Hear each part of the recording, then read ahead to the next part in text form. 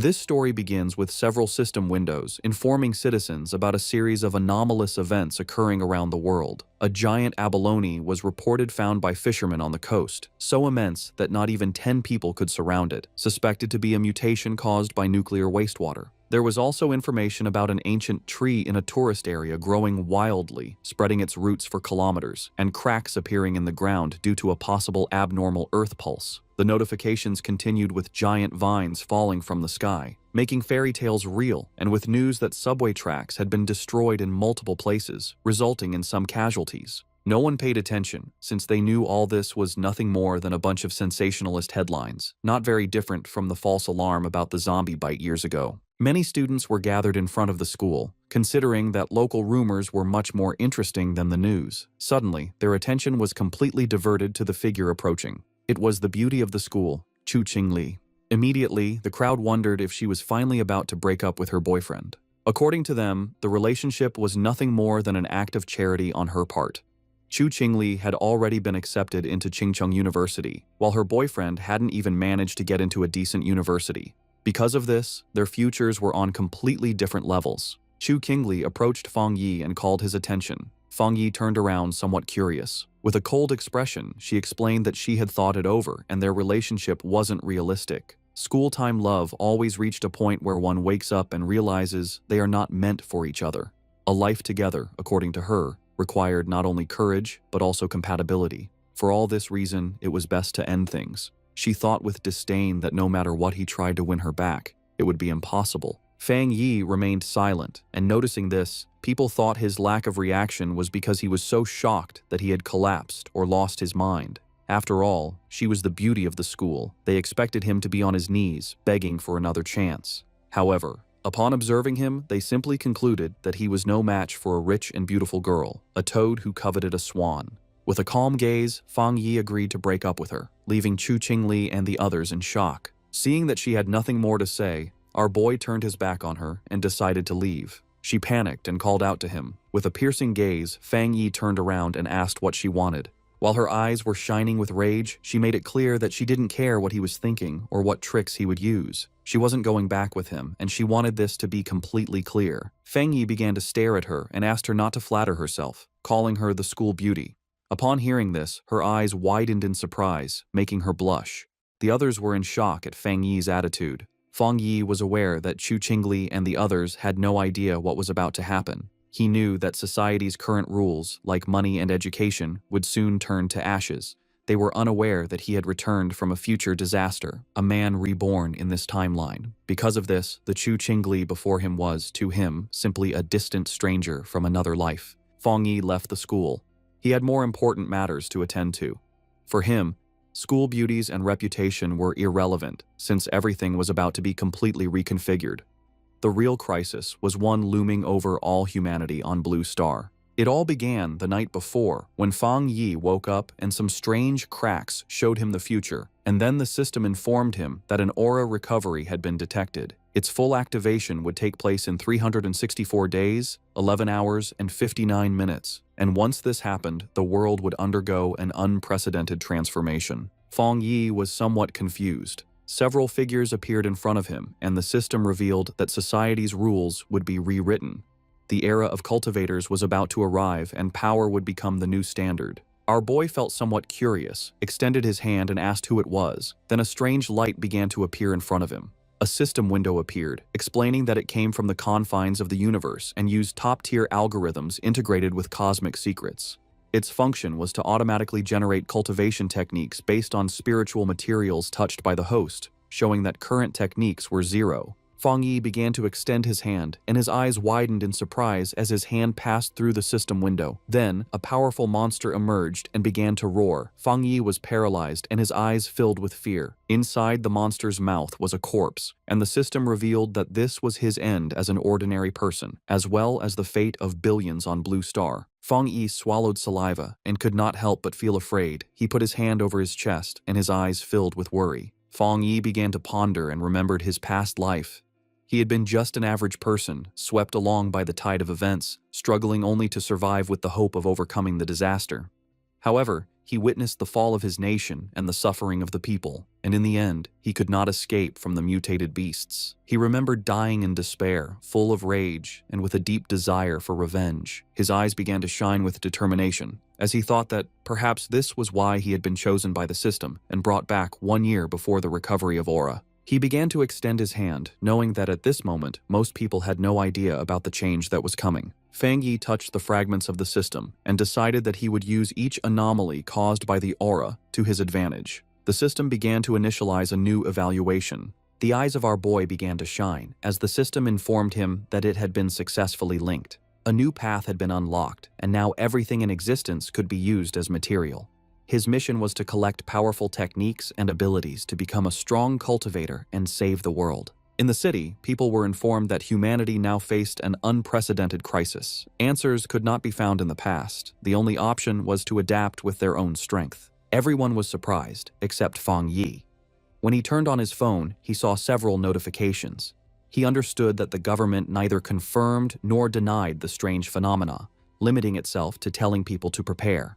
This, he knew, was Jia Nation's subtle way of issuing a warning, since reports once considered mythical nonsense would never have gone viral in this way. His eyes filled with sadness as he began to remember the past. He knew that this indirect and silent approach by Jia Nation helped citizens remain calm and trust their country. It was a hard and slow method, but much more effective than the chaos and gunfire of neighboring nations. Then he remembered that the system had told him that he could use anything, which meant that he should go wherever anomalies occurred.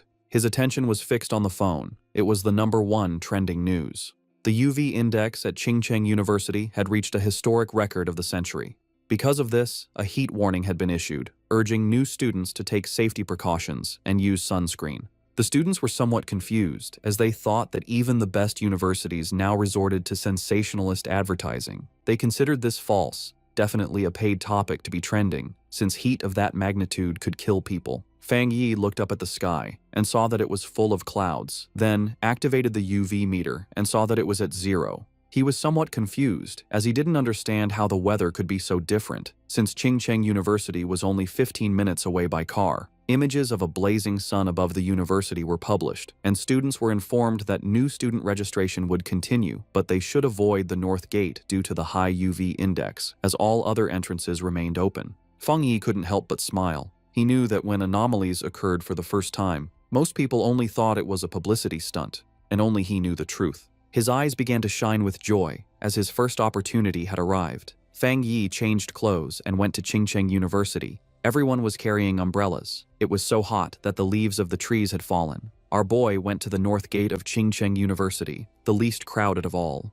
He knew that something was definitely wrong in this place. Shiny ashes began to descend from the sky. While students were fleeing to avoid being scorched to death, Fang Yi's attention was fixed on it. He sat down and decided to touch it. Once his finger made contact, an intense glow began to emerge from it, and the system reported that it had detected an intense fluctuation in the Yang attribute, unlocking the data template of it. The energy began to enter Fang Yi's body, causing him terrible pain. An intense glow began to emerge from our boy's body. People covered their eyes to avoid going blind. They didn't know what was happening and thought they were hallucinating. The energy started burning Fang Yi's clothes, making him clench his teeth tightly. He put his hands on top of his head and started going crazy, not knowing if the system had finished compiling. He felt like he was about to die. The compilation was completed, and Fang Yi acquired a Yang attribute technique, the Golden Sun breathing technique. Later, it's the day for new students to register at Qingcheng University. Our main character's ex-girlfriend arrives at the registration area. A guy offers to carry her suitcase for her. Soon, more guys come over to try and get her attention, but she turns them all down, telling them she doesn't need their help. She looks over at a couple nearby with a sneer, but then a bright golden light flashes, surprising her and the other students. A voice on the loudspeaker tells everyone to stay away from the north gate. The girl looks serious and decides to go see what is happening. At the north gate, a huge burst of golden energy lights up the area. A dark figure appears from the smoke, giving off a powerful feeling. He takes a deep breath, and his eyes glow with a strong golden light. A screen pops up, telling him that he has created a new technique and earned 50 points. The guy looks at the screen and wonders what the points are for. He decides it's not important right now, but will probably be useful later. Time passes, and it is now night, with a strange-looking moon in the sky. The young man then starts to practice his new breathing technique. The next day, a bright sun is in the sky, and a new energy spreads through the university. Some students notice the sky get dark and cool for a second as they run to the north gate. A large crowd gathers there to see what is going on. The university's dean is angry and asks why no one listened to the warning to stay away. The group pushes through the crowd, which moves aside for them as they go to the center of it all. A hooded person with a serious look tells the dean to block off the north gate completely. At that moment, a system tells Fang Yi that he has cleaned a polluted area. He learns that the government already knows about these areas and wonders if there are other people like him. Hearing an alert about people not being allowed in the area, the young man knows things have gotten serious. The students see people in uniforms and wonder if they are from the army. From a rooftop, Fang Yi sees that the disturbance is getting a lot of attention. With his red eyes glowing, he decides it's time to leave and jumps off the building. Down below, the mysterious hooded person walks across the ground, which is cracked from the energy. The hooded figure looks carefully at the scene. This person kneels and touches the ground to feel for any remaining energy. Then, she picks up a piece of the ground to get a closer look at what happened. The hooded figure studies it and realizes a person caused the energy. Just then, officials begin moving the students out, while the person in the hood watches from far away. In the crowd, the guy's ex-girlfriend is shocked to hear that only one person did this. At that moment, she sees a figure jumping away and wonders if it was her ex, but she quickly pushes that thought away. With his grades, he could never get into this school. Far away at Fang Yi's house, the sun goes down and night falls. Lying on his bed, the young man complains that his body is still hot, even after a cold shower. Because of the heat, he's afraid he won't get any sleep. He also worries that because of what happened today, someone might have noticed him. He then picks up his phone and sees a popular news story about a cultivation association. The young man remembers that everyone used to think it was just a joke on the internet. Just then, he remembers the hooded people at the university and thinks they must be from the association. Curious, he opens the news story to read the whole article. It explains the different cultivation levels, from ghost acts to total transcendence. In the comments, people think it's a joke, but he wonders if the announcement is real. Fang Yi thinks about how he never knew any of this in his past life as a normal person. Sitting on his bed, he thinks about the cultivation association and decides to try his technique again. He closes his eyes and focuses to start his training. In that moment, he begins to sweat as a strong, golden energy flows around him. He starts to float in his room, surrounded by a bright golden glow. A light shines on him. The first step is to strengthen his body to hold the power of heaven and earth. He successfully controls the energy and shapes it into a divine axe. His eyes glow brightly, and he smiles, feeling full of power. The system tells him he has reached the Dushui level and gives him 50 more points. The guy remembers the points and reads the screen, which says a new path is now open. The system explains that the points can be used to put the compiled data into any object. He thinks about the idea of putting power into an object and looks at his mug on the table. He holds his hand out toward the mug with a golden glow of power. The system asks if he wants to use 1 point to put the Yang attribute on the mug. He realizes this is like enchanting an item to give it a special power. The young man thinks that if he did this to a weapon, it would become his own special item for fighting. He decides that having a powered-up weapon will be very important for what is to come. The guy then finds a small sword on his shelf and decides to try the power on it. He thinks that if the test works, he will buy a real weapon to be ready for the monsters. Suddenly, a strange noise from outside the building gets his attention in the middle of the night. Outside, a dark creature with huge claws is watching Fang Yi's apartment. With glowing red eyes, the strange creature shows its sharp teeth in the darkness. It looks like a giant demonic rabbit and gets ready to attack the building. But inside the apartment, the guy has no idea that danger is coming. Lying in bed, the guy feels uncomfortable from his new cultivation technique. With his red eyes, he wonders where the sound, which was like a rat, came from. He thinks the sound is not from inside or from the pipes, and it might be a neighbor's pet. Walking through the living room, he thinks that with his better hearing, it is normal to hear the neighbors. Then the guy focuses his hearing to listen more carefully to the strange sound, but he soon realizes something is wrong and becomes alert. Fang Yi goes to the door and comes face to face with the scary creature right there in the dark hallway. In the hallway, the strange creature with red eyes appears and glares at him, ready to attack. He is startled and recognizes the mutated beast. A memory from his past life scares him. At the same time, a drone flies over the city at night, showing that others know about the danger. On top of a building, a girl complains that they still have not caught the rabbit that ate a rare fruit. With a lollipop in her mouth, the young woman seems very calm and confident about the mission. She then orders her team to keep sending her updates about the target she is hunting. After that, the mysterious girl jumps from the top of the building to begin the chase. Falling very fast, she moves with ease between the huge city buildings. Suddenly, the young woman feels the mutated beast's power and realizes she is getting closer to it. With her eyes glowing, she finally finds the creature and gets ready for a fight. The mysterious hunter lands hard on a rooftop, moving with amazing skill. Running down the side of a building, she gets the order to chase the target no matter what. With a perfect landing, the young woman continues her chase without stopping. Jumping from building to building, she warns that the creature ate a special fruit and might evolve. Just then, a man working late sees something fast go by his window and is very confused. He wonders if he is seeing things, but his boss yells at him for just standing around. Meanwhile, the hunter stands like a shadow in front of the moon on the 65th floor. Back in the apartment, Fang Yi faces the strange creature, which screams at him. With his golden eyes, he knows his body has changed, and now he can fight it fairly. The creature then attacks with its claws, but the young man dodges with amazing speed. Fang Yi thinks that his body has really changed, and now he can see the attacks in slow motion. With sun energy in his hand, he wonders why a mutated beast is here so soon. He then remembers things from his past life and faces the monster. The guy knows the creature has not fully evolved yet, and the night makes it stronger and angrier. So he rushes forward to attack, because he has to stop it, or everyone in the building will die. Fang Yi manages to grab the creature with his hand full of energy. With surprising strength, the guy bites the strange creature without any fear. He holds the monster tightly, and his golden eyes shine with a cold, focused look.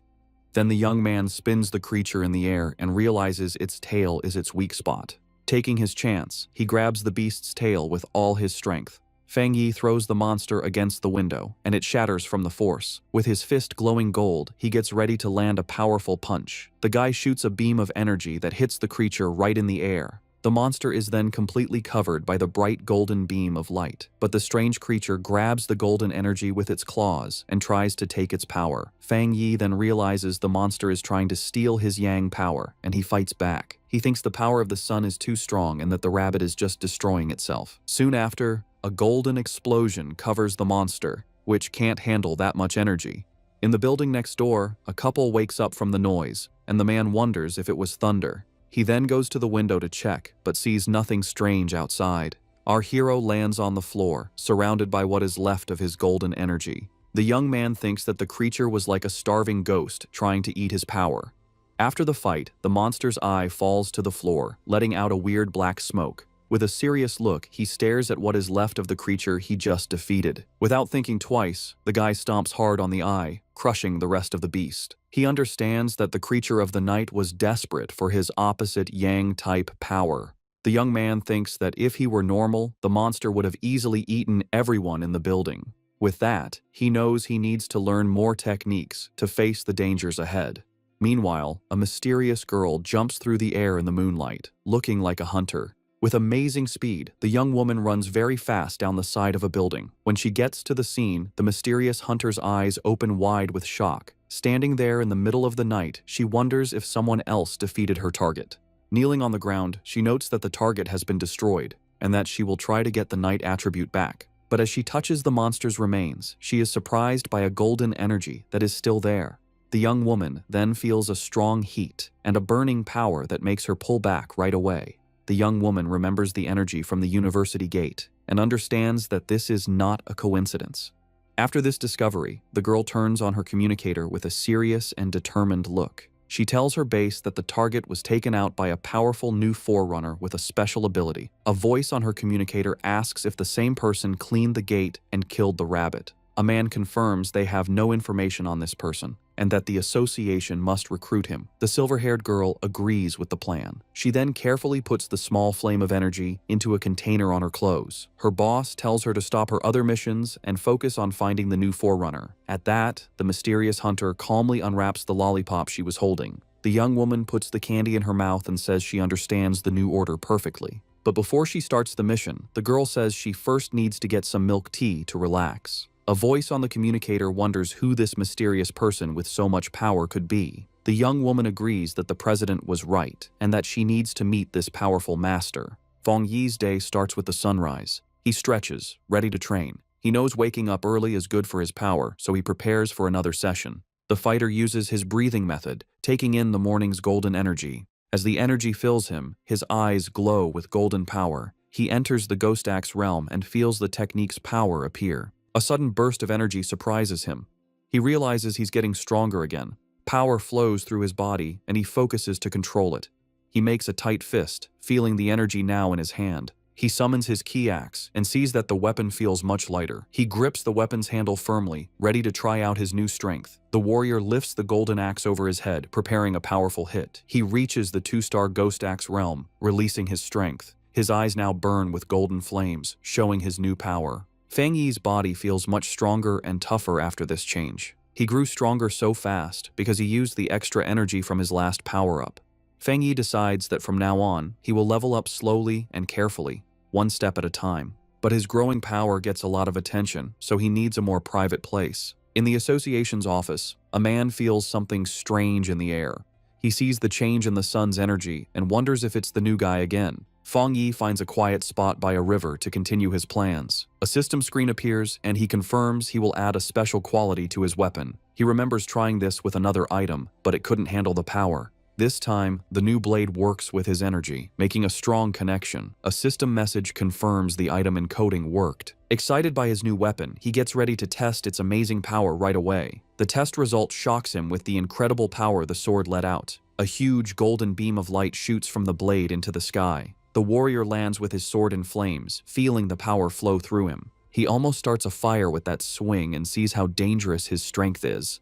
The smoke from the attack is big, so he knows he was seen and needs to leave. A girl is running fast toward the smoke he left. She complains that she stepped away for a moment and missed everything. Suddenly, the young woman stops. She sees that the river is actually boiling. The agent flies over the damaged area, wondering what the new guy did to the place. She can already imagine being told off, since everything has gone wrong since he appeared. Just then, a golden flash in the distance catches her eye, and she becomes curious. The hunter is shocked by what she senses. This shouldn't be possible. His power level jumped from 1 star to 2 stars, and he even made a spirit weapon. The association only has 2 of those weapons, and the way to make them isn't fully known. The girl gets suspicious, wondering how he got this kind of power by himself. But she thinks she must be wrong and decides to start cleaning up the mess he made. Far away, Fang Yi thinks about how his weapon now has the Yang attribute, but he wants more. The system can encode anything, so he plans to add more qualities to the blade. Suddenly, his phone buzzes. He has a message from someone he doesn't know. He completely forgot about being private, and now a stranger is inviting him to a pioneers group. He's shocked to learn that official members must be at least Ghost Axe realm level. The stranger talks about a new pollution zone and invites him to a group hunt. He asks for the location, and the stranger sends a file about the lava dragon of the Shadow River. The zone has lava, and the same Yang attribute he has, so Fang Yi decides to accept the invitation. Far away in the Binmu district, a group is waiting for old Li's friend to arrive. One member says the girl's map was so good, he got there easily. The blonde girl thanks everyone for coming and tells them they need to work together. She is from the Cultivation Association and is disappointed that the pioneers here aren't very strong. What many don't know is that the Cultivation Association is a government group. Getting into the group was hard and required her family to ask for favors, so she hates to fail. Just then, one of the explorers sees the newbie arriving and calls him by his name, Fang. Fang Yi makes a strong entrance with his new sword and introduces himself to the group. The agent is startled by his power, but sees his aura isn't scary, but warm. Since the team is all there, the leader gives the signal, and they go toward the cave entrance. Fang Yi decides to go first and asks the blonde agent to take care of the light. The group walks through the cave, and one of them warns Fang about the loose rocks. They think it's strange that the place isn't very hot yet.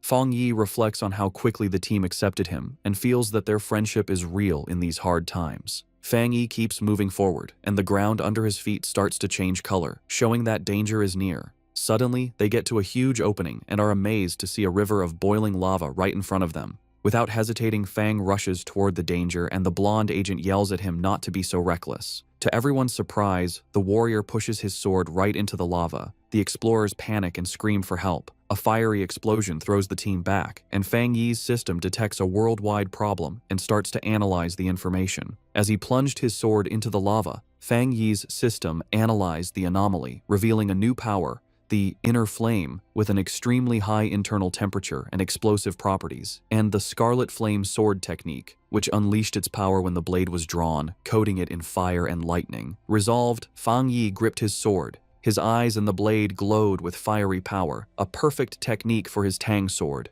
Below, the other explorers, thrown back by a previous explosion, watched in amazement as Fang Yi stood unharmed in a vortex of fire, realizing his weapon was absorbing the lava's power. Fang Yi then used his script points to permanently embed the Scarlet Flame attribute into his sword, which now burned with energy. When the flames subsided, his teammates concluded he had suffered a small cultivation accident and had recovered. The group was euphoric, noticing the cave's spiritual energy had stabilized. One of them celebrated being able to absorb it smoothly, while another, on the verge of beginning his cultivation path, excitedly shouted Xiaoya's name. The blonde agent, Xiaoya, encouraged them to train while she kept watch, and the team thanked her for the opportunity. The peace was interrupted when Xiaoya detected figures approaching the entrance, warning that other pioneers were arriving. 3 muscular men entered, led by one with an eye patch and glowing red eyes who arrogantly declared the resource-rich land was now theirs. Xiaoya grew worried, recognizing all 3 newcomers were at the 1-star Ghost Axe realm, a level her team couldn't challenge. Despite the danger, Xiaoya tried to reason with them, politely stating they had arrived first and even offering to let them join.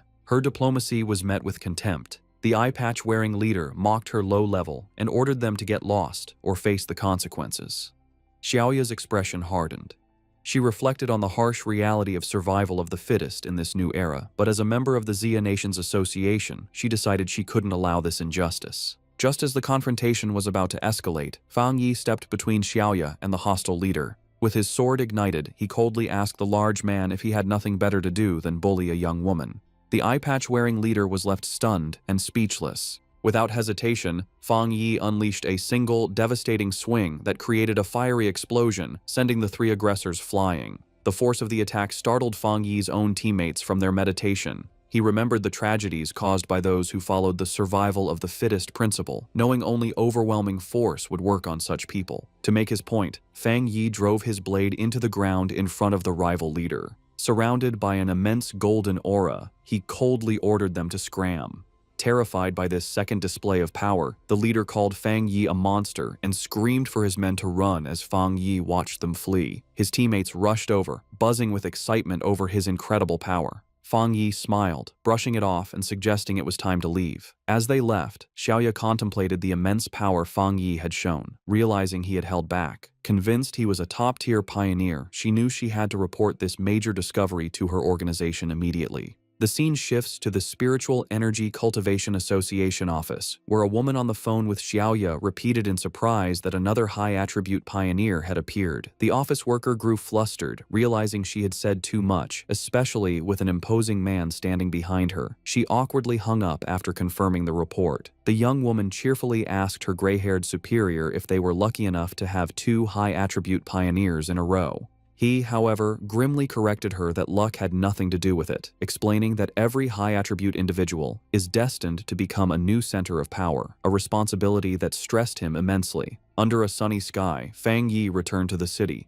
He tried to disguise himself as a cosplayer, but his powerful presence and authentic sword only drew more attention. His walk was interrupted when he saw on his phone that news of the cave incident had already gone viral. He chided himself for his carelessness, knowing the eruption of his internal flame was too noticeable. Dismissing the idea that his teammates would betray him, he focused on a more urgent matter. The massive yang energy he had absorbed was pushing him toward a new breakthrough. He needed to find a secluded place immediately and headed for the back mountain. 5 minutes later, on that same mountain, a silver-haired young woman named Su Qingying, a garden restoration expert, felt a sudden, powerful presence. She saw an intense burst of light, like a miniature sun, and recognized the signs of a cultivator breaking through to the 3-star Ghost Axe realm. The scale of the energy astounded her. She'd never imagined a breakthrough of that realm could be so monstrous. Driven by a sense of duty and a flash of recognition, she raced toward the disturbance, vowing to catch the mysterious individual this time. High on the mountain, Fang Yi focused on his breakthrough, pulling in massive golden energy that spun around him and formed a glowing, sun-like sphere above his head.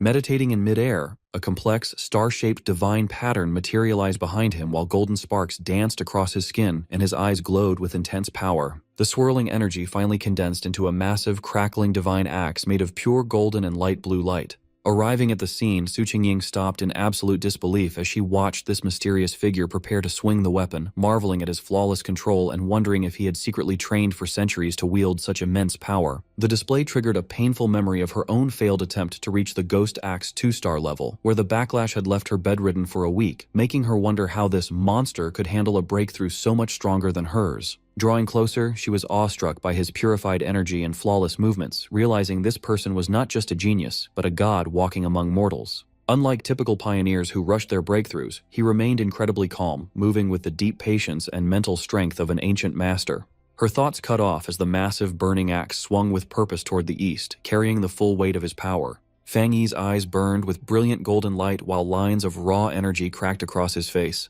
Floating within the blinding golden storm, he mastered the energy to complete his evolution, and a system notification confirmed his success. He had reached the Ghost Axe realm, 2-star. The newly forged axe slammed into the earth, sending a violent shockwave across the mountain that forced Su Qingying to brace herself against the golden blast. As the remaining energy tore through the trees and faded, she looked up only to find the mysterious warrior had completely vanished. Catching her breath in frustration, she could not believe she had lost him again, despite arriving within 30 seconds. She realized with dread that he likely knew she was tracking him, making her recruitment mission feel almost impossible if he kept hiding. Before giving up, she noticed a massive old tree glowing with residual golden light, prompting her to call out respectfully into the seemingly empty woods to ask if he was still there. Fang Yi stepped silently from the shadows, his hooded figure radiating calm confidence as his glowing red eyes locked onto her, recognizing her as his tracker. Standing her ground, she introduced herself as the captain of the Firefly Squad, a division of the Jia Nation's Spiritual Practitioners Association. She formally invited him to join them, apologizing for following him over the last 2 days while he listened in silence, his expression hidden beneath his hood. She explained that the association was now fully official, though she secretly felt incredibly nervous and carefully chose her words to avoid angering him. However, his sudden, blunt question cut her off. "Why should I join?" Caught off guard, she stuttered in panic before realizing that empty promises would never work on someone this intelligent. Deciding to be honest, she explained that the nation wanted to unite all early pioneers for mutual guidance and protection against the upcoming spiritual resurgence, urging him to look at the bigger picture so they could face future threats together. Fang Yi simply leaned against a tree with an indifferent look, flatly refusing her invitation because he could not yet trust her or the association she represented. Her eyes widened in complete shock, utterly silenced by his blunt rejection. Desperate to change his mind, she quickly pulled her official identification card from her jacket. Presenting it, she explained she was a famous former athlete, hoping her public reputation would earn his trust. He paused, rubbing his chin thoughtfully as he admitted her name sounded familiar. He recalled a picture of her celebrating as a national long-distance runner-up, realizing her athletic background was the key to her speed as a pioneer. But his expression quickly turned cold and serious. A dark memory of a ruined city from his past life flashed through his mind. He knew the association ultimately failed in his previous timeline, and while he wanted to save humanity, joining them now was a mistake. Shifting back to a thoughtful look, he told a hopeful Su Qingying that he indeed remembered her. He promised to consider the offer before suddenly leaping into the air and vanishing from her sight. Reappearing instantly behind her, he set a strict condition. She must keep his identity a secret, knowing the association was too afraid of upsetting strong, independent pioneers. Using this leverage, he listened as she quickly proposed a compromise. She offered to submit a partially altered report to satisfy her superiors while protecting his identity, a plan that Fang Yi accepted after a brief silence. Before she could speak further, he disappeared into thin air once again. Walking down the trail alone, she muttered in frustration about how hard he was to track, sighing at the exhausting task of cleaning up his massive energy traces. A sudden voice in her earpiece cut her thoughts short, instructing her to forget about the elusive pioneer and focus on her active mission. The caller warned her that those strange creatures had reappeared, causing her to freeze in sheer shock. She instantly recalled being surrounded by bloodthirsty wolf-like beasts with glowing red eyes, born from the dangerous pollution zones created by the spiritual resurgence. These human-eating monsters gained power from the zones, masquerading as natural disasters to destroy the land, and would consume everything if left unchecked. Meanwhile, a violent storm suddenly struck the city, lighting up the dark sky with constant flashes of lightning. Red alerts flooded people's phones, warning of severe flash floods and closing off the Yuhuang Mountain area.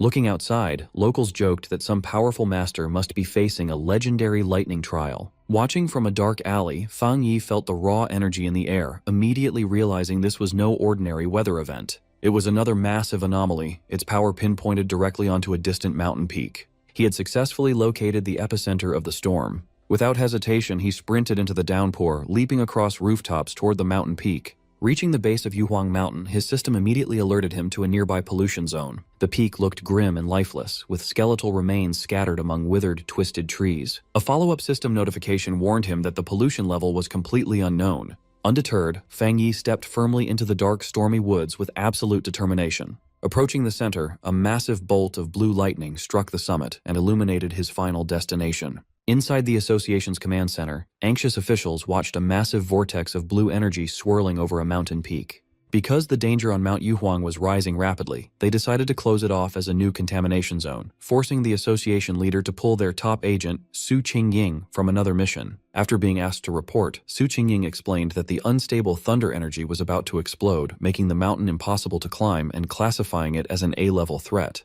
She warned that the rising energy would soon trigger an S-level emergency, but sadly, no explorer, not even herself, could survive getting close to it. This revelation shocked everyone in the room, realizing the mission meant certain death. Faced with this impossible crisis, a security chief ordered the foot of the mountain to be sealed immediately under constant, round-the-clock patrols. Agreeing completely, the leader declared the mountain strictly off-limits to everyone until the unstable energy levels finally dropped. Yet despite the association's warnings, Fang Yi was already deep inside the danger zone as massive bolts of blue lightning crashed all around him. He stood his ground, protected by his golden breathing technique's aura. But simply surviving wasn't his goal, as he needed to reach the storm's center at the peak to absorb the purest thunder energy. Driven by dark memories of the future, he knew today's monsters were nothing compared to the terrifying threats still to come. To survive those future disasters, his current fire-based abilities simply wouldn't be enough. He had to grow stronger himself instead of just relying on his weapons. Looking at the raging lightning, he saw a perfect chance to use this destructive energy to refine his own body. He knew that avoiding this painful trial now would only guarantee his death in the future.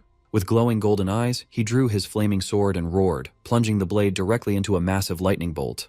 The wild electricity surged through his veins, causing immense pain, yet his expression remained completely determined. As his body shook violently, he felt the thunder resisting him like a divine punishment, trying to crush his spirit. The storm seemed furious at his intrusion, roaring louder as if demanding his surrender. Staring at the sky, he calmed himself and remembered his system's golden rule: to claim any power, he had to touch its source. With a sudden burst of energy, he unleashed his golden sun-breathing technique to push through the chaotic storm. Roaring defiantly, Fang Yi charged forward, using his flaming sword to slice through the dense blue lightning. The violent clash between his golden aura and the storm triggered a massive, blinding explosion. Though strain forced blood from his mouth, his eyes burned with relentless determination. This was a desperate gamble where he had to push past his absolute limits, risking death to survive. Finally reaching the peak, he slammed his sword into the cracked rock at the storm's center, where the overwhelming pressure made it hard to breathe. He felt the storm focus entirely on him, aiming not just to repel him, but to destroy him completely. Gathering its full might, the sky unleashed a single, massive beam of white-hot lightning directly at him for a final, killing blow. Facing the deadly strike, his system suddenly activated, detecting the powerful thunder attribute and beginning to absorb it.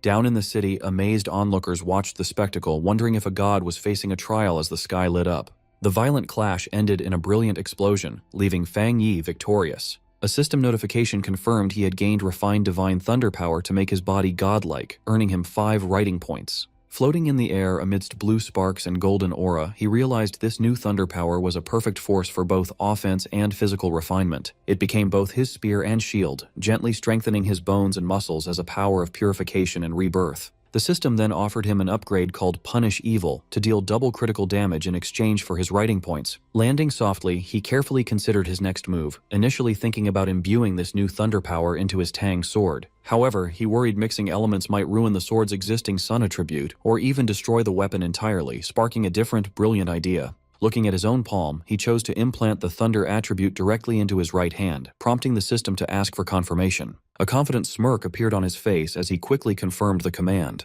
Instantly, all the remaining blue lightning in the air rushed directly into his hand, fully sealing the storm's power. The next morning, Su Qingying and Major Han Li stood on the quiet peak, noting how the extreme energy had strangely dropped to a mild level in just 3 hours. Hearing this, Major Han Li immediately realized that a seeker someone who hunts these dangerous anomalies, had already been there. Su Jingying was stunned, wondering how any seeker could have survived such an intense storm. She searched the ground for clues, but the heavy rain had unfortunately washed away all traces of the intruder. Estimating the timeline, they realized the intruder must have slipped past their security and climbed the mountain just before the military sealed it off. Their instruments showed the threat was about to reach grade S, but it suddenly dropped to almost nothing by mid-evening. Examining the epicenter, the Major theorized that the seeker possessed a thunder ability, turning the deadly disaster into a perfect opportunity to grow stronger. This unknown person was the sole cause of the change, representing a massive danger since they had no idea whose side he was on. Su Jingying agreed, warning that such a powerful individual could pose an immense threat and needed to be located as quickly as possible. Meanwhile, sitting comfortably on his couch and completely unaware of the massive military manhunt, Fang Yi suddenly let out a loud sneeze. At the same time, Major Han Li gave a strict order to his troops to track down this mysterious figure immediately, at any cost. With the hunt officially underway, he assigned their elusive new target a temporary code name,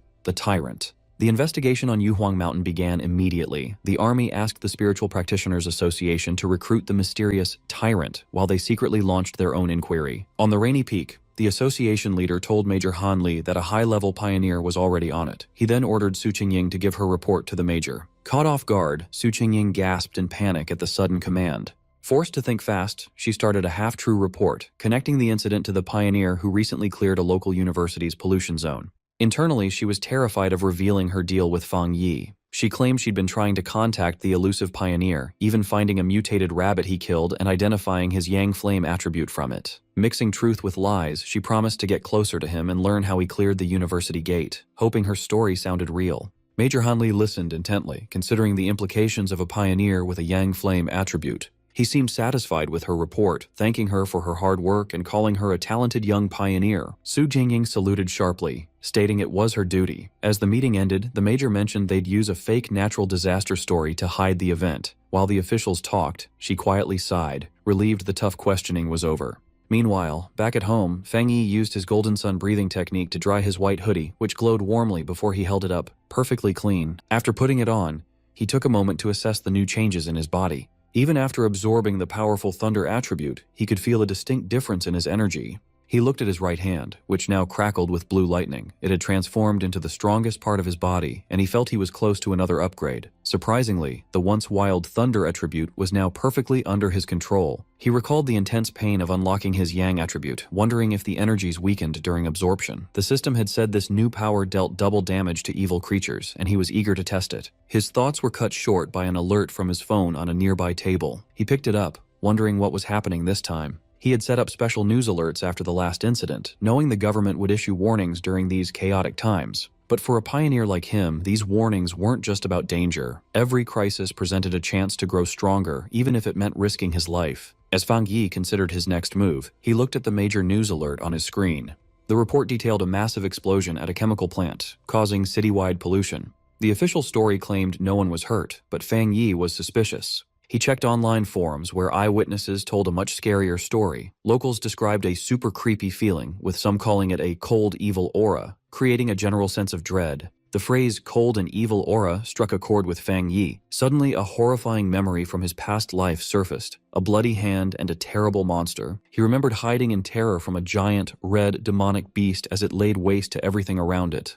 The creature was a grotesque, multi-eyed, rat-like monster, a threat he recognized all too well. Back in the present, his expression turned serious. He recalled that these creatures were mutated plants or animals whose power ran wild, turning them into terrifying hunters that thrived in the dark. Realizing this new threat was far more dangerous than the mutated rabbit, Fang Yi knew he had to act. Clenching his fist, which sparked with blue lightning, he decided to hunt that night. Standing up, surrounded by electrical energy, he resolved to test his new 200% critical hit ability. On a dark, stormy night, rain poured down on the empty city streets. As a traffic light changed, a blur of motion shot across the wet road. It was a squad of cloaked figures, the Destroyer Squad, and they were on the hunt. One member reported to HQ that they were tracking anomaly file number 7, Candle Night, but had lost the target. The creature was known for blending into the darkness. The squad member added that the anomaly made a sizzling sound and preyed on humans. As lightning flashed, the squad landed on a rooftop to survey the city. Their leader, a man with light hair and a facial scar, knew the storm was perfect for the creature's hunt. He grimly stated that they couldn't let it succeed. Miles away in a command center, an operator received the update and confirmed the new data for File 7, Candle Night. The situation was critical. A high-priority extermination request was filed with a 12-hour deadline. The order came back from HQ. The destroyer squad was to continue the chase, but their safety came first. The team immediately resumed the pursuit. They leaped from building to building through the rainy city. The squad leader paused, looking at a holographic map dotted with red markers showing active anomalies. He knew 12 hours was slow, but it was the best HQ could manage with resources stretched so thin. Just as they neared the target's last known location, a warning came from HQ. An operator told them that Spiritual Energy Cultivation Association agents were already in the area. A photo of Su Qingying appeared on screen as the operator explained her team was monitoring pioneers and could be asked to assist. The destroyer squad's leader acknowledged the message and asked HQ to have her assist them, mentioning he'd heard of her good work. Elsewhere, Su Qingying was surprised by her growing fame. The destroyer squad waited grimly in the pouring rain. Soon, Su Qingying and her own cloaked team arrived on a higher rooftop. Hand on her hip, she casually asked if they were the ones calling her for overtime. The destroyer squad's leader, annoyed by her tone, sternly told her that the Candle Night anomaly eats people, and this was far more serious than overtime. One of Su Qingying's teammates retorted, asking if that was any way to ask for help. Su Qingying then turned to leave, saying the destroyer squad seemed capable enough on their own. As her team, the Ying squad, began to depart, her members muttered about her savage attitude. The destroyer squad's leader panicked and called for her to wait. Apologizing for his tone, he begged for her help, explaining how dangerous Candle Night was, and that they needed her famous tracking skills. He stressed that if they failed, the city's people would pay the price. Having agreed to cooperate, the two teams stood on a rainy rooftop, ready for the hunt. Su Qingying focused, and a glowing blue ball of energy formed in her hand. She announced she had found the creature. The orb's energy expanded, revealing the monster's location on a map. Hidden in the dark ruins of a chemical plant, the multi-eyed rat-like monster known as Candle Night was feasting on something. Its file noted it preferred darkness, damp environments, and human flesh. With the target located, Su Qingying ordered the joint operation to begin. The creature's sharp senses detected them instantly, and it looked up.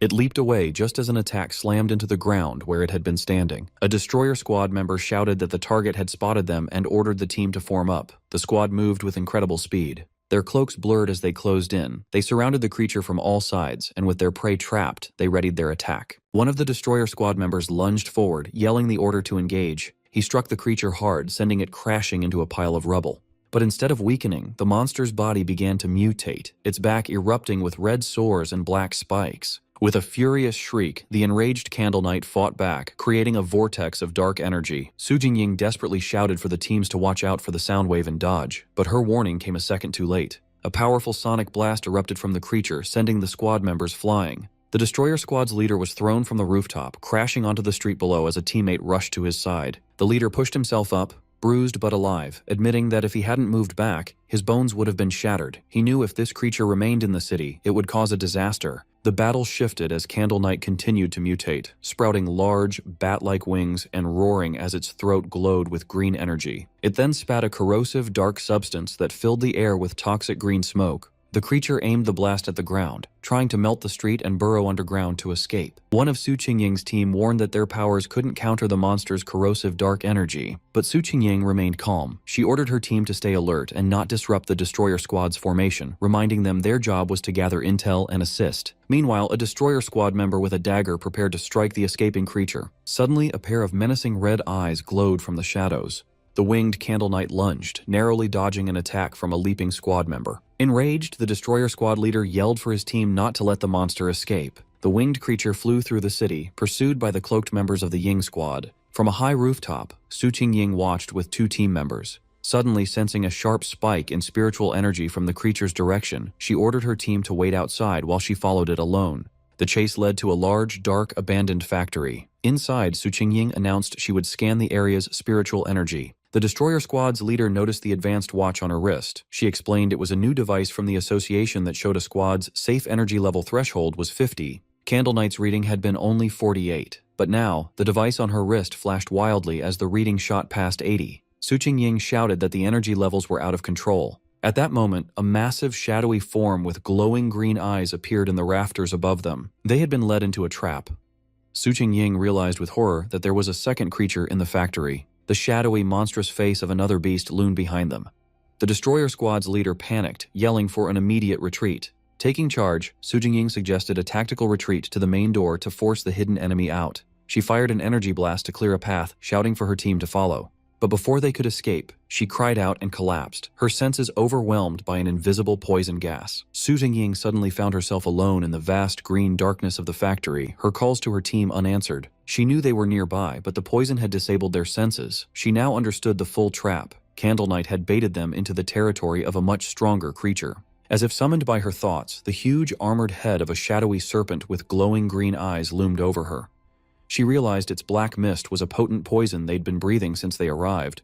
The gas worked silently, paralyzing its victims while draining their spiritual energy. Fighting back only sped up the process. Her own energy was nearly gone, and she knew she would soon be its next victim. As she collapsed, her strength gone, she despaired at the terrifying intelligence of a creature that was merely toying with them. Closing her eyes, she wondered if this was the end. Then, lying defeated, she saw a single ray of light cut through the green darkness above. A flicker of hope ignited in her eyes. Suddenly, the factory ceiling exploded inward as a blinding light filled the room. Her eyes widened as a figure descended from the blast. It was Fang Yi. He landed gracefully in the rubble, his hooded figure standing between her and the giant serpent. He immediately identified the beast as a dark attribute creature. Without warning, the serpent lunged, its massive fangs aimed straight for him. At the same time, the Candle Knight monster burst from the shadows, attacking from behind.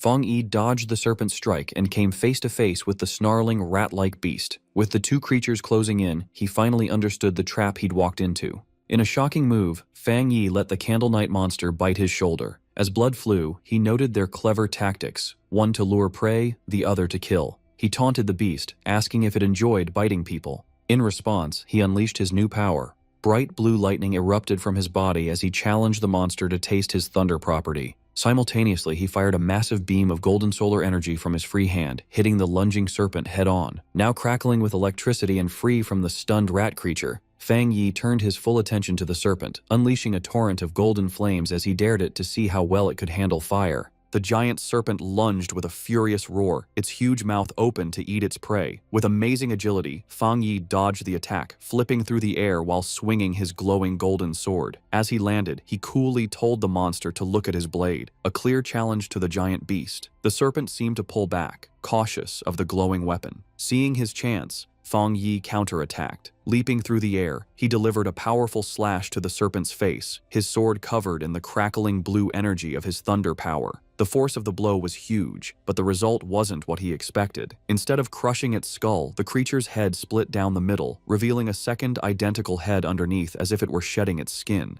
Fang Yi landed on his feet, his eyes wide with surprise at this strange development. The creature's split head then pulled apart completely, shedding its outer layer to reveal its true, healed form. As green energy pulsed in its neck, Fang Yi knew the fight was far from over. The serpent reacted with shock and pain as the leftover thunder energy from Fang Yi's sword ran through its body. It roared in fury as the electrical energy grew stronger, overwhelming its dark power. Watching the creature twist in pain, Fang Yi gave a small, confident smirk. He knew he had the advantage, as he had already sensed this serpent's dark aura was stronger than Candle Knight's. He then revealed his clever plan. When he attacked with his sword, he had held back the full force of his fire. Instead, he had used the blade to carry and channel the thunder power from his hand directly into the snake's body. He compared the two creatures, realizing this serpent was a far more dangerous and evolved monster than Candle Knight. Suddenly, he felt a sharp pain in his shoulder where the rat creature had bitten him. He hissed, looking down to see strange purple snake scales growing from the wound. He understood immediately. Just as he'd thought, this was a smart, mutated species. Its poison, delivered by its partner's bite, had a paralyzing effect that let it kill silently. He could feel a sharp pain from the wound, but he also felt his Golden Sun breathing technique working to fight the venom. With a determined look, he knew he had the perfect counter. The Yang Flame power could dissolve the poison, the Golden Sun technique would protect and heal his body, and the Thunder power would purify anything left.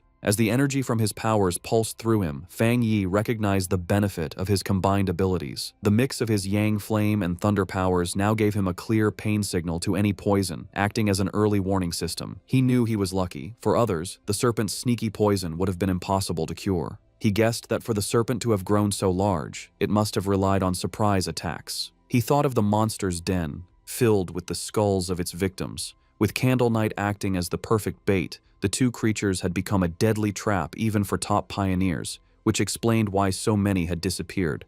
But in the end, it didn't matter. As he watched the creature's huge skeleton burn to ash in his holy fire, he knew its reign of terror was over. Standing before the fire, Fang Yi felt satisfied. His inner flame was powerful, but the triple critical hit from his new thunder power had sealed his victory. He felt confident that his fighting skills were now pretty good, even compared to other high-level pioneers. He stood silently for a moment, watching the flames burn the last of the monster. Just as he was about to leave, he paused, reaching out his hand as if he sensed something. His eyes narrowed. He wasn't alone. Someone was still there. He turned just in time to see a figure stumbling out from the smoke, coughing from the ash. It was Su Qingying. She stood silently, covered in soot and clearly tired, but she was alive. As the smoke cleared, Fang Yi found himself looking at the unconscious members of the other squad, with Su Qingying sitting among them. He recognized her as the agent from the association and coolly told her that there was no need to pretend. He added that her playing dead act needed work, which surprised her. Embarrassed, Su Qingying covered her face. Realizing this was the same powerful pioneer she had been tracking, she tried to make an excuse, claiming she woke up from the smell. Fang Yi, however, wasn't fooled. He complimented her, pointing out that while her teammates were out of energy, she was strong enough to keep a small reserve to protect herself. If she had really been unconscious, he explained, she wouldn't have been able to smell anything. Flustered, Su Qingying could only offer an awkward thank you. In her mind, she was amazed. He had seen right through her. She had indeed kept a bit of spiritual energy for protection. She had no idea how he had beaten both Candle Knight and the giant serpent all by himself. Noticing her embarrassment, Fang Yi's tone softened. He told her she didn't need to cover her eyes and that he only asked her to be honest with him and keep his identity secret.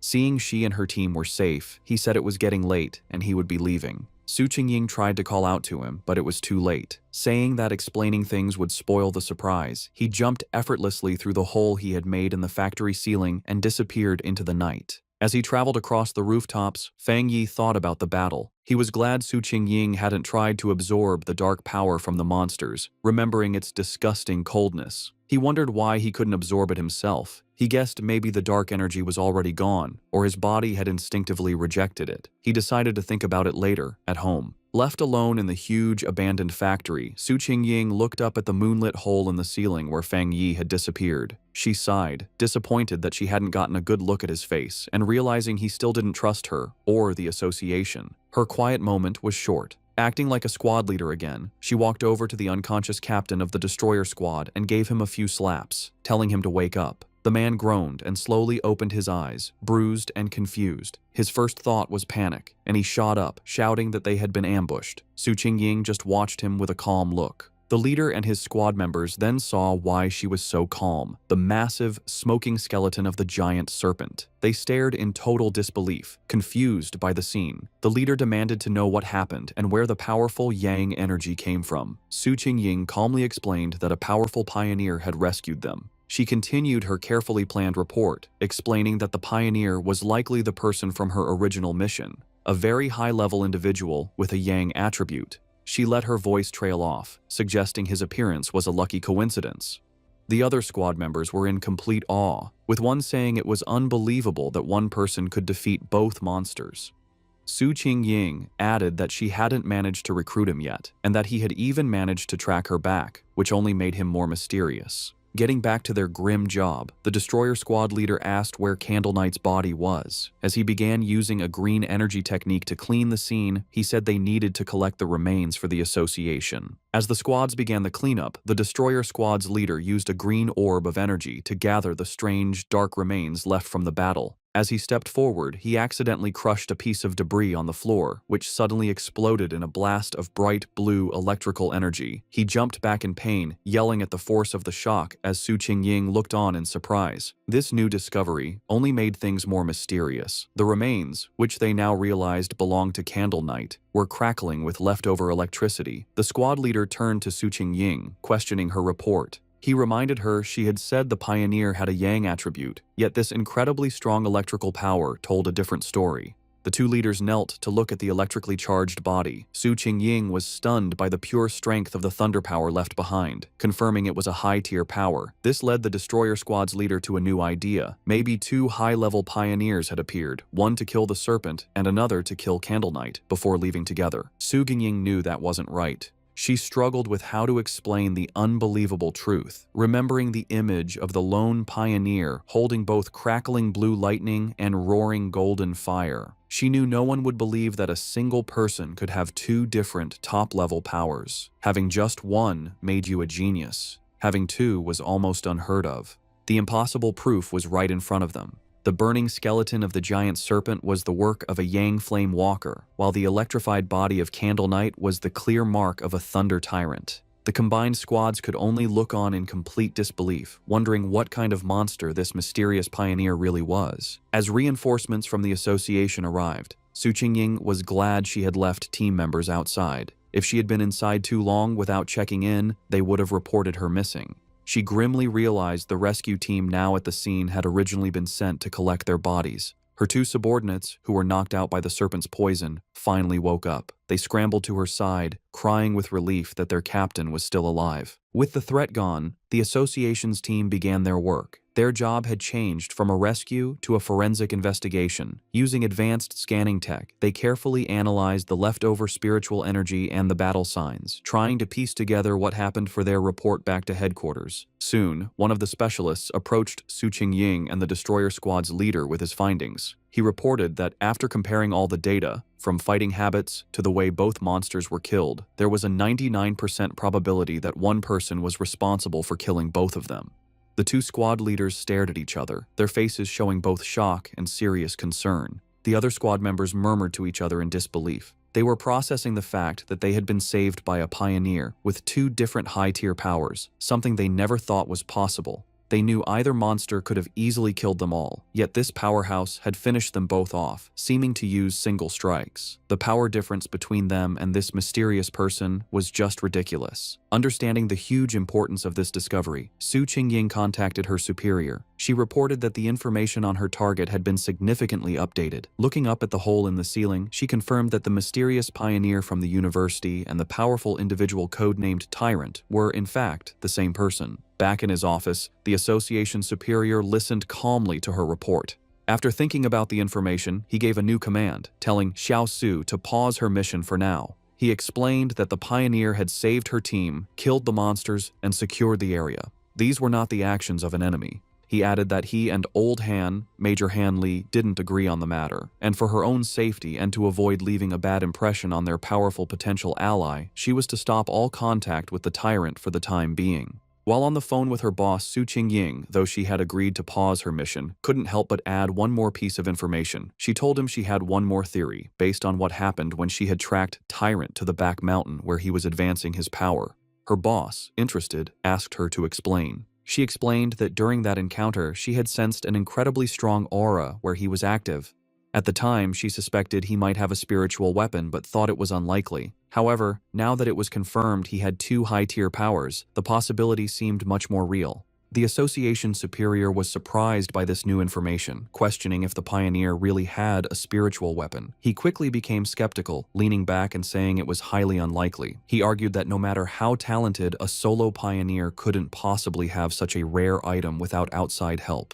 Furthermore, he added, the team had found no traces of a third spiritual energy, which would usually come from a separately made spiritual weapon. Su Qingying quickly corrected him, clarifying an important detail. The spiritual weapon aura she had sensed during her first encounter with him was clearly a Yang at tribute. This new information completely changed things. The superior's eyes widened as he understood what this meant. If the weapons at tribute came directly from the user's own Yang energy, it meant he wasn't just using a weapon, he was creating it. This led to an amazing conclusion. If he could create his own spiritual weapons, then he had to be a spirit creation realm cultivator. Such a being could theoretically do this alone, but that level of power was almost mythical.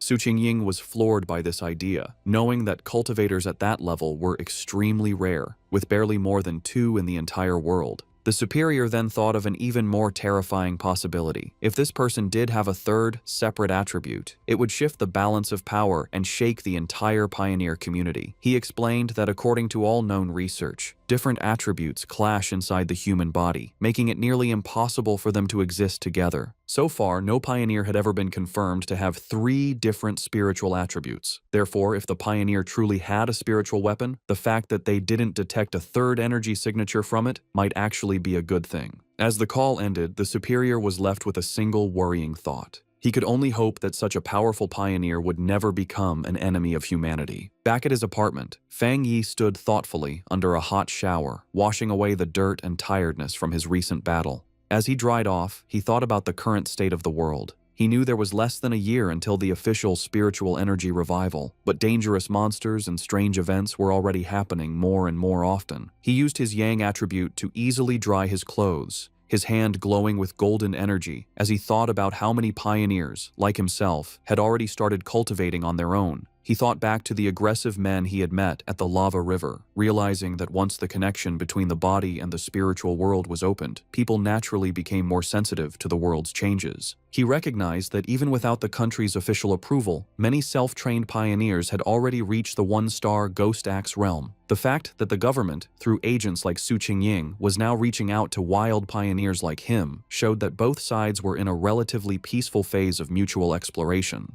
Standing in his room, thinking about Major Han Li and Su Qingying, he concluded that for now, the monsters were still under control, and there was no serious conflict yet among the different pioneer groups. However, as he finished getting dressed, he knew this peace was fragile. The government had already created the Spiritual Energy Cultivation Association, but it still hadn't told the public about it. He understood their strategy perfectly. While people were talking more about local problems and strange events, the government was walking a fine line, trying to both protect humanity and give subtle early warnings without causing mass panic. Despite his recent victories, Fang Yi's analysis of the world situation was still grim. He knew the problem was the government's lack of confidence to officially start a full-scale cultivation era. With such a huge population, he understood that once the full truth was revealed, society would likely collapse into chaos and death. In the current state, even official pioneers couldn't stop the inevitable chaos, and the mix of internal problems and external threats from monsters would only make things worse. He admitted that the government's gentle, careful approach wasn't wrong, knowing that human fear and panic could be more destructive than any monster. However, what truly worried him was how fast the monsters were developing, which was far exceeding his expectations. He reviewed the information on the creatures he had just fought. They were a typical product of dark attribute contamination, specifically the shadow attribute, a sub-branch of dark energy that his system identified as a natural enemy to pioneers, and currently something he couldn't absorb. He realized these monsters were far smarter than typical beasts, working together to trap and kill pioneers, whom they saw as a good food source. He knew, however, that these creatures were still much weaker than the true dark-type monsters he remembered from his previous life. Monsters that could destroy entire countries on their own. Still, the close call was a serious reminder of the growing danger. He was certain that if he hadn't been there, Su Qingying and her entire squad would have been wiped out. A bit of hope sparked inside him as he thought about the system's wording. The fact that the dark attribute was only temporarily unabsorbable suggested that once certain conditions were met, he might be able to use its power himself, a possibility that could be key to winning in the future. He reviewed his current abilities. He now possessed the Golden Sun breathing technique of the Yang attribute, the Divine Thunder tempering of the Thunder attribute, and the Crimson Flame Blade technique. With these perfectly suited, high-tier techniques and his current strength as a 3-star Ghost Axe Realm pioneer, he knew very few could match him. Yet, as he stood surrounded by his own great power, he knew with absolute certainty that it was still not enough. His thoughts were suddenly interrupted by his phone ringing. He picked it up, surprised to see a call from his auntie. On the other end of the line, his aunt asked about his health before explaining the real reason for her call. She told him that his cousin was coming to study in the city and, worried for her safety, asked if she could stay at his place for a few days instead of a hotel. Fang Yi was taken aback, his memory of his cousin extremely fuzzy. All he could recall was a quiet, straight-A student who was obsessed with her studies. He couldn't even remember what she looked like. Despite this, he agreed, telling his aunt that there was a spare room. When he asked when she would be arriving, his aunt simply replied that she would give the cousin his address and let her come over by herself. Elsewhere, in a dark room lit only by a computer monitor, a person with long, almost claw-like fingers typed quickly on a keyboard. The person, wearing a big hoodie with bare ears, was finishing a phone call with her mother. Her mother, who was Fang Yi's aunt, told her that she should arrive at her cousin's place by tomorrow afternoon and that she would bring some specialty snacks. The person politely ended the call, saying it was no trouble and that she had something else to do. On her screen was a chat window for a group called Spiritual Energy Revival, Martial Arts Vanguard Team.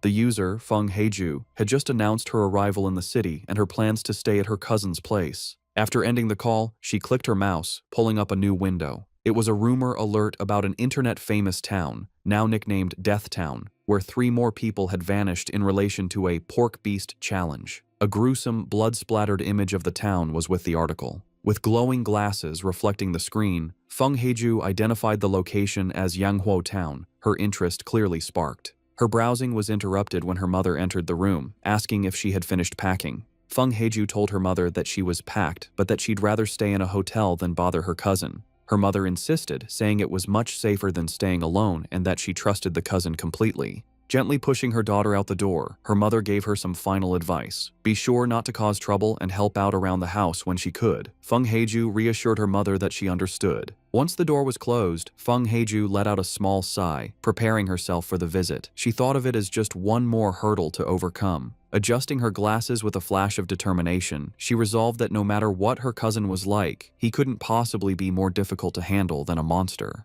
The next day, under a bright blue sky, a young woman with long dark hair and glasses pulled a suitcase toward an apartment building.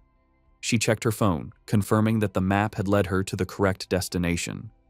Looking up at the building, she murmured to herself that this must be the place, ready to finally meet the cousin she barely remembered. As Lin Yi stood outside the apartment building, Fang Yi came out, carrying a bag. She called out, asking if he was her cousin. He stopped, surprised, and asked if she was Lin Yi to confirm, though he admitted to himself that he didn't recognize her at all. An awkward silence hung between them for a moment. Later, inside the apartment, they sat on the couch, making polite conversation. Fang Yi asked if she was in the city for a summer camp, which she confirmed. He told her to let him know if she needed anything, and she thanked him. After their brief chat, he gave her the key to her room, which was across from his, before going to his own room. As she watched him leave, she felt relieved, thinking her cousin seemed easy to get along with and wouldn't get in her business. However, Fang Yi was not clueless. From the moment she sat down, he had sensed a faint but strange spiritual aura from her. He wondered if his senses were off, or if she just wasn't good enough to hide her power. He immediately suspected that she was also a pioneer. The aura he felt was faint but clear, and he realized her story about a summer camp was probably a cover for her real reason for being in the city. Meanwhile, in her room, Lin Yi was on her phone, confirming Fang Yi's suspicions. She messaged her pioneer group, the martial arts vanguard team, saying her cousin seemed nice and wouldn't interfere. The chat turned to recent events, with members talking about the powerful pioneer at the lava river. Lin Yi warned her team to be careful, as many powerful people were still hiding. After agreeing to wait for her signal, she logged off. She decided it was best not to do any cultivation for now, worried her cousin might discover her secret. 3 days passed. Fang Yi soon found that living with his cousin was making his cultivation difficult. His meditations could be interrupted at any time, like when she came out of the bathroom wrapped only in a towel. He also worried that the bright golden aura from his breathing technique was too obvious and would be impossible to hide. But the hardest part was her overwhelming kindness. One evening, she proudly gave him a delicious-looking dinner she had made. He tried to insist on doing the dishes, but she refused, saying it was the least she could do. He found her perfect politeness and extreme cleanliness almost strange. Despite the trouble, Fang Yi decided to go along with it. He thought that by letting her be overly helpful, he might get her to let her guard down. He knew this was the only way he could find out what she was really up to. Their quiet dinner was interrupted when her phone on the table began to vibrate. Both cousins glanced at the message, their expressions surprised for a moment. Fang Yi used the chance to excuse himself, saying he would go back to his room while she chatted. His cousin could only quietly reply as he left. Left alone, she stared thoughtfully after him for a moment before turning to her phone. Sitting on her bed, she took the call, her expression turning serious. She repeated the information she was getting, confirming that the great change of heaven and earth would happen again the next day at 3 in the afternoon, and she promised she would be there. Fang Yi easily overheard his cousin's phone conversation. She agreed to meet at the entrance of Manhwa Town. He recognized the name as an internet-famous town in the suburbs, about an hour's drive away. With his suspicions confirmed, he watched her through the wall, his own spiritual energy flaring. He was now certain his cousin was also a pioneer. He was confident, however, that with her current strength, she wouldn't be able to sense him spying. He was impressed by her power. She was still just a middle school student, but she had already reached the 2-star Ghost Axe realm and was close to another breakthrough. He wondered if her high natural talent was the reason for her somewhat strange personality. He now understood her real purpose in the city. The summer camp was just an excuse. She had learned about the coming great change of heaven and earth, and had come to be at the center of it.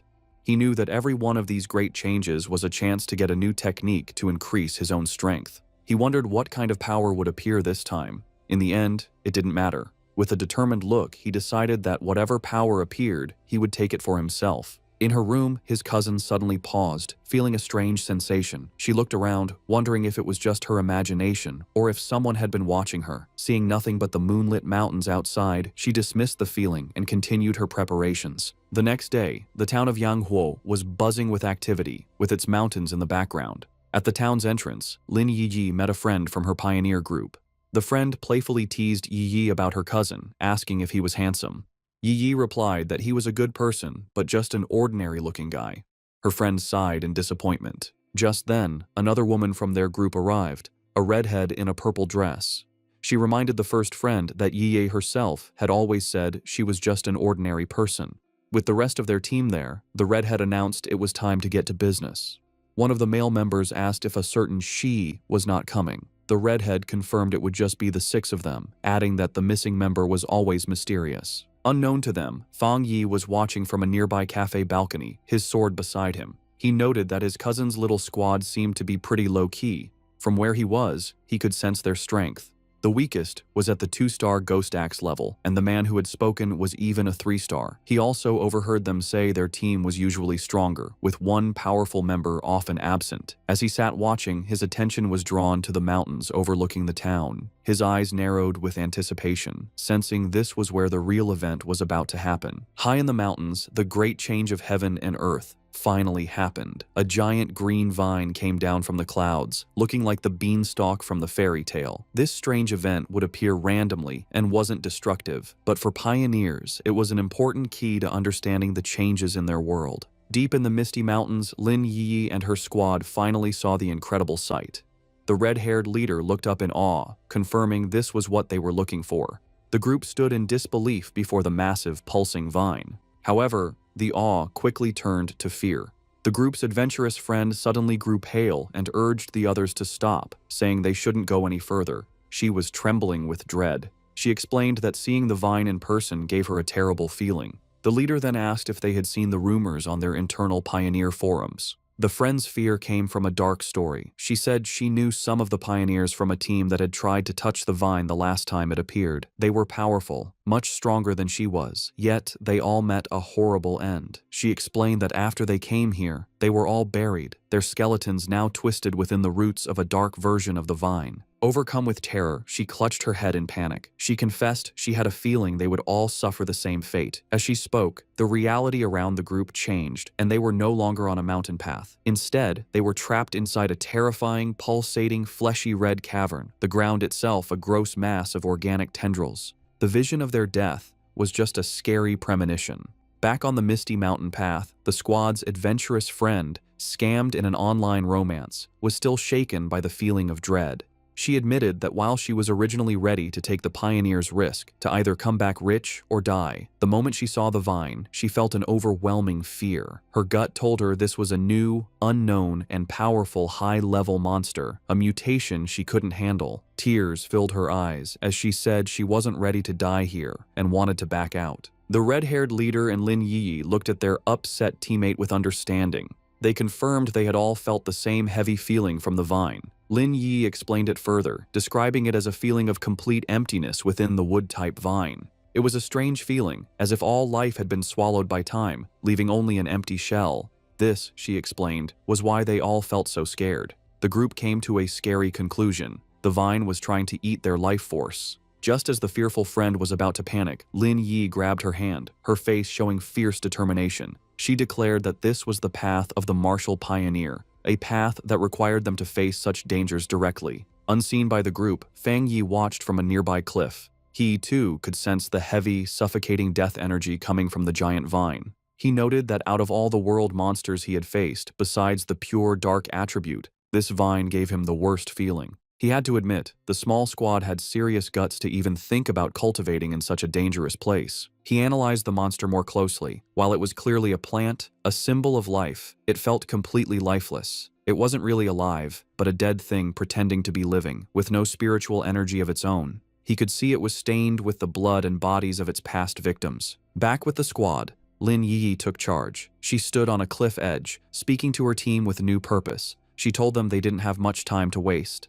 Knowing the danger, she suggested a new plan. They would carefully sense the energy around the area, checking out the monster without getting too close. Confident in her plan, Lin Yi believed that by sensing the monster's energy from a distance, her team would be safe enough. She found a spot high in a tree and began to meditate, surrounding herself in a protective bubble of blue spiritual energy. From a clifftop far away, Fang Yi watched them. He was impressed by their caution, noting they had chosen a distance that was both safe and good for cultivating. He gave credit to his top student cousin for correctly figuring out the best range, a position that was neither too reckless nor too timid. As Yi's cultivation grew stronger, the spiritual energy around her began to surge. Fang Yi watched in surprise, realizing she was about to have a breakthrough to the 3-star Ghost Axe realm.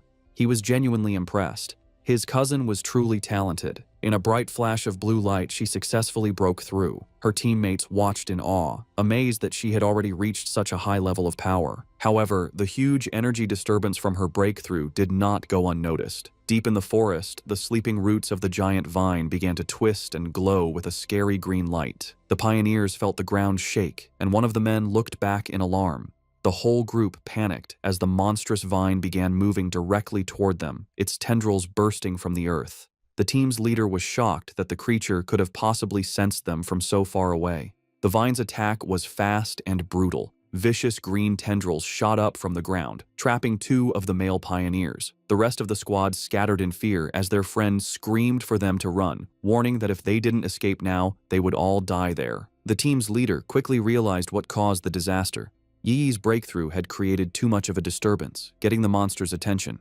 As she shouted a warning, dark green tendrils began to wrap around Yi's protective bubble, which was still shielding her while she was weak after her breakthrough.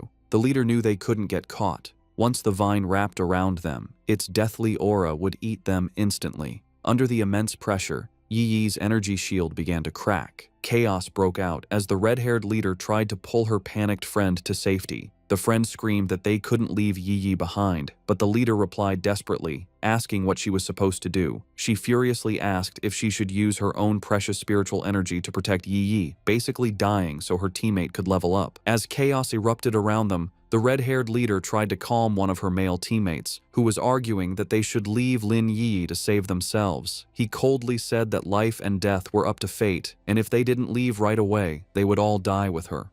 He reminded her that they were all just people who had met by chance, and that she was being too emotional. This cold, practical view, however, only made the leader angrier. She shoved him aside, shouting that she would not leave her teammate, even if it meant going against the rest of them. From his clifftop spot, Fang Yi watched the scene. He knew his cousin, still just a student, was probably unaware of how much danger she was in as she remained weak in her meditative state. The vine's power was overwhelming, and he wasn't sure if even he could save her with his current strength. But he knew he had to act fast, as the tendrils were already starting to crush her protective barrier. He clenched his fist, a golden aura flaring around him. He had made a promise to his aunt to take care of her, and a promise made must be kept.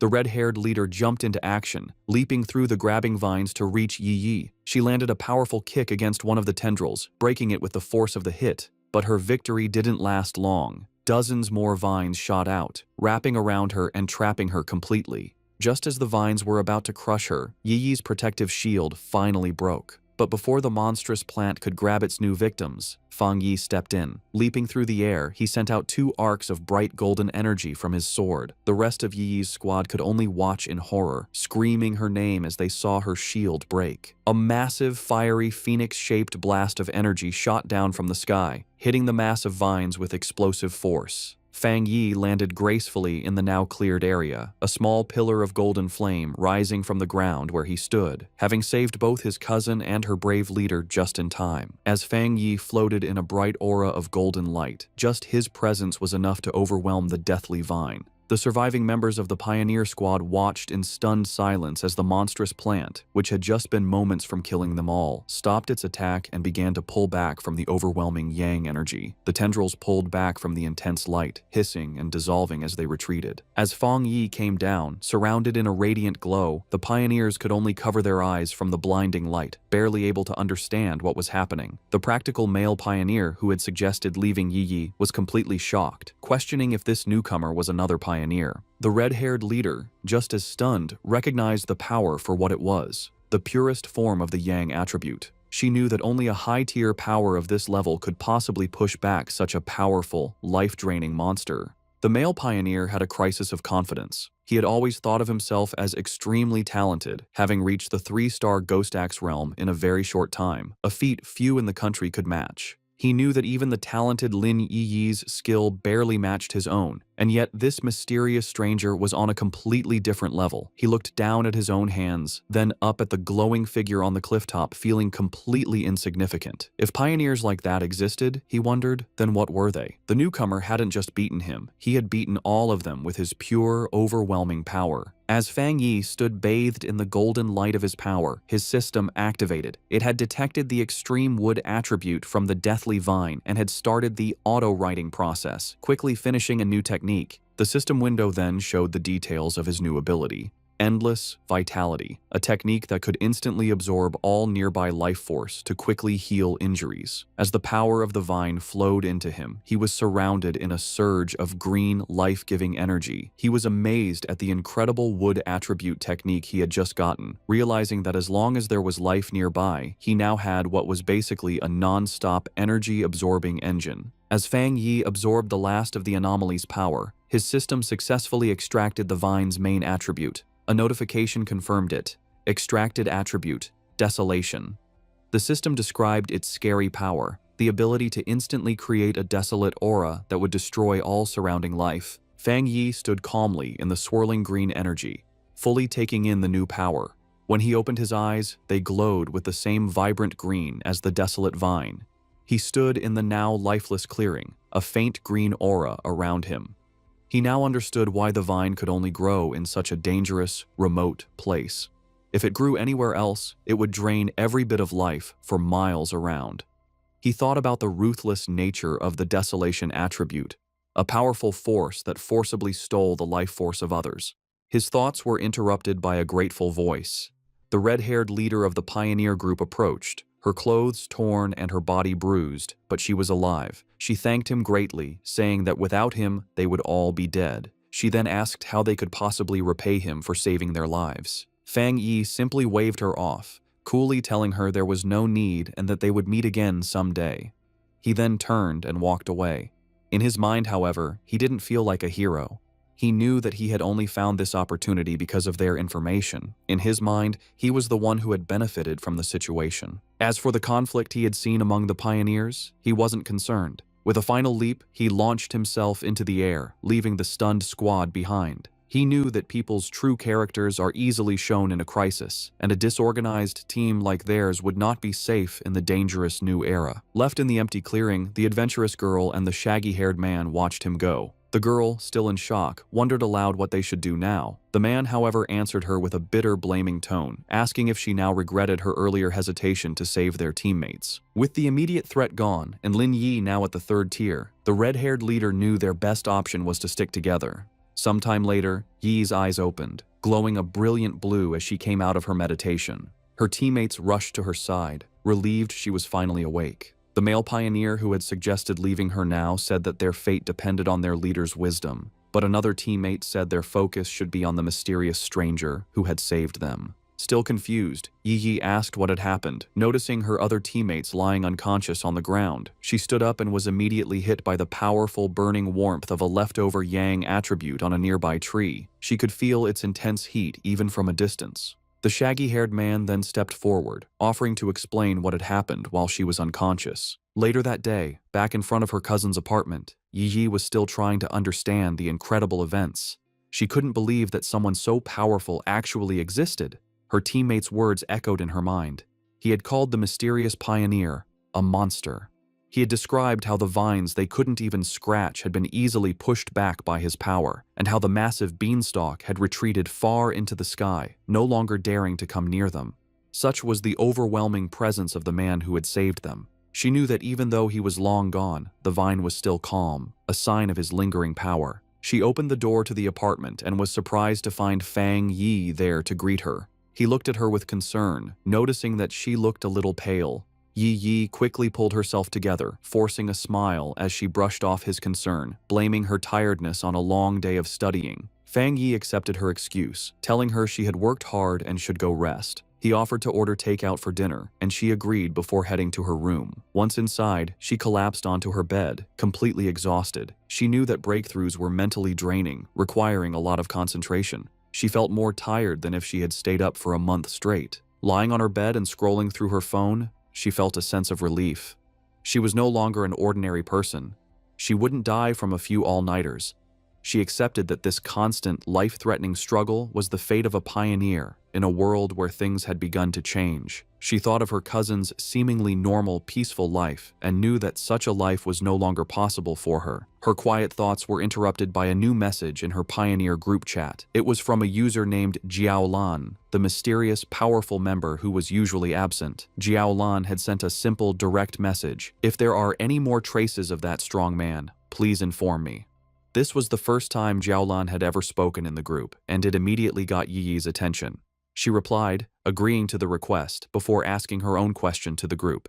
She asked if they thought the man who had saved them could be the same one from the Dark River Lava Dragon incident, and if so, why he would have helped them. The group chat immediately lit up with a post about the mysterious high-tier Yang attribute master. The post described his sun-splitting slash in great detail, telling how the witness had been forced out of the cave by a blast of white-hot light. The author of the post declared with total certainty that no other pioneer in the Xia country could match his power, and warned everyone to stay away if they ever met him. Meanwhile, Fang Yi was heading out for the evening on his bicycle. He was confident that after the day's events, his cousin would have let her guard down around him, letting him come and go without making her suspicious. With his new freedom, he had a new mission in mind. It was time to find a suitable carrier for his new desolation attribute.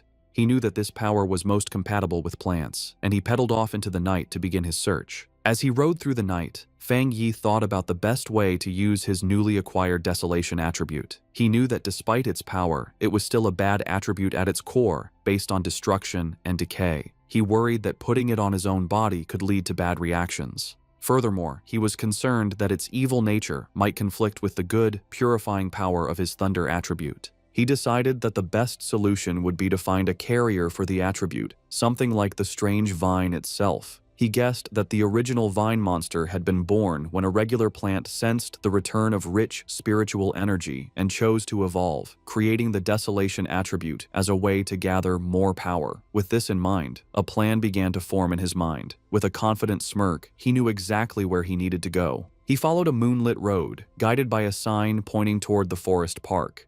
He arrived at the large urban park and left his bike, going into the woods. Under the bright full moon, he walked through a field of vibrant, glowing flowers. He knew he needed to find the perfect lucky one, a plant that could create the greatest connection with his own spiritual energy and show a sense of closeness to him. Closing his eyes, he focused, reaching out with his own spiritual energy. A vibrant green aura flowed from him, spreading throughout the forest and covering the plants. He could feel a response from the plants, a wave of their own spiritual energy rising up to meet his. He noted that while their response was a lot, it still wasn't strong enough for what he needed. As Fang Yi continued to send out his spiritual energy, he realized he needed a much stronger response from the plants around him. Suddenly, he stopped, his attention drawn to a specific spot in the forest.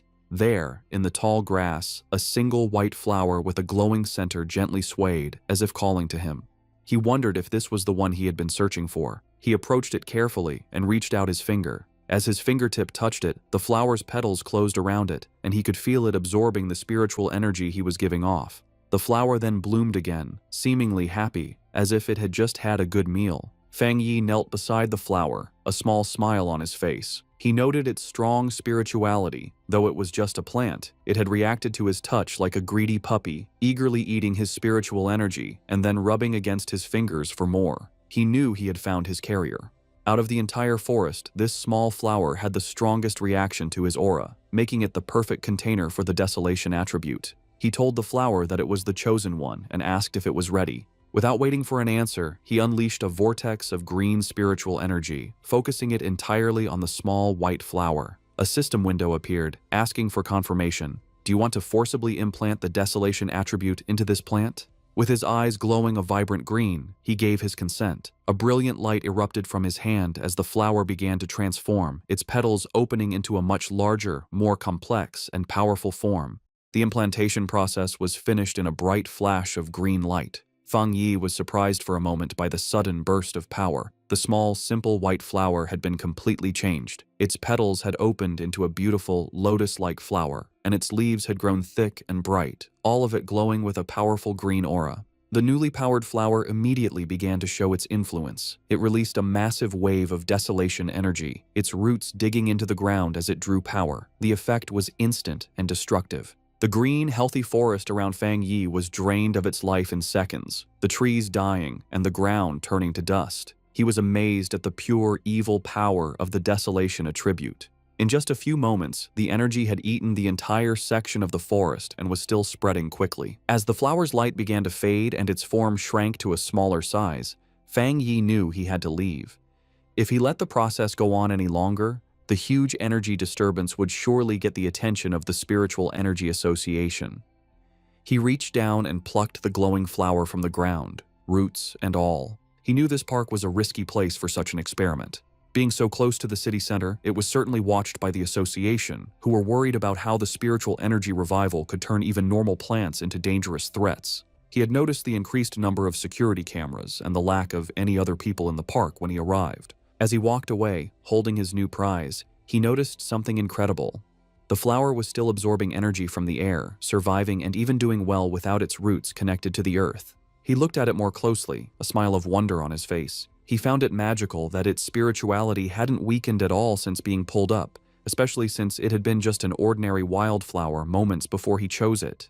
This led him to a deep conclusion. By giving the desolation attribute to the plant, he had unlocked its evolutionary potential, setting it on a path to becoming something far greater than it was ever meant to be. Just as Fang Yi was about to leave the park, a loud alarm blared through the forest, its red light flashing. A loud robotic voice gave a serious warning. Abnormal value exceeded. Fang Yi immediately realized that even though he tried to be quick, he had still set off the park's monitoring system. With no time to waste, he grabbed his newly acquired desolation flower and quickly left. Miles away, in a high-tech control room labeled Spiritual Energy Revival Plant Research Department, the same alarms blared. Technicians scrambled, shouting that the anomaly value was going crazy and demanding to know what was happening. An order was quickly given. All staff were to put on their protective bracelets, enter the park, and immediately block off the area, stopping anyone from entering or leaving. A team in full protective gear entered the now lifeless section of the forest. One member checked the reading on his wrist device, which showed a dangerously high value of 30. He noted that this was terrifyingly high. For comparison, the incident at Qingcheng University had only ranged between 8 and 10, and even the powerful Dark River Lava Dragon had peaked at 25.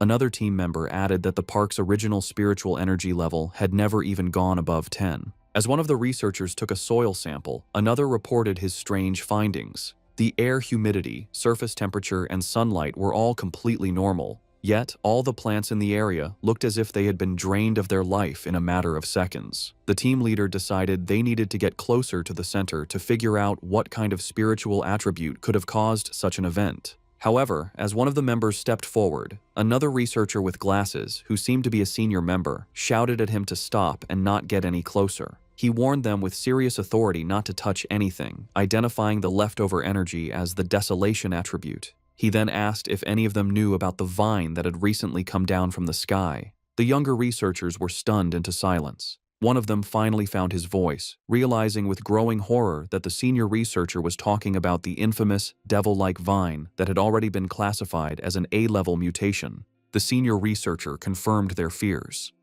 Standing before a ghostly image of the vine with the souls of its victims trapped at its base, he explained the source of its terrifying power. The reason it was so deadly, the reason it had killed so many pioneers, was its natural desolation attribute. a powerful parasitic ability that drained the life force from all surrounding creatures, making everything it touched its own. The young researcher, who had been about to step into the dead area, clutched his chest, sweating and gasping in terror. He thanked his superior, realizing that he had just been saved from certain death. The senior researcher explained that the area around any plant that had awakened the desolation attribute was a dead zone, where anyone who entered would have their life force eaten. He remembered seeing data on another such plant in the Xia country, a rotting ancient tree in a forbidden zone in Wan City that instantly destroyed any life that came near it. He looked around at the lifeless clearing with serious concern, noting that the mutation of plants in this new era could not be ignored. From what they knew, the desolation attribute was the strongest a plant could awaken, and now, in addition to the ancient tree and the celestial vine, a third had been born. His lecture was interrupted by a hand clapping him on the shoulder. The research team turned in surprise to see the stern face of Major Han Li, who had arrived with his own group of soldiers. The major had already been told about the situation. He ordered all the researchers on site to change into the advanced protective suits his men had brought, and to follow him into the contaminated area. With Major Han Li leading the way, the newly equipped team, now joined by Su Qingying, stepped firmly into the dead zone. As they moved forward with their scanners, they made a series of confusing discoveries. They couldn't find a source for the desolation energy, and the aura itself was quickly fading, the level having dropped to 25 in the few minutes since they arrived. This went against what they knew about the celestial vine, which was supposed to be able to move.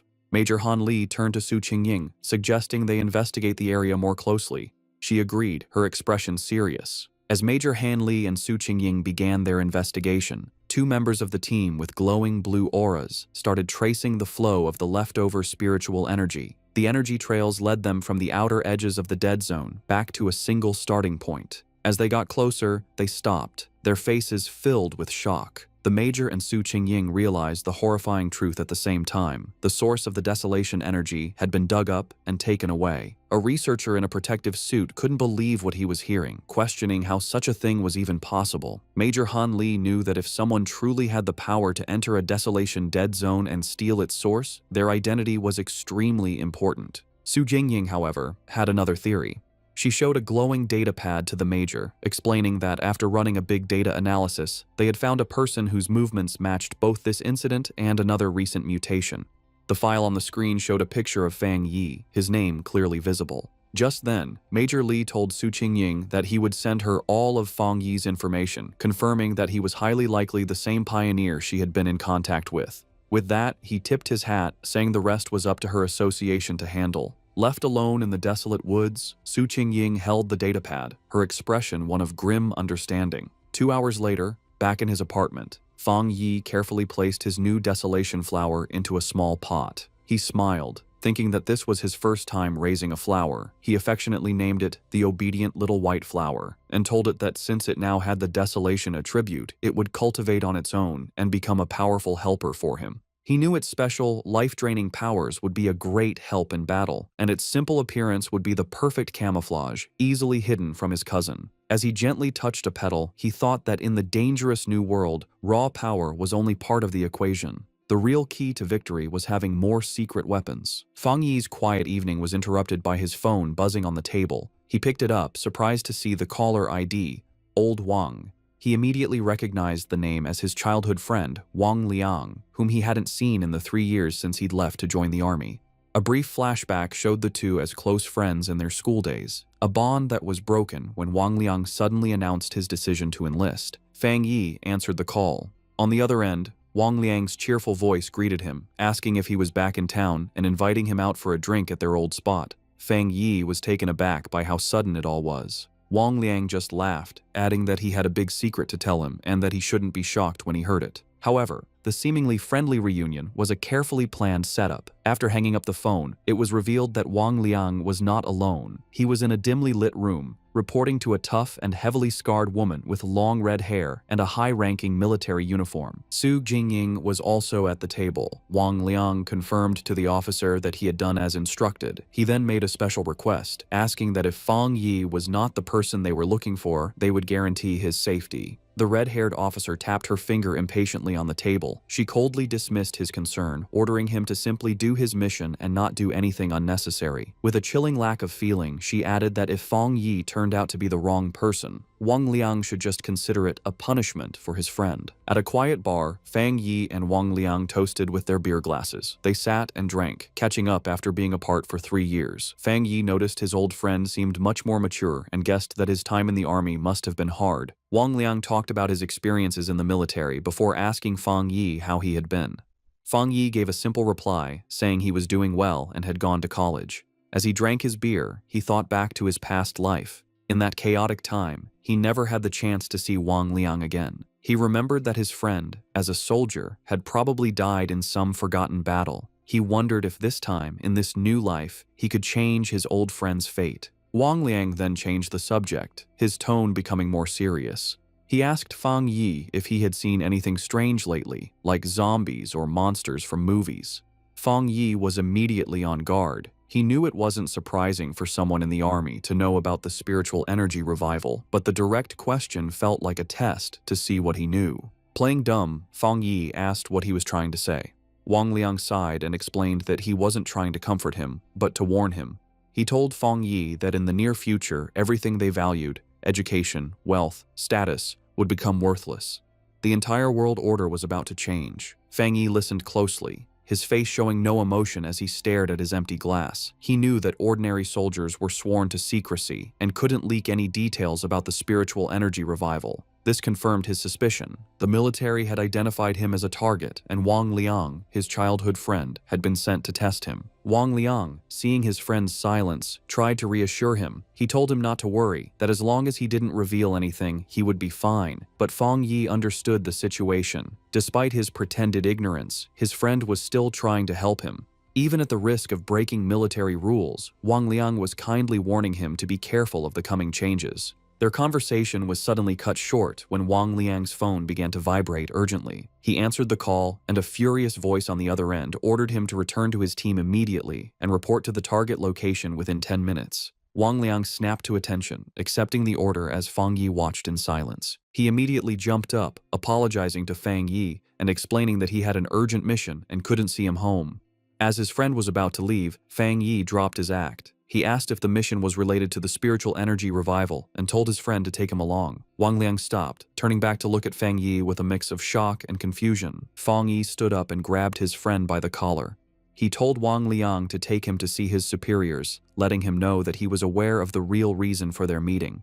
He reassured his friend, telling him that while he didn't know exactly what his superiors knew, he knew Wang Liang would never hurt him. He explained that he was more interested in what the military was dealing with, knowing it had to be related to the great changes happening in the world. Since the Spiritual Energy Association was already handling the monsters, he was curious what the military's role was, and he wanted to see it for himself. Wang Liang agreed, and the two of them walked toward a massive, heavily guarded military base in a mountain valley, labeled Military Number 19 Spiritual Forbidden Zone. As they got closer, Fang Yi was struck by the incredibly dense spiritual energy in the area. He noted that the concentration level was so high it had likely surpassed a standard pollution zone. As they were met by a squad of soldiers, one of them ordered Wang Liang to return to his team. After a quick check, the soldiers allowed Fang Yi to enter the base, leading him through a brightly lit corridor. Inside the military base, Fang Yi and Wang Liang were led into a massive, cavern-like training ground. There, a large group of soldiers was in a desperate battle, using crackling blue energy to hold back a monstrous, spiky black creature with a single glowing red eye.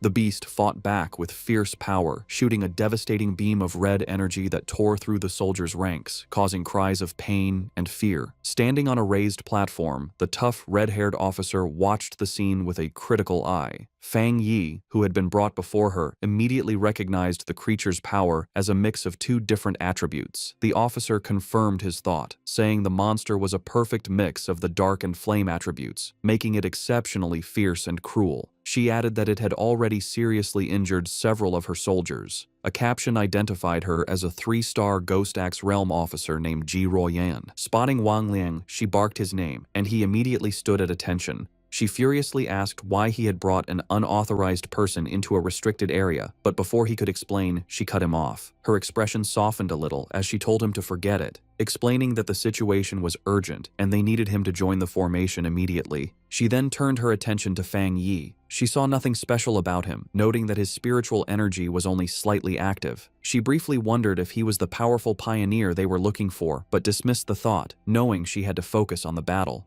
She gave him a stern warning. Since he was Wang Liang's friend, she wouldn't say much, but he was in a restricted area, and his life was now his own responsibility. He was also sworn to secrecy about anything he saw. Fang Yi simply replied that he understood. With that done, Ji Royan took command. She picked up a massive energy cannon and shouted the names of 2 of her soldiers. The 2 men immediately jumped into action, their bodies covered in blue energy as they fought the monster up close. Ji Royan then aimed her cannon and fired a massive blast of pure energy at the creature. The attack hit the monster head-on, creating a huge explosion, but the creature was far from beaten.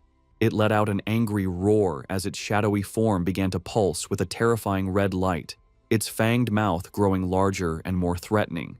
It was clear that the attack had only made it angrier, causing its mutation to get worse. The enraged monster lashed out with its massive claws, and one soldier shouted a warning to his comrade. The other soldier managed to block the attack, but the force of the blow sent him flying backward. Ji Royan immediately took charge, ordering her team not to be careless and to keep their distance.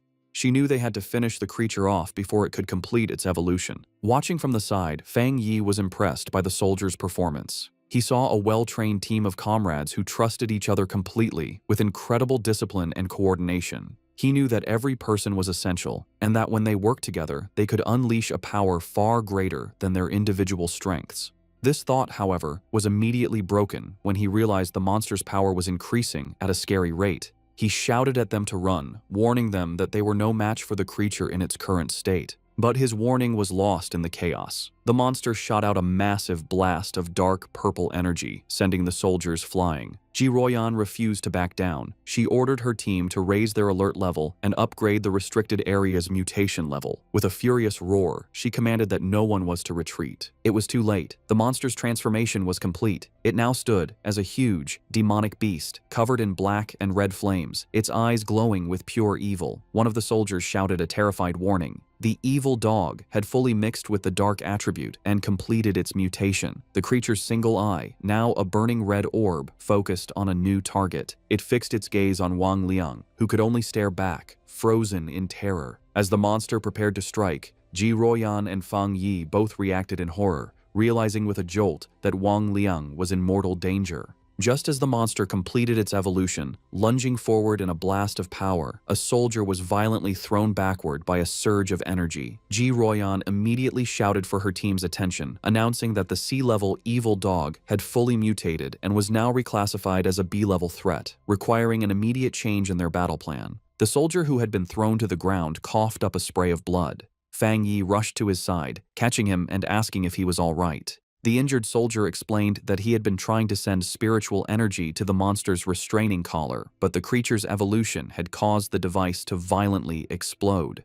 Despite coughing up a black, thick liquid, the soldier tried to be brave, telling Fang Yi not to worry about the officers of Restricted Area 19. Fang Yi could only look on with a grim, angry expression. Realizing her normal weapons were now useless, Ji Royan dropped her heavy energy cannon to the ground. She stood before her remaining troops, her determination unshaken. She gave a final, desperate order. No matter what they had to do, even if it cost them their very lives, they could not let this B-level mutation escape the restricted zone. But just as she and her team were about to make their last stand, Fang Yi stepped directly in front of her, blocking her path. Ji Royan demanded to know what he thought he was doing, but he ignored her. His eyes and hand began to glow with a brilliant blue light as arcs of raw lightning crackled around him, a clear sign that he was about to join the battle himself. Surrounded by crackling blue lightning, Fang Yi mocked the monstrous creature, his eyes glowing with power as he questioned how tough it was. He then charged toward the mutated beast, his arm a bolt of bright blue energy aimed right at the creature's head. The impact was huge, as a massive explosion of divine thunder erupted when he hit it, completely overwhelming the monster. The sheer force of the attack created a powerful shockwave that sent the nearby soldiers flying backward.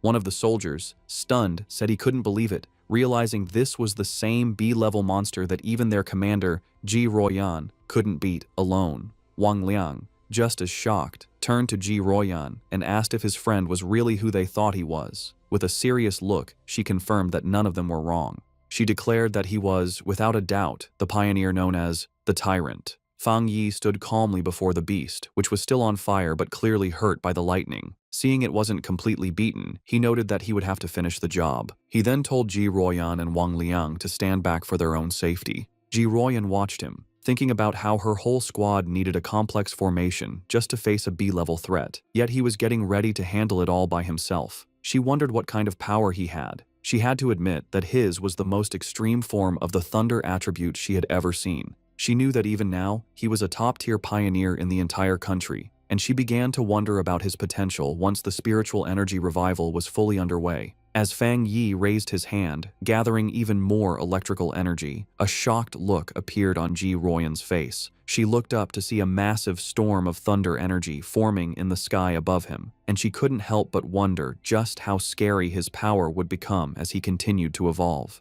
With a final step forward, Fang Yi unleashed the full power of his thunder attribute. A massive pillar of bright blue lightning erupted from the ground where the monster stood, a display of power that truly matched his codename, the Tyrant. His eyes, still crackling with leftover electricity, showed a calm determination as the blinding light from his attack began to fade. The surviving soldiers watched in terror. One commented to another that the sight made his whole body shake. While he could handle the monster's corrosive dark power, the pure, destructive force of the thunder was on a completely different level. Once the dust settled, Fang Yi casually gave a thumbs up to his friend, announcing that the threat was gone. Wang Liang rushed over, shouting with relief that Fang Yi had scared him to death. Overjoyed, Wang Liang playfully punched his friend on the shoulder, laughing that he never expected his old buddy to be so powerful. The mood then shifted as Wang Liang apologized, admitting he had suspected Fang Yi was a pioneer but had to follow orders. Fang Yi brushed it off, asking why his friend was being so formal after 3 years apart and telling him he understood. Their reunion was interrupted as Ji Ruoyan approached them. She formally thanked Fang Yi for his help, extending her hand as a sign of respect. With a slight smile, Fang Yi accepted her thanks. He shook her hand, replying that it was no trouble and that he had mainly acted to save his friend. She then formally introduced herself as Ji Ruoyan, the warden in charge of Forbidden Area 019. She explained that since he had saved the entire base, she needed to file a proper report and asked if he would be willing to leave his contact information. Fang Yi agreed without hesitation, while Wang Liang watched from the side, silently amazed at the strange experience of seeing his tough commanding officer act so respectfully toward his childhood friend. With the formalities done, Ji Ruoyan made a direct and serious offer. She said that Fang Yi's strength was greater than many of the military's own special pioneers and formally invited him to join the army. However, she admitted that an invitation from a single base warden like herself was probably not enough to convince him. Inwardly, she was still trying to grasp the sheer scale of his power. What shocked her most was the realization that he was also a 3-star Ghost Axe realm cultivator, the same as her. Yet, his abilities had reached a level far beyond the known limits of that realm, making him a monster of incredible power. Fang Yi calmly asked Ji Ruoyan if she truly meant that she felt she was not worthy of inviting him. With the weight of her superior's authority on her, she confirmed his words, saying there was nothing to deny. She explained that the order to involve him had come from High Command, and she was certain that they would come to invite him personally in the future. Fang Yi let out a small laugh, telling her it wasn't necessary to be so formal. He placed a hand on his chest and explained that he genuinely respected all of them, knowing that not everyone had the courage to sacrifice themselves for others. He admitted that he had never seen soldiers in combat before, and what he had just seen had truly moved him. Touched by his sincerity, Ji Ruoyan could only offer a quiet thank you. He then made an offer of his own. He told her that if they ever ran into trouble in the future, they could call on him for help, just as they had always done for ordinary people like him in the past. However, he added one important condition. They could not interfere with his personal cultivation or restrict his freedom. His unexpected proposal left Ji Ruoyan momentarily stunned. With their business concluded, Fang Yi announced that it was getting late and he should be leaving. Ji Ruoyan agreed, saying that she and Wang Liang still had to get rid of the mutated creature's body and that she would arrange for someone to take him back. As he stood before the soldiers, Fang Yi finally understood the military's true purpose in this new era. He realized they stationed themselves in these dangerous, spiritually rich zones for two reasons: to use the energy for their own training, and more importantly, to act as a crucial line of defense between the ordinary world and the strange monsters that now threatened it. After he was gone, Ji Ruoyan turned to Wang Liang and said that his friend could no longer be described with a simple word like impressive. She knew that what they had seen that day was just a small part of his true strength. The fact that a pioneer could reach such a high level of power so quickly showed that he had an amazing level of insight. She concluded that he was a rare mix of luck, courage, and raw ability, all the things needed for greatness. Seeing his commander's deep respect for his friend, Wang Liang eagerly suggested that if she felt she wasn't the right person to recruit him, she should let him, as his childhood friend, take on the job. Ji Ruoyan, however, quickly brought him back to reality with a sharp tap on the head, ordering him to stop talking and help her clean up. He could only agree as he was dragged off to work. Later that night, back at his apartment building, Fang Yi meditated on the roof, surrounded by a brilliant golden aura. He thought about his meeting with the military. He knew that while the trip had revealed his identity, he had only shown them his thunder attribute, keeping his other powers a secret. Based on their respectful attitude, he concluded that this was likely a good thing. He now understood that his rare thunder attribute was a perfect counter to the dark monsters the military was fighting, making him a very valuable asset. He knew they would try to recruit him, not threaten him, which would give him access to the fastest ways to get stronger and the most advanced information. The day's events had also made clear the different roles of the nation's two main pioneer forces. The military, represented by Ji Ruoyan, were the Night Watchers, the hidden protectors of the nation. The Spiritual Energy Cultivation Association, with agents like Su Qingying, was in charge of handling the threats that slipped into the cities, protecting civilian life as much as possible. He understood the government's two-part strategy, using the forbidden zones to contain the biggest dangers while slowly releasing information to the public about the coming changes. This careful approach was buying valuable time, preventing society from collapsing into chaos. As he continued his meditation, a bright orb of golden energy pulsed in his core. He noted that despite absorbing the rich energy of the Forbidden Zone, he hadn't felt an immediate need to level up. However, the feeling quickly changed. Golden energy surged through him, and cracks of power spread across his face. Having spent even a short time in such a spiritually rich place had filled him to the brim. He recognized the signs immediately. He was on the verge of another breakthrough. Meanwhile, on the streets below, his cousin Lin Yiyi was walking home with groceries, wondering if he had returned yet. She thought that if he was home, she could have him try her cooking. Her casual thoughts were suddenly shattered when she looked up and saw a massive pillar of golden light erupting into the night sky from the direction of her apartment building. Her eyes widened in shock and alarm. A reflection of a flaming divine axe appeared in her eye as she recognized the powerful energy of a ghost axe realm advancement. But she immediately knew she was wrong.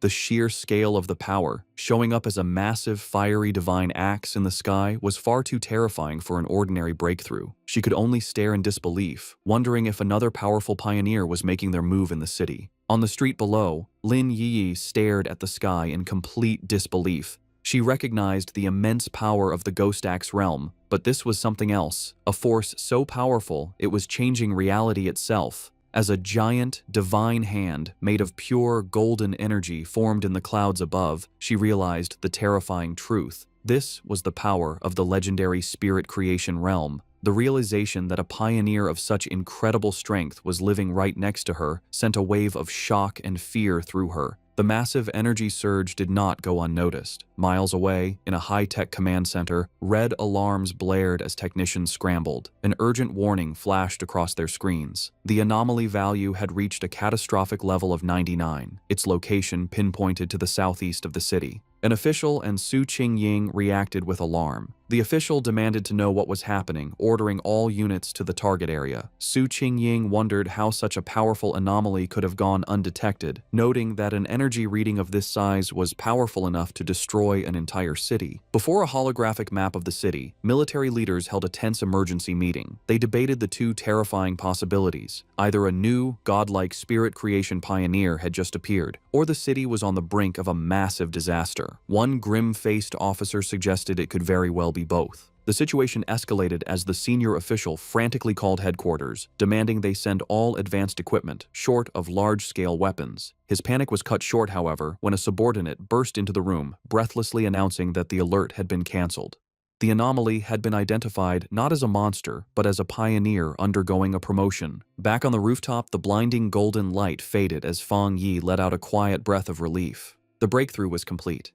He casually noted that he had successfully reached the one-star spirit creation realm. Aside from his body feeling lighter and more agile, he didn't feel a significant difference in his raw power. His quiet moment was interrupted when his phone buzzed with a new message. It was from his friend, Wang Liang. The message was a warning. A new anomaly had appeared at Qingcheng University's playground. Internal military sources had confirmed it was a pollution zone, and more worryingly, it was the second time this specific anomaly had occurred. Fang Yi texted back, saying he knew about the previous heat anomaly. Wang Liang confirmed it was the same one, back again, and playfully warned Fang Yi not to tell anyone he was the source of the intel. After Fang Yi jokingly threatened to report him, Wang Liang's tone turned serious. He told Fang Yi that he was genuinely worried for his safety and urged him to be careful. Fang Yi put down his phone, his expression thoughtful. His friend's warning only confirmed his own strategy. This was exactly why he was so cautious in his dealings with both the military and the association.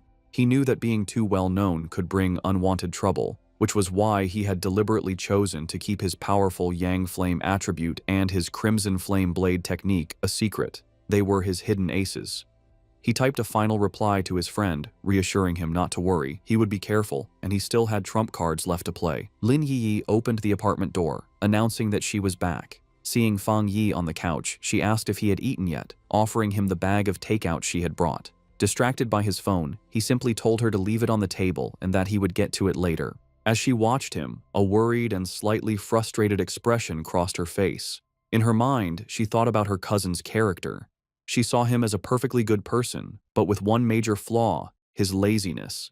He seemed content to just stay at home all day playing on his phone, not even bothering to go to college. She found it ironic that while she and her fellow pioneers were constantly busy, seeking opportunities and hiding their true identities, her cousin lived such a carefree, seemingly aimless life. Exhausted, she went to her room and collapsed onto her bed. She knew that news of the incredible spirit creation pioneer who had just appeared in their district would spread like wildfire. Feeling a sense of duty, she resolved that when the time came, she would protect her seemingly clueless cousin as a way of repaying him. Meanwhile, Fang Yi was not just playing on his phone. He was analyzing the news report from Wang Liang, which showed a massive, raging fire at the university playground. He noted that the first anomaly had been intense heat, and now it was a fire. He wondered if this was another form of the Yang attribute. The video showed the fire had started incredibly fast and was burning with terrifying intensity. Online comments from witnesses expressed shock, with some wondering if special forces were now being called in for simple fires.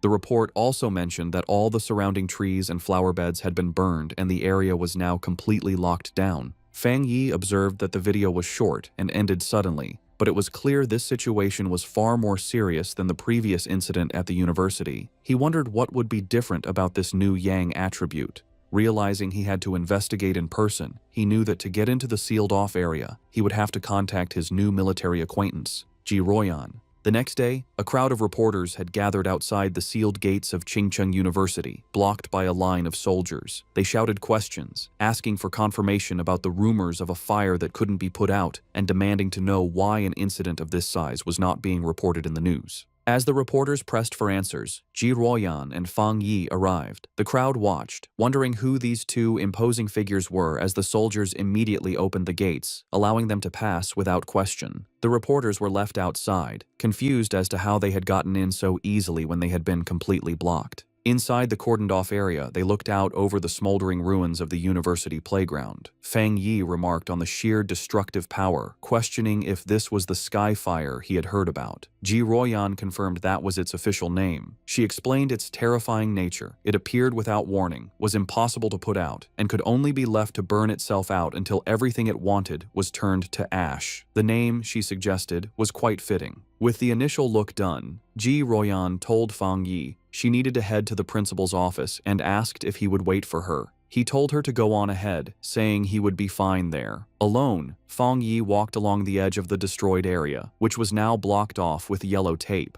He knelt and touched the scorched earth, analyzing the scene. He noted that the ground was already cold, and more importantly, there was no leftover spiritual power left from the sky fire. He realized with some disappointment that this meant he couldn't collect its attribute. His plan had been too simple. His thoughts were suddenly interrupted when a familiar voice called his name. He looked up to see his ex-girlfriend, Chu Qingli, standing on the steps nearby with a friend. She asked in surprise what he was doing there. Her friend with glasses immediately recognized his name, asking Chu Qingli if this was the ex-boyfriend she had mentioned, the one who had only gotten into a vocational college. Chu Qingli simply confirmed it was him. The friend then patted Chu Qingli's shoulder with a smug, condescending look. She told Fang Yi that she understood he was likely there because he was still hung up on his ex, but now that the gap between their lives was so big, he should just give up. Fang Yi could only stare back, genuinely confused by her assumption, questioning the very idea that he would be hung up on her. From a distance, other students began to gossip about the scene. They wondered who the guy with the school beauty Chu Qingli was, guessing he must be another sad suitor.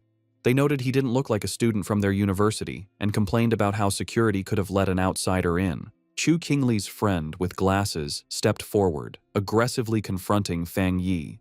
She told him that Chu Qingli was now the university's campus belle and that he should think clearly about his actions. She warned him that countless guys far better than him were pursuing her and that he didn't even rank. She ordered him to leave, telling him this was not a place he belonged. She then threatened to report him to the disciplinary office if he didn't explain how he got in. Meanwhile, Chu Qingli watched him with a complicated expression. She remembered him claiming he wouldn't regret their breakup, yet here he was. She concluded that his previous lack of interest must have been an act, and that he was just putting on a brave face. Their confrontation was interrupted when Ji Royan returned, asking Fang Yi if the girl was his friend. Chu Qingli was surprised by the sudden appearance of the imposing red-haired woman.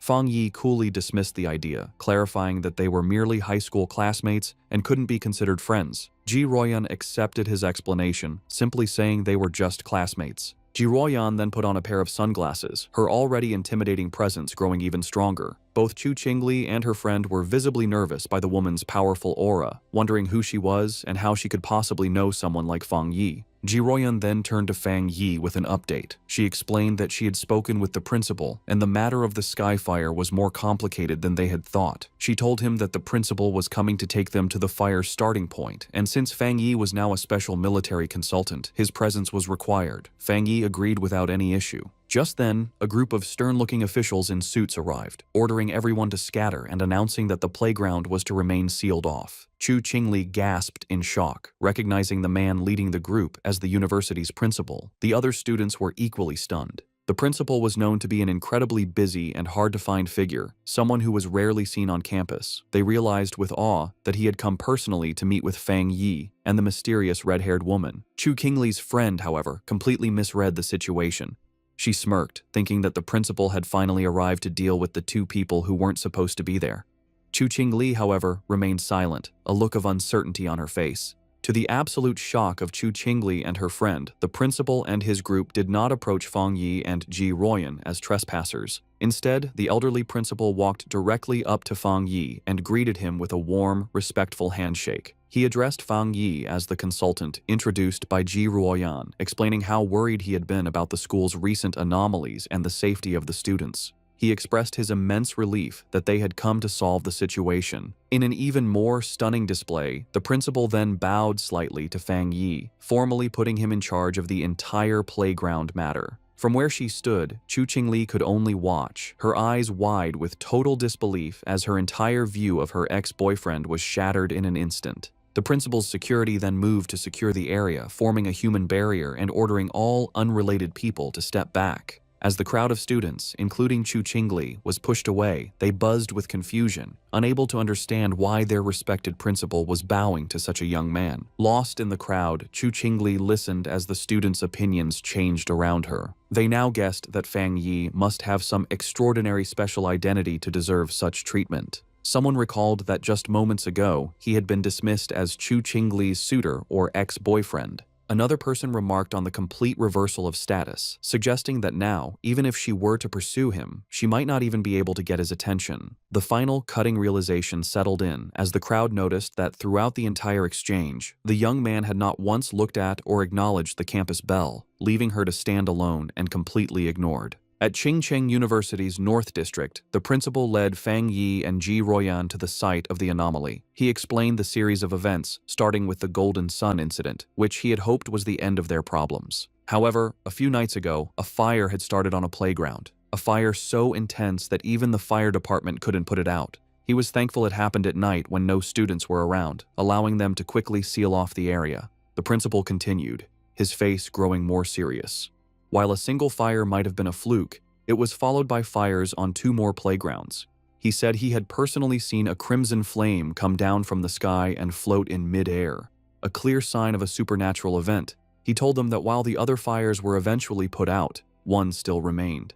As they got closer to the final location, Fang Yi noted the sharp, choking smell of something burning. They arrived at a basketball court where a single hoop was on fire with a raging, eternal flame. The principal confirmed this was the starting point, the one fire that simply could not be put out. As they watched the anomaly, Ji Royan checked a device on her wrist, which showed a reading of 11. She explained to Fang Yi that it was a basic spiritual anomaly detector. She clarified that any reading over 10 was considered a disaster for ordinary people, requiring a complete lockdown. Suddenly, the device began to flash and beep wildly, the reading shooting up to 60.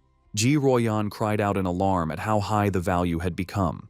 Panicked, she warned the principal that if the energy kept rising, it wouldn't just affect the university, but the entire city. She declared they needed to immediately send an elite squad of pioneers to contain the threat. Before they could act on the plan, however, Fang Yi took matters into his own hands. Without a word, he leaped over the chain-link fence, ignoring the no-entry sign and heading directly into the fire. He was instantly covered by the intense flames, as Ji Royan and the principal watched in shock. At that exact moment, the reading on Ji Royan's device jumped again, now showing an incredible 110. She shouted that the anomaly had just been upgraded to S level. The principal, panicked, asked what they were supposed to do now that Fang Yi was inside. Ji Royan could only stare into the fire, questioning his recklessness and muttering that even the strongest soldier from the Forbidden Zone wouldn't dare to enter such a dangerous area alone. Inside the fire, however, Fang Yi stood completely unharmed, his silhouette calm against the raging flames. He knew that just as his Yang attribute had protected him from the divine thunder, it could also shield him from this sky fire. But he quickly found a major problem. While his power was protecting him, it also stopped him from touching the source flame itself, which meant he couldn't activate his system's ability to create a new technique. Realizing his protective aura was both a help and a hindrance, Fang Yi knew he had to get to the source flame. He watched as the fire wrapped around the basketball hoop like a great fiery dragon, understanding that he needed to get to its heart. Without hesitation, he prepared to face the fire head-on as the fiery dragon lunged toward him with a ferocious roar. In an incredibly risky move, he deliberately turned off his Golden Sun protective aura, leaving himself completely vulnerable. The sky fire instantly rushed in, covering his body in a storm of raw, burning energy. He gritted his teeth against the searing pain as the flames burned him, but he forced his hand forward, determined to touch the anomaly's core. His gamble worked. The moment his hand touched the source, his system activated, confirming it had detected the strong fluctuation of the sky fire attribute. Despite the pain, a determined grin spread across his face. He was amazed at the sky fire's power, noting its will was even stronger than the desolation attribute he had recently gotten. With fierce determination, he declared that he would absorb this power no matter the cost. The system began its final calculation, successfully compiling the new data. With a triumphant smirk, he knew he had succeeded. A new system window appeared, announcing his reward. He had obtained the Skyfire attribute technique, the 9 Dragons Skyfire Sealing Art, a power designed to eliminate evil and seal all demons. As he mastered the new ability, the once wild flames became extensions of his will, wrapping around his arm like a tame dragon. The system confirmed that the compiled technique was now unlocked and ready for immediate use. As he focused his will, he began the final process of extracting the Skyfire attribute itself, absorbing its essence directly into his being. His eyes began to glow with a burning red light as fiery markings appeared on his face, a physical sign of his new power. With his hands clasped in a seal and his eyes burning with red energy, he prepared to unleash his newfound ability, calling out the name of the 9 Dragons Skyfire Sealing Art. As Fang Yi unleashed his new power, massive, glowing red chains erupted from his back, lashing out into the fire. Outside the fence, Ji Royan and the principal watched in awe. Ji Royan immediately recognized the energy signature, identifying it as a sealing aura. She remembered seeing a high-level military pioneer seal a forbidden land once before. While their methods were different, the powerful sealing aura was unmistakably similar. With a single command to shrink, Fang Yi commanded the chains to pull back. They pulled inward with immense force, gathering all of the wild sky fire and squeezing it into a single, tightly bound orb of pure energy. Floating in the air, Fang Yi held the chained ball of fire, the sealing process now complete. The sealed orb of fire then gently floated back down towards the basketball hoop. Fang Yi landed gracefully and explained the situation to the principal and Ji Royan. He stated that he had temporarily sealed the skyfire and told them not to unseal the playground or allow anyone near it for repairs. This, he explained, would at least stop the fire from spreading any further. The principal readily agreed, assuring him that the playground would remain sealed, adding that it wasn't a problem since the university had 7 or 8 others. Ji Royan, however, watched Fang Yi with a silent, intense look, her expression hard to read. The principal, very impressed, remarked on how humorous Fang Yi was and offered any further help he might need. Ji Royan, however, interrupted, telling the principal she needed to speak with Fang Yi about some things.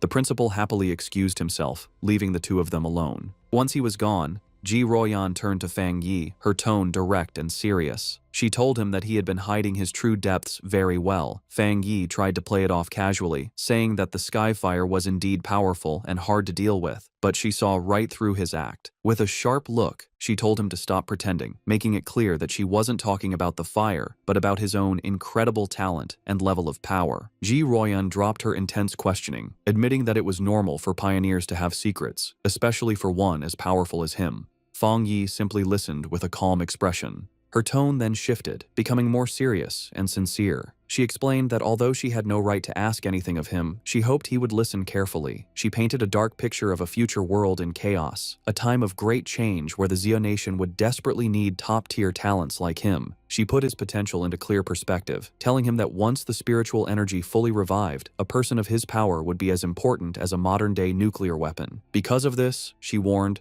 every major power, from the various military forbidden zones to the Spiritual Energy Association, would rush to recruit him. She told him to be prepared for high-level officials to personally give him invitations with incredibly generous offers. She admitted she had her own reasons for telling him this. If he were to join her military unit, it would be a great asset, and they would gain a powerful friend. Therefore, she advised him to start thinking about his options now, so he wouldn't be caught off guard when the time came. Fang Yi, however, was silent for a moment before asking a curious question. He asked why both she and Wang Liang seemed so hesitant to recruit him for their own forbidden zone, even acting as if they weren't worthy. Ji Royan explained that it was because of another legendary military region, a group so insanely powerful that she felt he would be far more interested in joining them instead. A small smirk appeared on Fang Yi's face as he confirmed if she meant a top-level unit. She confirmed that was the case, though she admitted she hadn't seen them much herself. She had heard they were extremely busy lately, so much so that even officers from other military regions were feeling the pressure of their activities.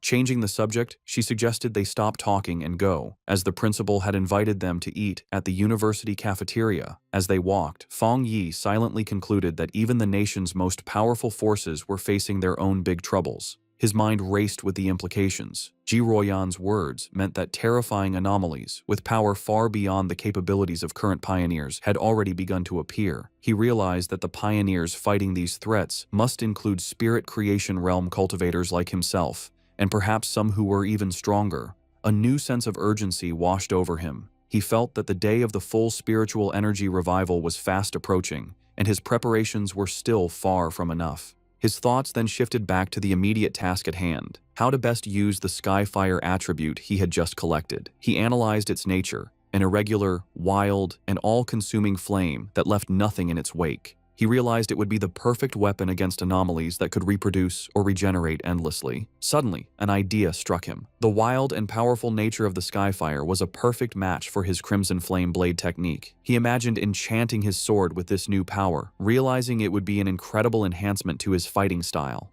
To test his new powers, Fang Yi heads to the back mountain, a place he often uses for training. When he arrives, he is surprised to find the path blocked by a large sign warning that the mountain is dangerous and entry is forbidden. He wonders who could have done this. He knows there haven't been any monsters in the area, and he doubts the military would have found his training spot so quickly. He concludes that the only group that would know his habits and do him such a favor would be the Spiritual Energy Cultivation Association. He realizes the association has gifted him this place as a private training ground, a way to win his favor. With a smile, he decides to accept their gesture. However, his thoughts are interrupted when his sharp senses detect an unwanted presence. He realizes an intruder has managed to sneak onto the mountain. Fang Yi senses a familiar aura, similar to the one he felt at the factory, though not as strong. Hidden among the trees, a monstrous, monkey-like creature with glowing red eyes watches him. Fang Yi notices the beast seems smart, as it hesitates and checks his strength instead of attacking blindly. With his sword already glowing with energy, he decides it's the perfect time for a show of power. A system window appears before him, asking if he wants to put the newly acquired Skyfire attribute into his Tang sword. The system describes Skyfire as a powerful light attribute, perfect for destroying evil. With a fiery determination in his eyes, Fang Yi accepts. Immediately, his sword erupts in a column of endless, crackling flames. With an excited smirk, he looks forward to combining the endless power of Skyfire with his Crimson Flame Blade technique. He decides the mutant creature will be his first test subject. Fang Yi unleashes a massive firestorm on the monster. The creature is taken by surprise, its eyes widening in terror before it is completely covered by the storm of flames, screeching in pain. Standing in the middle of the flames he created, Fang Yi checks his new ability. He realizes the energy of his attack is now double, or even triple, what it was before, and most importantly, the flames do not harm him. He touches the blade of his sword, still covered in fire, and notes that it feels cool.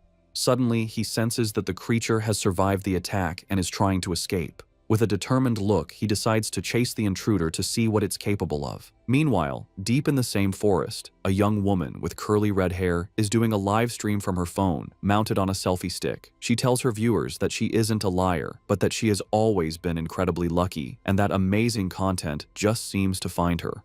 Her viewers are doubtful, with one commenter daring her to prove her luck by going to Qingcheng University to film the mysterious Skyfire that everyone is talking about. Her confident broadcast is suddenly interrupted as her expression changes to one of pure shock. The monkey-like monster that escaped from Fang Yi leaps out of the woods and attacks her viciously. The force of the attack sends her phone flying, its screen cracking as it hits the ground, but the live stream continues. Through the cracked screen, her viewers see the monster pinning her to the ground, but they think it's just a fake fight with bad special effects. The streamer, however, is in real danger. She cries in terror as the monster holds her down, its paw covering her mouth. The creature opens its massive, fanged mouth, ready to deliver a deadly bite. Before it can strike, a massive blast of fiery energy shaped like a dragon's head hits the monster, sending it flying back. The streamer looks up in shock, saved at the last second.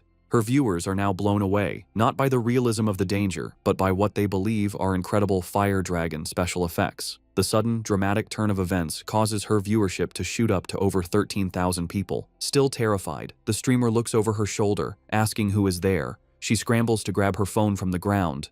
Getting to her feet, she aims the camera at the source of the attack. She stands before a raging fire and shouts to her audience that she has captured it on film, that there is a person standing inside the fire. Her camera captures the silhouette of Fang Yi standing completely unharmed within the flames. In her terrified and amazed mind, she concludes that she has just been rescued by a true immortal. The video of Fang Yi's rescue of the live streamer, Malala, instantly goes viral. It becomes the top trending topic online, with over 13.5 million views. The headlines are dramatic, calling him a mysterious man of Skyfire, the king of flames, and an immortal come down to Earth to save the world. In an office, Chu Qingli's friend excitedly calls her over to look at the video on her computer screen. She is thrilled, telling Chu Qingli that this proves powerful cultivators are real and that the Skyfire at the university was no fake. Chu Qingli, however, is dismissive, telling her friend not to believe such things and that it's all just acting and special effects. But as she looks closer at the screen, her doubtful expression freezes into one of shock and recognition.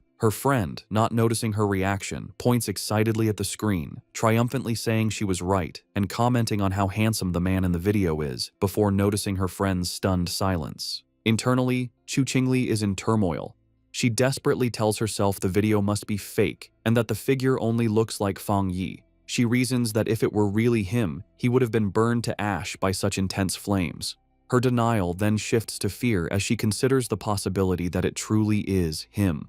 She worries that he might use his new power to get revenge on her for their breakup, but she stubbornly resolves that she will never bow her head to him, no matter what. Elsewhere, the red-haired leader of Lin Yiyi's pioneer squad shows the same video to Yiyi on her phone. The leader asks if the man looks familiar, suggesting he's the same person who saved them from the monstrous vine. Yiyi agrees that he does, and then adds a stunning piece of information. She recently learned that a powerful master who broke through to the spirit creation realm lives in her neighborhood. She begins to wonder if her quiet cousin and this incredible pioneer could possibly be the same person. In yet another location, Zhang Xiaoya and a male pioneer from the lava cave incident also watch the video. The man recognizes Fang Yi's fighting stance and points out how much stronger he has become, while his companion notes that the way he wields his blade is identical, realizing they were incredibly lucky to have had such a powerful figure on their side. The news of Fang Yi's public display of power reaches the highest levels of the nation's two main organizations. Inside a sleek, modern skyscraper, likely the association headquarters, the city's crisis seems to be getting worse, with the current pioneers struggling to keep up. In a high-level meeting room, Su Qingying addresses a group of officials. She informs them that the military has already been in deep communication with Fang Yi, and she expresses her firm belief that he will agree to help them. Meanwhile, in a military command center, Ji Ruoyan, Major Han Li, and other officers discuss the new intelligence. They are astounded by his rapid progress, calling him a monster for reaching the spirit creation realm so quickly. They debate how many high-tier attributes he could possibly possess, with one officer concluding it must be 3 or even more. They agree that trying to intimidate him was foolish, and that their only option is to recruit him. Major Han Li asks if the High Command has decided to approach him personally. Ji Ruoyan confirms they have, but adds that the top brass is still hesitant to humble themselves, as all previous top-tier pioneers have come from within the military's own ranks. Taking charge, Major Han Li outlines their new strategy. He orders his subordinates to find out what new weapons or equipment Fang Yi might need and to provide him with information on suitable training locations as a gesture of goodwill. He also gives a crucial final command. The viral livestream video and all the rumors spreading from it must be properly managed and controlled. The entire spiritual energy circle in the Xia Nation has now turned its attention toward Fang Yi. Both Su Qingying and Ji Ruoyan think about his future. Su Qingying appears concerned about the immense pressure he now faces, while Ji Ruoyan wears a slight, confident smile. Both women, leaders of their respective groups, eagerly await to see what this extraordinary young man will do next. In a quiet hospital room, a heart monitor beeps steadily. A mysterious woman with long purple hair sits by the bedside of an unseen patient, whom she calls her teacher. She speaks softly, telling the patient that the Xia Nation seems to have found a new hope. With the appearance of a person as powerful as Fang Yi, she adds, the chances of her teacher finally waking up have become a little higher. One day later, back at the apartment, Fang Yi is having breakfast and thinking about the previous day's events. He reflects on how the news of his battle in the back mountain went viral, all because a daring live streamer had managed to sneak into the restricted area for views. As he eats, he notes that the video has since been completely removed from the internet and the live streamer's account has been banned, correctly assuming it was the work of the military or the Spiritual Energy Association. His casual thoughts are suddenly interrupted as he realizes something is wrong. His cousin, Lin Yiyi, never came home the previous night and hasn't sent him any messages. He finds this very unusual, even if she was out on a mission. A feeling of unease grows as he tries to call her, but the call goes directly to an out-of-service message. Now genuinely worried, he knows something must be wrong and decides he has to go find her. Meanwhile, deep in a dark and misty forest, Lin Yiyi and the red-haired leader of her pioneer squad are lost and trapped. The leader asks Yi if she has any idea how long they've been stuck there. Yi estimates it's been about 10 hours, but she can no longer keep track. The red-haired leader, looking exhausted and bruised, apologizes greatly, blaming herself for dragging Yi into this mess. She admits she thought they were just investigating a strange phenomenon. As she speaks, she clutches her side in pain. Yi tells her to stop apologizing, insisting that it was her own lack of strength that was the problem. She urges her leader to stay alert and save what little energy they have left. As she tries to stay strong, her thoughts drift to the overwhelmingly powerful master she witnessed, wishing she had even a fraction of his power to save them. Their desperate conversation is cut short as a massive, shadowy monster with glowing red eyes and a menacing, spiky form appears in the fog directly behind them. The shadowy monster lunges from the fog, its claws aimed at the red-haired leader. Reacting with incredible speed, Lin Yi shoves her companion out of the way, shouting a warning. She then unleashes a blast of bright blue spiritual energy from her hand, creating a sharp blade of light that cleanly cuts off the attacking creature's head. As they get to their feet, more of these shadowy, zombie-like figures come out of the fog. Yi realizes with horror that these must be the reanimated bodies of other people who were trapped and died in this place. After defeating one of the creatures, which dissolves into a puddle of black mist, Yi explains that the main monster is just playing with them, turning its victims into these strange puppets. The red-haired leader adds that their attacks have no real effect on the mist itself, and their spiritual energy is being drained quickly, all while the real enemy stays hidden. They soon realize they are trapped in some kind of illusion created by the monster, a swirling gray space where the creature seems unbeatable. It is a waiting game. The monster is just letting them get tired. A bead of sweat rolls down the leader's face as the seriousness of their hopeless situation sinks in. Suddenly, the sky above them tears open to reveal a single, massive, blood-red eye staring down at them. The leader screams Yi's name in terror. The eye is a gross, pulsating ball of flesh that begins to bubble and multiply, splitting into numerous smaller, slimy eyeballs. Angry and desperate, the red-haired leader lashes out, furiously chopping at the flying eyeballs and destroying several of them in a frenzy. Yi, however, senses a change in the creature's energy and warns her leader not to be careless, realizing that their enemy is finally losing its patience. The main eye then unleashes a powerful, concentrated blast of red energy. Yi manages to put up a crystal barrier just in time, but the force of the impact is huge. The barrier shatters, and Yi finds herself alone, surrounded by dozens of the glowing red eyes in the heavy darkness. She feels her hope fade, wondering if this is how she is going to die. Trapped in the monster's dark domain, Lin Yi is slowly being eaten by shadowy tendrils. She can no longer hear her leader's voice and realizes they have both been swallowed by the darkness. A wave of regret washes over her as she apologizes to herself for being overconfident, admitting she was wrong to think they could handle such a dangerous mission alone. As she accepts her fate, her mind wanders to the future she will never see, wondering what the world will be like after the full spiritual energy revival. With a final thought of despair, she laments that she will never see the magnificent era to come as she reaches out a hand, sinking into the abyss of glowing red eyes.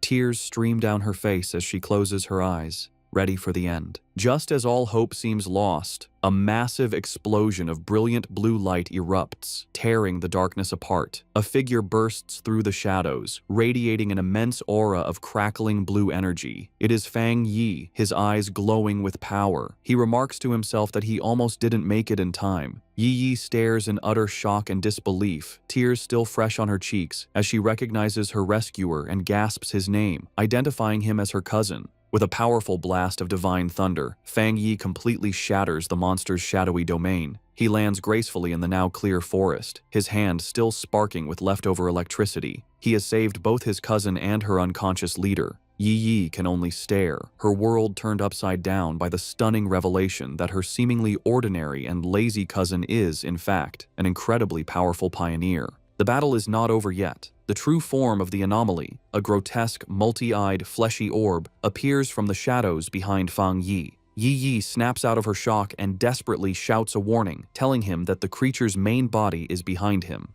Fang Yi, however, is not worried. His hand ignites with the golden red energy of Skyfire as a confident smirk spreads across his face. He sees this as the perfect opportunity to test the effect of his new power on a dark attribute creature. He leaps into action, unleashing his Crimson Flame Blade technique. The attack, now strengthened by the inextinguishable power of Skyfire, completely engulfs the monster in a raging fire. The creature lets out a final, agonizing shriek as it is burned by the divine flames. In the aftermath, the red-haired leader slowly regains consciousness. She finds herself and Yi sitting safely on the ground, surrounded by a protective circle of fire. Confused and terrified, she asks Yi if they have died and been dragged to hell along with the monster. Yi, now much calmer, reassures her leader, telling her to look closely and that they are still alive.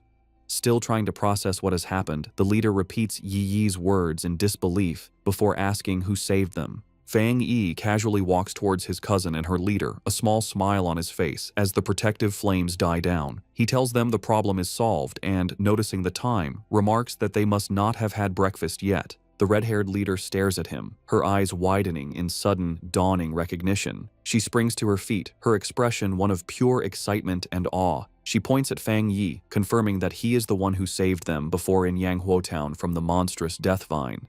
Fang Yi looks slightly surprised, thinking to himself that he was recognized so easily. Lin Yi is completely stunned by this new revelation. She asks her leader if she's saying that the powerful fire attribute master who saved them from the vine was also her cousin. The leader turns to Yi, equally shocked by the connection, and asks how this supermaster could possibly be her cousin, reminding Yi that she had described him as a completely ordinary person. Fang Yi can only scratch the back of his head with an awkward smile. The leader, still buzzing with excitement, grabs Yi's shoulders. She reminds her that this is the same savior who defeated the Desolation Vine with a single, incredible slash. Yi's mind races, trying to connect the dots. She realizes her cousin is indeed the high-level fire user, but she is still confused, as she just witnessed him use an incredibly pure and powerful thunder attribute to destroy the monster's dark mist. Her thoughts spiral as she fully grasps the implications. The immense power of both his fire and thunder abilities means he is a super genius with dual high-grade attributes. Then, another, even more shocking realization hits her as she remembers the immense spiritual disturbance in her neighborhood, the one that signaled a breakthrough to the legendary spirit creation realm. She wonders if that incredible display of power was also her cousin's doing. Tired of the confusion, Fang Yi cuts in and confirms that yes, it was all him. He then changes the subject, asking them about the dark attribute anomaly. He says that they should have known this type of creature was not to be taken lightly, and asks why only the two of them came, and where the rest of their teammates were. The red-haired leader explains that their other teammates were unavailable. One was sick and grounded at home, while another was on a more difficult mission, clarifying that their squad doesn't always operate as a full unit. Yi then admits it was her own fault, confessing that she had become reckless after her recent breakthrough and wrongly believed she could handle the mission alone. Fang Yi listens, his expression thoughtful. He recalls the infighting he witnessed within their team before. He notes that the leader, who had been openly critical of her teammates, is now defending them to an outsider. He sees her loyalty, and he knows his smart cousin has likely sensed the team's instability as well. With his identity now revealed to two people he feels he can trust, he makes a proposition. He turns to his cousin and her friend and asks if they would like to form a team with him. Both women are stunned into silence for a moment before the red-haired leader erupts with joy. She clasps her hands together, overjoyed at the prospect of teaming up with such a powerful master and exclaiming that she is incredibly lucky to benefit from Yi's connection. Yi, however, is having a more profound realization. She understands that a pioneer as powerful as her cousin must have known her secret all along and had been quietly watching over her. The thought that on this difficult and lonely path of cultivation, she has a reliable and powerful family member helping her without asking for anything in return brings her an overwhelming sense of happiness and relief. A single tear of gratitude rolls down her cheek.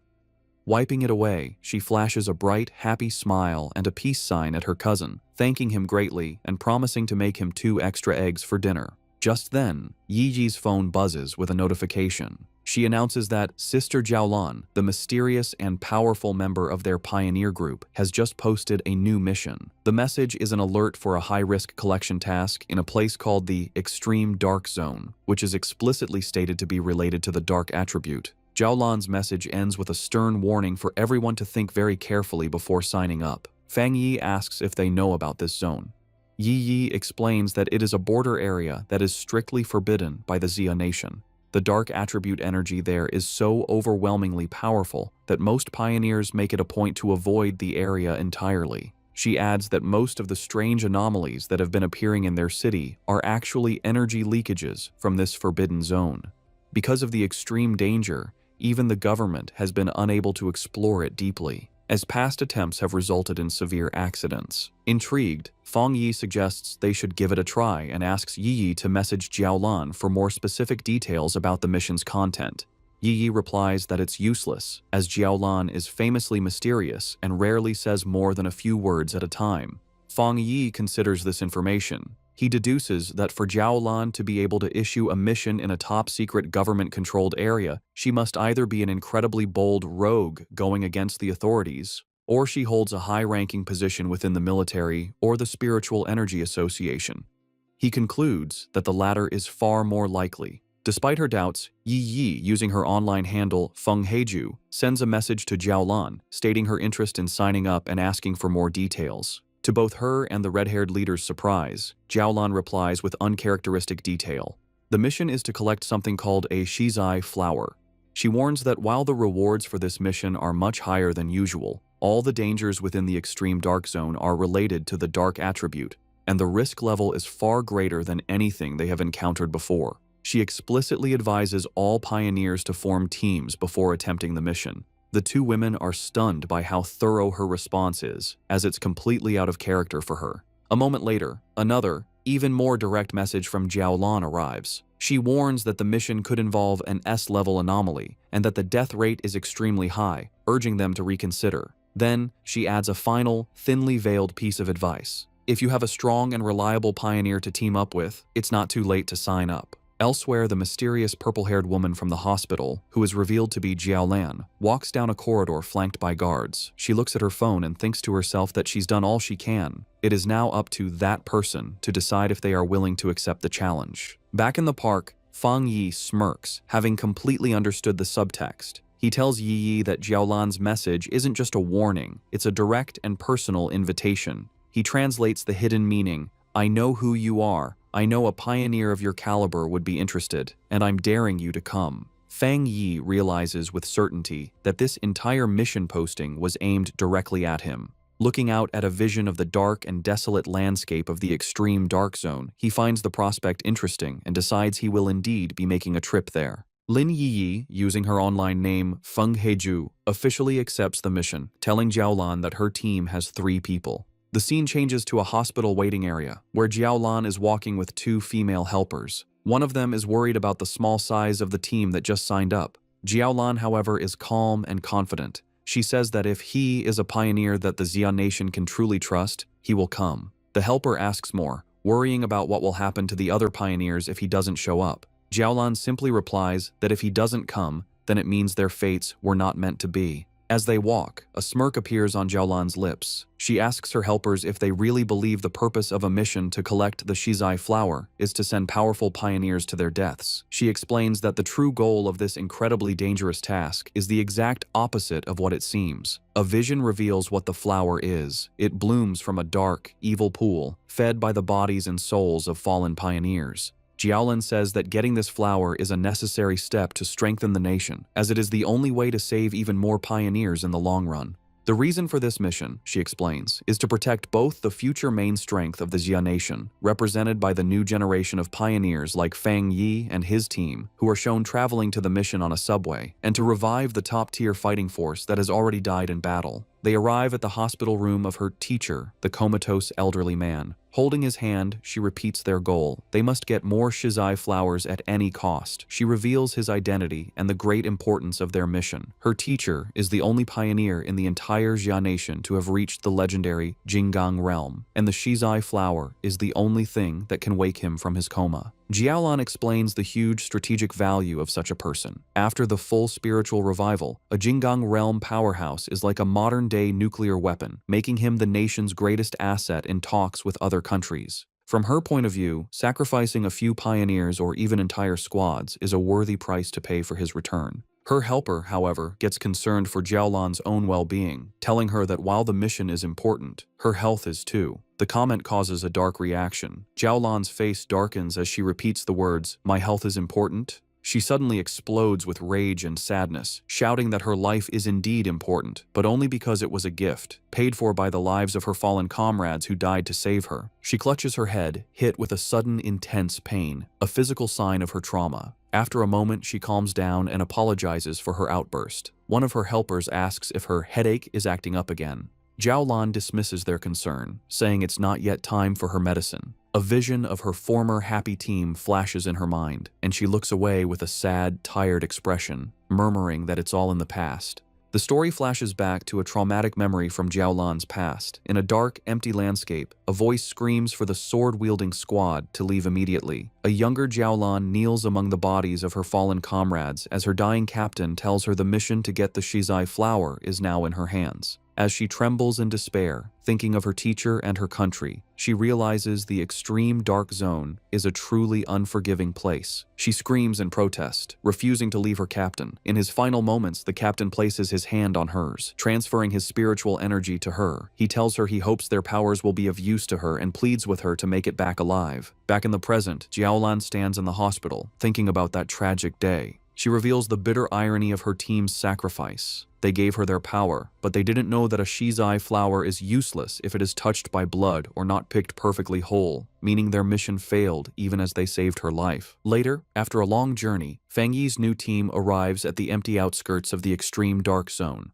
The red-haired leader complains about the long walk. She asks why they don't just fly, given their power. Yi explains that even for pioneers, flying for a long time is not possible until one's spiritual energy is overwhelmingly large. Fang Yi remains silent, his glowing red eyes focused on their destination. They finally arrive at a massive, heavily guarded checkpoint that marks the entrance to the zone. Beyond rows of tank traps and fencing, they see a shimmering blue energy barrier. Fang Yi confirms that this must be the extreme dark zone. Even from a distance and through the multiple barriers, he can feel the deeply unpleasant aura of the dark attribute coming through. Yi and her leader are clearly disturbed by the heavy energy, with the leader saying that it's 1,000 times more terrifying than the monster they fought before. Fang Yi simply tells them to stay calm. He then points out that they are not the only ones who have answered the call. A large, diverse crowd of other pioneers has already gathered at the checkpoint, waiting for the mission to begin. Yi guesses that the pioneers are not just here for the big reward. She explains that the dark attribute is known to be very difficult to deal with, ruthless, and naturally hostile to humans. However, with the increasing number of violent dark attribute monsters appearing in the cities, pioneers have realized they can no longer afford to ignore the source of the problem. Many have come here to face the threat directly and find a way to fight back. The red-haired leader agrees with her logic, and Fang Yi looks on with a slight smile, impressed by his cousin's sharp mind. The scene shows the various wild pioneers, each with unique gear and styles, all waiting for the gates to open. As they wait, Fang Yi explains his reason for taking on such a dangerous mission. He says that he has already faced dark attribute monsters twice before. The first was the mutated rabbit, which was more like some kind of gross, rat-like beast. The second was the serpent and its rat-like partner, Candle Knight, a smart pair that worked together to lure and trap pioneers, a mission that nearly wiped out an entire squad from the Spiritual Energy Association. He explains that the most important detail, as his cousin Yiji correctly pointed out, is that these creatures seem to be cleverly and purposely bypassing the military defenses at the city's borders. He suspects they are using some unknown method to get into urban areas, and these incidents have happened so often that they can no longer be ignored. The situation has become so bad that if they don't face the source, the cities will eventually be overrun.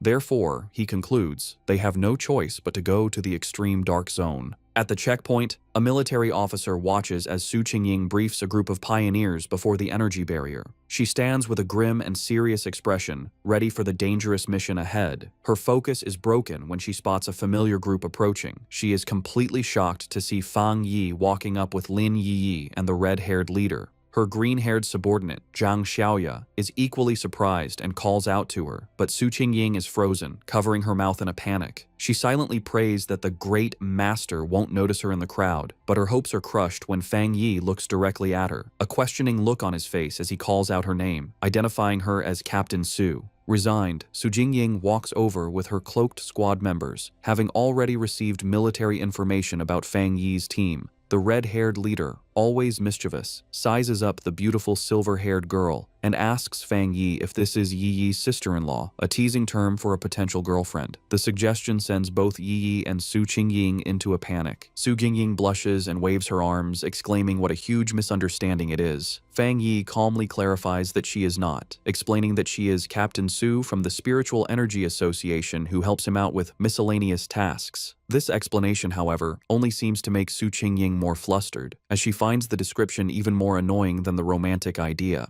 Their conversation is interrupted by a loud, arrogant voice. An imposing older man in heavy red armor with 2 other armored pioneers steps forward and calls them a bunch of shameless brats.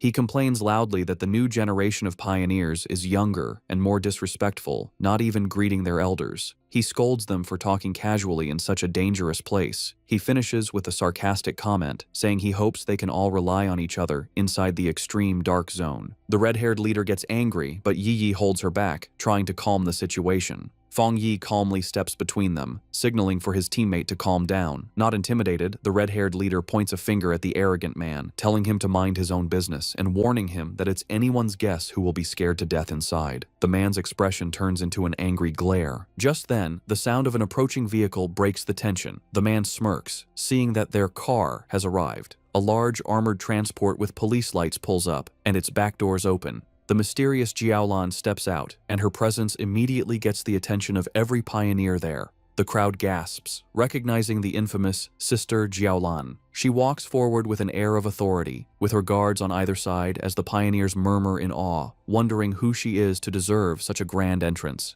Fang Yi watches her approach and figures out her purpose. She is the one who will open the gate for them. Jiaolan stands before the massive, crackling blue energy barrier. She raises her hand, gathering a swirl of pure energy until a glowing blue symbol forms in her palm. With a powerful push, she shoves the symbol forward, and the huge energy barrier tears open, revealing a dark path into the forbidden zone. With the gate now open, the S-Class mission has officially begun. With the huge energy barrier torn open, Jiaolan stood before the dark portal, with red and black energy whipping around her. She announced that the pioneers could now enter, but gave them one last important warning. The shizai flowers they were sent to get had to be perfectly whole and must not be touched by human blood. She said that if the flowers didn't meet these rules, there would be no reward, and with that, she told them to start. The large group of pioneers began to walk into the scary portal. As they walked, a member of the arrogant pioneers group grumbled to his leader, complaining that Jiaolan was sending them to their deaths without going in herself. The arrogant pioneer's teammate told him to be quiet, reminding him that if they died, the government would pay a lot of money to their families. As Fang Yi's group watched the others enter, Su Qingying analyzed the strength of the various teams for him. She identified the arrogant pioneer as a 1-star spirit creation realm cultivator, the same level as Fang Yi. She also noted that there were several other powerful people who were hiding their auras, making them hard to judge, while the rest were solid pioneers at the 1-star or 3-star Ghost Axe realm. She concluded that the teams were all about equal in strength. Fang Yi was surprised to hear that the arrogant man was also at the spirit creation realm, as he hadn't sensed a high level of spiritual energy from him. He thought to himself that the mission must be very difficult to have attracted so many elite teams. Back outside, one of Jiaolan's helpers gave her a final report from a tablet. She confirmed that a total of 37-star Ghost Axe Pioneers, 7 1-star Ghost Axe Pioneers, and 3 1-star Spirit Creation Pioneers had entered. The mission involved monsters ranging from B level to S level in danger. Jiaolan calmly told her helper to get the monitoring equipment ready, assuring her that she was prepared. Inside the portal, the pioneers found themselves in a deserted, dark, and misty place filled with dead trees. As Fang Yi's group stepped into the extreme dark zone, they were immediately surrounded by shadowy black tendrils of energy. Fang Yi warned everyone to stay close, explaining that the overwhelming dark attribute in the area would block their vision, and that they could easily get separated and lost. His warning was followed by the red-haired leader suddenly kneeling over, feeling sick. She apologized, saying she couldn't stop herself from throwing up. Su Qingying calmly went to her side and told her it was a normal reaction. She explained that the terrible smell was a mix of rotting bodies and brain fluid, a scent that most people couldn't handle. She then pointed to another group of pioneers in the distance who were also on the ground, vomiting from the bad air, showing that even those of similar strength were affected. Su Qingying continued to explain that the dark attribute was a natural counter to pioneers, acting as a form of pollution that weakened them. She also warned that the monsters in this zone were extremely active. Fang Yi listened closely as she explained the known threats. She explained the official monster classifications. B-level monsters were a threat to pioneers of the same level. A-level monsters were powerful enough to attract spirit creation realm cultivators, like the extreme dark zone itself. And S-level monsters were disaster-class threats, powerful enough to challenge even those at the legendary Jingong realm. However, she added a final grim warning. The dark attribute in this zone acted as a power-up for the creatures. A monster that would normally be a B-level threat would be at least an A-level threat inside this zone. The red-haired leader expressed her surprise at this new information. Lin Yiyi, worried, asked Su Qingying if she and her team were unaffected by the pollution. Su Qingying chuckled, explaining that she was not affected because she and her team were used to dealing with similar monsters and were not bothered by the smell. She also revealed that she had recently broken through to the 3-star Ghost Axe realm and was working hard to evolve her water attribute into an ice attribute. Lin Yi then spoke up, addressing Su Qingying. She noted that since they were both at the same level, she wondered if she also felt her spiritual energy being heavily suppressed, even more so than during her previous missions. Su Qingying confirmed her suspicion, adding a grim warning that many high-level masters, including 1-star spirit creation military elites, had died in this zone, so they needed to be extremely careful. As they went deeper into the deserted landscape, Su Qingying took the lead. She saw that they could no longer see the group ahead of them and urged her team to move a little faster. She then gave an important instruction. They should all speak less to save their physical strength and concentrate their spiritual energy to prevent the heavy dark mist from taking advantage of any weakness. As he walked, Fang Yi thought about his own condition. He was surprised that he didn't feel the same severe discomfort as the others. He concluded that it was likely because his enhanced Yang and Thunder attributes naturally pushed back the Dark attribute, or perhaps his spiritual power had simply become stronger after his breakthrough to the spirit creation realm. Elsewhere in the zone, the arrogant pioneer and his team were in a fierce battle. With a powerful slash of his glowing green sword, the leader easily cut off the head of a monstrous beast. He laughed arrogantly, mocking the zone's dangers. His teammates cheered him on as he declared that they would be the ones to get the Shizai flower, vowing to show the younger generation what true strength looked like. Back with Fang Yi's group, Lin Yiyi was still struggling with nausea, making small gagging sounds. Fang Yi noticed her distress and thought to himself that despite her power, she was still just a child.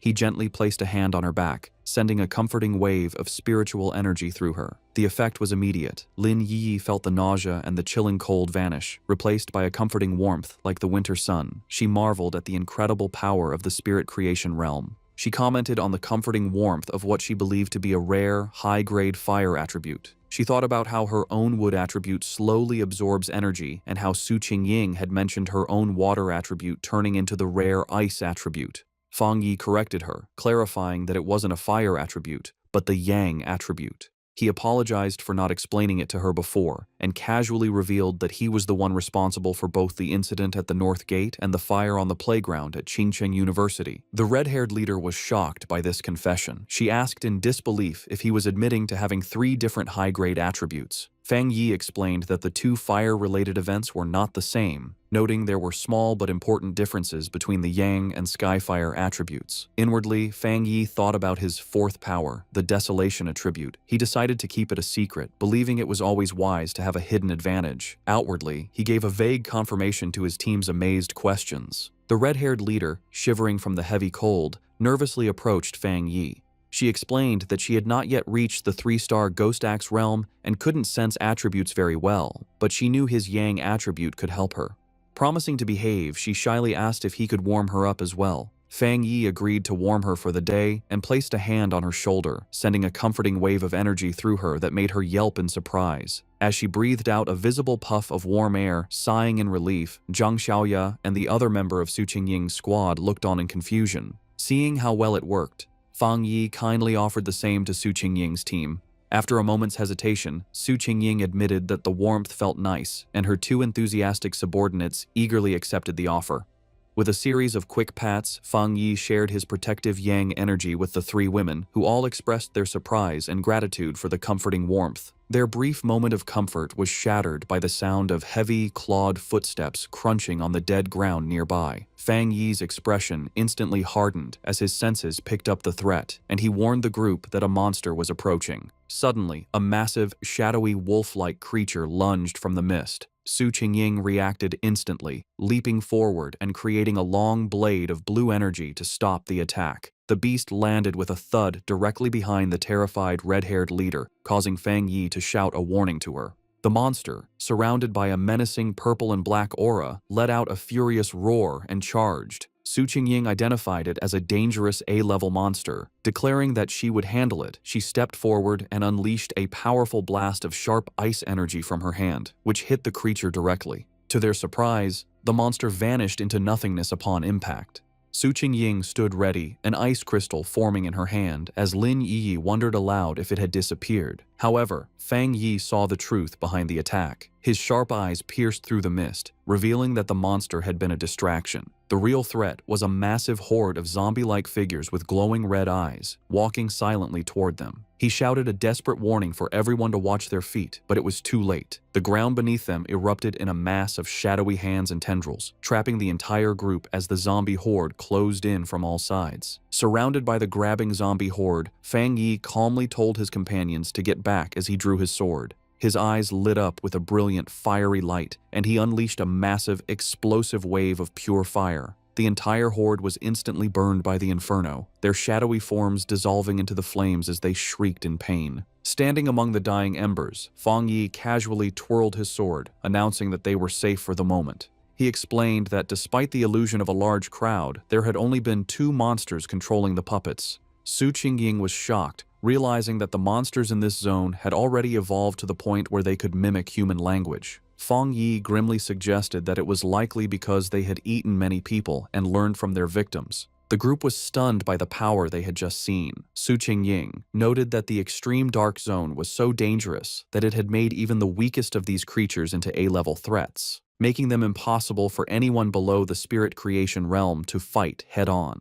In a separate location, the mysterious Jiaolan watched the event unfold. She was impressed, realizing that Fang Yi had destroyed 2 A-level phantom beasts with a single strike. She admitted to herself that even she would have needed to fight them for several rounds to win. Understanding the new level of danger, Lin Yi declared that if what Su Qingying said was true, it was more important than ever for them to stick together. She warned that the monsters could disguise themselves and attack when they let their guard down, and she urged the red-haired leader to get up from the ground. The red-haired leader, however, was still shaken, not by the monsters, but by the overwhelming power of Fang Yi's attack. She complained about the terrifyingly heavy aura, which she found more suffocating than the zombies, feeling that even a slight touch from his flames would have killed her. Suddenly, a deep rumbling sound echoed through the deserted landscape. Lin Yi asked if the others could hear what sounded like ocean waves. The ground began to shake violently, causing the entire group to stumble and lose their balance. In the distance, they saw other pioneer teams fleeing in absolute terror. One man desperately shouted at his comrade to stop fighting and run, screaming that the approaching threat was pure evil and that they were seeing ghosts. Fang Yi, Su Qingying, and Lin Yi watched with grim expressions as the chaos unfolded.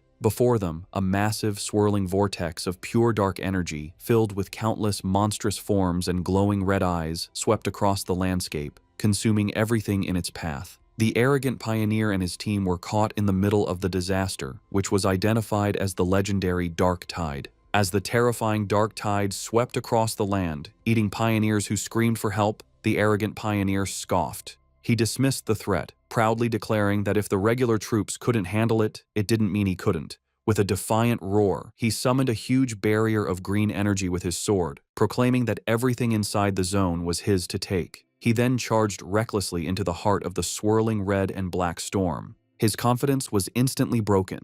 The moment he entered the tide, he was covered by its suffocating dark tendrils. He realized with horror that the monsters inside were far more powerful than he could have ever imagined, far beyond A-level or even S-level. Full of terror, he knew he couldn't let himself be caught, but it was already too late. He and many other pioneers were swallowed by the overwhelming darkness, their screams echoing as they were pulled into the deep. From a safe distance, Fang Yi's group watched the horrifying sight. The red-haired leader, shaken, wondered if the others were all dead and if they had any chance of escaping. Lin Yi asked Su Qingying to explain what the dark tide was. Su Qingying grimly described it as the ultimate form of the dark attribute, a tide of pure corruption that ate everything in its path, including other monsters. She was confused and terrified, explaining that their mission was supposed to have been planned to avoid the Day of the Tide, and she feared that all the pioneers who had gone ahead were now gone. Lin Yi remembered hearing about the dark tide on pioneer forums, where it was described as a force that could destroy an entire city.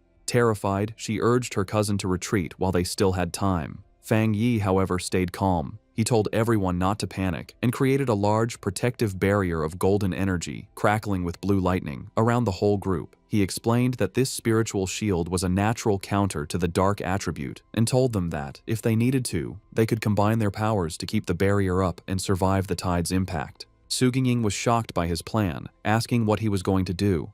She warned him that the dark tide was a concentrated state of the dark attribute and that their combined power couldn't possibly stop it, reminding him that the powerful spirit creation pioneer had just been swallowed whole. Fang Yi was not bothered. With his sword erupting in golden flames and his other hand sparking with blue lightning, he confidently declared that he would go and destroy it. Before anyone could react, he leaped forward, becoming a streak of pure fire and lightning that shot directly toward the massive wave of darkness. His teammates could only watch in stunned disbelief, with Su-Ying wondering if he really meant to destroy the dark tide itself. He plunged into the heart of the storm, his light cutting a path through the swirling chaos. Inside the eye of the tide, Fang Yi floated calmly, completely unharmed inside a protective golden aura as the monstrous dark energy swirled around him. He looked at the small, flame-like wisps of red energy inside the storm and smirked, confirming a suspicion he had. Floating in the heart of the dark tide, Fang Yi was surrounded by a gross horde of countless monsters, their multi-eyed forms twisting in the darkness. He analyzed the true nature of the threat, realizing that these were not just A-level monsters being controlled by the dark energy. Instead, they were upgraded composites, fused and evolved versions of countless smaller monsters. He understood that the tide was a living incubator, constantly evolving its creatures from B-level to A-level and then to S-level. The whole event, he concluded, was at least an SSS-level threat, which explained why it could so easily eat even powerful spirit creation realm pioneers. A monster lunged at Fang Yi. His eyes blazed with golden fire, and with a single powerful slash of his flaming sword, he unleashed his crimson flame blade technique, easily destroying the A-level composite beast. He thought about his incredible growth. The combination of his new spirit creation realm power and his skyfire-enhanced sword allowed him to instantly kill a creature that would have previously been a tough fight. As he scanned his surroundings, he noticed something familiar. It was the arrogant pioneer, still alive, but being consumed by the tide's dark energy. The man was still conscious, struggling against the corruption that was taking over him. Fang Yi saw that since the man was still responsive, his spiritual energy hadn't been completely drained. He figured that even if his spiritual foundation wasn't as solid as his own, being a true spirit creation realm pioneer gave him a small chance of survival. Deciding to act, Fang Yi gathered his divine thunder power. He unleashed a massive blast of purifying lightning, striking the dark mass that held the arrogant pioneer. The man was thrown clear of the tide, landing hard on the ground, unconscious, but free from the corruption. Standing over his fallen rival with his sword still burning, Fang Yi noted that the man could be saved, but just barely. His victory didn't last long. The dark energy around him began to twist and come together, and the monsters he had just destroyed began to reform before his eyes. He watched as a massive, multi-eyed creature regenerated from the darkness, realizing with grim certainty that the tide could infinitely reproduce its minions. He wondered if this terrifying regenerative power was the special characteristic of monsters that were above S-level. Facing the endlessly regenerating horde, Fang Yi decided on a new, much riskier plan. With a confident smirk, he proposed to try something different. He deliberately dropped his protective spiritual energy aura, leaving himself completely exposed to the full, overwhelming power of the dark tide. The moment he was unprotected, his system activated, detecting the extreme dark attribute. However, it quickly reported a failure. The attribute's power was too special and could not be taken at this time. Fang Yi was disappointed but not entirely surprised. He realized that even after reaching the spirit creation realm, the dark attribute was still beyond his reach, confirming that it was fundamentally different and more complex than any other power he had faced. With his options running out, a determined smile appeared on his face. He concluded that since he could neither destroy the tide nor absorb its power, he would have to find another way to deal with it. As the monsters closed in again, he briefly regretted not bringing his little white flower, the desolation flower, knowing its life-draining power would have been a perfect counter. He wondered what other options he had left. Then, his eyes widened with a sudden realization. He knew he had a ready-made solution right in front of him. Outside the tide, the rest of the team watched from the safety of their golden barrier. The red-haired leader, still shaken, asked Su-Ying if she had ever seen such a situation before, but Su-Ying could only admit that she hadn't. Suddenly, the chaotic, swirling energy of the dark tide grew unnervingly still, pressing silently against their protective shield. The strange calm only increased the tension. Lin Yi was terrified, admitting that even when they faced the monstrous desolation vine, she hadn't felt so anxious. She was consumed with worry for her cousin, fearing the worst. Su Qingying tried to reassure her, pointing out that his protective barrier was still active, just flickering. She took Yi's hands, telling her they should focus their own spiritual energy to help strengthen the shield. She added with grim logic that if a pioneer as powerful as Fang Yi were to fall, their own fates would be sealed anyway. Su Xingying continued to boost their morale, reminding them that Fang Yi was a spirit creation realm cultivator who used several powerful attributes, and she suspected his true strength was even greater than they knew. She told them that it was not up to pioneers at their level to worry about rescuing someone so far beyond them. Her surprisingly humorous and confident words managed to calm Lin Yi, who thanked her. Su Gingying simply smiled, admitting that her own teammates often said she was too serious, and asked if Yi felt a little better. Their tense weight was shattered as a massive column of pure fire erupted from within the dark tide, pushing back the oppressive darkness. From the heart of the inferno, Fang Yi unleashed his ultimate technique, the 9 dragons, Skyfire sealing art. He rose from the flames, his body glowing with a mixture of blue and golden energy. Outside, his teammates watched in absolute awe. The red-haired leader excitedly pointed him out to a stunned Lin Yi, while Su Qingying stared in disbelief at the sheer scale of the power on display. The technique appeared as 9 colossal, fiery dragons that swirled and danced, their combined light completely overwhelming the dark tide. Elsewhere, the mysterious Jiaolan, who had been monitoring the mission, was thrown off balance by the immense spiritual pressure. She recognized the power as the legendary Skyfire attribute and the technique as a powerful seal. She watched in utter disbelief as the 9 dragons came together, compressing the entire, city-destroying dark tide into a single, unstable orb of fiery energy, questioning if he had truly managed to seal the entire event. But Fang Yi was not finished. Having contained the tide, he gathered his divine thunder power in his hands, unleashing it in a massive vortex of crackling blue energy that swirled around the sealed fiery sphere. With a powerful roar, he invoked the name of his combined technique, the 9 Dragons' Edict. The 2 immense powers of fire and thunder crashed together, creating a massive explosion that shook the very foundations of the extreme dark zone.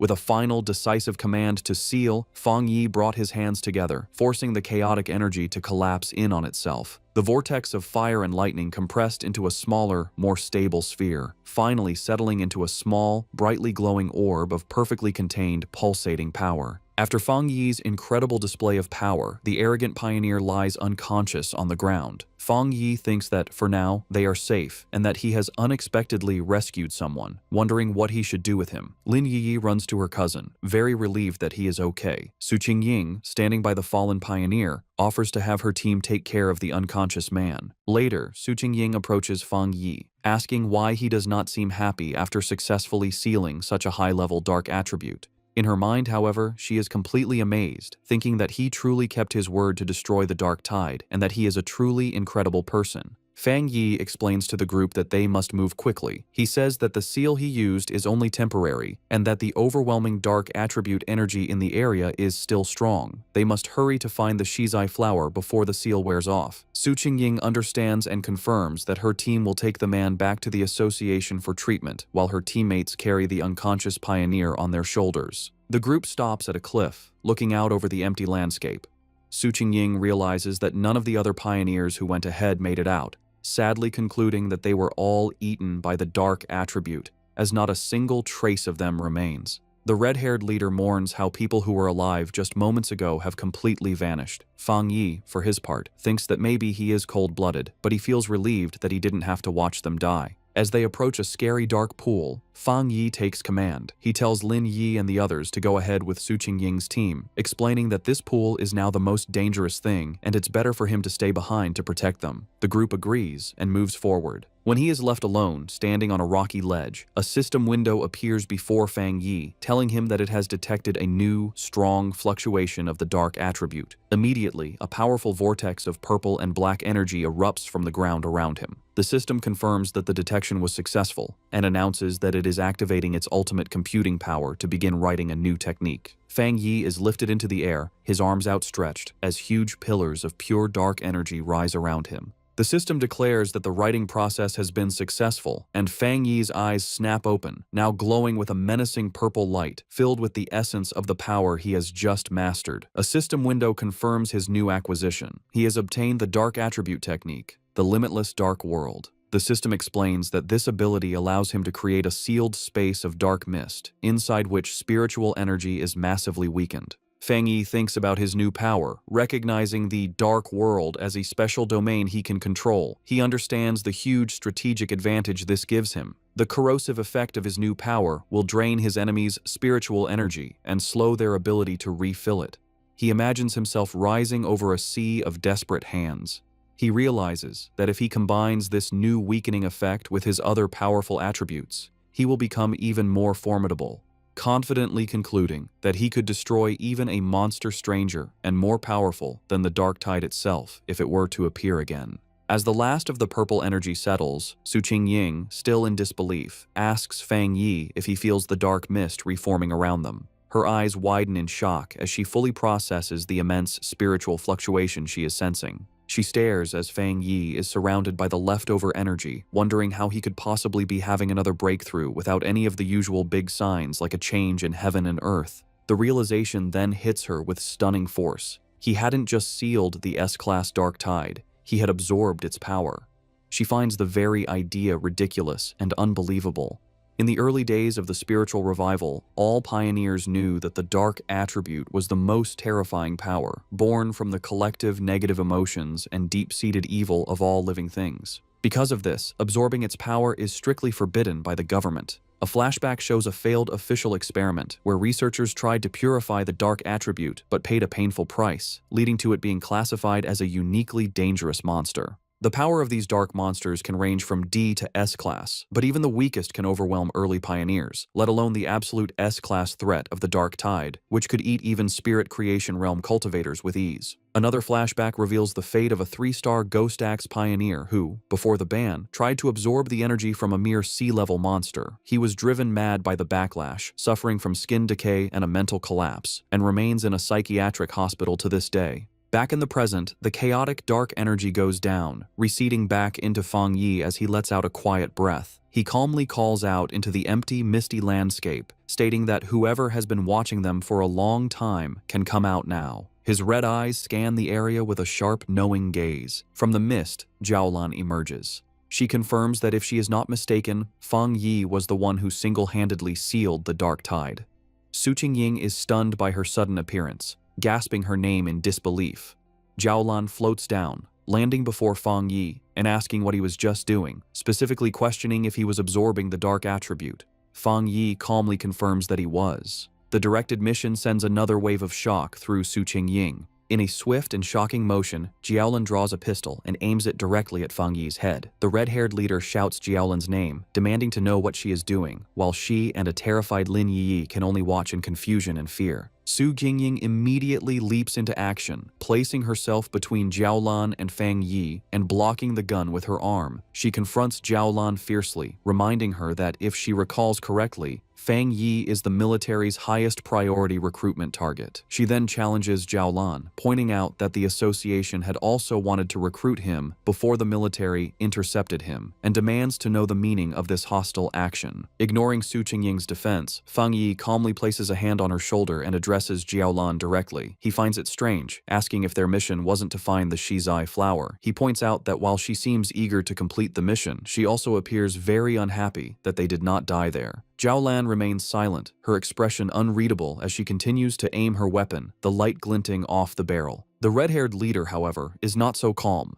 She erupts in anger, shouting at Jiaolan. She reminds her that their squad had always trusted her, and she furiously questions why Jiaolan didn't step in when they were facing the Dark Tide.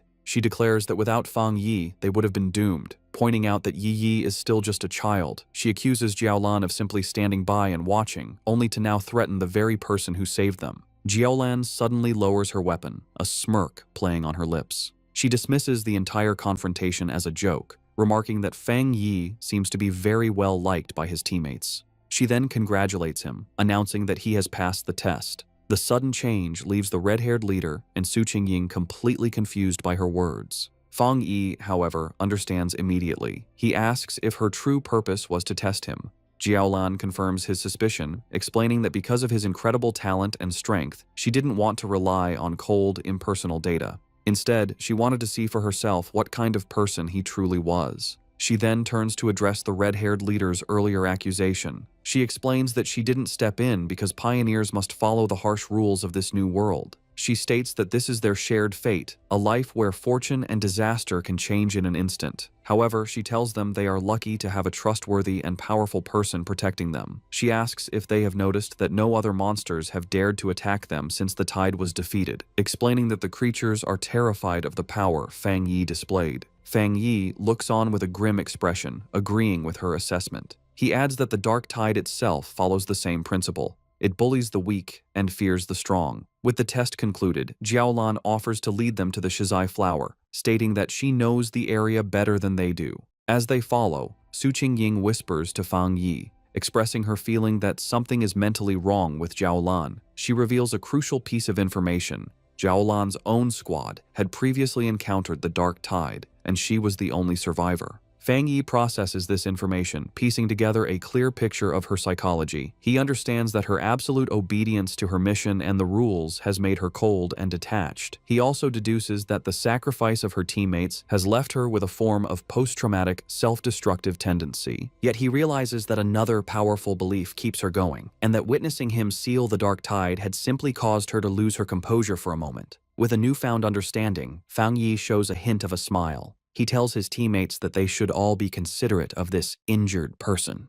The red-haired leader asks if Jiaolan is injured. Fang Yi, observing her closely, confirms that she is. He explains to his team that her spiritual barrier is severely damaged, estimating that while she has the power of a 2-star spirit creation realm cultivator, her protective aura has dropped by at least 2 levels. A visual of her crumbling spiritual energy confirms his assessment, indicating she has suffered a significant internal injury. She even stumbles slightly as she walks, a clear sign of her weakened state. Noticing their concern, Jiaolan looks back and quietly thanks them, but dismisses the issue, stating that her injury is not a problem. Led by Jiaolan, the group travels through an empty, misty landscape filled with dead trees and the bones of fallen creatures, an area identified as the chaotic burial mounds. As they walk, Fang Yi's sharp senses pick up on something amiss, and he spots the skeletal remains of a fallen pioneer half buried in the ground. Finally, Jiaolan announces they have arrived at their destination. Before them, in a small clearing, a single, beautiful shizai flower glows with a soft, ethereal purple light. As Jiaolan begins to walk towards the flower, Fang Yi watches her, sensing that something is wrong. His suspicion is confirmed as vicious, shadowy monsters with glowing red eyes erupt from the ground, surrounding the flower as if to guard it. The sudden appearance of the monsters does not stop Jiaolan. Instead, her expression becomes one of intense and unnerving obsession. She reaches out a hand, whispering that she can finally see it again, her face shadowed as if she is in a trance. Fang Yi's expression becomes serious and urgent as he realizes the immediate danger, knowing she is not in her right mind. Reacting instantly, he summons a ball of golden red flame in his hand, shouting a command to awaken her spirit. He then hurls the fireball directly towards the entranced Jiaolan, intending to snap her out of her dangerous state. The fireball flies towards Jiaolan. Snapping out of her trance at the last second, she recognizes the attack as a very rare and powerful Yang attribute. With surprising speed, she knocks the blast away with her arm, and the impact sends out a shockwave. She and Fang Yi now stand facing each other in a tense silence as golden energy crackles around his hand. Jiaolan, now fully awake, is shaken. The sight of the flower had brought back a bad memory, and the ghostly images of her fallen friends flash in her mind as she wonders if her preparations were still not enough. Seeing that she has returned to her senses, Lin Yi and Su Qingying rush to her side. Yi asks if she is all right, while Su Qingying wisely notes that Jiaolan is being badly affected by the dark attribute, and suggests it would be safer for them to all stick together. Ignoring them, Fang Yi steps forward confidently. He states that for the Shizai flower, it is enough if he goes alone, deciding to handle the situation himself. He calmly walks through the empty, misty clearing, approaching the glowing flower. Suddenly, the ground begins to shake. A massive, ugly, wolf-like monster with glowing red eyes bursts from the earth, lunging forward. Its mouth opens wide, showing a terrifying storm of smaller, screaming faces and dark red energy as it roars in hunger. Unfazed, Fang Yi summons crackling blue energy to his fingertips, saying a single word: Divine Thunder. He lets out several massive bolts of lightning that go through the monster's body. The creature roars in pain, its body filled with electricity, but it does not fall. Fang Yi watches it, realizing that this fox demon must have eaten countless other monsters to change so much, identifying it as yet another S-class threat. Knowing that the seal on the dark tide is temporary and their time is running out, he realizes he must end this quickly. Seeing the monster's amazing strength, a confident smirk appears on his face. He decides that if it won't die, he will use it as a test subject for his new power, gathering the scary purple energy of the dark attribute into his hand. With a confident look, Fang Yi unleashes his newly acquired power, the limitless dark world, on the S-class fox monster. A massive storm of swirling purple energy erupts from him, completely trapping the surprised creature. The energy hardens into a large, dark purple sphere, enclosing both Fang Yi and the monster inside its area. Inside this new reality, shadowy purple tendrils whip out from all directions, wrapping tightly around the S-class beast.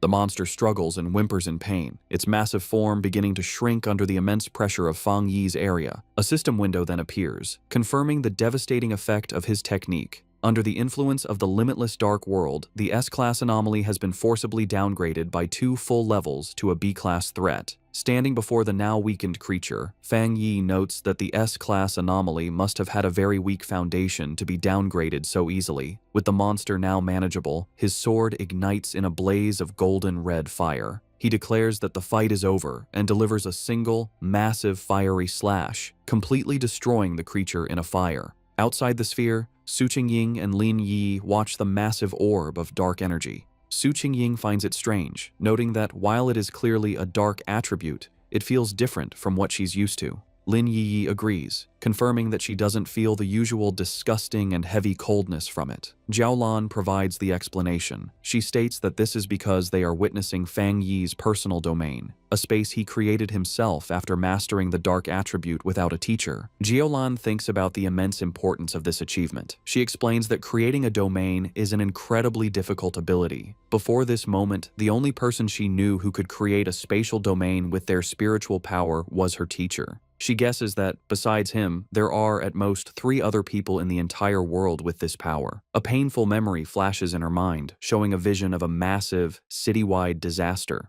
She recalls how her teacher had tried to use his own domain to stop the disaster, but had ultimately failed. Their thoughts are interrupted as the purple sphere disappears, revealing Fang Yi standing alone in the clearing. Jiaolan and Su Qingying are stunned at how quickly he finished the battle. With a casual wave and a reassuring smile, Fang Yi announces that the chaotic burial mounds should be safe from any more trouble now. With the area now secure, Fang Yi calmly walks towards the glowing Shizai flower. He carefully cups his hands around the plant, gently pulling it from the ground with its roots intact to preserve it. Holding the glowing prize, he examines it for a moment, concluding that this should be enough to complete their mission. Jiaolan watches him with a tense and nervous expression as the mission reaches its critical point. Fang Yi returns to the group and presents the flower to Jiaolan, who remarks on its small size. He confirms that their mission is complete and urges them to leave immediately, explaining that the sealed dark tide is unlike other monsters and could become a problem at any moment. He adds that they also have to deal with the unconscious, arrogant pioneer and his team. Her tense mood melts away, replaced by real gratitude. Holding the glowing flower, she sincerely thanks Fang Yi, admitting that his overwhelming power was the only reason for their success. She then thanks the rest of the group and announces it is time for them to leave. As the others begin to walk away, Jiaolan pauses for a moment, looking back to thank Fang Yi one last time. She then reveals the full, critical importance of their mission. She explains that Elder Wu, the Xia Nation's only Jinggang realm pioneer, is on the brink of death, and the Shizai flower is the only life-saving medicine that can save him. With a slight, grateful smile, she tells Fang Yi that he has just saved the life of the nation's most powerful protector. Fang Yi listens intently, his expression thoughtful as he processes this new, important piece of information, quietly repeating the name of the legendary Jingang realm to himself. As the group finally emerges from the dark portal of the extreme dark zone, they are met with a sky filled with swirling red clouds. The red-haired leader throws her fists up in triumph, shouting with immense relief that they can finally see the light and have made it out alive. Lin Yi agrees, grateful to see the daylight again. Their return is met with a wave of cheers from a large crowd of officials who had been waiting anxiously. They celebrate the successful retrieval of the Shizai flower, admitting they didn't quite believe it when Jiaolan had first informed them. As the team walks through the path cleared by the crowd, the red-haired leader is surprised by how many people are there. Someone in the crowd wonders aloud who the person was that actually managed to get the flower. Suddenly, Lin Yi's expression becomes one of surprise as she notices something ahead of them. Parked directly in their path is a massive, heavily armored military vehicle, flanked by elite soldiers. The red-haired leader immediately recognizes the vehicle and the symbol of the legendary Star God War Zone, the most powerful and famous military force in the entire Xia nation. A wave of realization and embarrassment washes over her as she understands that Jiaolan is a member of this elite unit, making her regret having yelled at her earlier. The Star God War Zone is ranked as the #1 military district in the nation. After the spiritual energy revival began, their unique advantages allowed them to secure the most resource-rich forbidden zones, turning them into valuable cultivation grounds. As they get closer, an official carefully hands the Shizai flower, now safely stored in a glowing blue container, over to a high-ranking officer. The officer is revealed to be Major Han Li, who takes the container with a slight, satisfied smile. In a stunning and unexpected show of respect, Major Han Li and his entire group of soldiers snap to attention, giving Fang Yi a sharp, formal salute that visibly surprises him. Major Han Li then turns to Jiaolan, assuring her that he will immediately deliver the Shizai flower to the hospital and that she can rest easy. Jiaolan agrees, saying she will follow shortly. With its precious cargo secured, the armored vehicle speeds away. With the immediate crisis handled, Jiaolan turns to face Fang Yi. He asks her directly if she is from the Star God War Zone. She confirms that she is, and adds that word of his incredible strength has already spread throughout her entire military district. With a confident and knowing look, she tells him that it won't be long before he becomes a very famous and important figure. Jiaolan continues her conversation with Fang Yi, openly admitting that she recognizes his individual strength is great enough to single-handedly overwhelm even the most elite squads in her war zone. She then makes a formal recruitment offer, pointing out his seemingly limitless potential and inviting him to join the Star God War Zone, promising him access to the best cultivation resources. She also reassures him that the rewards for this mission for his team and for Su Qingying's squad will be delivered soon. Fang Yi listens with a slight smile but seems to be considering his options. Her tone then becomes much more serious as she explains the true seriousness of their situation. She tells Fang Yi that with the world changing so rapidly, the nation's most urgent concern is the threat of dark attribute anomalies. A vision of a city being consumed by a massive, ominous cloud of purple and black energy illustrates her point. She warns that the number of these anomalies is growing at an alarming rate. She explains that the influence of these dark zones will continue to expand like a deadly tumor, capable of causing catastrophic consequences at any moment. Because of this immense danger, she says, they have no choice but to establish forbidden zones and have organizations like the Spiritual Energy Association strictly guard them. She clarifies that she is not telling him this to pressure him into joining, but because she believes that an outstanding and powerful pioneer like him has earned the right to know the truth of the world's situation. Understanding her sincerity, Fang Yi smiles and gives her his assurance. He tells her that he understands, and that if he encounters any anomalies in the future, he will not stand by and do nothing. He tells her she can rest easy on that point. Hearing his promise, Jiaolan's stern and weary expression finally softens into a genuine, relieved smile. Formally introducing herself, she says it's a pleasure to meet him and offers him a small, dark token. Fang Yi takes it, revealing a black tablet with a dragon symbol and the characters for Star God War Zone. Jiaolan explains that this token will grant him unrestricted access to any forbidden zone for his cultivation, and that the gates of the Star God War Zone itself will always be open to him. She then makes one final, important request, asking if he would like to come and see Elder Wu. Fang Yi asks if she meant the Jingang Realm Pioneer. She explains that this person is her teacher, and she thinks Fang Yi should meet him, though she says this is just a personal wish, as she would like to be his friend. Fang Yi accepts her offer and the token she gave him, putting it in his pocket. He agrees to go with her, saying it's always good to have more friends. As a gift to seal their new friendship, he holds out a hand crackling with blue lightning, telling her he has something for her. Jiaolan is confused, but Fang Yi explains that he thinks he can clean out the rest of the dark attribute poison in her body. Before she can react, he unleashes a flood of blue lightning that completely surrounds her, leaving her shocked. The energy flows through her, and she is amazed to find that the thunder attribute has a healing effect. The cold, deep pain she felt is replaced by a warm numbness, and she realizes the discomfort is completely gone.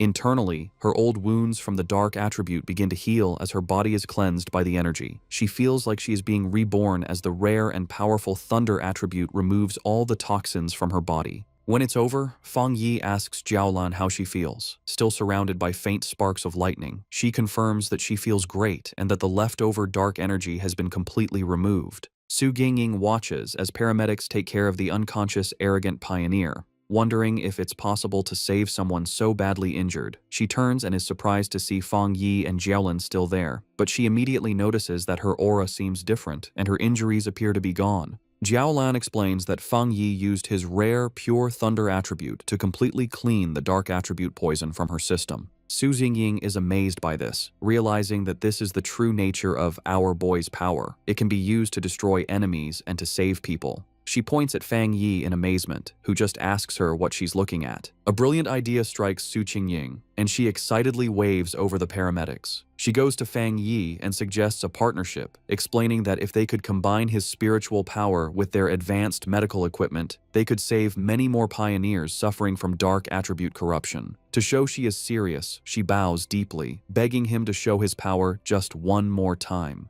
Fang Yi stays silent, thinking about her request. Fang Yi agrees and unleashes a controlled burst of blue lightning from his hand, asking if that is enough of a demonstration. One of the paramedics, seeing the pure energy, excitedly confirms that it seems to be working and that such a high-level thunder attribute can indeed fight the dark attribute. Jiaolan explains that when Fang Yi treated her, the power was sent directly and destroyed the corruption inside her. Su Qingying suggests that all they would need is for Fang Yi and the patient to hold hands. However, the paramedic clarifies that not every cultivator, even at the spirit creation realm, can handle such pure energy. He explains to a smiling Su Qingying that while Jiaolan's injuries were serious, they were minor compared to the other patient. He estimates that healing the arrogant pioneer would require 10 times the amount of spiritual energy. He adds that just saving the pioneer's life will be a great achievement, and a full recovery is likely impossible. Fang Yi agrees to the procedure, asking the paramedics how to transfer his spiritual energy.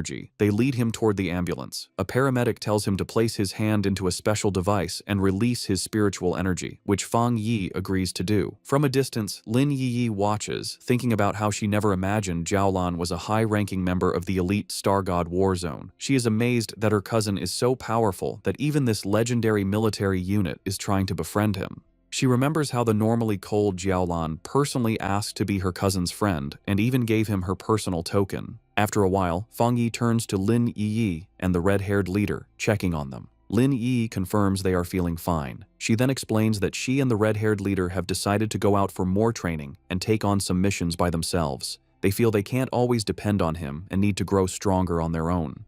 Having finished transferring his energy, Fang Yi agrees with their decision, simply telling them to be careful.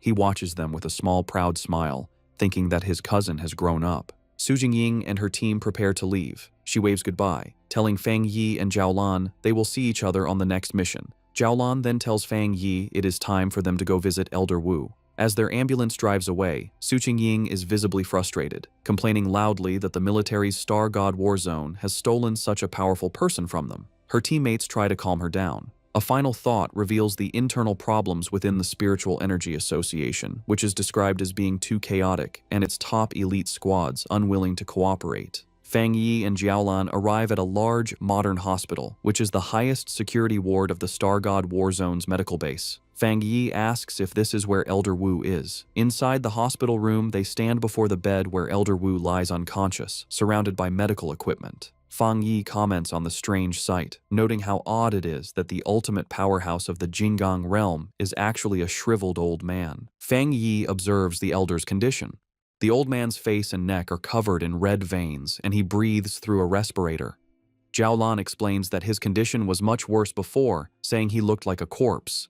She adds that even after using the precious shizai flower on him, he still has not woken up. Concerned, Fang Yi wonders what could have happened to such a powerful person to leave him in this state. Jiaolan begins to tell the story of the battle that led to her teacher's coma. She describes how a huge dark attribute anomaly appeared over the capital city. To stop the anomaly from consuming the city, Elder Wu, her teacher, stepped forward to seal it all by himself. A flashback shows the rest of her squad transferring their own spiritual energy to their teacher to support him. The anomaly they faced was far beyond an S-level threat. A monstrous, dragon-like form made of dark energy loomed over the ruined city. Jiaolan continues, explaining the immense danger. If the anomaly had fully come down, it would have destroyed the capital and all the surrounding cities, plunging the entire nation into chaos.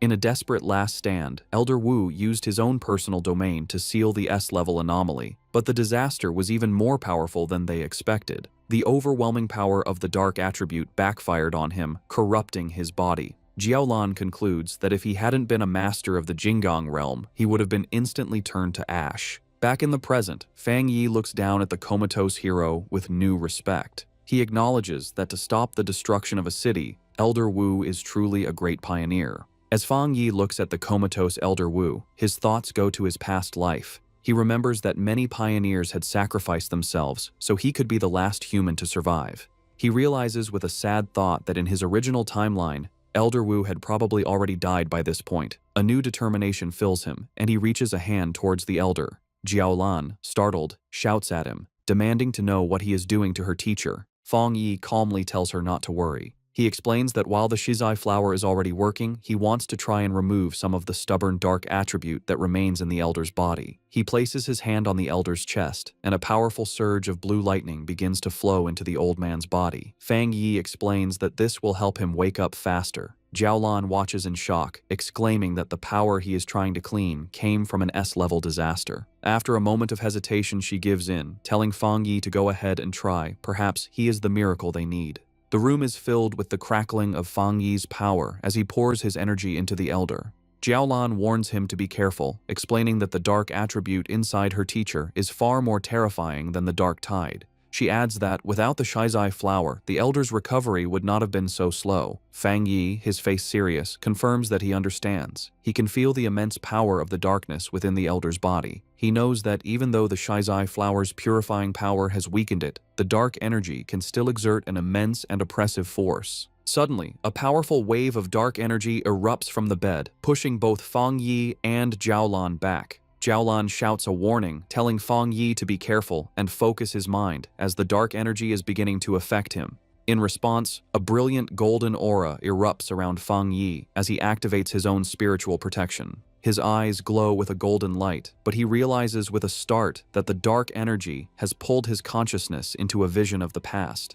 He finds himself standing alone on a deserted street in a ruined city, looking up at the massive, terrifying red eye of the anomaly that had consumed the sky. Inside the mental vision, the anomaly's massive red eye looms over the ruined city and asks Fang Yi who he is. Fang Yi realizes that by touching the dark attribute left in Elder Wu's body, his spirit was pulled into this dangerous illusion. Unbothered, he confidently replies that his identity isn't important, as he is just the one who has come to eliminate it. As his hand glows with blue lightning, he concludes that this anomaly isn't as powerful as it seems. In response, the giant eye launches a massive, sharp red spike at him, catching him by surprise. Fang Yi quickly activates his golden sun breathing technique, his eyes glowing with golden power as he prepares to defend himself. He swiftly dodges the storm of red spikes that rains down from the sky. The anomaly then unleashes tendrils of strange, red and black lightning.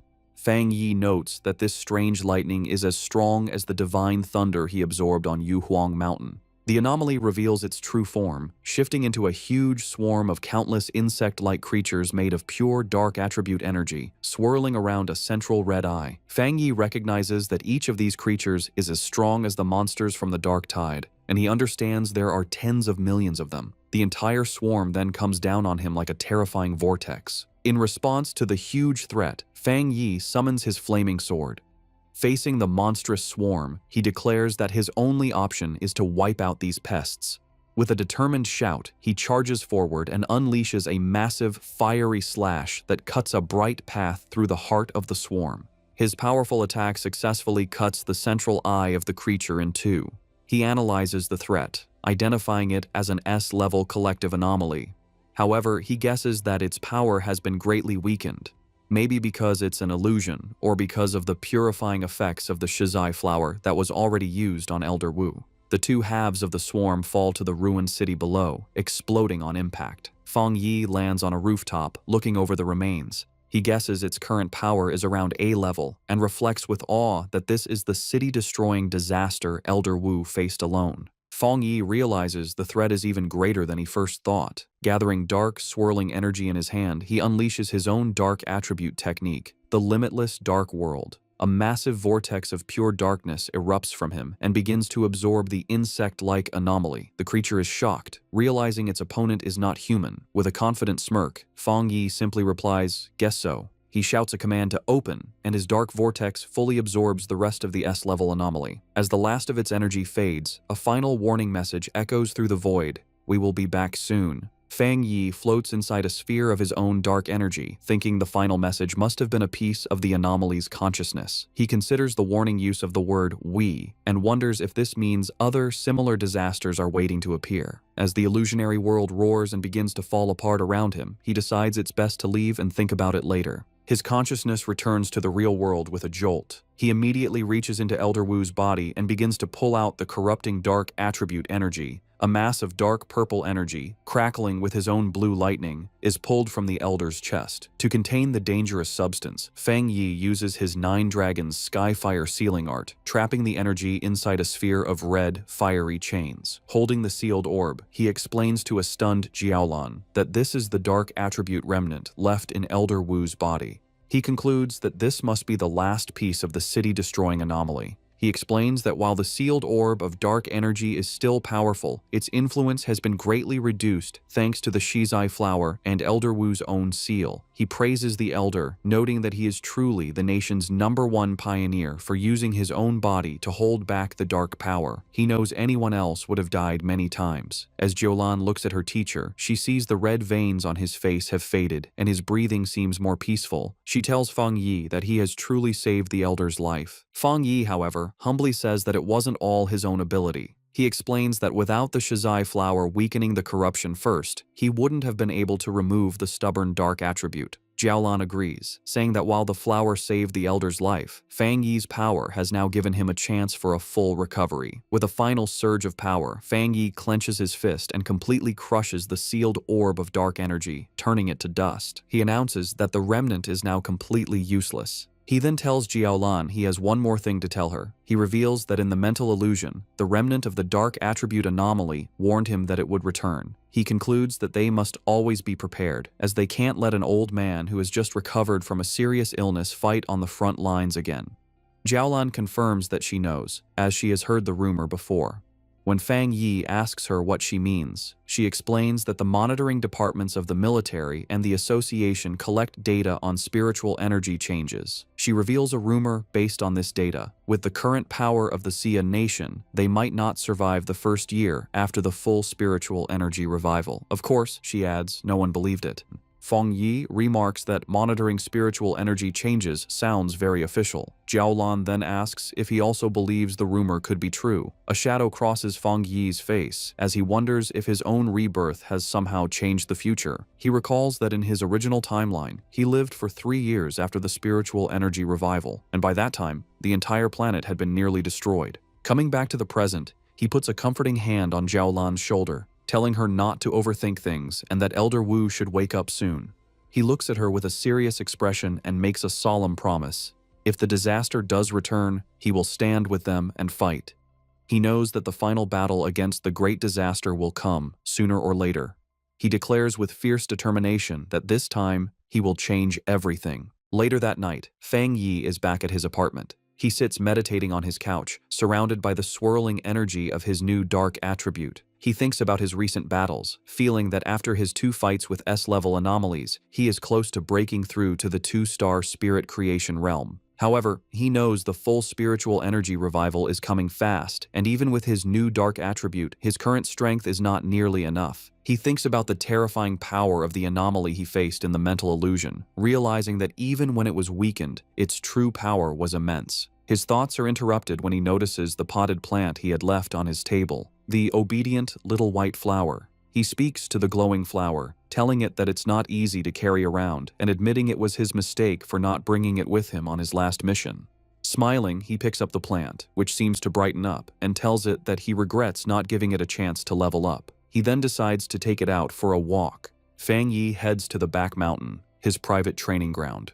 As he walks along the moonlit path, he notes how skilled the association's plant research department must be. He observes that in the short time since the area was last damaged, the forest has already begun to recover, a sign of nature's improved self-healing in this new era. He finds a good spot in the woods and kneels down, taking the flower from its pot to plant it in the rich soil. He makes a mental note to thank Su Qingying and her team for securing this place for him. As he prepares to plant it, he holds the flower and gently warns his new companion to take it easy and only absorb a little at a time, reminding it that if it becomes too greedy, not even all the forests on the planet would be enough to feed it. Once in the soil, the obedient little white flower immediately takes root. A massive vortex of green, life-draining energy erupts from the plant, spreading quickly through the forest and absorbing the life of all the nearby trees. After a few moments, Fang Yi stands with his arms crossed in the now dead and empty section of the woods, deciding that the flower has absorbed enough for now. With a satisfied smile, he gently pulls the brightly glowing flower from the ground, roots and all, and tells his companion it's time for them to find a new place to feed. He holds the plant, which seems to bloom with new energy, and wonders where it might rank among all the evolved plant-type spirits.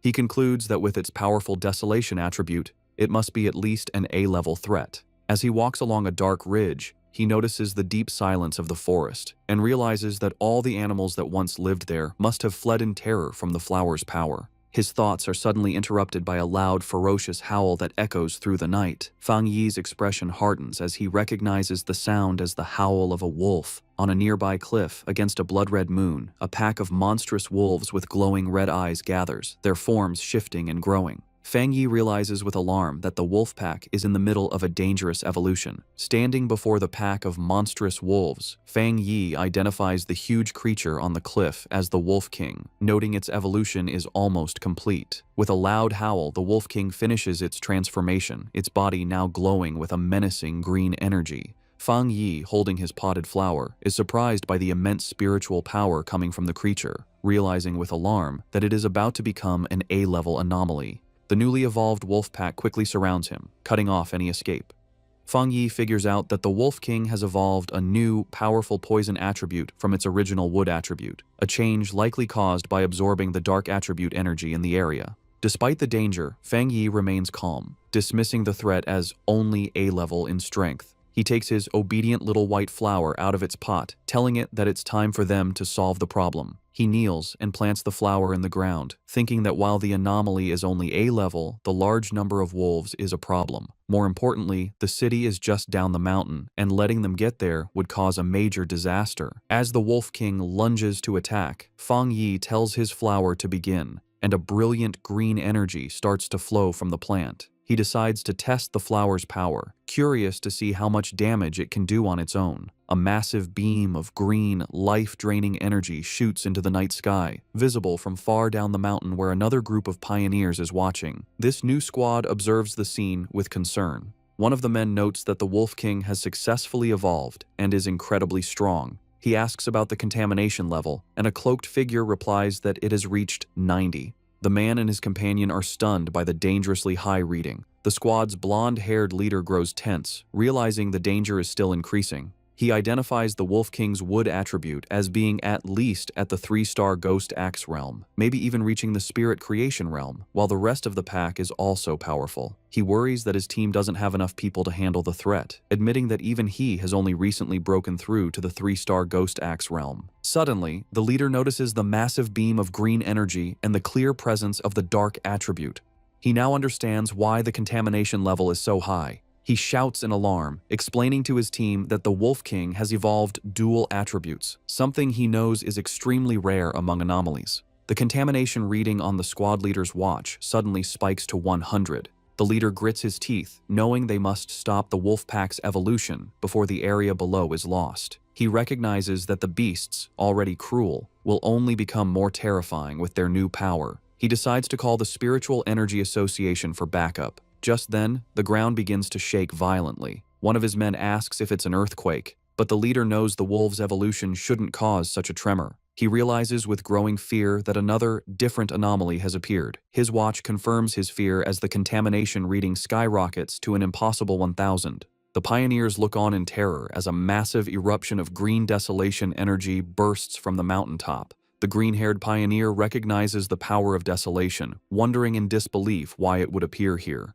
As the life-draining energy rushes toward them, the squad panics. One man cries out, asking if this is the giant vine from the sky that had disappeared, sad that there was no warning. The squad leader shouts for his team to retreat and get all nearby residents evacuated immediately. However, just as quickly as it appeared, the huge wave of desolation energy seems to stop. One of the men calls out to the leader, noting that the energy has stopped advancing. The squad watches as the massive vortex of green power pulls back, sinking back into the mountain. They wonder if the danger has passed. One asks if they should still report it, while another questions if they should go up the mountain. On the mountaintop where Fang Yi planted his flower, the ground is covered in a network of thick green roots. These roots sprout dozens of glowing white flowers, which then erupt in a massive burst of green energy, blooming into a huge, radiant flower-like structure. The energy then transforms into a sea of white petals that covers the entire area.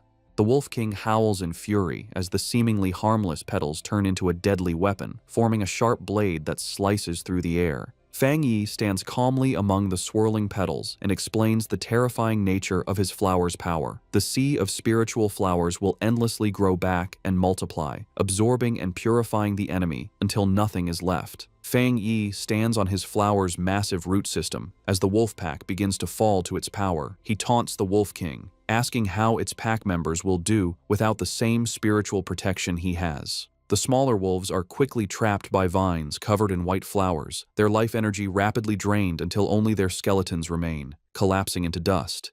Having absorbed the life force of the entire pack, the flower and its petals turn a deep, menacing red. In a last, desperate attempt, the Wolf King gathers its energy and fires a powerful green blast from its mouth. The red flower, however, easily forms a protective barrier, absorbing the full force of the attack. Hidden among the swirling red petals and vines, Fang Yi tells the beast that its attack is useless. He explains that the desolation attribute of his spiritual flower has already taken root deep within the mountain itself. The Sea of Flowers, he says, draws its power from the mountain and uses it on the mountain, creating an endless cycle of power. The Wolf King, now smart after its evolution, seems to understand its hopeless situation, but still refuses to give up. It identifies the main red flower as the source of the power and charges directly at it. Fang Yi watches with a small smile, mockingly asking his little flower what it will do now that it has been discovered. In response, the central red flower grows to an immense size and lunges forward to meet the charging Wolf King. It opens its massive petals and traps the beast within its grasp. The Wolf King howls in agony as its life force is drained away by the powerful desolation attribute. The massive red flower continues to absorb the Wolf King, its green energy being eaten by the desolation attribute. Fang Yi watches with a serious expression, surprised that his flower is allowing the dark attribute to invade it. The Wolf King is completely consumed by the flower's pulsating red petals. Fang Yi is amazed by this development, marveling at the formidable power of the desolation attribute. He realizes that he never expected the flower to be able to create its own technique without his direct input after he implanted the attribute. As the giant flower shrinks back down, he understands the terrifying nature of its new ability. Once an enemy is trapped within the Sea of Flowers, there is no escape. The flower then spits out the clean, bleached skeleton of the Wolf King. Fang Yi concludes that even if the spiritual flowers are destroyed, they can endlessly grow back and use their desolation power to reduce any enemy to bones. Standing before the massive red flower, which is now surrounded by a field of smaller red flowers, he decides to give this new technique a name, the Endless Spiritual Sea. A system window appears, confirming his creation and announcing that the spiritual flower has successfully written the desolation attribute technique, Endless Spiritual Sea. Having finished its battle, the flower's petals close up, glowing brightly from within. Fang Yi looks on, a bit tired from the battle, as a single red petal gently brushes his cheek. The flower then erupts with a massive surge of energy, and Fang Yi realizes with surprise that his little flower is also about to evolve. In a high-tech control room, alarms blare as an analyst reports an A-level anomaly. He explains they are detecting two different spiritual powers in the same area. Just as the Wolf King was evolving and creating a dark attribute, a separate and powerful desolation attribute appeared. The Association Superior, listening with Su Qing Ying, demands to know the location. A technician points to a map, explaining it was an area Su Qing Ying's team was previously in charge of. The Superior questions this, asking if the Destroyer Squad wasn't already sent to deal with the Wolf Pack. His question is cut short by a call from the squad on the ground. The squad leader reports that a powerful wave of desolation energy appeared and wiped out the A-level wolf pack. However, he adds that the desolation power moved back into the mountain, where a large number of unusual flower anomalies have since appeared. The pioneers stand before the mountain, which is now glowing red from a sea of flowers, unable to get closer. The Association Superior and the squad leader continue their talk. The leader warns that if this new, unknown anomaly were to erupt, it would be far worse than the celestial vine. He requests support, admitting that even with all the pioneers there, they likely couldn't handle an unexpected event. The Superior agrees and decides to send 2 elite teams. Su Jingying, however, has another idea. She looks at her superior with a knowing expression, stating she has a feeling that the source of the desolation power is Fang Yi. She interrupts the call, pointing out that Fang Yi's home is in the area and confidently declaring that he will protect everyone. As she speaks, a vision shows Fang Yi floating in a fiery aura above the city. Back on the mountain, the landscape is now covered in a sea of red flowers. Fang Yi stands before his obedient little white flower, which has grown to a massive size. He observes that, just as he suspected, after eating the Wolf King, the flower is about to evolve a second attribute. The giant red flower blooms, its center now glowing with a brilliant golden light. Fang Yi is surprised, noting that the flower's new power is a fire attribute. He touches the massive plant, remarking on how its evolution method, simply swallowing enemies, is an incredibly easy way to gain power. After its evolution,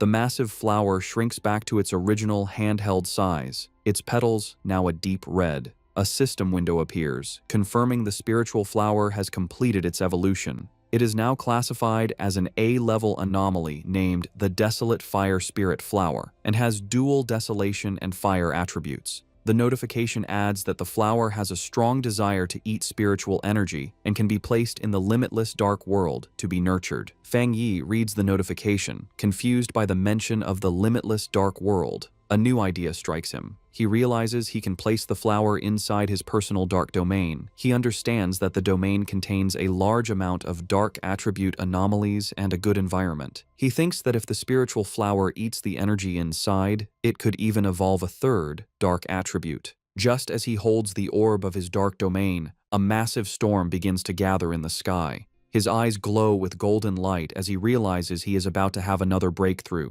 this time to the 2-star spirit creation realm.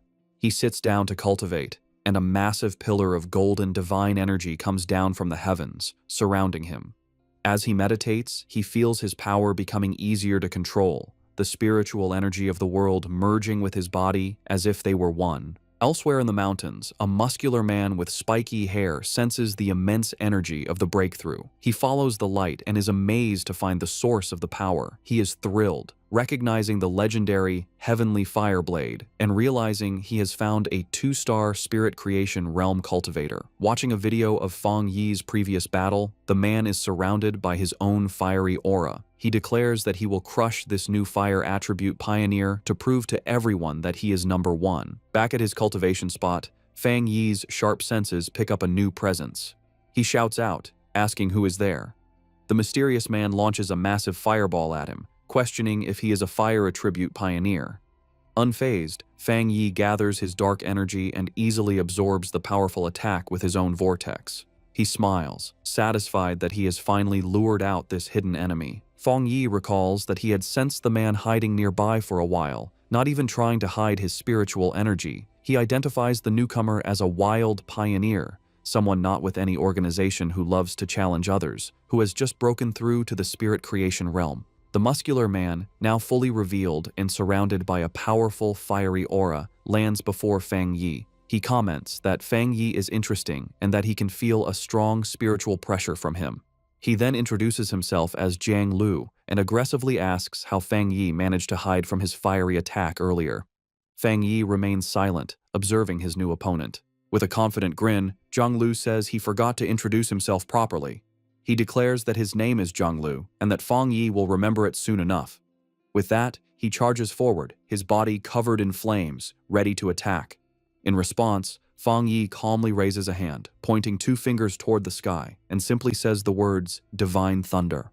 A massive bolt of brilliant blue lightning comes down from the heavens, aimed directly at the charging Jiang Lu. Jiang Lu is caught completely by surprise, wondering what this new power is. The divine thunder strikes him head-on with immense force. He lets out a pained cough, smoke coming from his mouth after the powerful impact. He struggles to his feet, his body covered in crackling blue electricity and scorch marks. He wonders what just happened, questioning how his opponent could use a thunder attribute when he was supposed to be a fire pioneer. He grits his teeth, his body still shaking from the powerful electrical shock. Fang Yi stands over the defeated Jiang Lu, who is on his hands and knees, completely unable to move. Fang Yi grabs him by the hair and brutally smashes his head into the ground, causing the rock to shatter. With crackling blue lightning still surrounding him, Fang Yi mockingly asks his opponent to repeat his name, saying he didn't hear it the first time. Jiang Lu can only stare in silent shock, his face pressed against the broken ground. Jiang Lu is filled with disbelief, wondering how he could have been so easily defeated. He had just reached the 1-star spirit creation realm and had always been the fastest cultivator he knew. He couldn't understand how he lost, especially when he hadn't even had a chance to use his ultimate move. His mind flashes back to a time when he was celebrated by his peers, his rare and powerful fire attribute making him a true powerhouse. He had believed that everyone would eventually have to submit to him.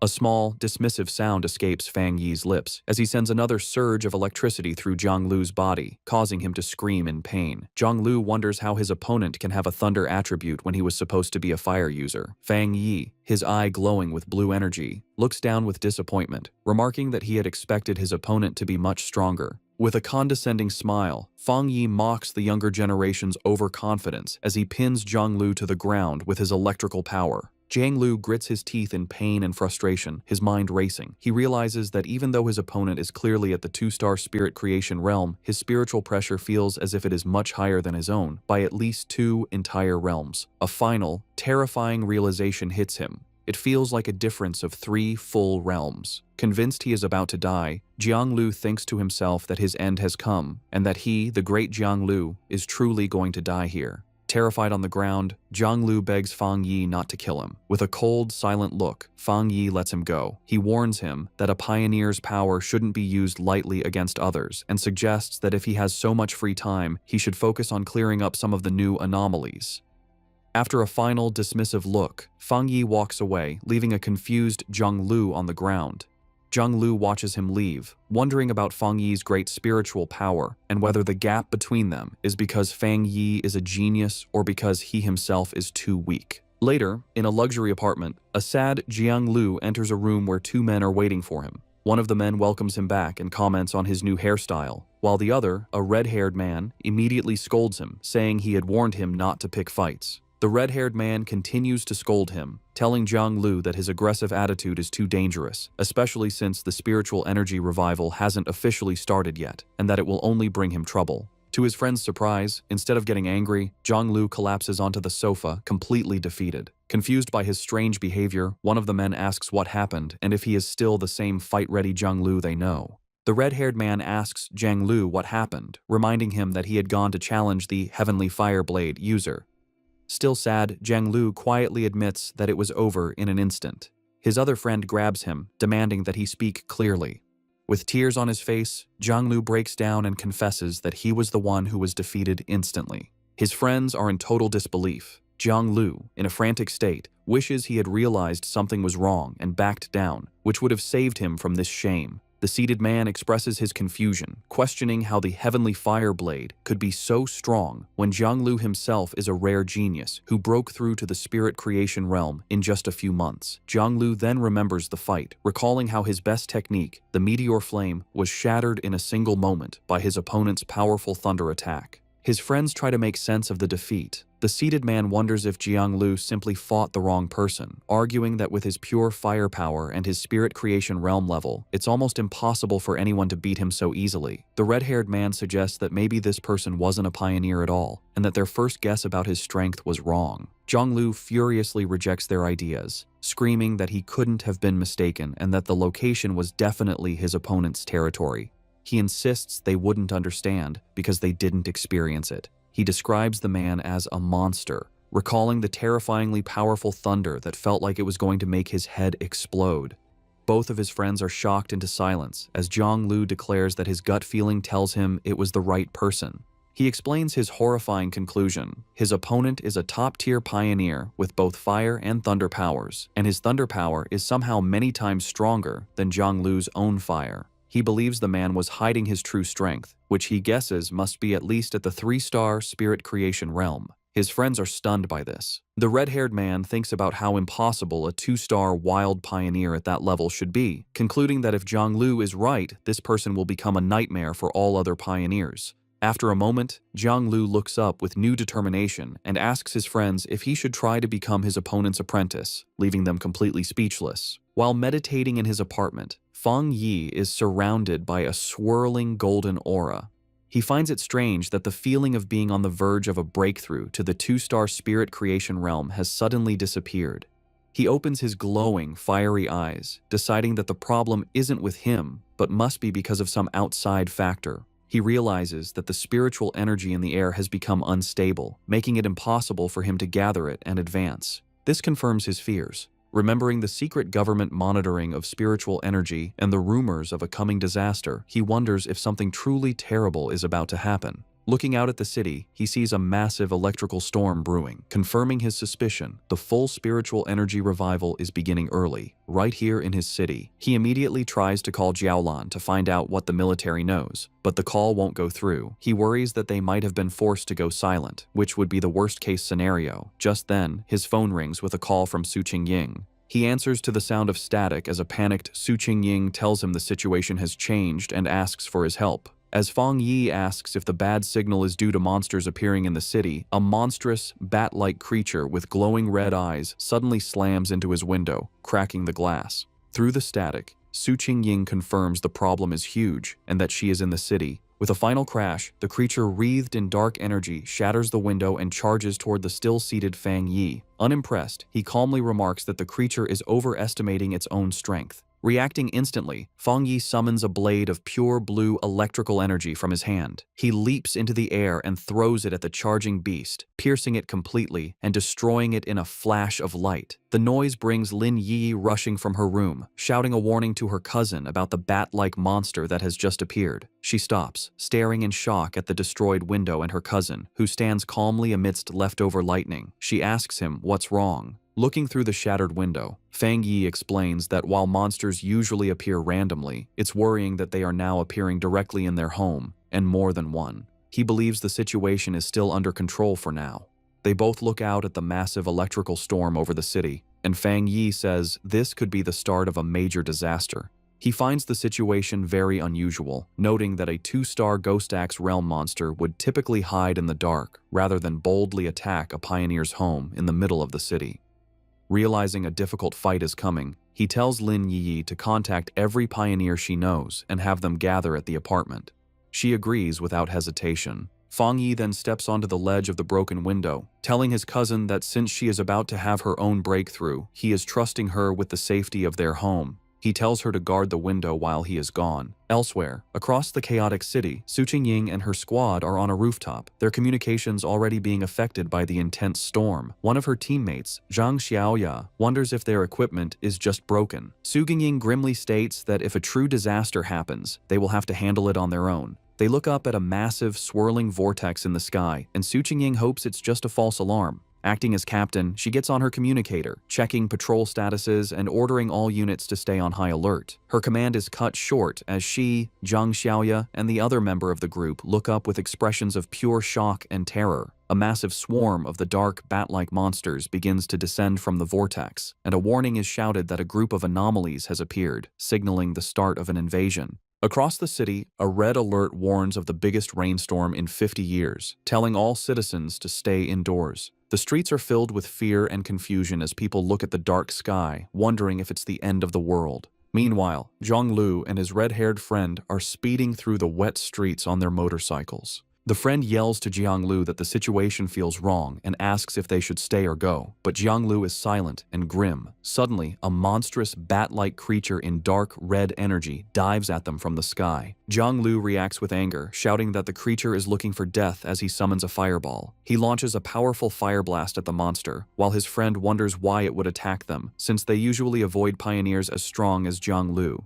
To their shock, the creature comes out of the flames with a screech, completely unharmed. Zhonglu realizes with panic that it's not that the creature wasn't burned, but that it revived instantly. Overwhelmed by the power of the monsters in this city, he decides they need to go home right away. The scene flashes back to several hours earlier, in a high-tech control room at the Spiritual Energy Association. Su Qingying and her superior are in a meeting where an official suggests they need their best people to communicate with Fang Yi. Just as the superior turns to speak with Su Qingying, an alarm interrupts them. A special warning appears on the main screen, announcing that an A-level anomaly will arrive in the city center within 24 hours, and that many bat-like anomalies are already gathering in the suburbs. The association superior questions if it's really an A-level anomaly, and a worried Su Qingying declares they must send a team immediately and that she will go too. The scene returns to the present, where the leader of the destroyer squad looks up in terror at a giant version of the bat monster coming down on him. He frantically yells into his communicator, correcting the report and warning that the anomaly isn't A-level, it's S-level. The creature's huge, shadowy form grows, its glowing red eyes watching as it prepares to destroy everything. The scene shifts to a quiet military district with empty, futuristic hallways. Outside, however, a fierce battle is raging. A massive swarm of glowing red bat-like anomalies attacks a military warship, which fires a huge blast of energy in defense. In the heart of the swarm, Jiaolan fights hard, her body a whirlwind, as she uses powerful purple energy whips to slice through waves of the dark creatures. Jiaolan pauses, watching the endless stream of monsters. She knows her unique ability lets her shape and strengthen her spiritual power, but the number of dark attribute bats keeps growing. It feels like they are trying to stop her and her soldiers from doing something important. Just then, a young blonde man, crackling with yellow lightning, lands beside her. He smiles, complimenting her on her power. He then explains their bad situation. The entire military district is being held by only a few high-level officers. He asks for her orders. Jiaolan tells him that their communications are being jammed, making it impossible to contact anyone outside. She assumes the other military districts are facing the same problem. Facing a sky turning black with the swarm, Jiaolan makes a hard decision. She shouts her commands, ordering 2 squads to stay and defend the restricted zone no matter what. She declares that everyone else will follow her to break through the enemy lines and try to connect with other military forces. With her command given, she, the blonde lightning user, and their soldiers jump into the battle, ready to fight for their freedom. As they fly towards the city, Jiaolan has a horrifying realization. Looking at the city, now completely covered by the blood-red swarm, she understands their real goal. The anomaly's ultimate target was never the military zone. It was the entire city. In the pouring rain, citizens scramble for cover. At a bus stop, the live streamer Malala and a man wait, but she is excited instead of scared. She tells the man that the strange, heavy rain is a perfect chance for a popular stream. With a determined smile, she says that sometimes you have to take risks for amazing footage.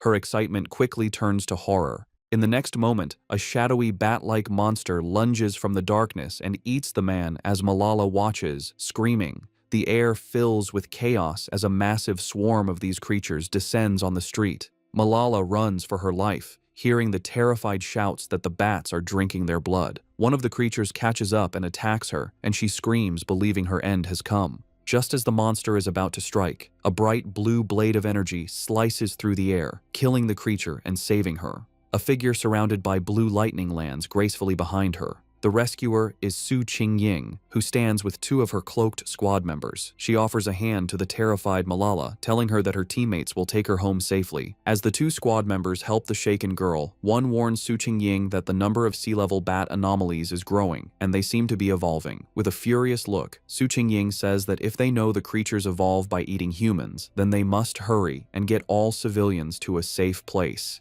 She then gives her final order, telling her team to meet her back at this spot later, as it is the area with the most anomalies. Her teammates agree as they lead Malala away, leaving Su Qingying alone to face the growing blood-red swarm. High above the city, Fang Yi leaps and lands on a rooftop, facing a huge, multi-eyed version of the bat anomaly. Looking at the endless swarm below, he is surprised that the whole group has already evolved, their power approaching the 3-star Ghost Axe realm. In response to the great threat, he summons a bright, blazing sword of golden fire. With a single, powerful swing, he sends a massive wave of flames that cuts through the swarm, burning a huge number of the creatures instantly. However, as he watches, his eye glows red, and he realizes this fight is not over. He understands this anomaly is different. The bat swarm seems unkillable, constantly healing and multiplying, making them impossible to destroy with simple attacks. He sees that swarms of these dark attribute creatures have appeared in every crowded area of the city. It feels like countless identical disaster zones have appeared at once, and he knows finding the association members in the chaos will take too much time. Looking out at the city, now covered in a swirling dark mist, he concludes that he has no choice but to deal with the swarms one by one. Deciding on a new strategy, Fang Yi raises his hand and uses his ultimate technique, the Limitless Dark World. A massive, swirling vortex of dark green energy erupts from him, and he declares that the anomalies will become food for his spiritual flower. As his vortex begins to absorb the swarm, he thinks of his allies. A vision of the pioneers he gathered at his home appears in his mind: Lin Yiyi, Su Qingying, Zhang Xiaoya, and others. He knows he must act quickly. He believes that with his cousin's ability and the protection of the other pioneers, his home should be safe for now. But he also understands that if the disaster gets worse, the nightmare will become real, and survival will become nearly impossible for everyone. 10 minutes later, Su Qingying is still fighting on a rooftop, surrounded by the endless swarm of bat anomalies. She grits her teeth in frustration, realizing that no matter how many she destroys, they just keep coming. Her spiritual power is recovering too slowly, and she worries that she will soon be completely out of energy. She also briefly thinks about her 2 teammates, hoping they are safe while escorting the civilian. A sudden, terrified scream for help makes her look at the sky. She sees a massive, dense ball of the red anomalies gathering, forming a single, terrifying creature. Realizing the danger is getting worse, she leaps up the side of a building. She knows that if the anomalies keep getting stronger, they will soon reach the spirit creation realm. With her team spread thin saving people, they don't have enough power to handle this new threat, especially now that the creatures have started attacking buildings. She fires several powerful blasts of blue energy at the bats, trying to break through. However, the huge number of creatures is too much, and they overwhelm her, knocking her from the sky. As she falls, she has a horrifying realization. Looking at the massive, swirling vortex of dark energy and lightning above, she understands the swarm's true purpose.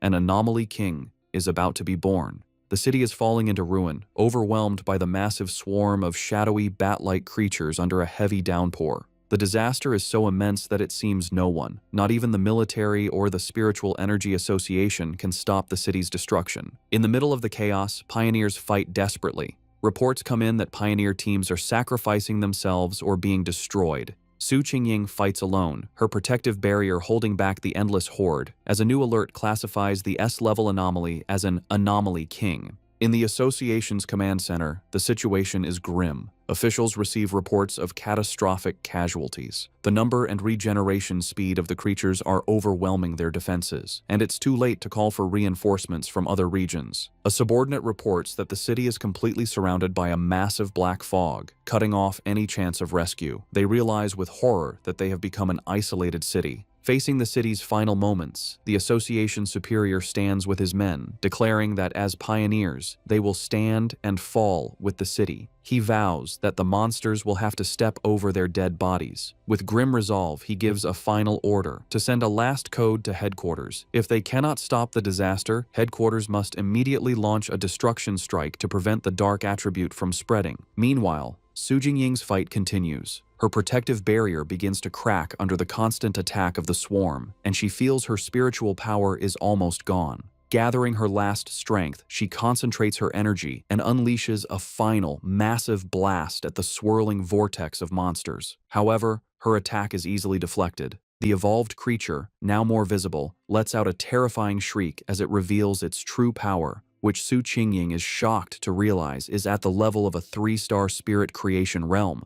The creature attacks her barrier, shattering it completely. Defeated, Su Qingying grits her teeth in despair, her spiritual energy nearly gone. The creature's power shatters Su Qingying's protective barrier. Defeated and injured, she falls through the air as the massive creature descends upon her. Realizing this is the end, she gathers her last energy for a final, desperate attack. Just as she's about to attack, a streak of brilliant fire flashes past her, exploding and stopping the monster. Through the fading light, Su Qingying is shocked to see Fang Yi standing before her, his sword still blazing. He turns to face the threat, his eyes glowing with great power, one fiery orange, the other electric blue. He declares his power is divine thunder and charges forward, channeling both fire and lightning into his blade. He meets the creature head-on and with a single, devastating swing, slices the massive creature completely in half. The two halves of the monster erupt in a series of fiery explosions that light up the dark city sky. After the battle, Fang Yi and Su Qingying land on a rain-slicked road. He calmly apologizes for taking so long to find her, explaining there were too many identical swarms of monsters. Still weak, Su Qingying warns him to be careful, as the creatures can revive.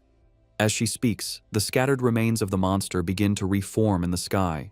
Fang Yi simply looks up, stating that he already knows this. Facing the regenerating swarm, Fang Yi tells Su Qingying not to worry, as he always finishes what he starts. He gathers a huge amount of purple dark attribute energy into his hand and unleashes his limitless dark world, a powerful vortex to absorb the enemy, declaring he always keeps his word. Watching this incredible display, Su Qingying is filled with new hope, realizing she had forgotten the city still has a peerless pioneer like Fang Yi. The massive purple vortex spreads across the street, pulling in the entire swarm of bat-like creatures. With a single command, Fang Yi causes the vortex to shrink, squeezing the countless monsters into a single, stable orb of pure dark energy. He turns to Su Qingying and asks if she is all right. She thanks him for saving her and says she is fine, having medicine that can help her recover. Noticing her injuries, Fang Yi's expression is serious. He places a hand on her shoulder, and a surge of blue lightning immediately covers her, causing her to cry out in surprise. He explains he has cleansed the dark attribute from her system and tells her to bandage the wound. Su Qingying is amazed by his powerful thunder attribute, noting her wound's pain has lessened and it's healing faster than the association's advanced medicine. Meanwhile, in the association's command center, an operator shouts in excitement that the number of monster groups seems to be decreasing. However, one of the superiors grimly corrects him. He explains that all rescue pioneer teams have been attacked and have lost contact. The number of monsters outside the city is not decreasing at all. He concludes that the swarms in the city are gathering because the anomaly king is about to appear. He thinks sadly about wanting to see his parents, but knows it is now impossible. Deciding all he can do is perform his final duties. As they both watch the massive green vortex in the sky, Fang Yi asks Su Qingying if she has any solid information on what they are facing. She explains it is a Super S-class anomaly that plans to feed on the entire city, with a power level as high as the monster that the Star God Warzone had to seal. With a grim expression, she tells him that such an event is called a cataclysm, and the swarms of monsters are just a warning of the true disaster to come. She says that within the swarm, a terrifyingly powerful spirit is being born, and if it succeeds, the entire city will be destroyed. Su Qingying then shares what the association has learned. While monsters of the same type often eat each other to evolve, dark attribute anomalies are different. A fully evolved one, called the Anomaly King, has a power that forces all other anomalies of its type to obey it. She turns to Fang Yi with a worried look. While his power is incredible, she points out he hasn't reached the legendary Jinggang realm. She reminds him that the nation's strongest pioneer was left bedridden after sealing a similar disaster. Pleading with him, she says they can't afford to lose another genius and urges him to escape, break through the monster's blockade, and tell the military to abandon the city. Fang Yi interrupts her desperate plea with a gentle tap on her head, playfully asking if she has forgotten everything she learned in school. His expression then turns firm as he declares that this city is his home, and he will pay any price to protect it. Su Qingying is left speechless by his determination. Without another word, he walks away and leaps to a high rooftop, standing before the massive green vortex from which the Anomaly King is emerging. Surrounded by a brilliant golden aura, he grimly notes that it seems the city is being offered as a sacrifice for this king's birth, and he activates his golden sun power. He turns back to Su Qingying, who has followed him, and asks to borrow her wrist device, explaining that he needs it to detect anomalies and contact the association. She hands it over. With the device in one hand and his blazing sword in the other, Fang Yi declares that he must go up there and destroy the creature before it can fully form. He stands ready as the monstrous anomaly king continues to emerge from the swirling vortex high above the city. Back in the association's command center, the tense mood is broken when an operator shouts that they've reconnected with a lost pioneer's signal. It's Captain Sue. The operators are shocked to see her tracker moving at an incredible speed, flying directly toward the center of the storm, the most dangerous area. They yell at her to come back, knowing that going in alone is a suicide mission. An official grabs a communicator and desperately tries to reach her, ordering her to stop immediately and wait for backup from headquarters and the military. On the rooftop, Fang Yi holds Su Qingying's wrist device, which crackles with static. Having finally figured out how to use it, he speaks into the communicator, asking if they can hear him. The official on the other end is stunned, demanding to know who he is and where Su Qingying is. Fang Yi ignores the questions and takes charge, telling the official that he needs everyone in the command center to work with him because he is going to destroy the anomaly king at the center of the storm. As Fang Yi flies towards the massive vortex, he continues his demand, telling the speechless official that if they don't want the city to be destroyed, they will cooperate. He demands that all their communication equipment and information be used to help him. After a moment of shocked silence, the official makes a decision. He furiously orders everyone to stop what they are doing and immediately connect with the unknown pioneer. He commands his teams to use all available satellite radar to give him information and assigns an operator to be his main contact. The operator immediately begins his report, explaining that satellite images show a huge number of anomalies surrounding the king, swirling like a typhoon. He suggests that the number of anomalies on the northern route is lower, offering it as a possible way in, and recommends an approach from the southeast to avoid the thickest swarms. As the information comes in, Fang Yi continues to fly into the storm. Suddenly, the operator shouts a warning. Fang Yi has been spotted by two powerful anomalies, ranked A and S, both estimated to possess the strength of the two-star spirit creation realm. He desperately urges Fang Yi to get away. The official watches the monitors grimly, knowing that it is too late to retreat. At that moment, a massive shockwave hits the command center, throwing the staff into chaos as they scream in panic. High in the sky, Fang Yi effortlessly cuts one of the powerful bat-like anomalies in half with his flaming sword. His eyes burn with fiery energy as he calmly asks, and then, in the command center, the operators are in stunned disbelief. The main official exclaims that the anomaly's source has disappeared, realizing with shock that the pioneer killed a dark attribute S-level anomaly in one hit. His subordinate excitedly confirms that it must be the legendary pioneer known as the Tyrant. The entire command center erupts in cheers, happy that they have been saved. Meanwhile, Fang Yi analyzes the situation. He understands that after enchanting his sword, its flames can now counter the dark attribute, greatly slowing down the anomaly's regeneration. However, as the creature he just defeated begins to reform from the dark energy, he realizes his current power isn't quite enough to stop their regeneration completely. He concludes that if he had broken through to the next level earlier, one hit would have been enough. Realizing he needs a different plan, Fang Yi clenches his fists, gathering both his fire and thunder energy. Deciding that speed and frequent attacks are the only solution, he unleashes a flurry of fast slashes that cut the reforming monster to pieces, though he notes with annoyance that their endless numbers are a problem. Suddenly, a strange, swirling green orb of energy appears in the sky, catching the attention of the dark creatures, which begin to fly down towards it. On the ground, a group of cloaked pioneers watches in confusion. One of them wonders what is happening as the bat-like creatures have suddenly stopped their attack. The association superior, who is with them, grimly states that this is not good. He knows there is only one reason the swarms would stop. They are being called back by the Anomaly King, which means its arrival is getting closer. The remaining military and pioneer forces watch as the swarms gather into a massive, blood-red cloud over the city, understanding that their only chance is to stop the swarms before they can be fully recalled. Outside the surrounded city, the battle continues. Jiaolan, from a high point, unleashes a powerful blast of energy into the swarms of dark creatures. Her subordinate, the blonde lightning user, approaches her with a grim report. He asks how much longer it will be until they can enter the city, and Jiaolan replies that their instruments estimate it will take at least another half hour. The subordinate despairs, knowing that in half an hour, the Anomaly King will have fully hatched, and the city will be lost. Jiaolan can only watch the huge blood-red swarm, explaining that they have no choice, as the number of creatures is more than 10 times what they first thought, a threat equal to 10 S-class anomalies. Even with the military's powerful weapons, they can't completely eliminate the endlessly regenerating creatures. Jiaolan worries that if they fail, the nearby cities will also be consumed by the dark attribute. She asks if they still don't have enough people to break through the blockade.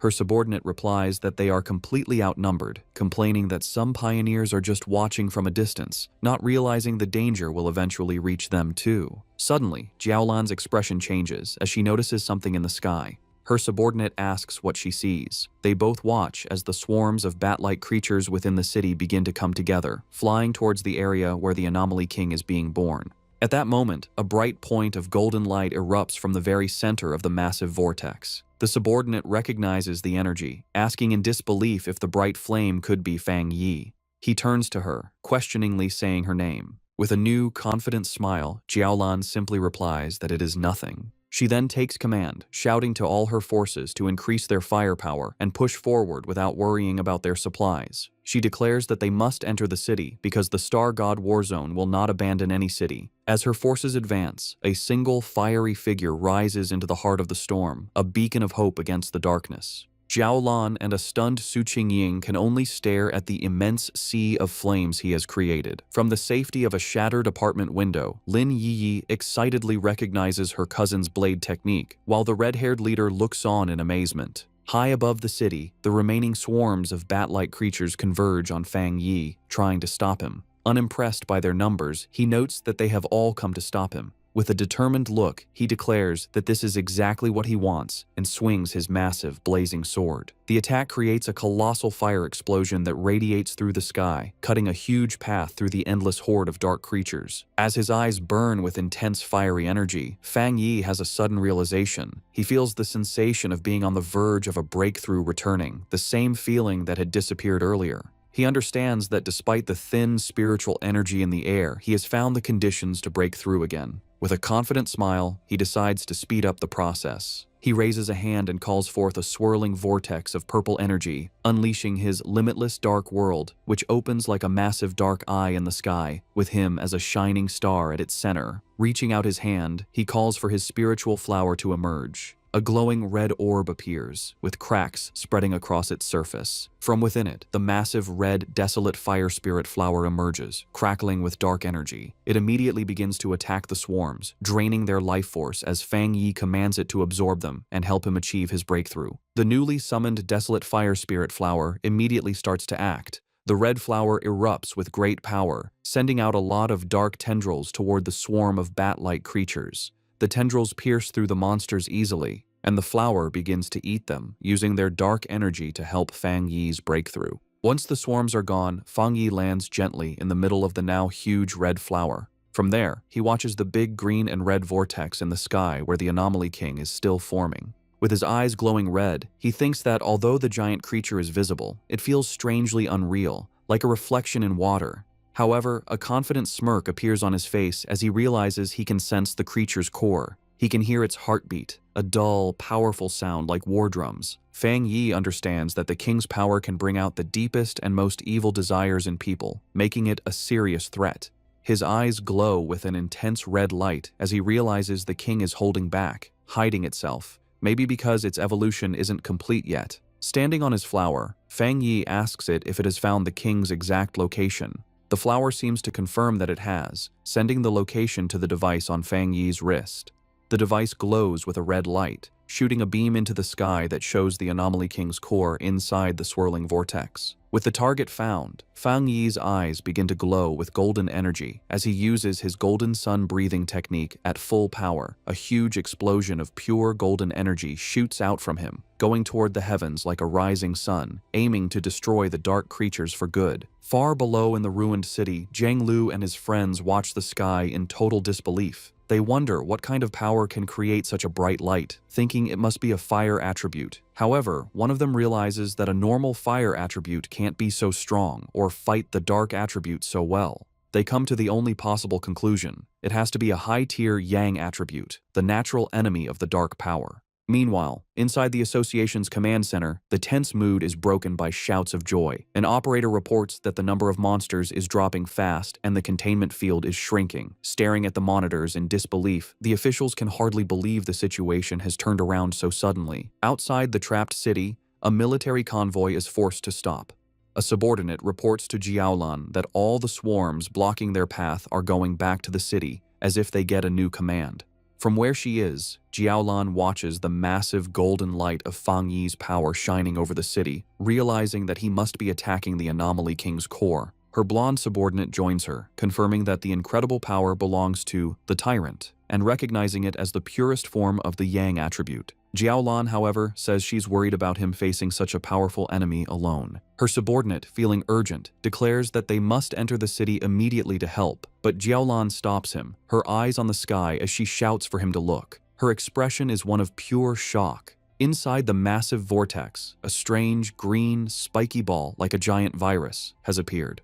Jiaolan realizes with horror that the Anomaly King is starting to hatch early. Down in the streets, other pioneers also see this scary development. One man stares at the pulsating green mass, identifying it as the source of all evil. Filled with anger and sadness for their fallen friends, he and the other pioneers promise to kill every last monster. Meanwhile, inside a damaged building, Lin Yi, the red-haired leader, and another pioneer watch the crisis. Yi insists that they can't just wait to be killed. They must do something to help her cousin, understanding that the birth of the Anomaly King will require the whole city as a sacrifice. Elsewhere, Su Qingying uses her powers to heal an injured pioneer, showing the desperate fight happening all over. Lin Yi rallies the other pioneers in the building. She reminds them that the very creatures trying to stop her cousin are the same ones that have hurt their families and friends. As she speaks, an idea suddenly comes to her. She remembers the massive flower her cousin has summoned, the one that eats the swarms of bats. She realizes its power is just like the desolation attribute of the ghost vine they have seen before.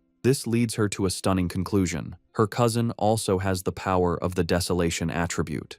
With this new understanding, Lin Yi suggests a bold plan. She tells everyone that they will transfer all of their spiritual power into the network of vines created by her cousin's flower, feeding it their energy to make it stronger for the final battle. The other pioneers agree without hesitation, raising their hands and sending their combined power toward the flower. From the ground, the association superior notices the streams of blue energy flying toward the sky. At first, he wonders if other pioneers are gathering their power to attack the monster directly, but he quickly dismisses the idea, knowing they aren't strong enough to hit it from so far away. He then understands their real plan. They are sending their spiritual energy to the plant that Fang Yi has summoned. Inspired by their bravery, the superior declares that he too will help. He lets out a powerful surge of his own blue energy, sending it toward the sky. All around the city, the remaining pioneers follow his lead. They focus their wills and send out their spiritual power, creating a massive wave of energy that flies toward the heavens to help in the fight. Su Qingying, while helping an injured pioneer, suddenly senses the huge shift in power.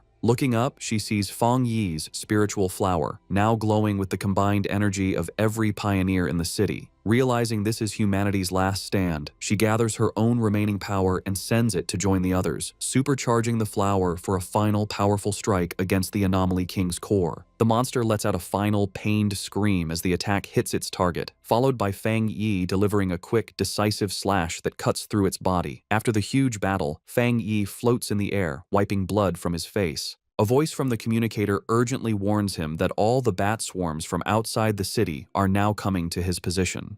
The numbers are huge. Tens of thousands of B-level, A-level, and even S-level monsters are rushing toward him, a seemingly endless wave of red and black. Unbothered, Fang Yi looks up at the pulsating green cocoon of the Anomaly King and says that no matter how many minions it sends, he will destroy them all. He taunts the creature, asking if it is hatching early because it is afraid of him. Provoked, the Anomaly King finally begins to emerge. A monstrous, shadowy green claw tears through the cocoon, and its full form begins to take shape.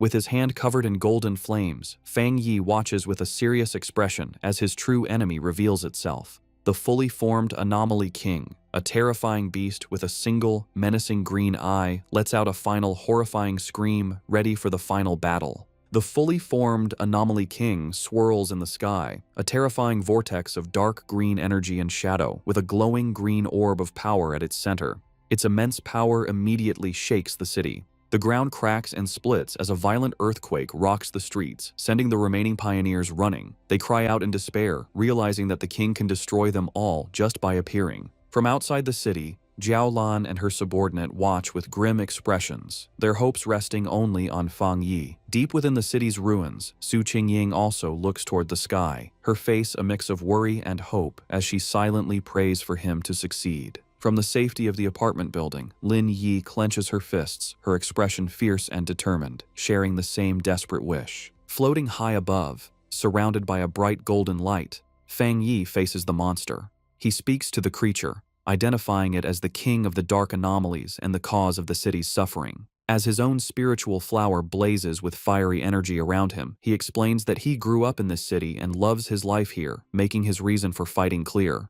In response, the Anomaly King lets out a furious, deafening scream. With a final, determined look from his burning red eyes, Fang Yi gives his final message, telling the monster that for the sake of his home, it has to die. Their two immense powers collide in a massive explosion of red, green, and golden light, the fate of the entire city hanging in the balance. The huge clash between Fang Yi and the Anomaly King creates a massive, blinding explosion that lights up the sky. When the light fades, Fang Yi is floating in a strange, dark void, facing the single, giant green eye of the Anomaly King. The creature stares at him, its voice echoing in his mind as it mocks him for daring to challenge it when he is only at the one-star spirit creation realm. Before Fang Yi can react, the Anomaly King opens its huge, shadowy mouth, creating a powerful vortex. Fang Yi senses the danger right away, but cannot stop the force that begins to suck him in. As he is pulled into the monster's mouth, he realizes the Anomaly King is different from any other creature he has faced. Even after being hurt by his full power attack, it is still strong enough to swallow him whole.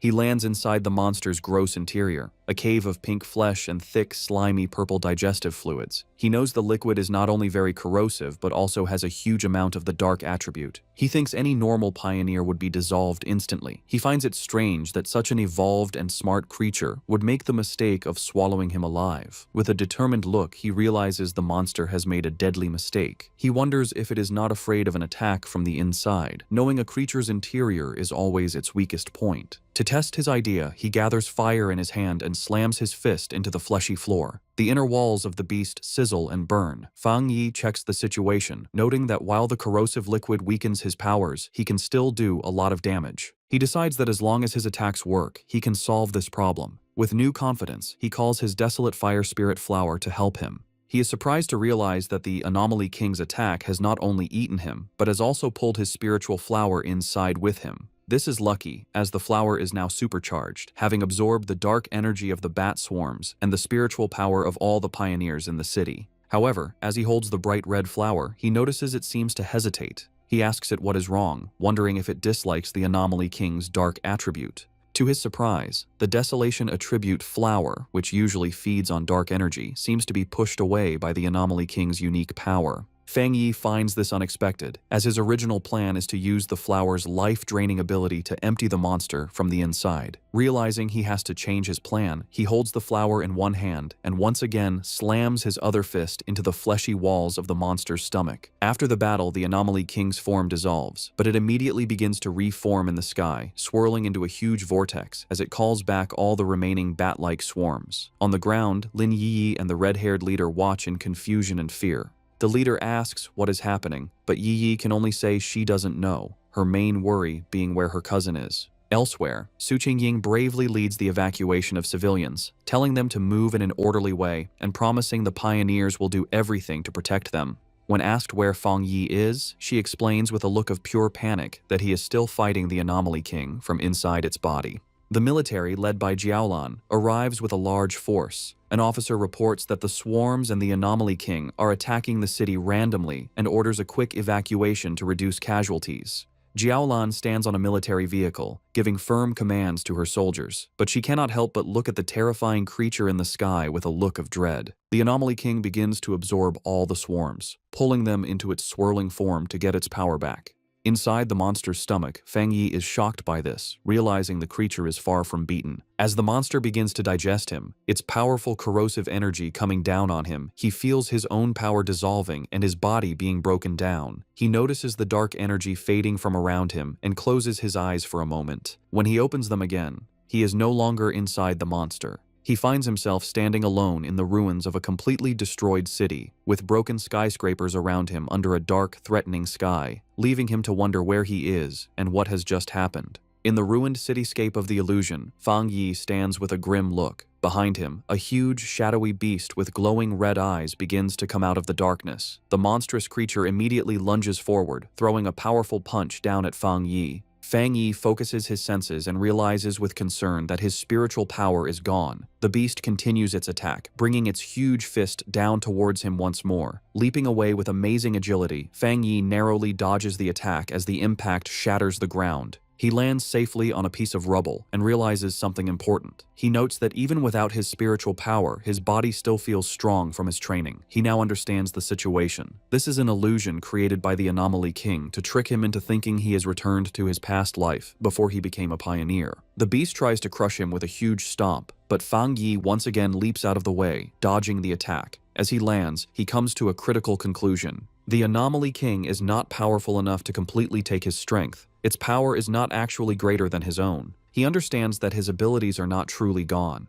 Now, he just needs to figure out how to break through this mental block. He figures that every illusion must have a flaw, and that this flaw will be the Anomaly King's own weakness, which it will accidentally show. Just as he is planning, the beast moves with blinding speed, trapping him in its huge hand. The monster brings him close to its snarling face, its voice echoing as it tells the foolish human that once he enters this place, he will never be able to leave. Held in the monstrous beast's hand, Fang Yi's situation seems hopeless. However, a confident smirk appears on his lips as he realizes he has found the key to breaking the illusion. The Anomaly King's fake form begins to merge with his own, showing him a mocking, monstrous smile. The creature then opens its huge jaws, declaring that it is all over and that this is the unavoidable fate of him and all of humanity. To break his spirit, it shows him a horrifying vision of his defeated friends, Jiaolan, Su Qingying, and the others, lying lifeless, reinforcing its belief that humans are nothing more than food for its evolution.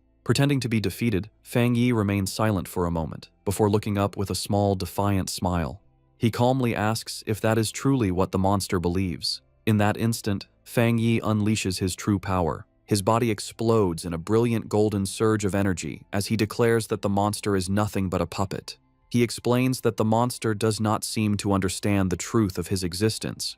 Golden shapes of countless people appear around him as he reveals he has been reborn for the sole purpose of protecting his home and everyone he cares about. The huge golden light completely covers the shadowy beast, causing a massive explosion that shatters the illusion from within. A wave of pure fire sweeps through the mental space, its power reflecting in a single blazing eye. Now free from the illusion and back in the real world, Fang Yi's form has changed. His hair blazes like fire, and his body crackles with blue lightning as he calls upon his system to get to work. Floating in the stormy sky, he is surrounded by a huge hand shape of pure golden energy, fully prepared to end the fight. Just then, a system window appears before him, confirming that he has met the requirements for a breakthrough and asking if he wishes to advance to the 2-star Spirit Creation realm. With his power surging, Fang Yi accepts his breakthrough to the 2-star Spirit Creation realm. He declares himself the King of Anomalies and charges forward in an explosion of golden energy. Fang Yi realizes that, thanks to the Anomaly King, he has reached a new understanding. Channeling his immense power, he delivers a devastating slash. In his new form, with golden flame-like hair and blue lightning crackling around him, he declares his rebirth is meant to change the world's fate and that he is the chosen avenger. Back in the real world, the Anomaly King laughs, mocking Fang Yi for being only a 2-star cultivator. Unfazed, Fang Yi leaps into action, preparing for the monster's next attack. He agilely dodges a powerful blow from the shadowy creature. The Anomaly King looms over him, its dark form filling the sky, telling him he can't escape and will become its food. However, the monster's expression changes to confusion, not understanding what is happening. In contrast, Fang Yi shows a confident smirk, knowing his plan is working. Suddenly, blue thunder energy erupts from within the Anomaly King. The monster writhes in pain, yelling at the stinking human for causing it pain and wondering what this strange body is. With his power at its peak, Fang Yi prepares his final move, declaring that he will seal the monster. He calls on his technique, the 9 Dragons Skyfire, to purge all evil. From his fiery aura, 9 huge fire dragons emerge and converge on the Anomaly King's core. The monster screams, realizing the power is far greater than a 1-star cultivator's. The attack ends in a massive explosion of light that fills the city sky. The pioneers on the ground watch in awe as Fang Yi eliminates the anomaly. The Anomaly King lets out a final scream of pain as its essence is destroyed by Fang Yi's power. The last of the Anomaly King's power disappears from the sky, leaving a clear blue day. High above, a massive vortex of purple energy, the last of the dark attribute, is absorbed. Fang Yi, his form back to normal but still holding his blazing sword, stands as the swirling purple energy is drawn into a sphere before him. He looks on with a calm, serious expression, his eyes glowing red. He creates his limitless dark world, a vortex that pulls in all the leftover chaotic energy from the battle. On the streets, surviving pioneers and soldiers look up at the peaceful sky in disbelief. One of them wonders if the nightmare is finally over, while another confirms the battle has ended. Atop a military vehicle, Zhao Lan is met with a massive cheer from the survivors. They celebrate that the city has been saved and they have survived. As dawn breaks, Zhao Lan's blonde subordinate asks if she is going to find Fang Yi. She looks toward the rising sun with a gentle smile, explaining they have their own duties now. She explains their job is to help people's lives return to normal and restore the city. Below them, the survivors embrace, cry, and cheer in the morning light. Miles away, the Spiritual Energy Association's staff celebrates. They are overjoyed they helped stop the Anomaly King, feeling like they've woken from a bad dream. They stand by a window, reflecting. They are relieved Fang Yi appeared and defeated the king, thinking that without him, they would have carried the shame of the city's fall. Elsewhere, Su Qingying and the association superior watch as paramedics carry injured pioneers. Su Qingying asks if the pioneers are still alive. The superior places a reassuring hand on her shoulder, confirming their medical centers were not destroyed and they can be treated. Su Qingying knows that without Fang Yi, they would have no chance to be treated. She wonders about his true identity and incredible power, always doing what others think is impossible. The superior agrees, saying the event they all saw makes it clear Fang Yi has reached the 2-star spirit creation realm. He is sure headquarters will act now and someone else will try to contact him first. Su Qingying thinks about how much Fang Yi has grown. She once thought she could compete with him, but now he has completely surpassed her. She concludes he is a top genius in the entire Xia nation. The superior recalls the golden light and fire dragons that sealed the anomaly, an event everyone saw. He knows it will spark a lot of discussion and decides they must act quickly. A confused Su Qingying asks what he means. The superior suggests a new title for Fang Yi, the Sealer, thinking it's a fitting name. After the great battle, Lin Yi and the red-haired leader rush through the ruined streets, with Yi calling for her friend to wait. Panicked, Yi asks where her cousin could be, while the red-haired leader tries to calm her. Suddenly, Yi notices something in the distance. Her expression changes to relief, and with tears in her eyes, she joyfully calls out her cousin's name. She has found Fang Yi, who stands calmly in the rubble, holding his sword. Fang Yi asks why they came to look for him. Yi rushes to him, asking if he is all right after the battle. She tells him she knew he would need them, but Fang Yi is silent, looking exhausted. He finally tells her he is fine and says she did a good job. He then puts his arms around both his cousin and the red-haired leader for support. Internally, he thinks about how hard the fight was, admitting he used all the energy from his recent breakthrough for the final attack. He feels a little embarrassed that they are worrying about him. Overhearing this, Lin Yi suddenly notices something. She exclaims in shock, asking if he really broke through to the 2-star spirit creation realm. She is amazed by his fast advancement and incredible talent, while the red-haired leader is also stunned that the big shot has broken through again. Meanwhile, news of the battle has spread. Online forums are filled with talk about the man who saved the city, the pioneer they now call the Sealer. People wonder who this mysterious person is, asking if he's a god for beating the Anomaly King with one slash when the association and military couldn't. They guess he might be part of a hidden organization, a secret weapon of the Xia nation. Elsewhere, Zhang Lu's red-haired friend points at a computer screen, sure that the person in the video is the one who defeated Zhang Lu. Zhang Lu watches the footage, filled with excitement. He declares he is honored to have lost to someone so powerful. He leaps from his chair, announcing he's going to find this man and ask to become his student. His friend, however, advises against it, suggesting that many people will be looking for him right now. The scene shifts to the great Xia capital city. In a dark, secret room, shadowy figures gather around a glowing table to discuss recent events. One man, smoking casually, says he's disappointed he didn't get to see the military and the association destroy each other in the disaster. Another member suggests they find a pawn or assassin to deal with this new powerful figure. But a mysterious woman with long, sharp fingernails dismisses the idea. She says such a simple approach isn't worthy of the so-called chosen one and savior of the world. She holds up a photo of Fang Yi, scornfully noting his new title, the Sealer.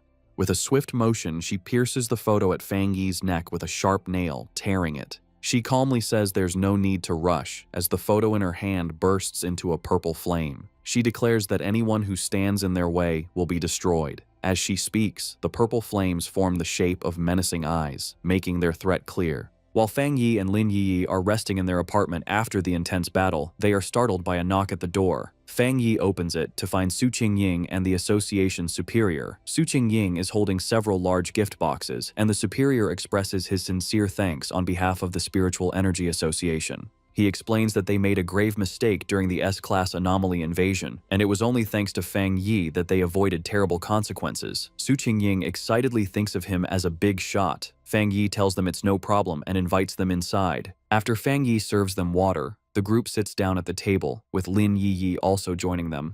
The association superior thinks to himself that the association should get a better home for Fang Yi. He then gets to the point, explaining that the association has another matter to discuss. He reveals that they plan to publicly promote the title of the Sealer. Intrigued, Fang Yi asks him to explain. The superior projects a map showing powerful pioneers who have appeared in every major city, explaining that they are well-known figures. He contrasts this with the recent S-class anomaly, which he calls the most terrifying disaster yet. He explains that they want to use the name the Sealer to establish their city, Tai, as a key strategic city. Fang Yi listens to their proposal. The superior clarifies that after the disaster, they have decided that their city needs a powerful pioneer leader. Su Qingying adds that in the future, anomalies will become more frequent, and they can't risk their city being nearly abandoned again. When Fang Yi questions the term abandoned city, Su Qingying explains that without him, everyone in the city would have died. Fang Yi tells his cousin that he understands now, admitting his knowledge of the world is still lacking, but reassures her that they don't need to be so negative. He realizes that by focusing only on his own training, he has ignored the city's broader development. Looking out at the city, he understands that while Tai was a major city before, its importance doesn't match the top-tier cities. He recalls that among over 100 cities, the top 3 are Dushen, Tian, and Kang, with other major centers also being important. He concludes that this recent disaster is also an opportunity for Tai City to become more important. The superior confirms this, explaining that cities are now judged based on the number and strength of their pioneers, with higher-rated cities getting more resources. He concludes that everyone needs a symbol of hope. He proposes that the association will protect Fang Yi's identity while creating a mysterious public image for the Sealer, letting others build his legend. Fang Yi agrees, understanding that some mystery is smarter than full exposure. Lin Yi agrees, adding that human imagination can sometimes be more threatening than reality. Fang Yi calmly says he has no problem with the association's plan, as it helps him and the people he cares about, and he hopes for a good partnership. He extends his hand to seal the deal, which surprises both the association superior and Su Qingying. Fang Yi and the superior shake hands, finalizing their new partnership. The superior officially welcomes him, calling him by his new title, the Sealer. In the following days, with the full cooperation of the association and the military, Tai City begins to recover quickly. The reconstruction of the city and the rescue of the injured go on in an orderly way. The great disaster has helped speed up the creation of a new order across the world. The scene then shifts to the modern headquarters of the Spiritual Association in Dushan City, where news of Fang Yi's actions has already arrived. Officials wonder if the Sealer is the pioneer who solved the S-class anomaly in Tai. Inside an office, several men discuss the reports. One notes that Fang Yi is the most prominent among the newest pioneers, with another adding that his high-grade Yang attribute makes him a chosen one and a natural enemy to the dark attribute. An official, pointing at a monitor showing footage of Fang Yi, reveals that the data indicates he has more than just one high-grade attribute. He reminds them of the viral Skyfire Slash video, which showed a high-grade fire attribute, and the military's codename for him, the Tyrant, which came from his high-grade Thunder attribute. His colleagues are stunned, but the man with glasses insists there is something even more incredible about him. Their discussion is interrupted by a woman with wavy blue hair and glasses, who asks if they are talking about the Sealer. She confidently asks to see the data they have on him. The men immediately recognize her and comply, pulling up his file on the main screen. As she studies the information, she thinks that with more pioneers emerging, and with someone like Fang Yi taking the lead, there will inevitably be many who will challenge his authority. Her glasses gleam with a determined light as she admits that even she wants to see his power for herself, thinking that she and the Sealer will probably meet very soon. The scene shifts to a modern library in Kong City, where people are quietly reading. Fang Yi's ex-girlfriend, Chu Qingli, is sitting at a desk working on her laptop when a young man nervously approaches her. With a blush, the man stutters as he tries to ask for her contact information, but Chu Qingli coldly interrupts him. She tells him that this is a library, and he is disturbing others. Dejected, the young man walks away while Chu Qingli returns to her work. Internally, Chu Qingli dismisses the man as boring, thinking how people like him are completely unaware of the massive changes happening in the world. She reflects on her own recent transformation, recalling that after an exam, she unexpectedly awakened her spiritual power and became a one-star Ghost Realm pioneer. She knows that becoming a pioneer is an incredibly rare thing, and that she is one of the chosen few. She smiles, believing this new power is why she was able to escape the recent disaster that struck Tai Tai City. She scoffs at the idea of ordinary people trying to fight against anomalies. Her thoughts then drift to certain inferior guys, wondering what they could do in this dangerous new era. A flashback reminds her of Fang Yi telling another girl that he and Chu Qingli were just classmates. Chu Qingli grimaces, convinced that the old Fang Yi would have been quickly killed by the monsters during the invasion. She questions how she could have ever seen a similarity between a useless man like him and the incredibly talented Sealer. On her laptop, she looks at an article about the Sealer, thinking that he is 10,000 times better than her ex-boyfriend. With a confident expression, she decides that only a strong and handsome pioneer like him is worthy of being her partner. Meanwhile, Fang Yi is looking at a real estate brochure. He and his cousin Lin Yi, both dressed in stylish new outfits, stand ready for a day out. Fang Yi announces that they will be taking a break from training to find a new house. Lin Yi playfully asks if they are really not going to train, but Fang Yi explains that they need to balance their training with rest. He mentions that the association's suggestion to improve their living standard was a good one. Yi realizes the idea came from Su Qingying, who had told her their living conditions needed an upgrade and that she would go house hunting with them. Yi is thrilled, amazed that Captain Su has such resources, and was casually offering to give them 2 high-end houses. As Fang Yi and Lin Yi are enjoying their day off house hunting, a strange, bad-smelling green vapor begins to float around them. Yi asks her cousin if he can smell the stench, and Fang Yi agrees, comparing it to the smell of a sewer. His expression suddenly hardens as he realizes the smell is not an accident and that someone is following them. Both he and Lin Yi quickly turn around. From the green haze, a group of 3 menacing-looking men emerges. Their leader, a large, muscular, bald man with a heavy metal pipe, mockingly identifies Fang Yi as the Sealer and taunts them for only noticing him after they had already walked into his trap. The leader dismisses Fang Yi as a hyped-up pretty boy with no real strength, while one of his companions releases more of the strange gas. Another scoffs that Tai Tai City must be full of trash to have chosen a young kid like him as their captain. The men charge forward, demanding that Fang Yi hand over all the benefits he has received from the city. Lin Yi leaps into action, firing a powerful blast of blue energy from her hands. The attacker with the axe easily jumps over her attack. He then powers up his massive weapon with his own spiritual power. As he brings the glowing axe down, Lin Yi creates a protective barrier, grunting from the force of the blow. Meanwhile, the bald leader attacks Fang Yi with his metal pipe. Lin Yi shouts a warning, telling her cousin to be careful as these men also have spiritual power. However, Fang Yi effortlessly catches the weapon with his bare hand, stopping the attack completely. The bald leader stares in shock, unable to believe his powerful strike was caught so easily. With a look of complete contempt, Fang Yi's hand ignites in a brilliant burst of fire. He questions what kind of stinking fish and rotten shrimp would dare to rob him in the middle of the street.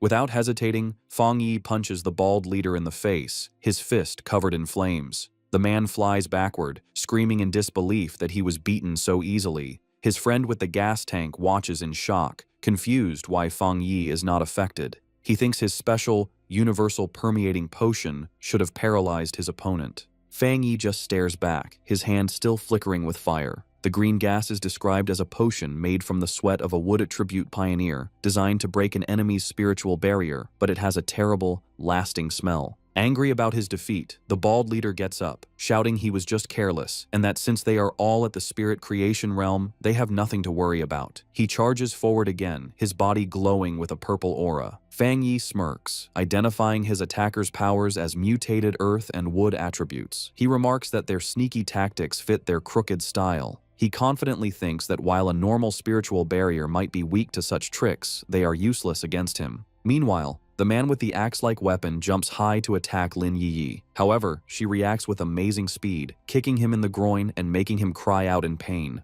As Yi lands, Feng Yi watches, thinking that while he doesn't want to cause a big scene, having his daily life interrupted is very annoying. He takes off his sunglasses, his expression now serious and his red eyes glowing with power. Telling his cousin to move, Feng Yi unleashes his true power. A huge surge of bright golden energy erupts from him, pushing back the attackers. He stands in the middle of a sun-like explosion of golden light that covers the area, stunning his opponents. The golden energy expands, trapping the three men. Covered in the intense, holy flames, the men scream in pain.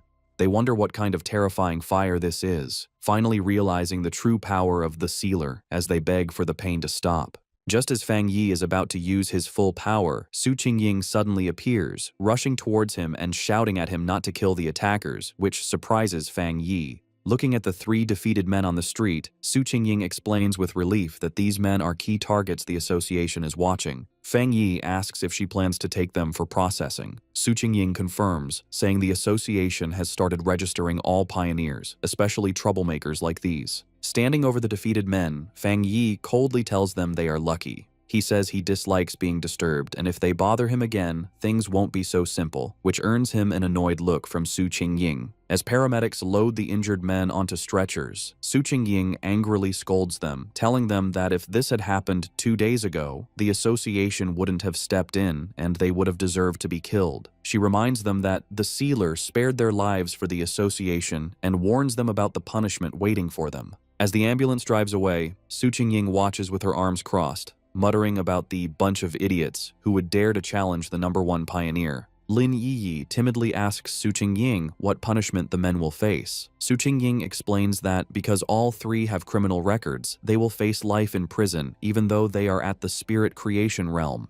They will lose their freedom and rights and will have to serve as pioneers in prison. Overhearing this, Fang Yi thoughtfully comments that this method is not a bad idea. Su Qingying turns to Fang Yi with a frustrated look, calling him the association's sweet bun and the future of the Jia nation.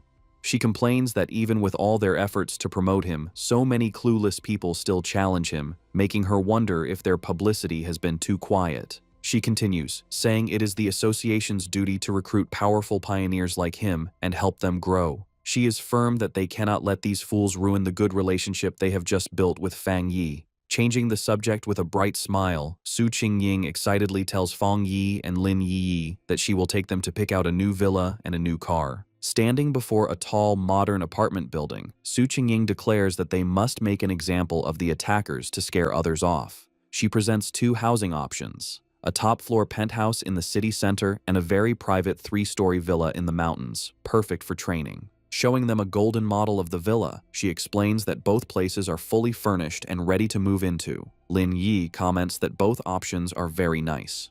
With a confident smile, Fang Yi simply holds up 2 fingers and says he will take both. His decision leaves both Lin Yi and Su Qingying speechless. Fang Yi playfully asks if it's possible, saying he trusts Captain Su's sincerity. Flustered but happy, Su Qingying quickly agrees, assuring him it's no problem. Afterward, the 3 of them visit a luxury car dealership. Su Qingying explains that the association has a partnership with the showroom and they can choose any car they like. While looking at cars, people comment on Lin Yi's fair skin and elegant look. From outside, a group of men watch them, noting that even though his clothes are ordinary, it is Fang Yi who stands out. They wonder if he is the son of someone important. Inside, Chu Qingli's friend is also present, and the others guess that Fang Yi is buying a car for his girlfriend. Chu Qingli's friend is shocked when she recognizes him. She remembers he is Chu Qingli's ex-boyfriend, the same young man the university principal had personally greeted.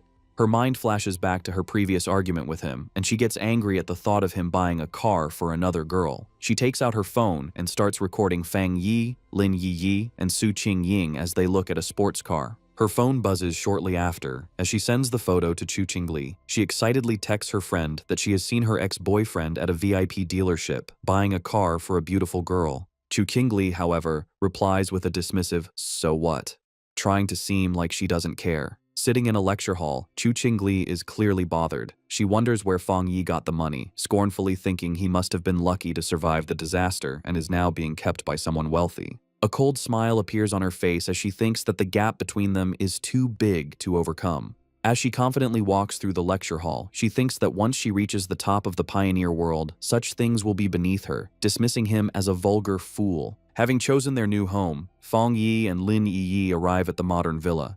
Yi is thrilled, running up the stairs and shouting in disbelief that they actually have a real villa. Inside the fancy living room, she looks around in awe. Fang Yi, carrying their bags, playfully tells her to wipe her drool, reminding her they also have the penthouse in the city.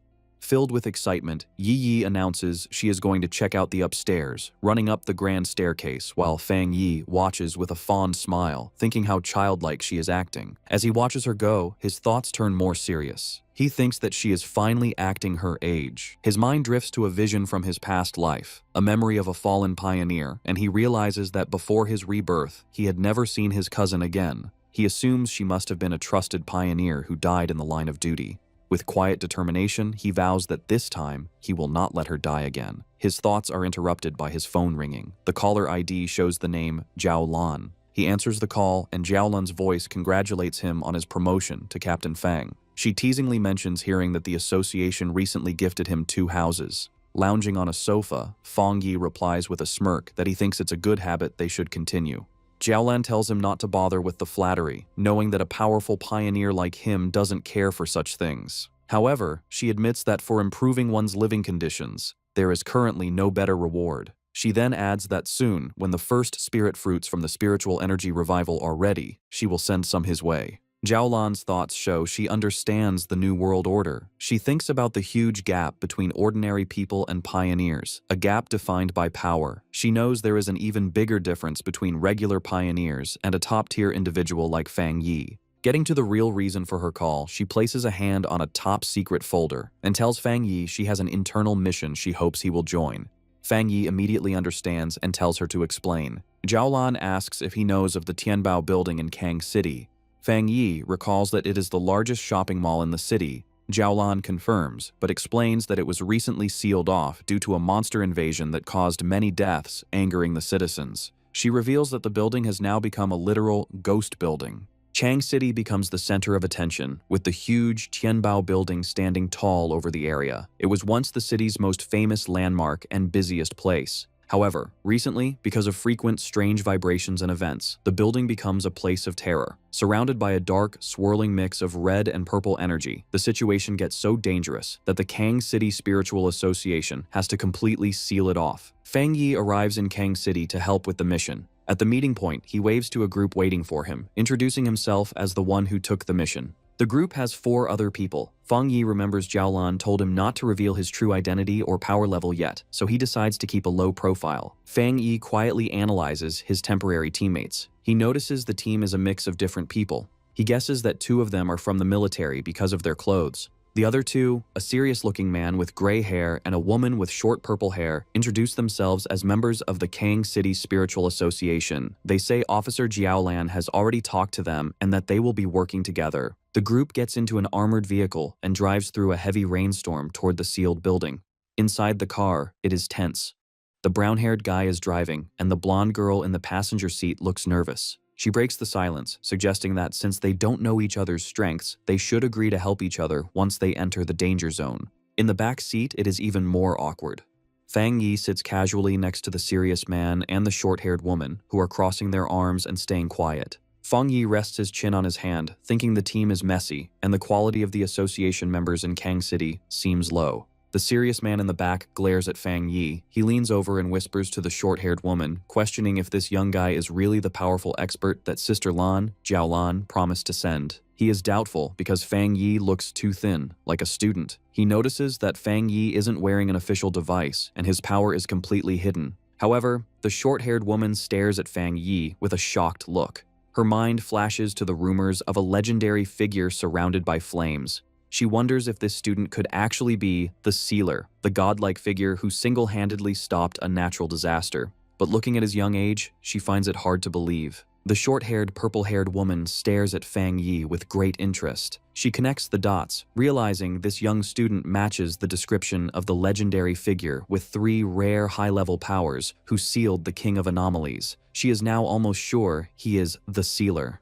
Meanwhile, at the Star God Warzone office, the phone rings. Jiaolan answers and gets terrible news. The Tianbao building has completely fallen. The voice on the other end reports that they have lost contact with everyone inside. The anomaly level has shot up to 12,000, and there are 53 confirmed deaths. Jiaolan looks stressed, realizing the situation is getting worse faster than they thought. However, she promises that the person she sent, Fang Yi, will be fine. She ends the call firmly, saying that since the mission was handed over to them, no more questions should be asked. Back in Kong City, the Tianbao building is surrounded by a terrifying, swirling mix of red and purple energy. The armored vehicle arrives, and the team steps out into a heavy, unnatural rain that looks like blood. Fang Yi observes the area with a serious look, noting the situation is bad and the creatures inside seem much stronger than what he has faced before. The group looks up at the massive skyscraper. The outside is covered in dark stains. Fang Yi points them out, and the team realizes the entire side of the building is covered in huge splashes of blood.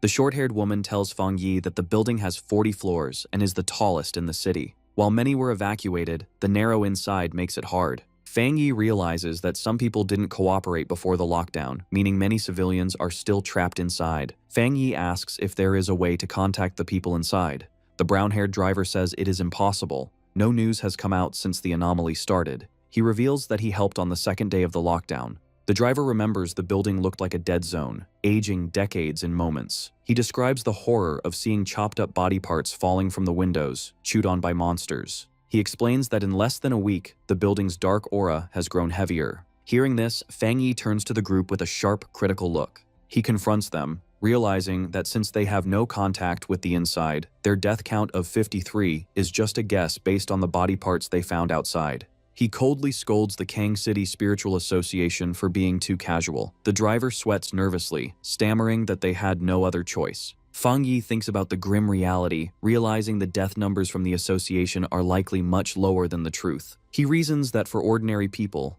an anomaly is a world-ending event. In a closed space, they are like sheep waiting to be killed with no escape. Deciding to waste no more time, Fang Yi orders the team to enter the building immediately. He explains that some anomalies evolve by eating humans, meaning a higher death count will lead to stronger monsters inside. However, his leadership is immediately challenged. The serious gray-haired man grabs Fang Yi's shoulder, stopping him.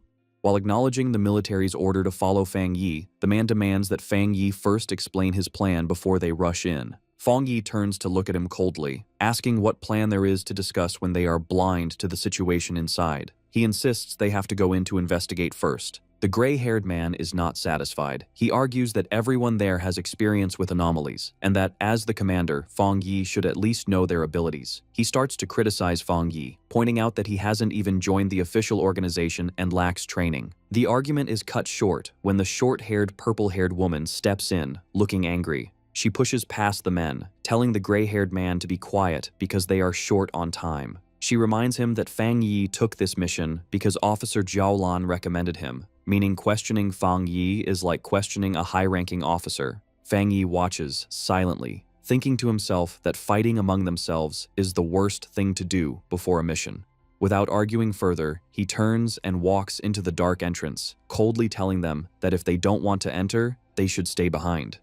The team, including the hesitant members, quickly follows him. The group enters the Tianbao building and finds it completely destroyed and spooky. Cars are crushed and trash is everywhere, but the blonde girl notices something strange. Despite the destruction, there is no sound. Suddenly, a dark shadow swoops down from the high ceiling. The serious gray-haired man senses something and looks up, confused. Before he can react, a terrifying green-eyed monster descends from the darkness, screaming as it ambushes him. Fang Yi reacts instantly and summons his sword that immediately bursts into intense flames. With a fierce swing, he sends a wave of fire at the descending monster, his expression cold and focused. The creature doesn't stand a chance. In a split second, it is sliced into pieces by a flash of light and sword beams. Fang Yi lands gracefully, posing with his flaming sword, as the monster behind him is completely destroyed. The serious gray-haired man and the short-haired purple-haired woman are stunned. They can barely believe the fight ended the moment it began.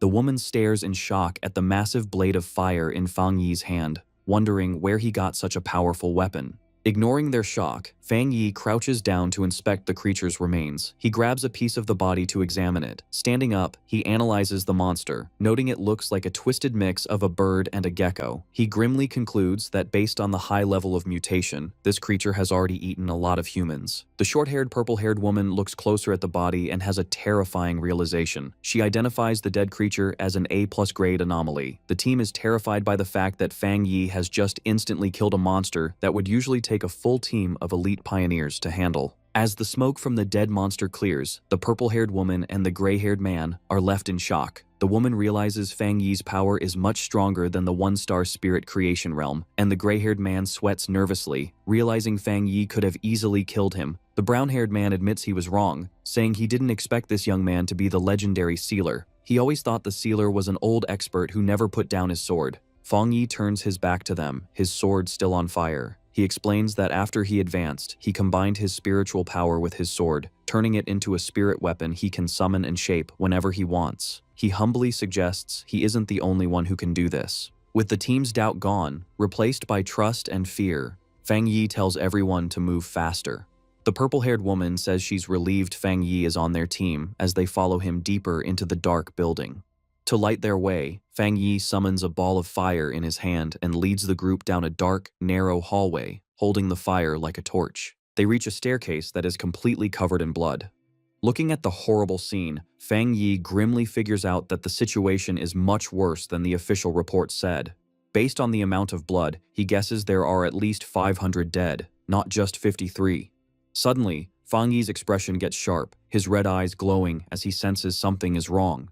The group enters a supermarket area. The brown-haired association member and the purple-haired woman look around nervously. They notice that while the floor is covered in blood and trash, there are no bodies. She wonders if the monsters ate the victims so completely that nothing was left. Unseen by them, a scary shadow monster with glowing green eyes gets ready to attack from the darkness. Fang Yi senses the attack and yells for them to watch their backs. The purple-haired woman turns around in terror, screaming as she sees the monster jumping at them. Reacting instantly, Fang Yi throws his flaming sword with amazing speed past his teammates. The sword hits the shadow monster in the air, cutting off its head instantly in a burst of black blood and fire. As the burning body of the monster falls, the brown-haired association member stammers in fear, realizing another monster was hiding right next to them. Fang Yi stands calmly in the middle of the flames. He looks at his teammates with a serious expression and asks if they really didn't sense something was wrong, showing the difference in their awareness. Fang Yi looks at his flaming hand and analyzes the situation. He tells the gray-haired man that even though the two monsters they just killed were strong, there weren't enough of them to have trapped and killed the previous rescue team. A thought hits him, and he suggests that the place they are in might not be the real Tianbao building. The team stands in the dark, blood-stained hallway, looking confused. The gray-haired man and the blonde girl ask him what he means. Fang Yi explains that even though the hallway is full of blood, the smell is wrong. He points out that the strong smell comes from the dark attribute and monsters, but there's no smell of dead bodies.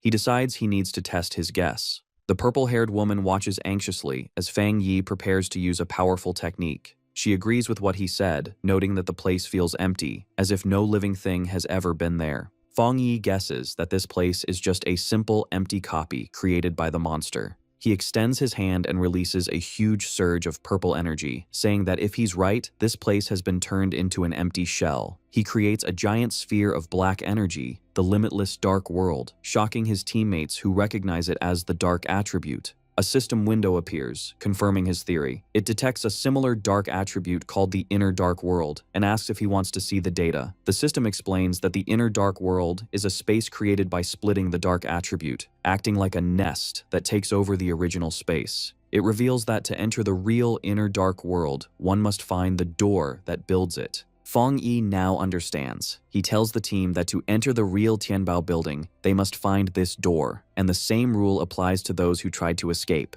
He explains that the people trapped inside were affected by the dark attribute, causing them to hallucinate. They probably mistook windows for the door to safety. As he controls the dark energy, Feng Yi concludes this is why the people who tried to escape through the windows ended up dead. The purple-haired woman realizes with horror that the victims were tricked by the dark attribute until they died. She asks Feng Yi if their next step is to find the door. The situation gets worse instantly, as Feng Yi's system warns that the hostile dark inner world has been drawn to him and has fully appeared. Feng Yi is shocked by its sudden arrival, as a huge blast of purple energy comes down from above, crushing the team. The brown-haired association member and the blonde girl immediately fall under the pressure, holding their heads in pain. They scream that their spiritual defenses are failing. Feng Yi's eyes glow with intense power, one red, one golden, as he glares at the energy. He instantly summons a barrier, creating a powerful dome of golden light to protect his teammates. Inside the barrier, the blonde girl and the brown-haired association member gasp for breath, relieved the pain has stopped. They look up at Feng Yi in awe, realizing that while they were almost knocked out, the sealer is completely unharmed. They admit to themselves that the dark energy nearly killed them without even hitting them directly, and without Feng Yi, they wouldn't have survived. Feng Yi suddenly focuses on a point in the empty air, his sword lighting up with intense flames as he declares he has found it. He unleashes a technique called Fire Dragon, pulls out his blade, and swings it violently at the invisible target, shouting that the entrance is right here.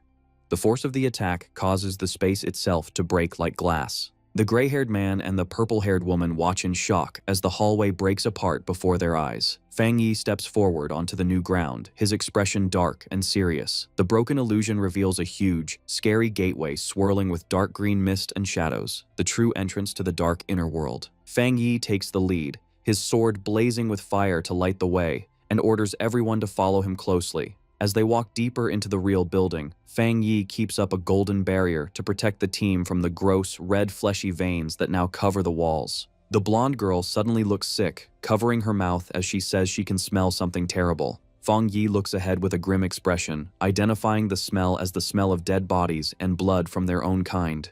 The group finally finds a horrible scene. The floor is covered with the dead bodies of the previous pioneers who had gone missing, confirming they had been trapped and killed in this dark space. The group is immediately ambushed as a swarm of shadowy, bat-like creatures descends from the ceiling, surrounding them. Looking up, the team sees a terrifying swirl of monsters above them, trapping them. Suddenly, a massive A+ grade demon-like monster with glowing red eyes dives down from the swarm to attack. The gray-haired man and the brown-haired association member are shocked, shouting that it's crazy to find another high-level dark monster so soon. Feng Yi reacts instantly, summoning his flaming sword. He throws the sword, and it pierces straight through the descending monster's chest in a burst of fire. The monster roars in pain as Feng Yi rushes forward to finish it. He drives his sword into the ground and grabs the hilt. With a series of incredibly fast swings, Feng Yi unleashes a storm of fiery attacks against the swarm and the large monster. He lands gracefully, setting off a massive explosion of holy fire that burns the enemies around him. The blonde girl and the purple-haired woman shield their faces from the intense heat, shocked that the dark monsters melted instantly when they touched his flames. They realize that since the mission started, they haven't had to do anything. Feng Yi walks through the destruction, his sword glowing like lava. He reaches his hand toward the floor, where the bodies of the previous victims lay. Feng Yi uses his fire to cremate the bodies of the innocent victims, giving them a proper burial. The brown-haired association member and the blonde girl watch the flames in awe, saying that his title as the Sealer is well-deserved. Feng Yi turns to the group and gives his orders. He tells them that since they entered the building, they should help out. He instructs them to search the first floor for survivors, while he goes upstairs to handle the remaining monsters. The team, including the gray-haired man and the purple-haired woman, stands ready to follow his orders, their doubt now replaced by respect. Feng Yi continues to clear the building floor by floor. On the 10th floor, he battles a swarm of flying shadow creatures, swinging his flaming sword to keep them away. He analyzes the enemies, realizing they have evolved to at least the 1-star spirit creation realm, but he easily cuts them in half, noting their abilities haven't changed much. Feng Yi then leads the team up the escalator to the 15th floor, his sword leaving a trail of fire. The air becomes even heavier. The blonde girl complains that the cold, dark power is getting through her protective barrier as they find a hallway filled with bodies. The gray-haired man notices something strange about the bodies. He warns the others that something is moving inside the corpses and that they are corrosive, telling the team not to breathe in the spores. A drop of liquid falls into a puddle, and a massive spiked shadow rises behind Fang Yi and the brown-haired association member. The monster reveals itself to be a terrifying, multi-eyed creature that looks down at them. It roars, unleashing a barrage of energy spikes. Instead of being scared, Fang Yi smiles, saying that things have finally gotten interesting. Fang Yi spins his sword rapidly, creating a shield of fire that deflects the incoming energy spikes. The monster comes down to attack directly, but Fang Yi prepares to counter, realizing the creature is trying to buy time to evolve further. He throws his flaming sword with great force, shocking the monster and causing a huge explosion. Fang Yi reaches out his hand, disappointed, and tells the defeated monster that he overestimated it, expecting a challenge at least at the 3-star spirit creation level. The gray-haired man is on high alert and turns sharply when he hears a noise, while Fang Yi asks who is there. Looking inside, Fang Yi asks if they are survivors. A young man hiding behind the door stammers in fear, asking if they are the Forerunners sent to help.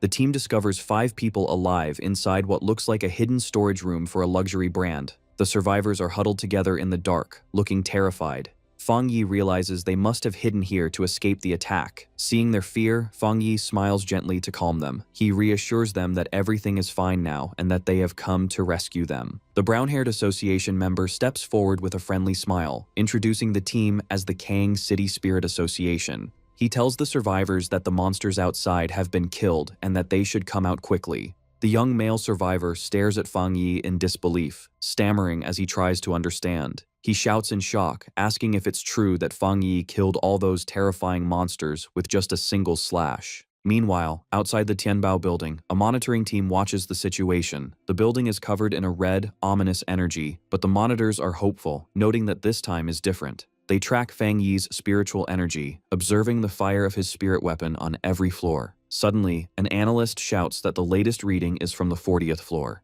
The analysts are stunned. They report that the sealer cleared the Tianbao building from bottom to top in only 9 minutes and 56 seconds. They realize this news will shock the entire Pioneer Circle in Kang City. However, the celebration is cut short as a red alarm goes off. The monitor warns that it's not over yet, as they have detected an S-class monster eruption at the very top level. Back on the top floor, Fang Yi stands among the rubble, looking up with a serious expression. He realizes he has found the main target. Looming over him is a massive, skeletal creature with glowing green energy and black feathers. Fang Yi identifies the terrifying monster as the anomaly king of this location, the Bone Bird. Fang Yi charges directly at the massive anomaly king, the Bone Bird, leaping into the air with his sword. As he gets closer, he analyzes the creature, realizing the strange worms on it are not parasites, but part of its main body. With a powerful swing, Fang Yi unleashes a golden strike, but the Bone Bird blocks the attack with its thick, cage-like bones. Fang Yi is surprised for a moment as his attack is stopped. The monster glares at him with glowing green eyes. Below, his teammates watch in despair, worrying that even the powerful sealer can't defeat this anomaly king, and they feel helpless because they are too weak to help. Fang Yi makes a sound of annoyance, realizing he has spent enough time testing the creature. He decides it is time to end the fight and stops holding back. He calls forth the Divine Thunder, covering his sword with crackling blue lightning. With the added power of thunder, he swings again, this time easily cutting through the bone defenses that had stopped him before. The Bone Bird roars in pain and rage, but Fang Yi, surrounded by blue lightning, just tells it to stop making so much noise.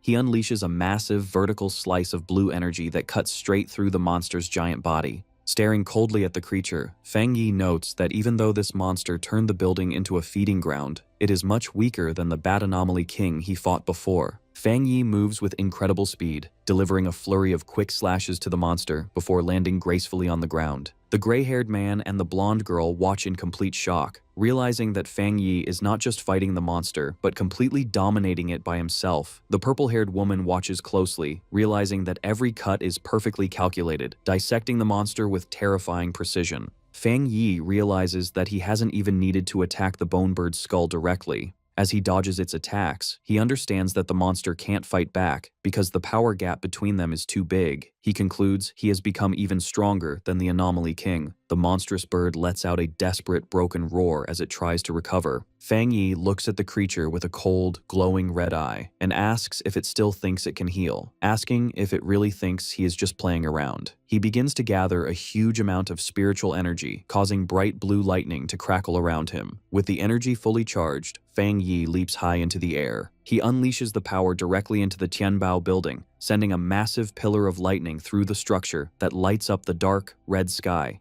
The energy swirls into a vortex, cleaning the darkness from the area. As the attack finishes, the dark clouds break apart and the golden light of the setting sun shines through, signaling that the darkness is gone. Outside the building, the association's monitors watch in disbelief as the Anomaly King's energy disappears. They realize Fang Yi is a pioneer on a completely different level, and they wonder if this is the true gap between them and a top-tier genius. They reveal that the S-Class invasion has been classified as the King Sacrifice Hell, and the details of how it was solved are sealed in top-secret files, noting that Fang Yi's solution is something no one else could copy. Fang Yi lands safely on rubble as the dust settles. He turns to the purple-haired woman and the gray-haired man, telling them the bone bird is dead and they can now contact the outside world. The purple-haired woman immediately activates her communicator, identifying herself as Song Yue and reporting that the incident has been successfully resolved. She confirms that thanks to the sealer, they completed the mission smoothly. As she speaks, Fang Yi walks away toward the exit. She expresses hope that the Kang City Spirit Association will cooperate and be grateful for his help. Suddenly, the purple-haired woman looks shocked by what she hears on the communicator. She asks about a Kang City captain who was just elected, angrily asking why he is coming now that the mission is finished. A streak of light flies through the city toward them. The voice on the communicator explains that the captain learned the sealer was there. They tried to stop him, but he is too arrogant to listen. The purple-haired woman is furious, arguing that the mission was given to the military zone and they are responsible for the Tai captain. She declares they need to send Fang Yi away immediately, seeing the new captain's arrival as a challenge. As Fang Yi walks down a staircase, the purple-haired woman states that the sealer is the most important captain recommended by their zone and warns that anyone who challenges him will face the consequences. Fang Yi walks out of the Tianbao building, looking to leave now that the battle is over. He pauses, confused, as he senses something approaching quickly from above.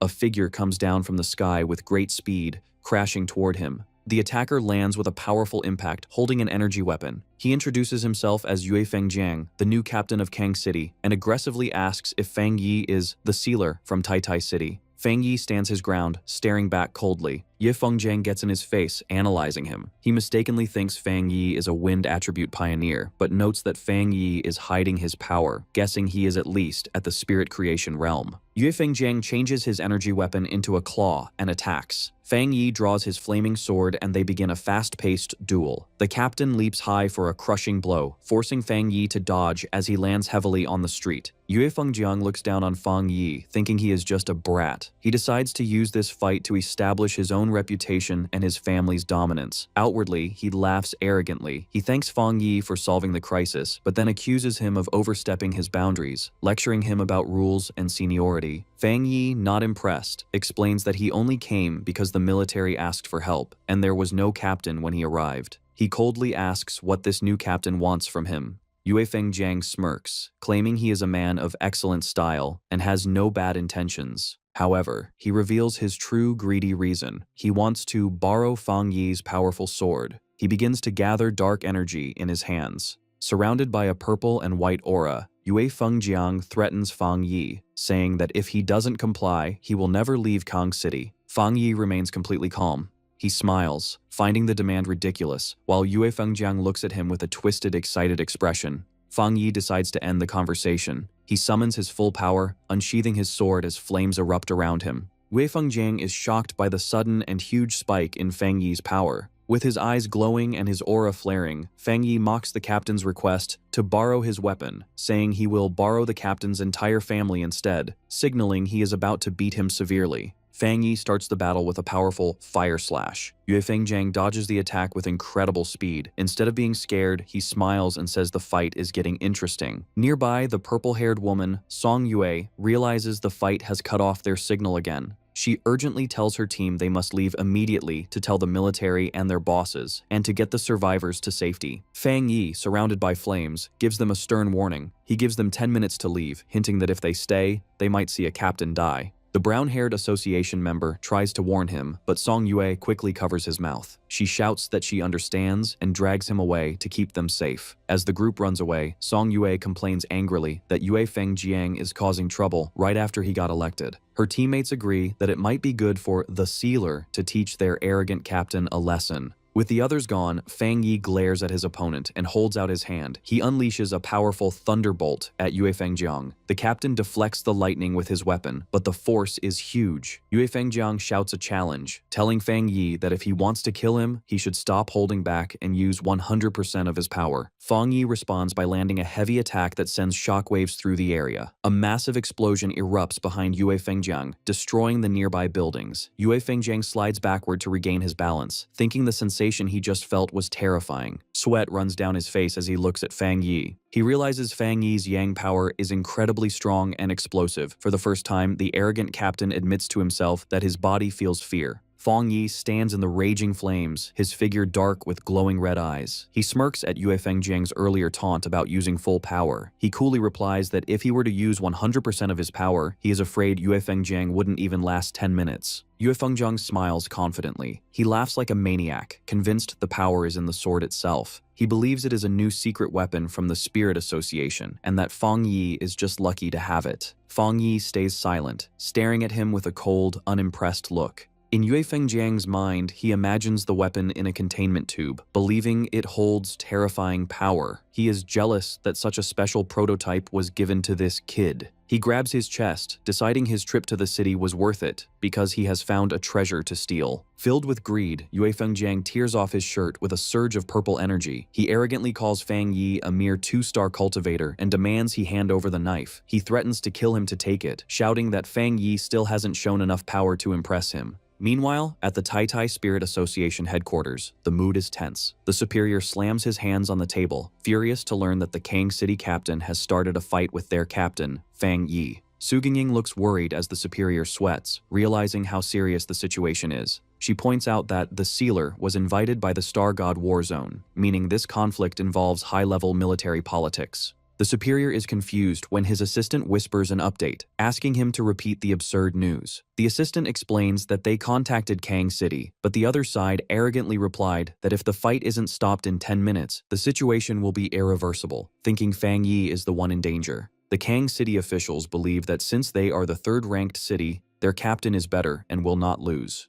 The Tai Tai officials are shocked and insulted that Kang City is looking down on them. The superior slams his fist down again, calling the Kang City officials fools. He realizes they think sealing a top-level monster is easy and have completely underestimated Fang Yi. The assistant adds that the Kang City captain is rumored to have just reached the 3-star rank and is supported by a huge family with endless resources. Looking out the window, the superior scoffs at the mention of the 3-star rank. With a serious look, he explains that the Sealer has multiple top-level powers and his true fighting ability is far beyond his visible rank. He grimly concludes that because Kang City didn't experience the King's Sacrifice Hell, they don't understand the true meaning of Fang Yi's title. He predicts that the Kang City captain won't just lose, he might even die. Back at the battle, Fang Yi prepares a devastating punch, his red eye glowing. He lands a brutal punch on Yue Fengjiang's face, sending blood and teeth flying and shattering the arrogant captain's defense. The battle continues in the sky above the city.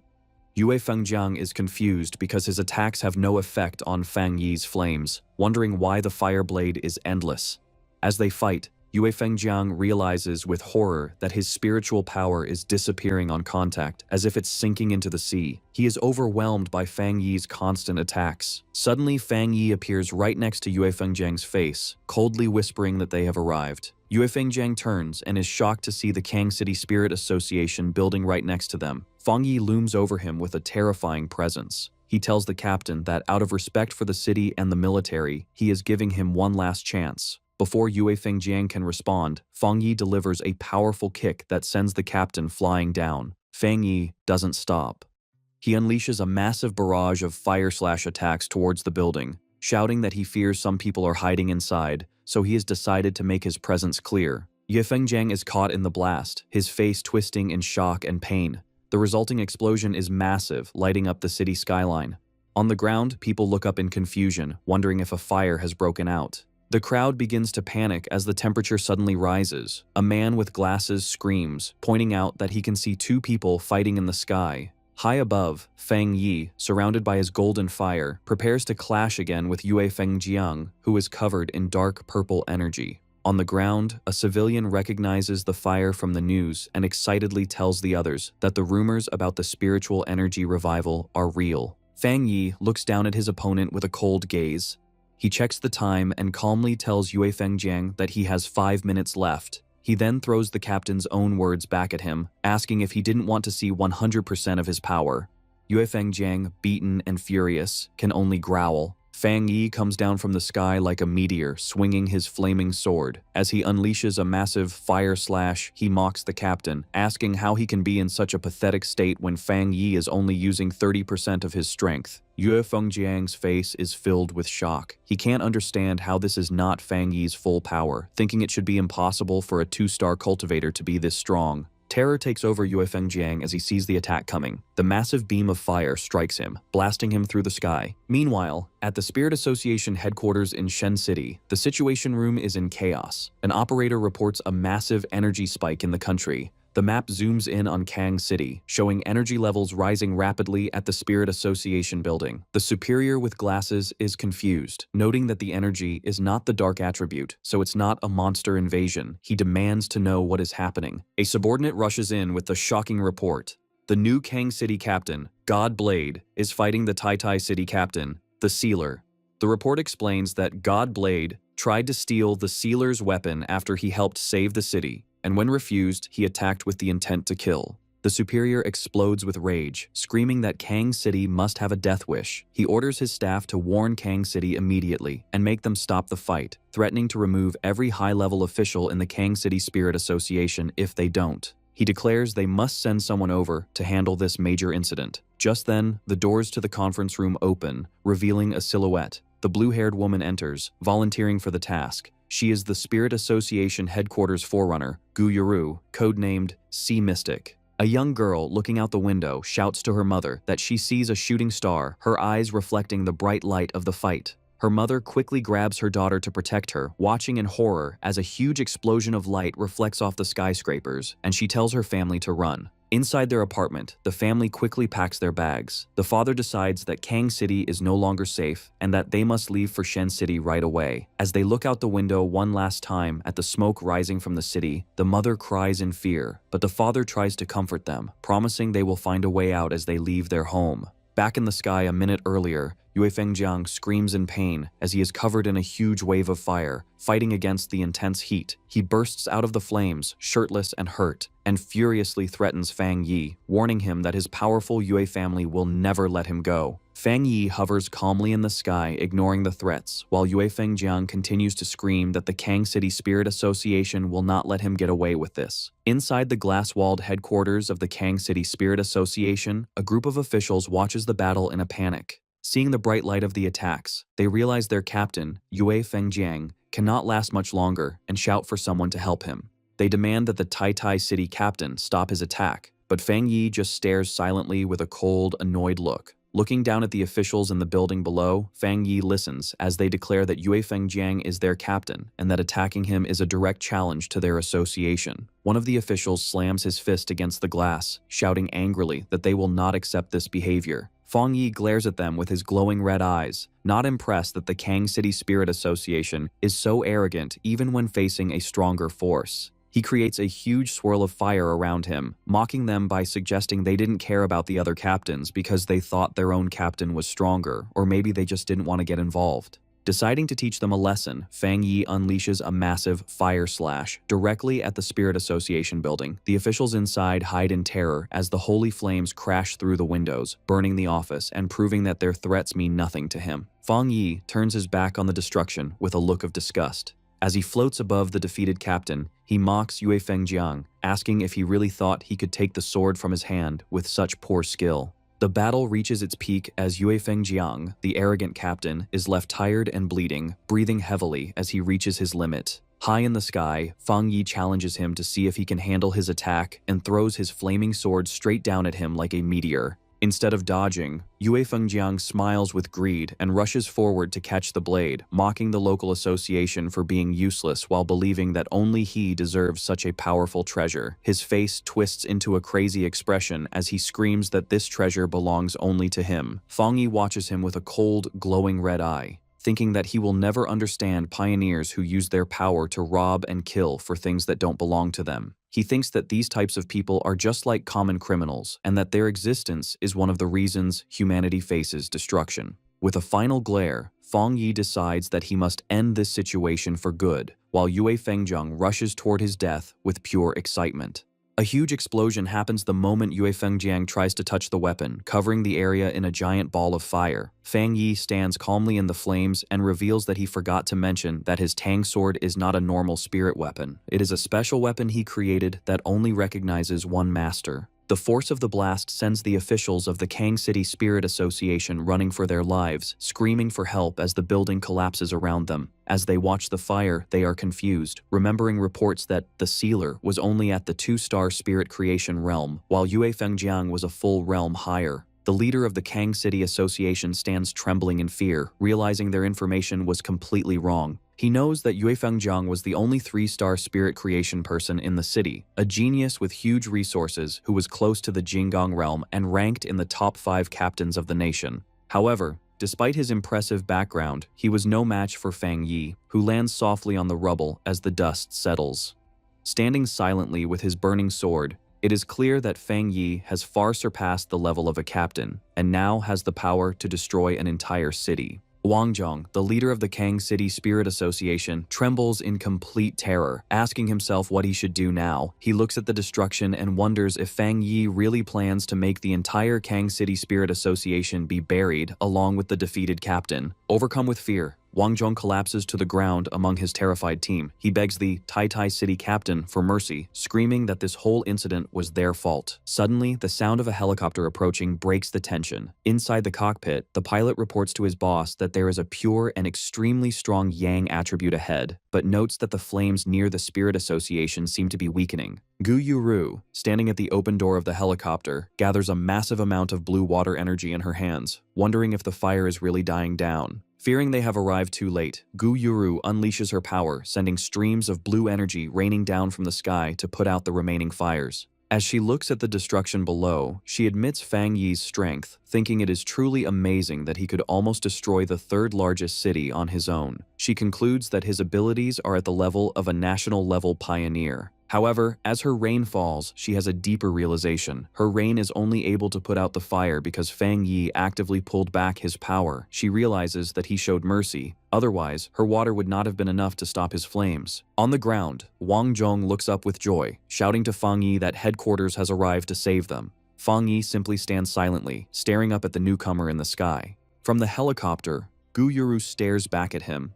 As a water attribute pioneer herself, she senses that Fang Yi's pure power is far greater than what Yue Fengjiang had, ranking him among the top pioneers she has ever met. Suddenly, Gu Yuru's expression changes to one of surprise as she notices something specific. She focuses her gaze on the flaming Tang sword in Fang Yi's hand. Analyzing the pure power and fusion level of the weapon, she knows from her information that the Tai City Spirit Association does not have the technology to develop such an advanced spirit weapon. As Fang Yi calmly puts his sword away, absorbing the flames back into his body, Gu Yuru comes to the only possible conclusion: that spirit weapon was created by Fang Yi himself. Wang Zhong, feeling brave with the arrival of the helicopter, points an accusing finger at Fang Yi. He demands to know if the Sealer really needs to be so ruthless, and asks how he plans to explain his actions now that someone from headquarters has arrived. Fang Yi glares at him with terrifying intensity. He coldly reminds the official that he gave them 10 minutes to solve the situation, but they failed to give him any explanation. Turning away, Fang Yi concludes that their silence means they agreed that their own captain deserved to die. Suddenly, Fang Yi releases a massive surge of fiery energy that surrounds the terrified officials. He warns them that if they dare speak to him in such a disrespectful way again, he will kill them all along with their fallen captain. Just then, Gu Yuru comes down from the sky, surrounded by swirling blue water energy. She calls out to the Tai City captain to stop his aggressive behavior. Fang Yi turns his head silently to face the new arrival. Wang Zhong is overjoyed, thinking that Fang Yi is finally in trouble. He thinks that no matter how strong the sealer is, he cannot simply kill a city captain and get away with it. He believes that if this is not punished, captains everywhere would be in danger. Gu Yuru lands and introduces herself. She sternly asks how they are supposed to manage the spirit associations in different regions if such chaos is allowed. Wang Zhong smiles wickedly, thinking she is on his side. He eagerly waits for her to punish Fang Yi for destroying their headquarters. However, to everyone's surprise, Gu Yuru does not attack. Instead, she stands respectfully before Fang Yi and admits that this incident was a failure of duty on the part of the Spirit Association. She bows her head in apology, promising Fang Yi that headquarters will give him a proper explanation for what happened. Fang Yi's expression softens into a small smile, and he simply hums in agreement, accepting her apology. Wang Zhong is left completely frozen, his face a mask of pure shock and disbelief, as he realizes headquarters has sided with Fang Yi over him. Wang Zhong trembles, unable to understand what is happening. He watches as Gu Yuro bows to Fang Yi, realizing this is the headquarters' respectful way of dealing with the sealer. She explains their goal is to support and reward him to prevent more conflict. Wang Zhong is terrified, wondering if this is the end of it. He thinks about how his captain was burned alive and can't believe the headquarters isn't treating this as a serious issue or blaming Fang Yi. Fang Yi stands calmly, thinking the local association's opinion doesn't matter. He reflects that the Kang City captain, Yue Feng Jiang, tried to kill him for his weapon and was ungrateful for his help, so his death was deserved. Gu Yuru walks over to the scared officials. She coldly asks why they did not stop the fighting, calling them arrogant fools. She then asks who is in charge of the Kang City Spirit Association, and Wang Zhong nervously raises his hand. Wang Zhong tries to smile as Gu Yuro gives him his orders. She tells them they have 3 days to calm the public in Kang City and come up with a good excuse to cover up the news of the battle. Her face then turns icy as she gives them their punishment. She announces that after 3 days, all of them will be fired and headquarters will send new people to take over Kang City. The officials are shocked. Gu Yuru gives a final warning that if they fail, they will face the full consequences. Fang Yi watches from a distance, surprised. He admits he didn't expect the Spirit Association headquarters to fire the entire staff of Kang City just to please him. Gu Yuru returns to Fang Yi, explaining that headquarters must make their position clear. She declares that anyone who challenges the sealer, again, will end up like the Kang City Spirit Association and Yue Fengjiang. She asks Fang Yi if he is satisfied with how they handled the situation, promising it will never happen again. Fang Yi, looking relaxed, tells her that anyone challenging him is challenging the headquarters. He says he doesn't care about the officials, but is more interested in how she plans to control public opinion about the supernatural events. Gu Yuru understands his question. She addresses the doubt about whether the news of the spiritual energy revival can still be kept secret in major cities. She explains that supernatural events are happening often, and disasters caused by anomalies are always appearing. She admits that many people have already guessed the truth, but the government can't make it public yet because the time isn't right. She warns that if they made it public now, the world would change instantly. Chaos would start within society, destroying the order they are trying to keep. She implies the situation is delicate, noting that if Fang Yi hadn't been there to save Tai Tai City, the results would have been terrible for the whole world. Fang Yi thinks about the results of his recent battles. He realizes the era of spiritual energy recovery might have officially started when the Anomaly King was destroyed. He considers that without the sacrifice of powerful people like Elder Wu, this new era would have come even faster, and humanity would have been unprepared. He finally understands the government's plan. Chaos among a small group of pioneers is better than total chaos for everyone. He pictures the powerful leaders of this new world, people like Ji Ruoyan, Jiaolun, and Su Qingying. He realizes that to keep the appearance of peace for normal citizens, the country needs these top-tier pioneers to face the crises. Fang Yi looks at the ruins, understanding why the Xia nation is so strict about controlling public opinion. By managing information, they prevent weaker pioneers from causing trouble and stop panic from spreading, letting ordinary people adjust to the new era. However, he knows this plan depends on the cooperation of powerful pioneers. With a smirk, he realizes the situation is becoming urgent. As Fang Yi gets ready to leave, he admits to himself that while his current power helped him solve the disaster in Tai Tai City, it's not enough for what's coming. Gu Yuro interrupts his thoughts. She respectfully tells him a special plane is ready to take him back to Tai Tai City, but she asks for a moment for a personal request. Adjusting her glasses with a smile, Gu Yuro expresses her genuine admiration. She tells him she envies Tai Tai City for having a talent who is so young, yet has the power to destroy a city and the character to handle it. Fang Yi looks at her with interest, telling her not to be so polite. Gu Yuro extends her hand toward him warmly. She asks if, just as Gu Yuro and not as the sea mystic, she can be friends with him. Fang Yi is surprised by her humble and sincere request. At the Star God War Zone headquarters, Jiaolan listens to her blonde subordinate report the details of the incident in Kang City. Jiaolan slams her hand on her desk in anger, shouting that the situation is ridiculous and calling the Kang City Spirit Association fools. She looks at a chart showing the strategic rankings of cities. She notes that Kang City, currently third, is losing its position. She predicts that if this continues, Kang City will fall out of the rankings. She concludes that the Spirit Association headquarters needs to take over Kang City immediately. Jiaolan's blonde subordinate remarks that the Spirit Association headquarters is reliable, especially Sea Mystic, who might be trying to get Fang Yi on their side. Jiaolan agrees, saying their reward for the Sealer must be better than the association's. She decides to double the original reward for his help in Kang City. The subordinate expresses his admiration for Fang Yi's strength, saying his balance of ruthlessness and control makes him fit to be a city leader. He then suggests a specific reward that he thinks suits him best. He places a folder labeled Top Secret Restricted Area on the desk. Jiaolan goes silent, understanding the seriousness of this suggestion. She remarks that if she didn't know he admired Fang Yi, she would think he was trying to make things hard for him. The subordinate smiles, arguing that crisis and opportunity go together, and only Fang Yi is worthy of going there to train. He adds that another genius from their war zone is already training there. He explains that in the future, things even scarier than the King's Sacrifice Hell will appear, and they need Fang Yi to get stronger quickly to face the unknown. Jiaolan agrees, pulling out the documents and thinking that maybe their restricted area is too simple for him. Suddenly, a staff member bursts into the room, shouting for Sister Lan. She delivers the shocking news to a stunned Jiaolan and her subordinate. Elder Wu has woken up and wants to speak with her. Several hours later, back in Tai Tai City, the sun shines over Fang Yi's new luxury villa. Fang Yi sits on his couch, checking his phone. He receives a bank notification for 10 million yuan, likely the reward Jiaolan promised. Lin Yi walks in, welcoming her cousin back and saying she saw everything about the events in Kang City on the forums. Fang Yi comforts Lin Yi, telling her not to worry, but she is anxious because the internet is full of rumors that he brutally killed the captain of Kang City, Godblade. Fang Yi tells her the rumors are exaggerated and flicks her forehead, telling her to stop reading forums and focus on her training. Fang Yi stands up and says he is going to train and try to have a breakthrough. Lin Yi watches him, shocked. She asks in disbelief if he is moving too fast, as he just advanced, but he is already trying to reach the 3-star spirit creation realm. Fang Yi just laughs and says it isn't certain yet. Left alone, Lin Yi clasps her hands together with a worried look. She feels her cousin has something heavy on his mind. Upstairs, Fang Yi sits on his bed, surrounded by swirling dark energy.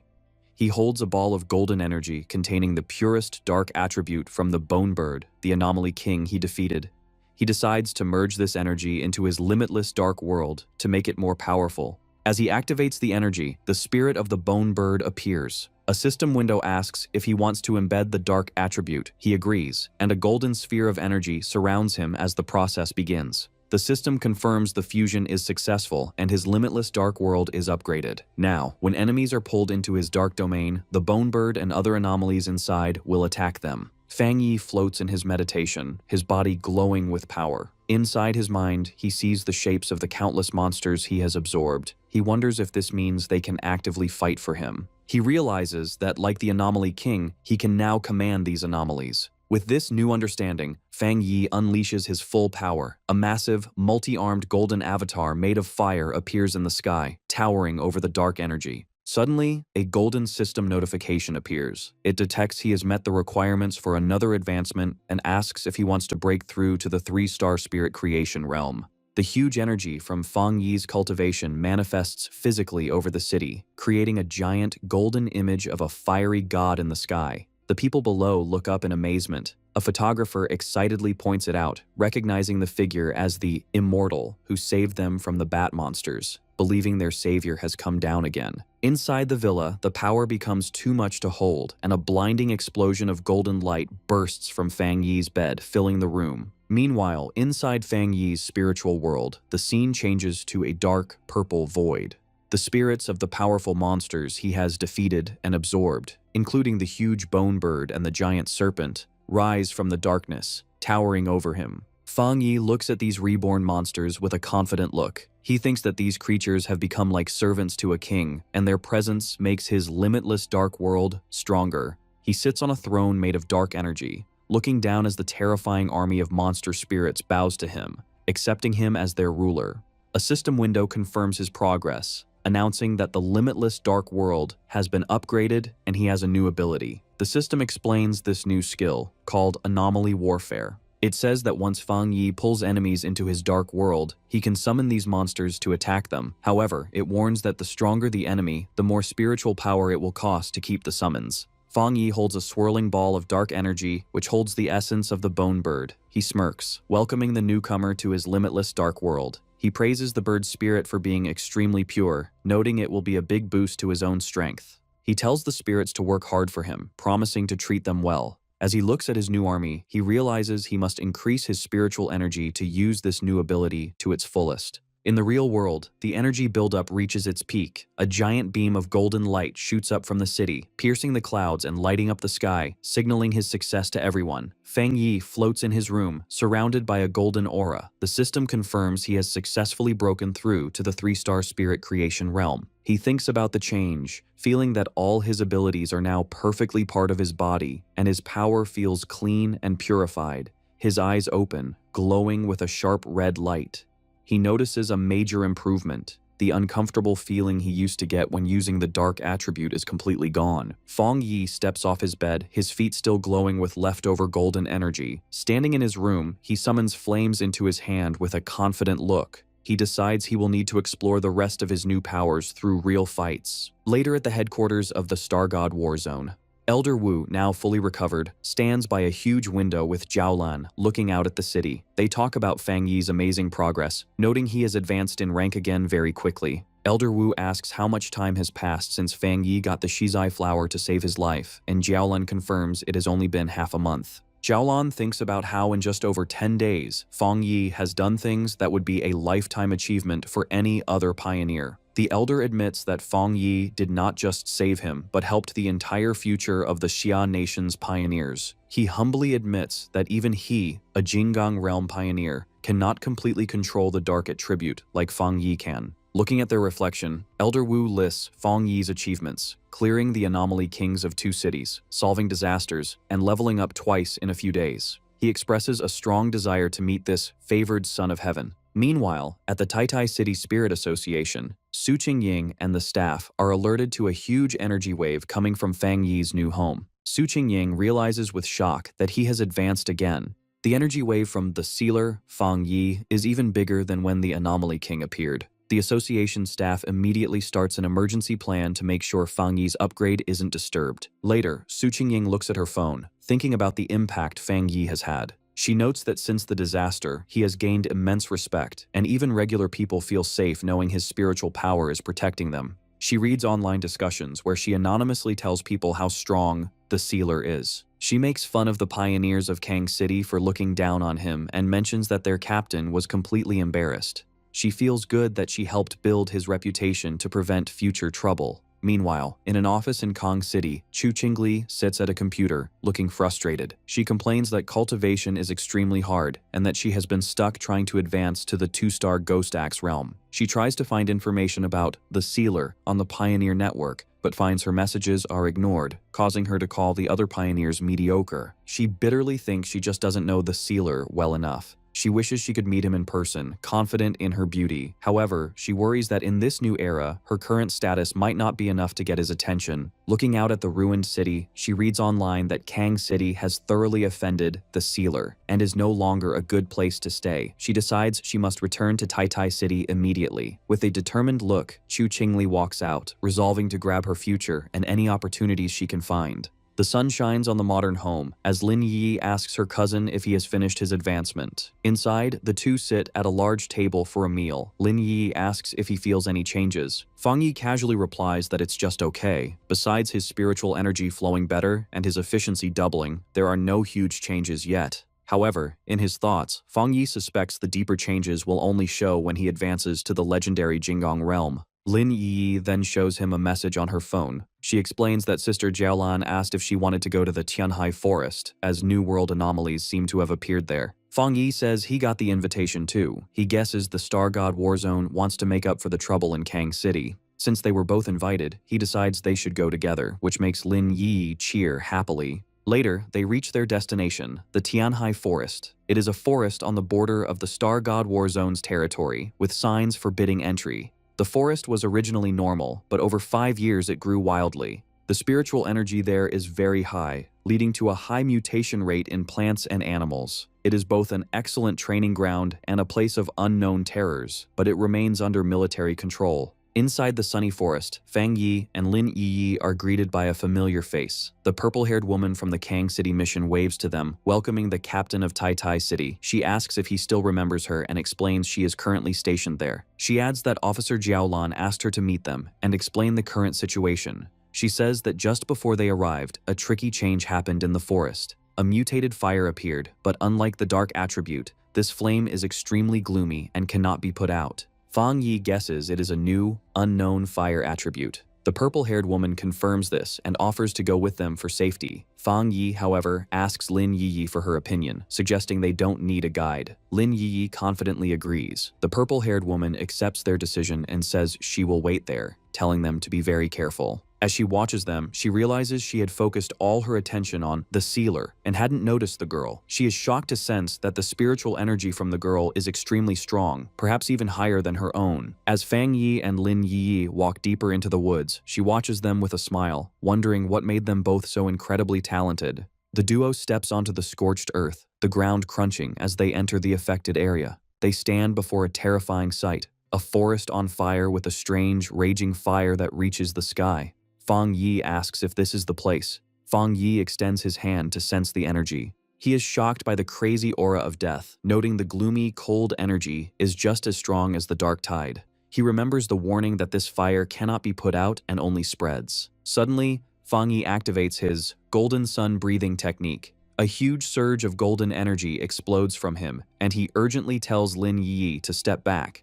The environment immediately attacks them. Dark, shadowy tendrils lash out from the burning forest, lunging at them. As Fang Yi defends himself, he realizes these flames are much stronger than normal fire and have a desire to eat human spiritual power. The dark energy clashes against his power, and he realizes that even his supreme yang attribute is not having a strong effect. Fang Yi puts a golden barrier around Lin Yi to protect her. He tells her the source of the black fire is ahead. He warns her that since her spiritual power is the wood attribute, she is naturally weak against fire and must stay inside his protection. Lin Yi confirms she understands. Fang Yi summons his spirit sword, the blade glowing as he prepares to clear a path. With a single powerful slash, he cuts the dark, burning trees in half. Fang Yi and Lin Yi walk through the path he cut, the forest burning on either side, but they move safely. As they go deeper, the death energy becomes even heavier. They reach a cliff and look down into a massive dark pit filled with glowing red veins of heat. Fang Yi notices something dripping from the rocks above.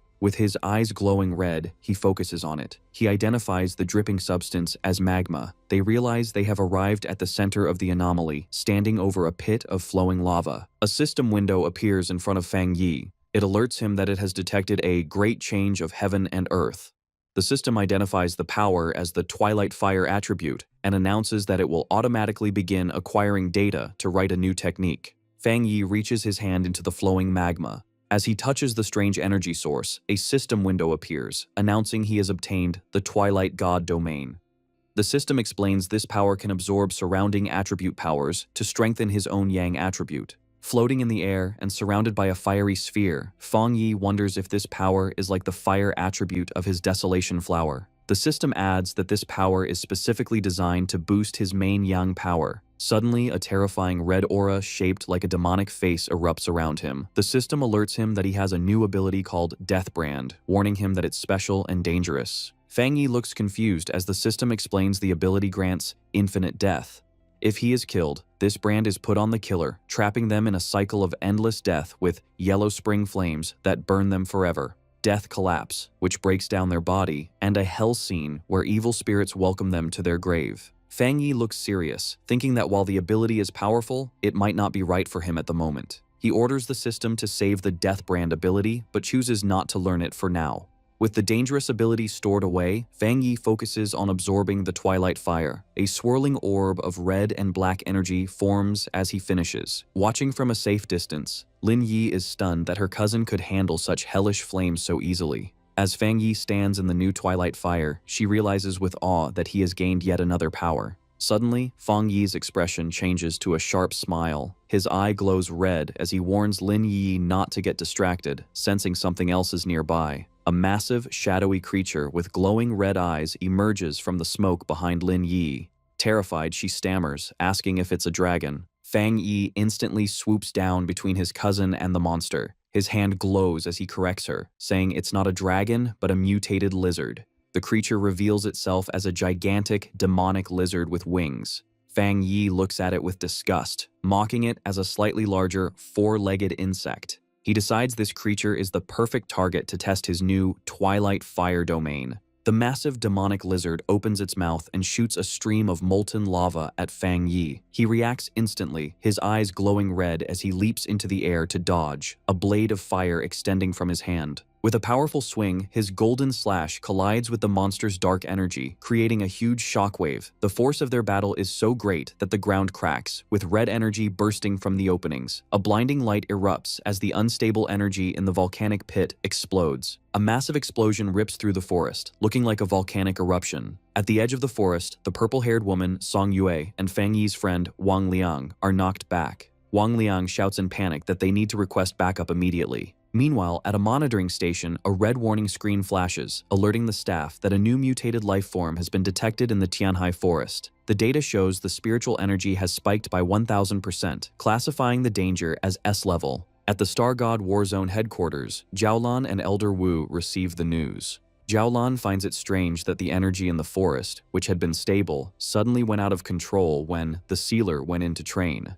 Elder Wu, in his combat armor, says that although he trusts Fang Yi's strength, they should go check to be safe. Without wasting a moment, Elder Wu and Jiaolan fly through the air at incredible speed. As they approach, Wang Liang and Song Yue are running from the danger zone. They look up and see two streaks of light. They recognize the arrivals immediately, shouting in excitement and relief that it is Officer Jiaolan and Elder Wu. Elder Wu lands like a meteor, crashing into the ground with so much force that it shatters the earth. The dust settles to reveal Elder Wu standing tall, surrounded by a yellow aura, ready to face the S-level threat. Song Yue rushes forward, amazed at the speed of the man in front of her. She wonders if this is the true power of a Jinggang realm pioneer. She compares him to Fang Yi, noting that while the Sealer creates big, flashy effects, Elder Wu is the opposite, powerful and restrained. In just a few seconds, they arrive at the location. Jiaolan lands gracefully, confirming the target is right there. Elder Wu steps forward, his face serious. He extends his armored hand toward the solid rock barrier blocking their path. With a simple swing of his arm, he unleashes a terrifying force, and the rock wall shatters instantly. With the path cleared, Elder Wu commands the team to enter, followed by Jiaolan, Song Yue, and the other soldiers. Deep inside the pit, Lin Yi shields herself from the violent energy, shouting to her cousin to see if he is all right. The dust settles to reveal Fang Yi standing calmly, his flaming sword in hand. Behind him lies the massive corpse of the mutated lizard. He reassures Lin Yi that he is fine, but says it seems someone has come to find them. Fang Yi looks toward the entrance with a glowing red eye, sensing the powerful people approaching. He quickly hides some of his power, and the dark energy around him vanishes. Elder Wu emerges from the tunnel, his yellow aura fading. He and Fang Yi stand facing each other, two generations of top-tier powerhouses meeting for the first time. Elder Wu breaks the silence, recognizing Fang Yi as his savior and calling him the Sealer. Song Yue and the others catch up, looking shocked and worried. Elder Wu ignores them, his focus on Fang Yi. He looks at the massive carcass of the S-level mutated lizard and asks if the Sealer really grew this powerful all by himself, clearly impressed. Elder Wu figures out that the mutated lizard was about to have a perfect evolution. He realizes that once it became a dragon, its power would have been equivalent to the legendary Jinggang realm. Analyzing the body, he is amazed that Fang Yi killed such a terrifying creature in a single slash. He then senses the twilight fire aura on Fang Yi's body, noting it is similar to the half-dragon's power, but much purer. He wonders if the warning signal they received was actually detecting Fang Yi's power, not the monsters. Jiaolan steps forward, looking at the dead beast in disbelief. She asks if he has solved the problem again, shocked that he just killed it without waiting for backup. She realizes that if the half-dragon had succeeded in breaking through, it would have had Jinggang realm abilities. Since they hadn't detected it before, she shudders to think what would have happened if the sealer hadn't been there. Fang Yi greets Elder Wu with a smile, expressing his happiness that the senior hero has recovered. Elder Wu laughs, replying that with such a powerful successor, he can finally retire. Elder Wu then asks Fang Yi to keep the true nature of this creature a secret from everyone outside of Tianhai Forest, even from the Spirit Association. Fang Yi smiles, understanding immediately. Fang Yi then thinks about the nature of the forest. He realizes that Tianhai Forest isn't just a training ground, but a hotspot for spiritual changes where anything could appear. He guesses that the thing that appeared here might be even more dangerous than the dark anomalies in the extreme dark zone. He understands the burden on the Star God War Zone and agrees with their approach. As he walks away, he analyzes his new Twilight Fire power, realizing it is mainly focused on devouring, a trait that reminds him of the legendary beast Taoti. He wonders if the secret of Tianhai Forest is that a Taoti once existed there. Elder Wu extends his hand toward Fang Yi, thanking him and noting that it seems Fang Yi already understood the need for secrecy. As the group gathers, Elder Wu says they should not hope for the birth of high-level anomalies, and there is no need to put unnecessary pressure on the people. Fang Yi agrees. Suddenly, a strong gust of wind sweeps through the forest. Fang Yi's expression sharpens as he sniffs a distinct aura carried by the wind. The aura washes over the group. Lin Yi closes her eyes and smiles, saying it feels incredibly refreshing. Jiaolan, however, has a different reaction. Her eyes widen in shock as she recognizes the spiritual power, exclaiming at its intensity. High above in the forest, a figure is flying through the trees at incredible speed. Jiaolan questions in disbelief if that monster, a term for a top genius, has already broken through to the Jinggang realm. The figure stops and reveals himself. It is a handsome young man with long blue hair and piercing blue eyes, wearing a confident smirk. High in the bamboo forest, Bai Su, the wood attribute pioneer and ace of the Star God War Zone, descends gracefully, stepping onto a falling leaf in midair. On the ground, the group of pioneers looks up in excitement. They sense his powerful aura and speculate he has broken through to the legendary Jinggang realm, believing their war zone finally has a supreme expert. However, Fang Yi observes with a sharp, analyzing gaze, his eye glowing red. He realizes the man's spiritual power isn't what the others believe it to be. Bai Su lands and tells Elder Wu and Jiaolan that he has finished his training. He looks around with glowing blue eyes, and noticing Fang Yi, he asks who the stranger is. Elder Wu introduces Bai Su as their zone's ace, who had been in seclusion to reach the next level. Bai Su greets them but clarifies he is only at the half-step Jinggang stage and hasn't truly broken through. Fang Yi smiles confidently and introduces himself as the captain of Tai City and the sealer. As Fang Yi observes the green energy from Bai Su, he notes that unlike others, Bai Su's power feels clear and comfortable. Fang Yi realizes their strength is similar, confirming the Jinggang realm is very hard to fully enter. Bai Su looks skeptical of Fang Yi's title, but Elder Wu corrects him, explaining that Fang Yi saved his life and solved the Tai City disaster, making him a vital partner. He sternly tells Bai Su to be respectful. Bai Su is surprised to hear how much happened while he was away. Elder Wu explains to Fang Yi that Bai Su was a prodigy who awakened early with the nation's best resources, matching Fang Yi's own speed of improvement. This is why he has been isolated and is ignorant of the outside world. Elder Wu explains the harsh reality of the new world, saying human cultivation goes against the natural order, causing them to evolve slower than the creatures they fight. He reveals that despite the large number of pioneers, true power is very rare. Currently, only 5 people in the world have reached the peak 3-star spirit creation level, known as the Jinggang realm. Fang Yi listens as the elder admits that while there may be hidden talents like him, the barrier to the next level is huge. Elder Wu describes the Jinggang realm as a massive cliff most pioneers can never climb, with many dying just trying to break through. However, he explains that once someone breaks through, their body transforms completely, becoming almost like the immortals of legend. Elder Wu then turns to Bai Su. He smiles proudly, noting that Bai Su has reached the half-step Jinggang stage and that his energy is calm and pure, a great achievement. Fang Yi remains silent, observing the interaction. Suddenly, Bai Su steps closer to Fang Yi, staring him down. He reveals that while in seclusion, he felt the shockwave from Fang Yi's breakthrough. He explains this energy wave helped him reach his current level, and because of this connection, he is eager to test his skills against Fang Yi. The two powerful pioneers face off, unleashing their auras.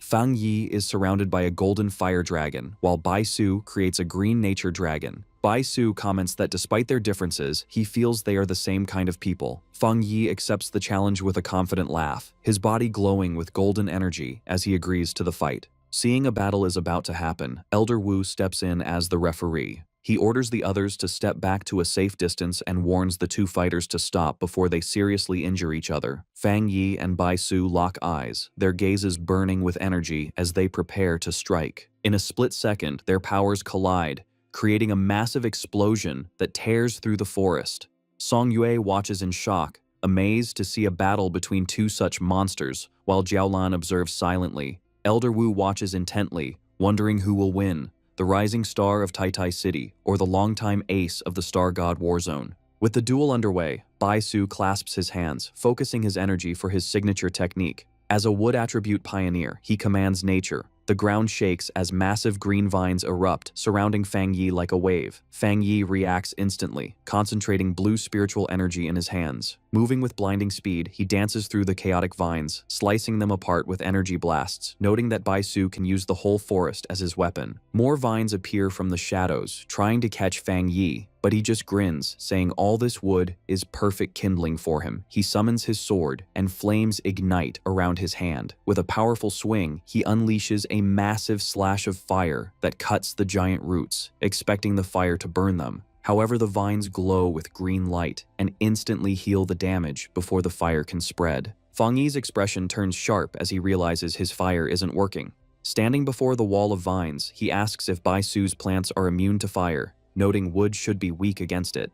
Bai Su touches the massive trunk and confidently explains that while that's normally true, his plant army is special and can no longer be suppressed by the fire attribute. Fang Yi glares at him, his red eye glowing. Suddenly, the vines erupt from the ground beneath Fang Yi again, giving him no time to react. The massive roots swarm over him, wrapping around his body and sealing him inside a giant spherical cage of wood. With Fang Yi trapped, Bai Su stands calmly outside, asking how he likes the move and noting that if they were real enemies, this prison would have been inescapable. Inside the dark prison of vines, Fang Yi remains calm, his red eye glowing as he checks the situation. He touches the cage wall, his hand glowing with energy. He notices the wood energy here is very pure, but as he makes contact, he feels a corrosive poison on his skin. Outside, Bai Su looks on confidently. He warns Fang Yi not to touch the wood for long, explaining that the giant tree naturally has toxins, and now that it's filled with his spiritual power, the poison is even more deadly. Instead of being afraid, Fang Yi smiles, his eyes burning with golden light. He challenges Bai Su's claim, deciding he wants to test how strong the poison really is. Suddenly, a blinding light erupts from the cracks in the wooden sphere.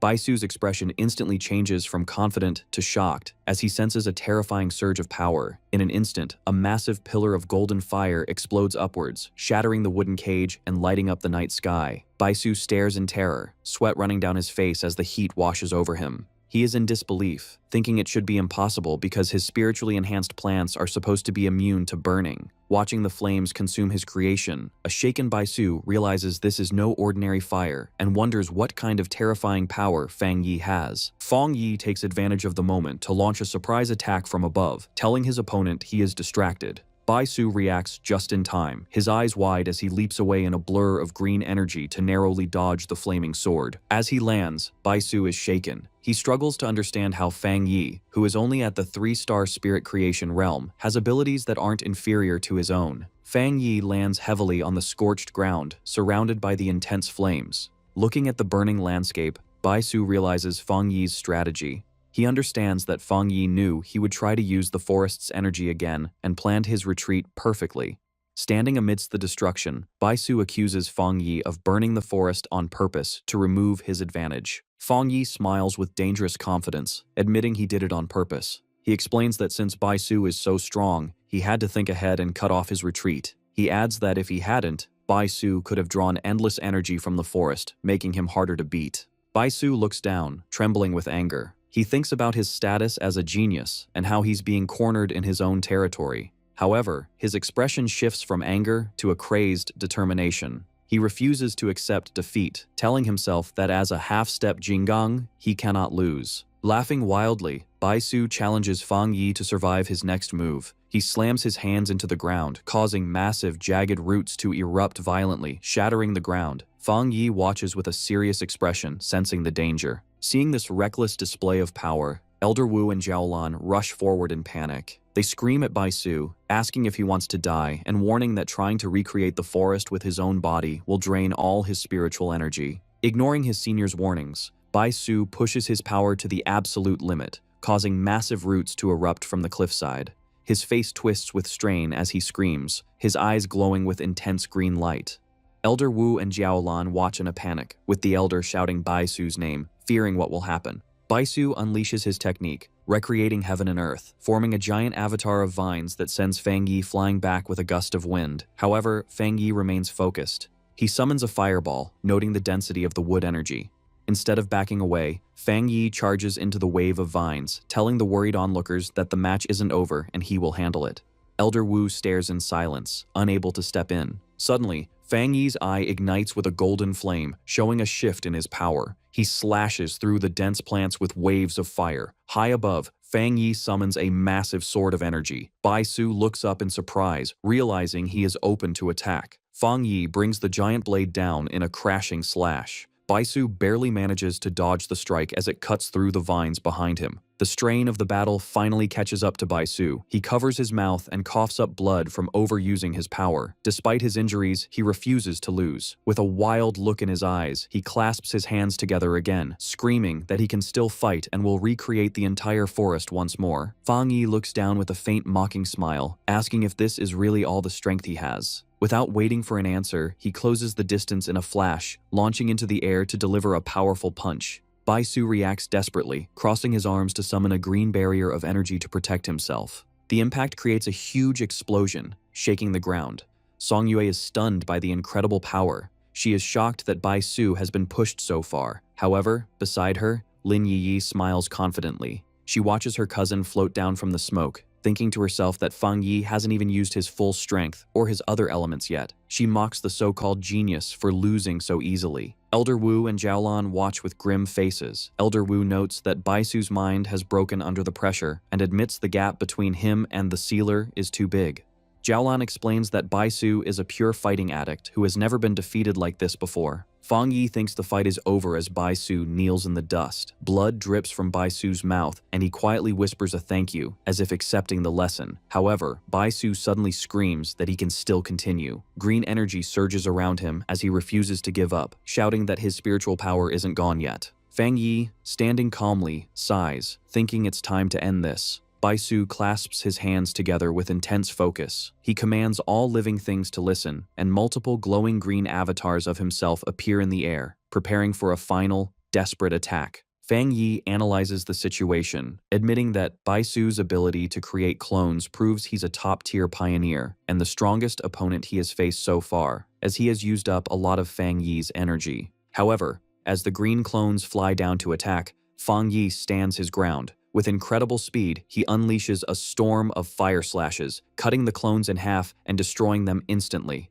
The flames grow into a massive fire that burns the illusions. Baisu is left confused, losing sight of his enemy, only to realize too late that Fang Yi is right next to him. Fang Yi launches a surprise attack that catches the wood pioneer completely off guard. Baisu is immediately trapped in a vortex of golden fire. He looks paralyzed with shock, unable to move his body. Sweating and amazed, Baisu looks up and sees the true gap in their power. Fang Yi stands on top of a massive dragon head made of golden fire, pointing his sword at Baisu. He calmly asks if they can finally end the match. Elder Wu watches the amazing scene, knowing Baisu's defeat is certain. He can only marvel at how the sealer keeps surprising him. Jiaolan comments that while she expected Baisu to lose, she didn't think it would be such a complete defeat. Behind her, Lin Yi simply smiles, saying she knew this would happen. Song Yue and Wang Liang agree that the result isn't surprising, since Fang Yi is the man who solved 2 anomaly disasters alone. The duel ends with Fang Yi landing gracefully, while Baisu stands across from him, breathing heavily. Baisu looks at the man who beat him, muttering in disbelief about whether he is a half-step Jinggang or just a monster. A look of bitter disappointment crosses Bai Su's face as he admits his strength was nothing more than this compared to Fang Yi. Humbled, Bai Su clasps his hands and bows respectfully to Fang Yi. He thanks the sealer for the lesson but suddenly apologizes, saying he has urgent business and must leave. Before anyone can stop him, Bai Su bursts into a streak of green light and flies away. Jiaolun shouts after him, but Bai Su's voice echoes back that he is going back into seclusion to train. Jiaolun turns to Elder Wu in frustration, complaining that the war zone still needs him. However, Elder Wu looks on with understanding, noting that this is the first time the proud genius has been so frustrated, so they should let him go. Elder Wu then turns his gaze to Fang Yi, who is putting out the flames from his hand. The elder approaches him and makes a serious offer. He asks Fang Yi if he would consider staying in the Star God War Zone, suggesting he could hold a position with them while still being captain of Tai Tai City. With a serious expression, Elder Wu reveals his true plan. He wants Fang Yi to be his successor. Fang Yi looks stunned by the sudden offer. Elder Wu continues, explaining that the Star God War Zone has the second best resources in the entire Xia nation. He begins to describe the center of power, Shen City, the largest city in the nation. He explains that the people who hold power in Shen City are the absolute top pioneers. He promises that if Fang Yi accepts, he will eventually be introduced to that top circle. However, Fang Yi politely refuses. With his red eyes glowing, he thanks Elder Wu, but explains that he has no such plans. He reveals he isn't even technically part of the Spirit Association and only took the captain title to protect his hometown. He states firmly that he does not want to join any specific group. Hearing this, Song Yue and Wang Liang are shocked, unable to believe someone would turn down such an offer. Elder Wu accepts Fang Yi's refusal calmly. He understands that the most powerful pioneers dislike being tied down by rules. Instead of pushing, Elder Wu suggests a friendship. He tells Fang Yi that even if he doesn't join, he can still make any request, creating a bond of mutual support. Fang Yi announces that he and Jiaolun will stay in the forest to continue their own training. Suddenly, the sky darkens as storm clouds gather. Elder Wu looks up, noting that the forest is rich in elemental energy and a thunderstorm is about to start. He realizes that the intense battle stirred up the natural energy, making the thunder attribute incredibly strong. He recalls that Fang Yi didn't even use his thunder power during the match. Laughing, Elder Wu praises Fang Yi's potential. He immediately orders everyone to leave the forest and give the area to Fang Yi, ensuring no one disturbs his training. As he watches Fang Yi, Elder Wu thinks that as long as Fang Yi remains a pioneer of the Xia Nation, it is the greatest blessing for their country. Fang Yi smiles, realizing Elder Wu understood his intentions. As he leaps into the air, he reflects that the Star God War Zone won't pressure him because of his great strength. He realizes this power gives him ultimate freedom. His eyes glow with blue electricity as he senses the storm. Floating high in the sky, Fang Yi welcomes the lightning. He activates his Divine Thunder technique, surrounding himself in a massive web of electricity to begin his training.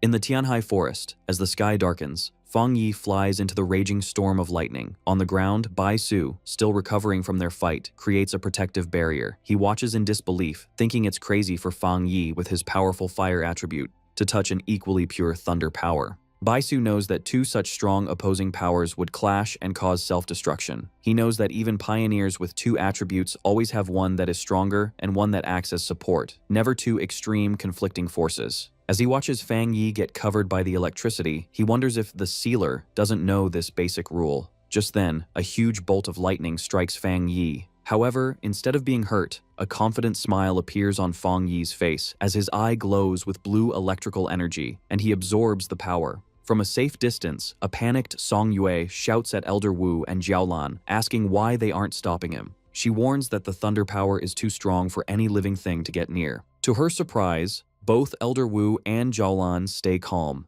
Jiaolun turns and tells her team the shocking truth. Fang Yi is not in danger because he also has a top-level thunder attribute. She explains that the pioneer known as the Tyrant and the Sealer are the same person. Song Yue and Wang Liang are stunned by the news. Song Yue thinks that while having two attributes isn't impossible, Fang Yi's power level is monstrous. Jiaolun smiles, admitting she had the same reaction when she first found out. She thinks that everyone has focused so much on his title as the Sealer that they forgot he is also the Tyrant, a genius of his time. In the middle of the storm, Fang Yi controls the wild energy, thinking that the stronger the lightning, the more power he can absorb to strengthen his body. Surrounded by a whirlwind of electricity, he shouts to the sky for more, saying he needs more spiritual power to be satisfied. Floating in the electrical storm, Fang Yi uses the divine thunder to temper his body. He feels the immense power surge through his bones, muscles, and every part of his body, refining him. As the process continues, his different attributes, fire, yang, and even dark,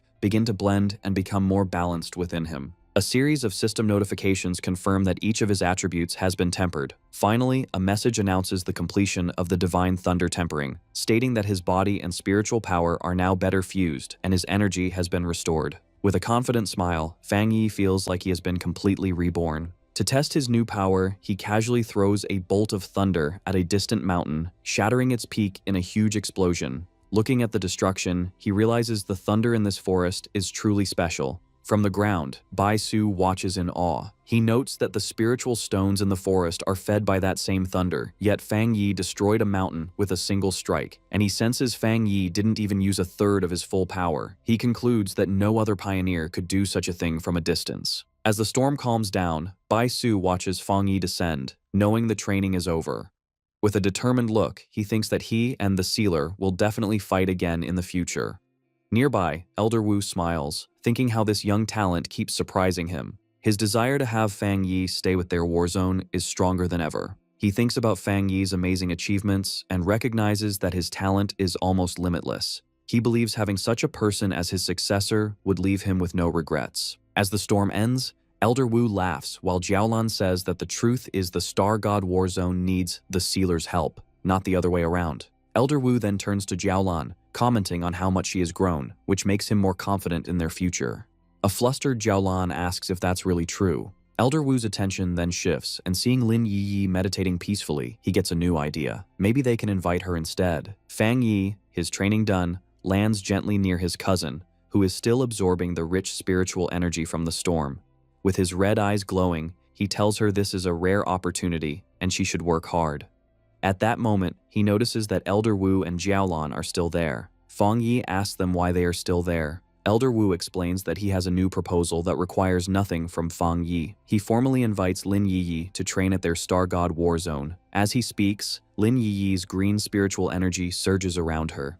Fang Yi considers the offer, thinking it's an amazing opportunity for his cousin, but he wonders what she herself would want. Having heard the conversation, Lin Yi opens her eyes, ending her meditation.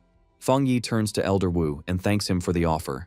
He explains that as her guardian, he finds it hard to refuse, but he can't decide for her. Just then, Lin Yi stands up, and, after being asked by Fang Yi if she has finished her training, she turns to Elder Wu and says simply that she will not go. Looking directly at the elder, she thanks him for the generous offer but repeats firmly that she does not want to go. Surprised but calm, Elder Wu asks for the reason for her refusal. Lin Yi explains that her way of thinking might be a bit childish. She says that if her reason was just not wanting her cousin to be used, it would be disrespectful. However, as a pioneer, she has her own pride. With a determined look, she declares that she wants to get everything she deserves through her own abilities, not because of her cousin. Fang Yi is momentarily speechless, surprised that his cousin has finally grown up. Elder Wu, not at all offended, laughs and gives her a thumbs up. He apologizes for being one-sided and tells her they will continue to watch her, encouraging her to do her best. A very happy Lin Yi promises that she will. Later, the scene shifts to Fang Yi's villa at night. As he and Lin Yi walk up the stairs, Fang Yi thinks about his recent power-ups. He considers his spiritual energy reserves solved and now needs to figure out how to best use his new Twilight Fire attribute.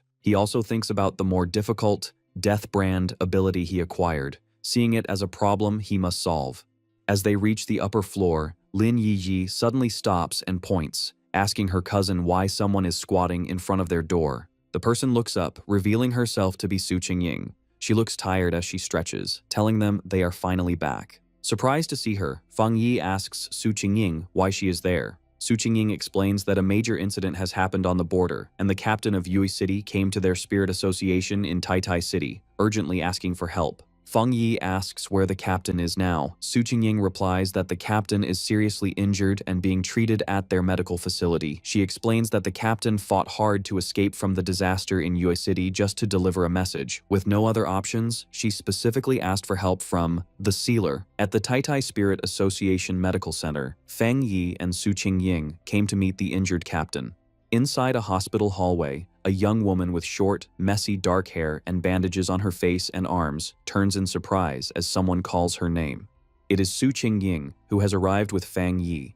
The young woman greets Su Qingying happily, then notices Feng Yi and asks who he is. Su Qingying introduces him as the captain of Taitai City, the Sealer, and then introduces the young woman as Chen Ruo, the captain of Yue City. Chen Ruo immediately greets Feng Yi and, in a desperate moment, grabs his hands, begging for his help. She explains that the anomaly in Yue City is much more dangerous than reported, definitely above A+ rank, and she heard he has experience with such major disasters. Feng Yi remains silent, calmly studying her. Realizing she was too forward, Chen Ruo lets go and apologizes, explaining her desperation. She says the anomaly was only supposed to be B-level, but many pioneers have disappeared. Her entire team was lost, reinforcements vanished, and even her powerful sister was among the missing. Feng Yi listens intently, his expression serious. He thinks it's very suspicious for a B-level anomaly to cause so many disappearances, as even a border city should have capable pioneers. He turns to the upset captain and asks a direct question. Are the pioneers, including her sister, truly missing, or are they dead? Chen Ruo cannot give a clear answer. Su Qingying tells her to calm down and speak slowly, then has her sit down. She explains that she does not know what happened because she cannot contact any of them. Clutching her head in pain, she insists she has a special connection with her sister and can feel that she is still alive. After a moment, she seems to remember something important. She tells Feng Yi she almost forgot the most important thing, a thank you gift for his help. She pulls a small, dark brown box from her bag and offers it to him, pleading that she has no other options. Feng Yi takes the box, sensing its contents are heavily sealed, but he can feel a familiar Yang attribute energy coming from inside. He asks her what it is and why it is sealed. Seeing his interest, Chen Ruo looks hopeful, thinking her plan might work. Chen Ruo explains the gift. It is a spirit crystal that was condensed from a high mountain in Yue City that had a massive eruption of Yang energy. She reveals that it contains immense spiritual power and is a treasure of their city. Opening the box to reveal a glowing yellow crystal, she says they had hoped to use it to cultivate a Yang attribute pioneer, but no one could absorb its power. Some were even burned just by trying. Su Qingying, standing beside Feng Yi, is shocked to see a real spirit crystal. She explains to Feng Yi that they are very rare and valuable because pioneers without a specific attribute can absorb them to awaken a power, making them highly sought after. With a confident smile, Feng Yi closes his fist around the crystal, absorbing its golden light. He tells Chen Ruo it's a deal and asks if they should leave now. A startled but relieved Chen Ruo stammers that there is no problem. Later, the group drives along a mountain road toward Yue City. Inside the car, Feng Yi asks Chen Ruo to describe the anomaly. She explains that it all began when tombstones started appearing in the mountains. Villagers who saw them reported hearing noises from within. However, when pioneers investigated, the tombstones showed no unusual signs. They sealed off the area, but that same night, skeletal arms erupted from one of the tombstones and dragged a villager inside. As Chen Ruo finishes, the car stops in the pouring rain. They arrive at a village now surrounded by a vast field of gray tombstones. Chen Ruo tells Feng Yi this is the place and asks for his opinion. Feng Yi looks at the eerie scene but finds it strange, noting that he can't sense any abnormal aura. As they walk through the field of tombstones, which now glow with a faint purple energy, Chen Ruo explains that more tombstones have appeared randomly all over Yue City. At unpredictable times, skeletal arms reach out and drag people into the graves. She looks around in shock, realizing the number of tombstones has increased dramatically in less than a day. She then tells Feng Yi and Su Qingying to follow her to the rest of her people. As they walk, Feng Yi thinks about how strange the situation is. The concentration of the anomaly's energy is incredibly low. He wonders if its purpose is to make people lower their guard or if there is another reason. He concludes that capturing people seems less like a random attack and more like a ritual. Placing his hand on a tombstone, Feng Yi has a realization. He explains that anomalies can also perform sacrifices to bring about the revival of a much larger, more powerful anomaly. He recalls how bat-like anomalies in Taitai slaughtered residents to bring forth their anomaly king. Hearing this, Chen Ruo stops, a look of horror on her face as she asks if this disaster is also a sacrifice. Chenro explains with panic that the local mountain residents are very traditional and have refused to evacuate. They are even planning to hold their own ceremony the next day. Suddenly, she shouts that it's happening again. A skeletal purple hand erupts from the ground in front of Fang Yi. He dodges it with ease, noting the creature's strength is weak, only at the B level as reported. He summons his flaming sword and slices the arm in half. However, another skeletal hand immediately bursts from the ground and grabs his glowing blade. Fang Yi watches with a sharp, observant gaze. The skeletal hand belongs to a much larger, monstrous skeleton with multiple limbs that erupts from the ground.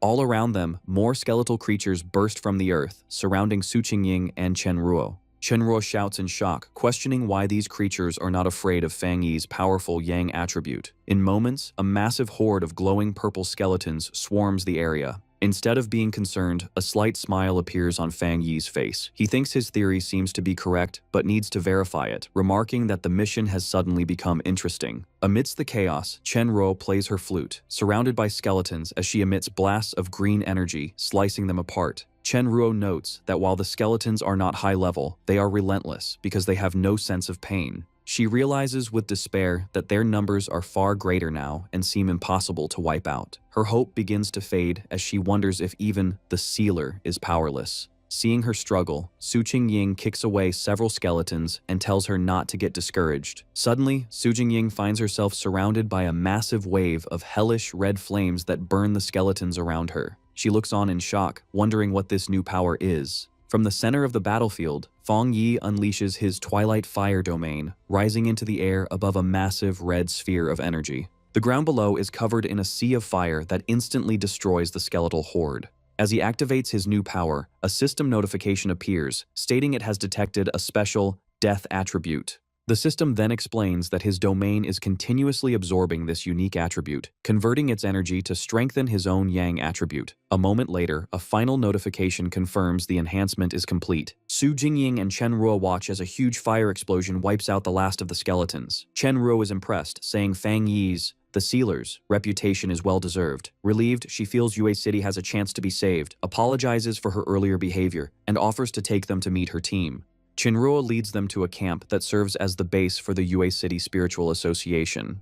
A group of pioneers greets her, calling her captain. Chenruo introduces Fang Yi and Su Qingying, explaining she brought reinforcements, the famous Sealer and the captain of the Tai Tai Association. Her three teammates, Chen Feng, Chen Xing, and Chen Shi, look at Fang Yi in disbelief, doubting a young man like him could be the legendary pioneer who solved a disaster on his own. One of them comments that his age doesn't matter, as the situation in Yue City is completely different. The tension rises when Chen Feng scolds Chenruo for returning and bringing outsiders to die with them. He shouts that almost no one is left and the city is about to be devoured, revealing they were all deceived and lured here to be a sacrifice. As Chenruo tries to explain that her team has suffered, Fang Yi calmly observes them. With a serious look, he states that he accepted a request and will do his part. With complete confidence, he declares he will solve the problem here. Meanwhile, Chen Shi explains to a upset Chen Feng that because their city is far away and their customs are more traditional, their people pray to the gods when they face problems they can't solve.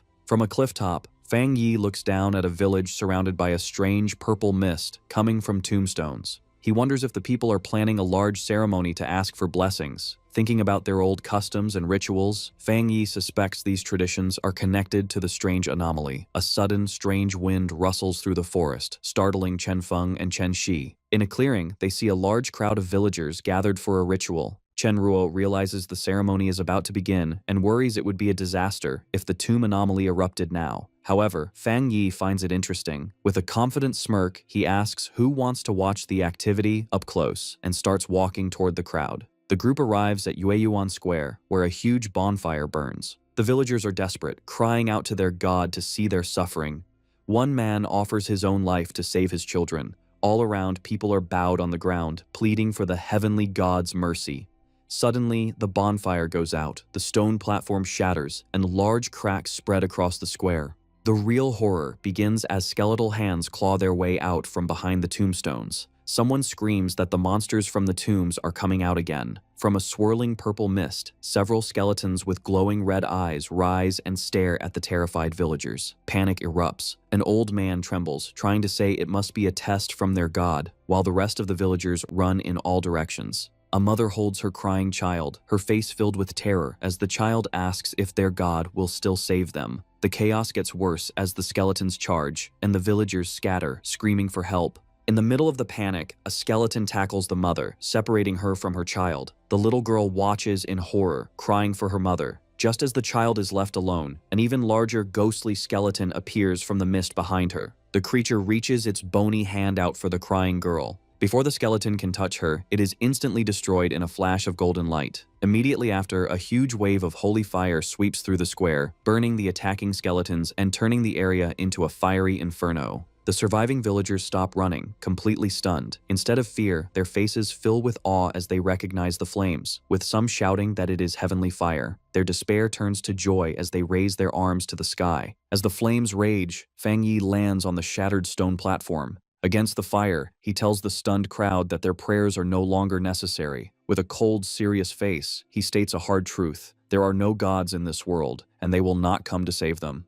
The villagers are silent for a moment, kneeling as they take in his words. However, they completely misunderstand him. Crying with joy, they shout that a god has appeared and defeated the disaster. They continue to plead with this new god to save them from the other monsters. Watching them, Fang Yi can only sigh quietly at their misunderstanding. Standing in the flames, Fang Yi extends his hand, his eyes glowing. He activates his Twilight Fire domain. Instantly, a massive, swirling red sphere appears in the sky, acting like a vacuum that pulls in all the deathly energy and skeleton parts from the ground. He then turns to the amazed villagers and clarifies who he is. He tells them he is not a god, but a pioneer captain from Tai Tai City, known as the Sealer. The villagers and Chenruo's team stare at the terrifying red sphere, stunned by the strange and powerful sight. Chen Feng, still in shock, questions what Fang Yi is doing. Chenruo, frustrated, reminds her team she had warned them he was no ordinary pioneer. She explains that he is the one who single-handedly solved the disasters in both Tai Tai and Kang City, and that he is treated as an honored guest by the highest authorities. Having absorbed the immediate threat, Fang Yi flies into the air like a golden comet toward the main village, which is still covered in a dense, purple mist and filled with skeletons. A system notification appears, confirming his Twilight Fire domain has successfully absorbed a large amount of the death attribute, making his own Yang attribute much stronger.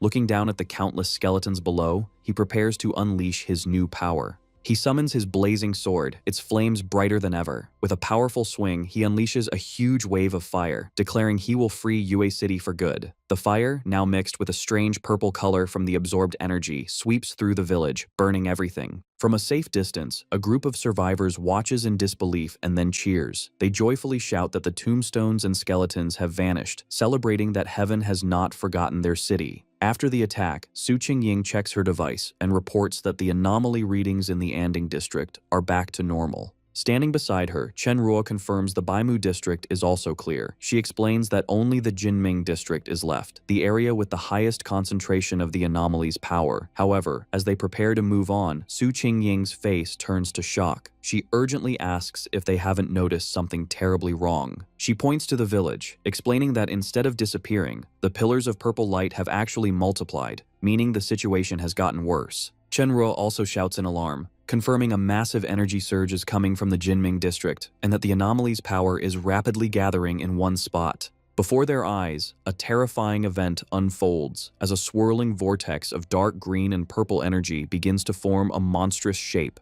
From the mist emerges a giant skeletal being, a new anomaly king, its empty eye sockets glowing with a menacing green light. Facing this huge presence, Fang Yi stands his ground, calm and unafraid. As he faces the new threat, two system windows appear. The first tells him it is analyzing the unknown power it has detected. A moment later, the second window names this strange power, the Death Attribute. The huge Anomaly King, covered in green and black energy, glares down at Fang Yi. Its massive size dwarfs the entire village. Floating in the air with his golden aura, Fang Yi stares back, sensing a strange and difficult presence coming from the monster. From a safe distance, Chenruo and Su Qingying watch in disbelief. Chenruo stammers, asking what this creature is, and says its strange energy is even stronger than the S-class disaster in Tai Tai City. The group realizes this new Anomaly King must be the source of the light pillars. Su Qingying shouts a warning, telling everyone that it's about to attack. The Anomaly King unleashes its power, sending a swarm of shadowy black tendrils rushing out. The energy washes over Fang Yi, who is shocked by its effect. He feels a powerful, sick force that seems to twist his mind, as if his brain is being poisoned by the creature's presence. He realizes with horror that this is a fully evolved anomaly king, with an aura of death far more powerful than any monster he has faced before. The swarm of black tendrils comes down on Fang Yi, trying to overwhelm him. His face hardens and his red eye glows with focus as he prepares to fight back. He reacts with amazing speed, swinging his flaming sword and slicing through the shadowy arms. As he fights, Fang Yi thinks about the situation. He knows the Yang power should naturally beat the Dark power, so his flames should be very effective. However, he worries that even his strong Yang power is not completely stopping the enemy's attacks. Just as he cuts the tendrils apart, the Anomaly King's power surges again. At the same time, the surviving villagers begin to chant and pray once more, calling for their god to appear. The Anomaly King unleashes its full power. From the outside, Su Qingying looks on with a shocked expression, her eyes wide with disbelief. Inside the storm of energy, strange green tendrils erupt and wrap themselves tightly around Fang Yi's body, holding him still as Su Qingying screams his name in terror. A moment later, his sword falls to the ground and shatters. Far away in Tai City, Lin Yi is suddenly filled with a sense of dread, calling out for her cousin as if she can feel his pain. Pacing nervously in a forest, she tries to calm down, wondering why she is so afraid when it is just another mission for him. She reminds herself how powerful Fang Yi is, but a deep feeling of worry remains. She begins to regret her decision, wishing she had ignored his advice and gone with him. Her anxiety grows as she stares at her phone. Suddenly her phone rings, showing a call from Sister Jiaolan. Jiaolan's voice is serious as she delivers the terrible news. They have heard that Yue City is now completely surrounded by a massive group of tombs, and an official lockdown order has been issued. She then says bluntly that Lin Yi's cousin, Fang Yi, is in trouble. As she speaks, a large group of military vehicles speeds through the mountains, clearly preparing for a major operation. The news that Fang Yi might be dead shocks the Tai Spirit Association. The officials, who had just started to feel hopeful, are now filled with despair. They gather around a table, asking if their greatest hero, the Sealer, has truly died. They wonder if humanity's fight is pointless, if even someone as powerful as him can be beaten. At the Spirit Association headquarters, a high-level meeting is happening. A senior official expresses regret over the situation in Yue City. He says that the appearance of an anomaly king from a B-level threat confirms a key theory. These kings must be killed before they can fully evolve. However, Gu Yuro interrupts him, standing up and asking if this is really the time for theories. She declares she will go to Yue City herself. Another official tries to stop her, reminding her of her importance to Shen City and telling her the military is already handling it. Gu Yuro looks away, thinking grimly about the high cost of their strategy. First, they nearly lost Elder Wu, and now they seem willing to sacrifice Fang Yi. Her frustration boils over, and her body begins to glow with blue energy. She angrily confronts the official, accusing them of being willing to abandon a city just because the fight seems too hard. The man, shocked by her outburst, demands to know what she means. He shouts back that the Sealer went to Yue City on his own. In this dangerous new era, he says, a single mistake leads to death, and it's no surprise that even a hero like Fang Yi could die. Gu Yuro's anger explodes. Her blue aura flares as she questions the official's attitude, asking what the point of fighting is if they are all just going to wait to die. She reminds him of the disaster in Shen City and why Elder Wu risked his life if their plan was to just abandon cities they couldn't easily win. She brushes past several officials who try to reason with her. With a look of complete disgust, she calls them all a bunch of fools. She thinks to herself that she has seen the Sealer's true power and refuses to believe he could be defeated so easily. On the outskirts of Yue City, a huge military convoy has set up a blockade. Inside a command vehicle, Elder Wu watches the situation on a monitor. He explains that this new anomaly king has a variation of the dark attribute, a power they are now calling the death attribute. Sitting with Jiaolan and Lin Yi, Elder Wu guesses that the Sealer's defeat is because he has run into some kind of inescapable rule set by the monster. Elder Wu and Jiaolan get out of their vehicle and are met by soldiers. A soldier reports that their military vehicles cannot break through. Jiaolan asks the soldier to explain. The soldier says that even with all their forces, their attempts to break through have been useless. He explains that Yue City is now covered by a huge number of tombstones. Whenever they send in soldiers, an equal number of tombstones rise up to attack them. He finishes with the grim news that all their frontline soldiers have already been dragged into the graves. The soldier adds that the Anomaly King's power is still slowly expanding out from the city. Lin Yi trembles in fear. The soldier grimly says that the chance of fixing the situation in Yue City is 0 and asks Elder Wu if they should order a retreat. He explains that the Anomaly King seems immune to all powers and has captured all the pioneers at the front, including the Sealer. Hearing this, Lin Yi screams, refusing to believe it. She turns to Elder Wu and Jiaolan, thanking them for their hard work, but declares that she will return to Yue City alone, not wanting to drag anyone else into a suicide mission. Deep inside the anomaly in Yue City, the land has changed into a terrifying, silent graveyard lit by an eerie green light. The ground moves, and massive tombstones erupt from the earth. The names carved on these new stones are Su Qingying and Chen Ruo. Above the graveyard, the Anomaly King weaves the death energy into thick threads. The energy comes together to form a stone coffin standing upright. Inside, Fang Yi is trapped, his body limp. Ghostly green centipedes crawl over him, wrapping around him to hold him forever. He appears completely lifeless, sealed in the tomb made by the monster. His eyes are hollow and dark, making it seem like the Sealer has truly died. But, in the darkness of this death, a system notification suddenly lights up. The Death Brand ability that Fang Yi had gotten before has been successfully activated. The system confirms that he has now obtained the power of infinite death. Soon the system announces that the Death Brand trial has ended. Fang Yi is exhausted, but awake. He lets out a breath, thinking that the Death Brand trial was a very intense experience. He looks up at the huge, scary green skull of the Anomaly King above him, noticing that the King of Death now looks much friendlier to him. However, as his eyes glow with power, he admits to himself that he never wants to go through that rebirth trial again. Just before being sealed in the coffin, he realized the Anomaly King had targeted him with an inevitable death ability that he couldn't dodge. Facing certain death, he took a desperate chance. He decided to manually implant the dangerous Death Brand skill, the one he got from the magma but was hesitant to learn earlier, into his own body. The system confirmed the implantation and began learning the abilities. A huge surge of red, painful energy erupted from Fang Yi's body as the skill became part of him. While the system prepared to activate it, the energy squeezed tightly. Fang Yi stood helplessly before the Anomaly King as the monster got ready to kill him. The system told Fang Yi that the king's inevitable death rule was starting. At that moment, Fang Yi truly died. His eyes rolled back and his body went limp.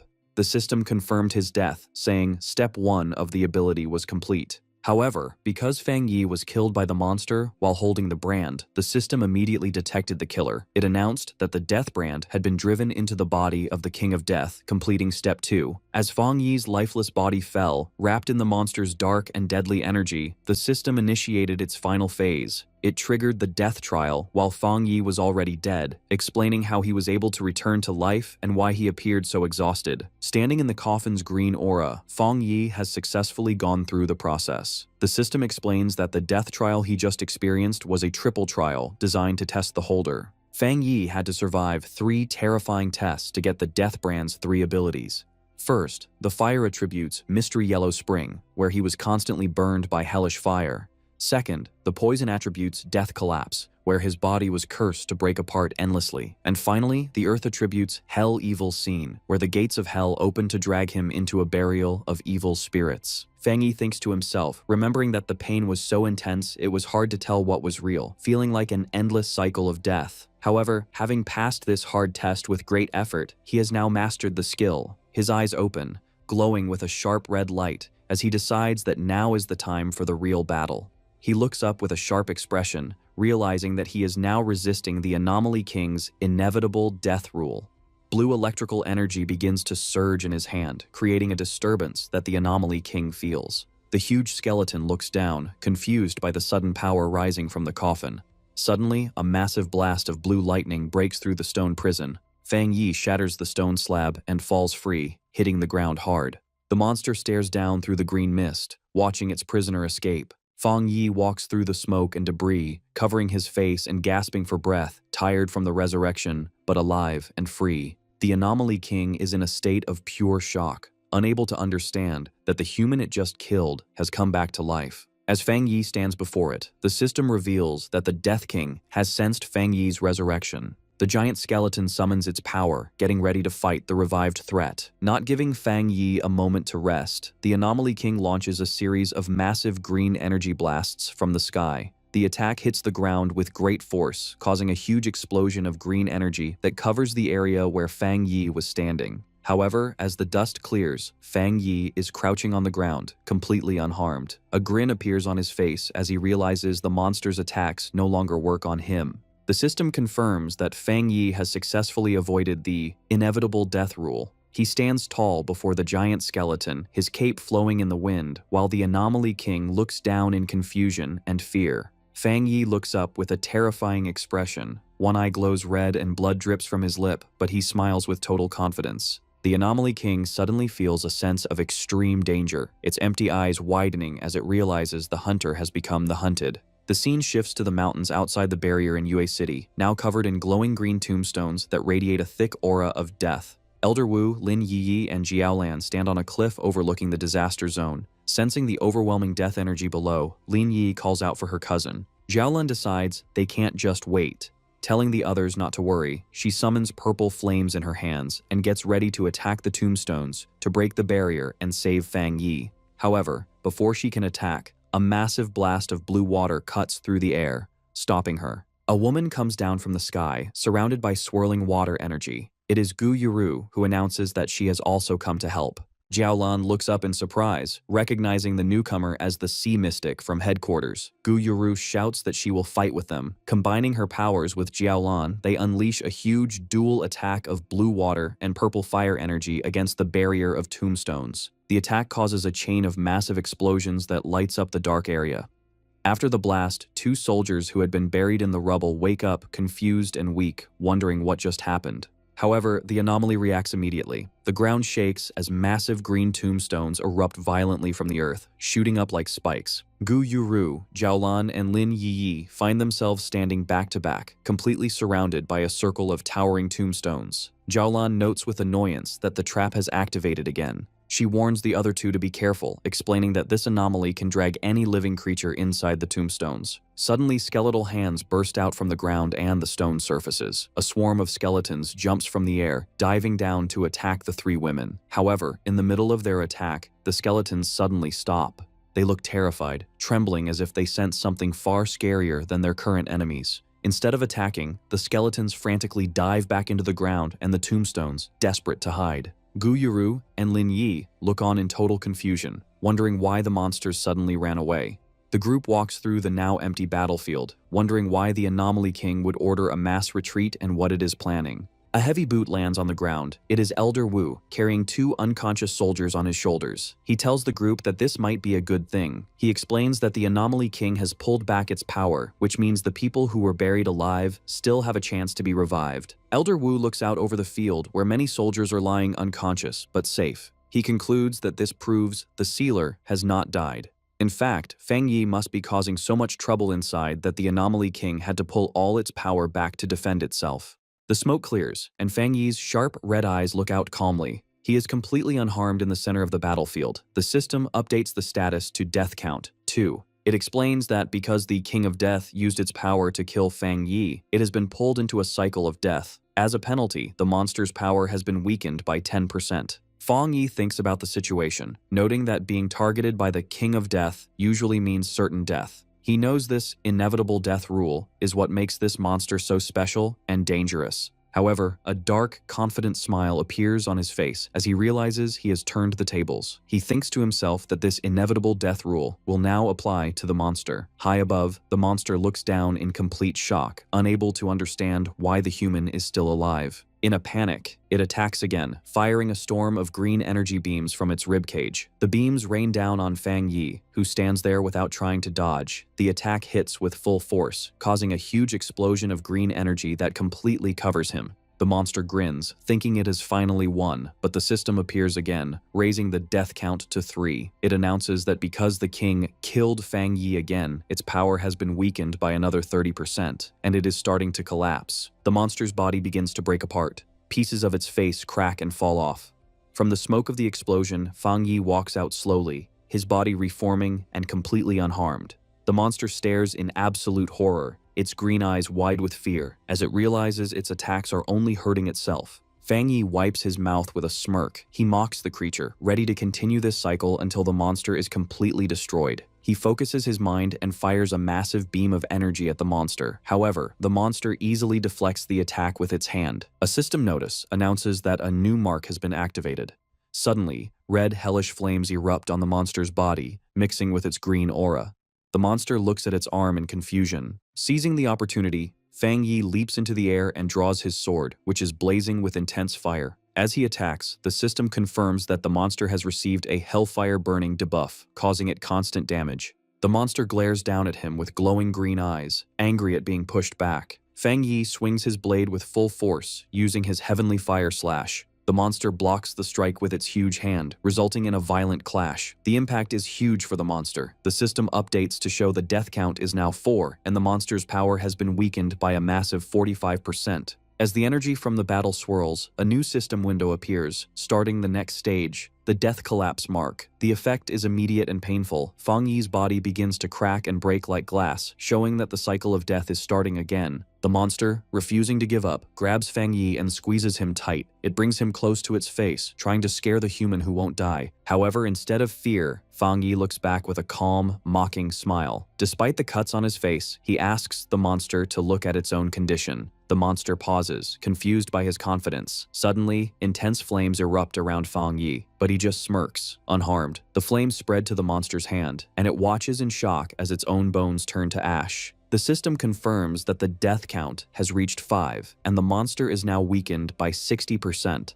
Another notice announces that the Hell Evil Scene mark has been triggered, speeding up the destruction of the monster's body. The monster roars in a furious rage, but it can't stop its body from crumbling. Outside the barrier, the massive tombstones surrounding the city begin to collapse. Zhaolan watches in disbelief, realizing the entire anomaly is breaking down. In the sky, the dark clouds disappear, letting light shine through.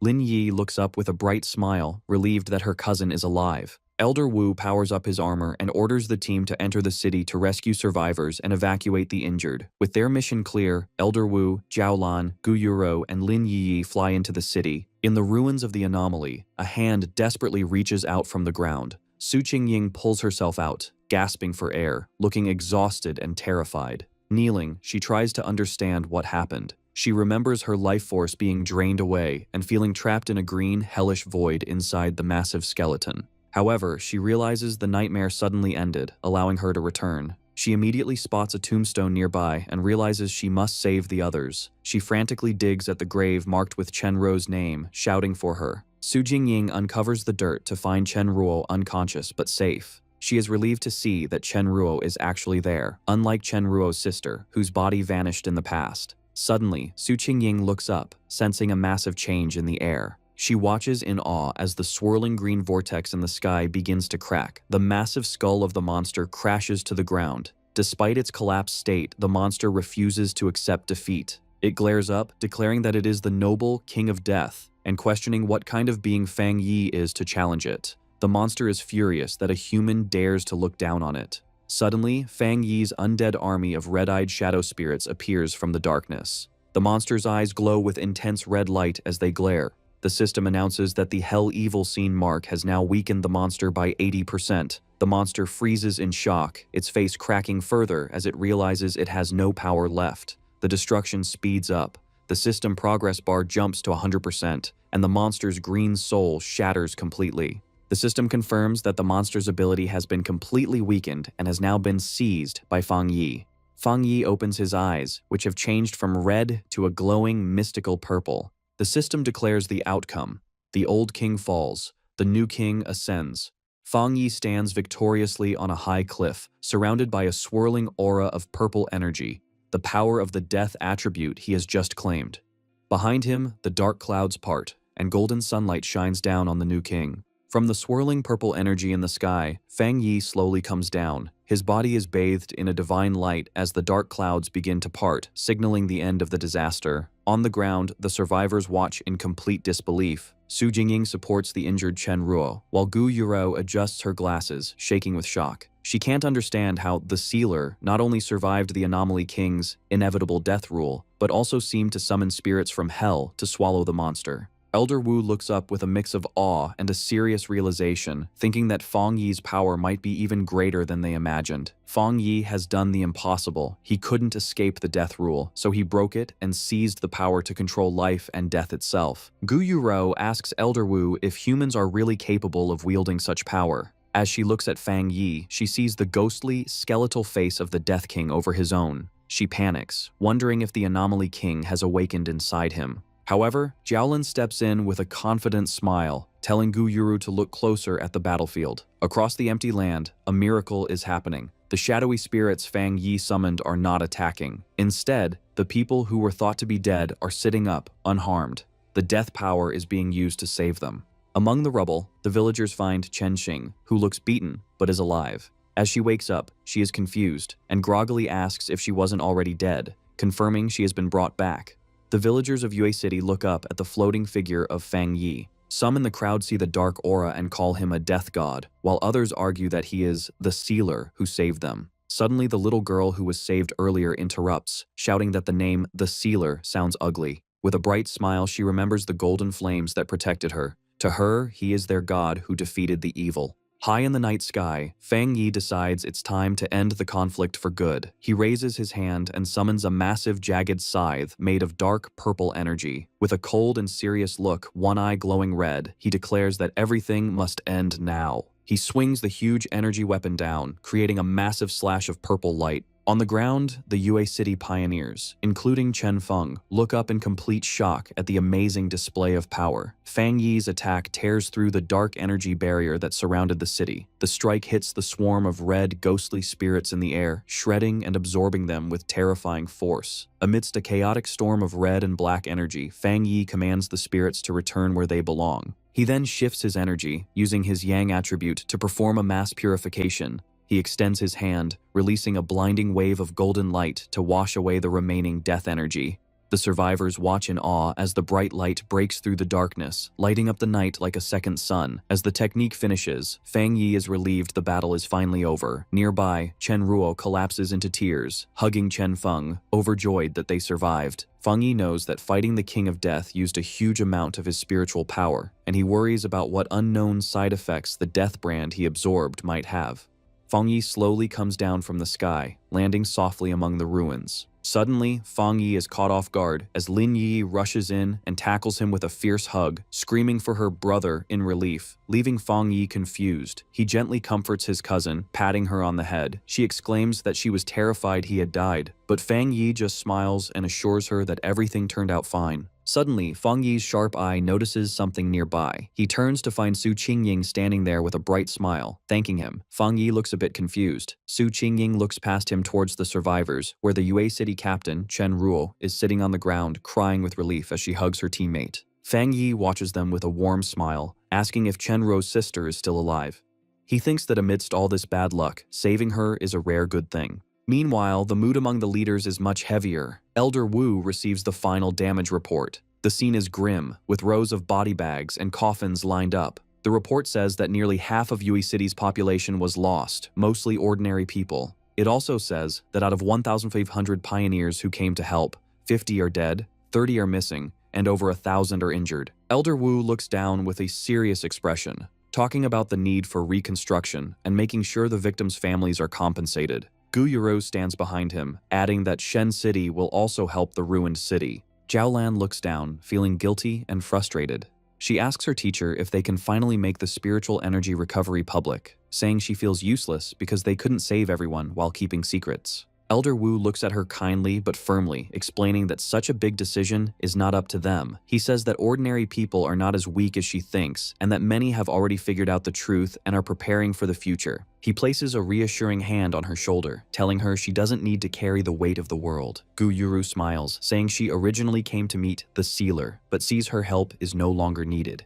The leaders watch as Fang Yi is surrounded by a crowd of cheering pioneers. They realize this battle has made him a central figure for the nation. The crowd chants his name, calling him their god and thanking him for saving them. Meanwhile, the battle's impact is felt globally. Elder Wu knows that publicly revealing that Xia Nation's pioneer, the Sealer, defeated the Anomaly King is a powerful warning to other countries. Spies from various nations scramble for information, frustrated that they still know nothing about his true abilities. Elder Wu understands that once the details of the Yue City incident are out, the world will believe Xia Nation has figured out the king's rule through Fang Yi, something no other nation has done. Because of this fear, other nations will not dare to act against Xia Nation. Fang Yi's victory has secured a huge strategic advantage for his country. Elder Wu addresses his team, ordering them to return and study all the data from the scene immediately. He gives a powerful speech, reminding them that the road ahead is long and they can't rely on the Sealer to solve every problem. Jiaolan and Guyuru smile, agreeing with their teacher. Guyuru says that retirement is impossible for them and that their Shen City team will be the ones to solve whatever comes next. Later, at his villa in Taitai City, Fang Yi is relaxing in a large bathtub, scrolling through his phone.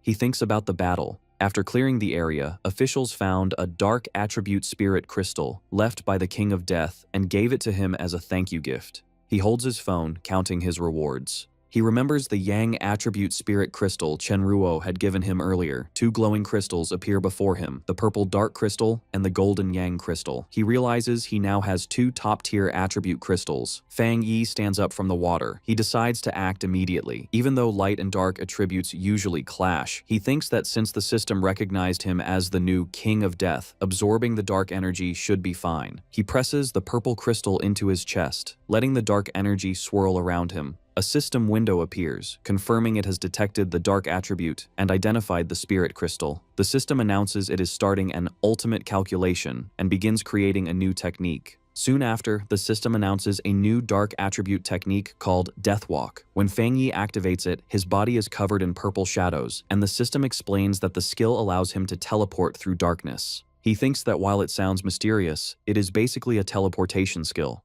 To test it, he vanishes from his second-floor balcony and reappears on the floor below.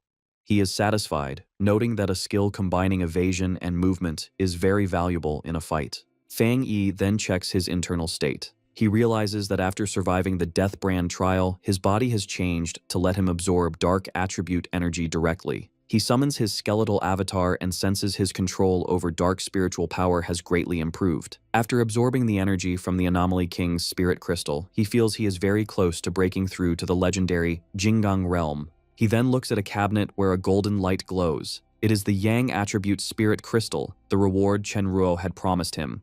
Fang Yi remembers with a bit of humor that after the battle, city officials thought it was too casual for Chen Ruo to give him such a treasure privately. So, they held a big formal ceremony to present it to him, and he even heard they built a statue in his honor. Putting aside the memory, Fang Yi picks up the golden crystal, thinking that having two top-tier crystals is a rare piece of luck. He holds it up to his eye, looking at the pure Yang energy swirling inside. As he channels his power into it, a swirl of fiery red energy erupts around him. The system activates again, detecting the strong Yang energy. Just like with the dark crystal, the system announces it is starting its ultimate calculation to create a new technique from this power source. Fang Yi focuses all his energy on processing the crystal, and the system confirms the new technique is successfully created. Suddenly, a blinding golden light bursts from Fang Yi's body, shining as bright as the sun. The system announces he has a new Yang attribute technique called the Sun God. Surrounded by intense, swirling flames, Fang Yi unleashes the full power of this new ability. The system explains that the Sun God technique lets him summon a sun avatar that can burn through anything. A glowing golden symbol appears on his forehead.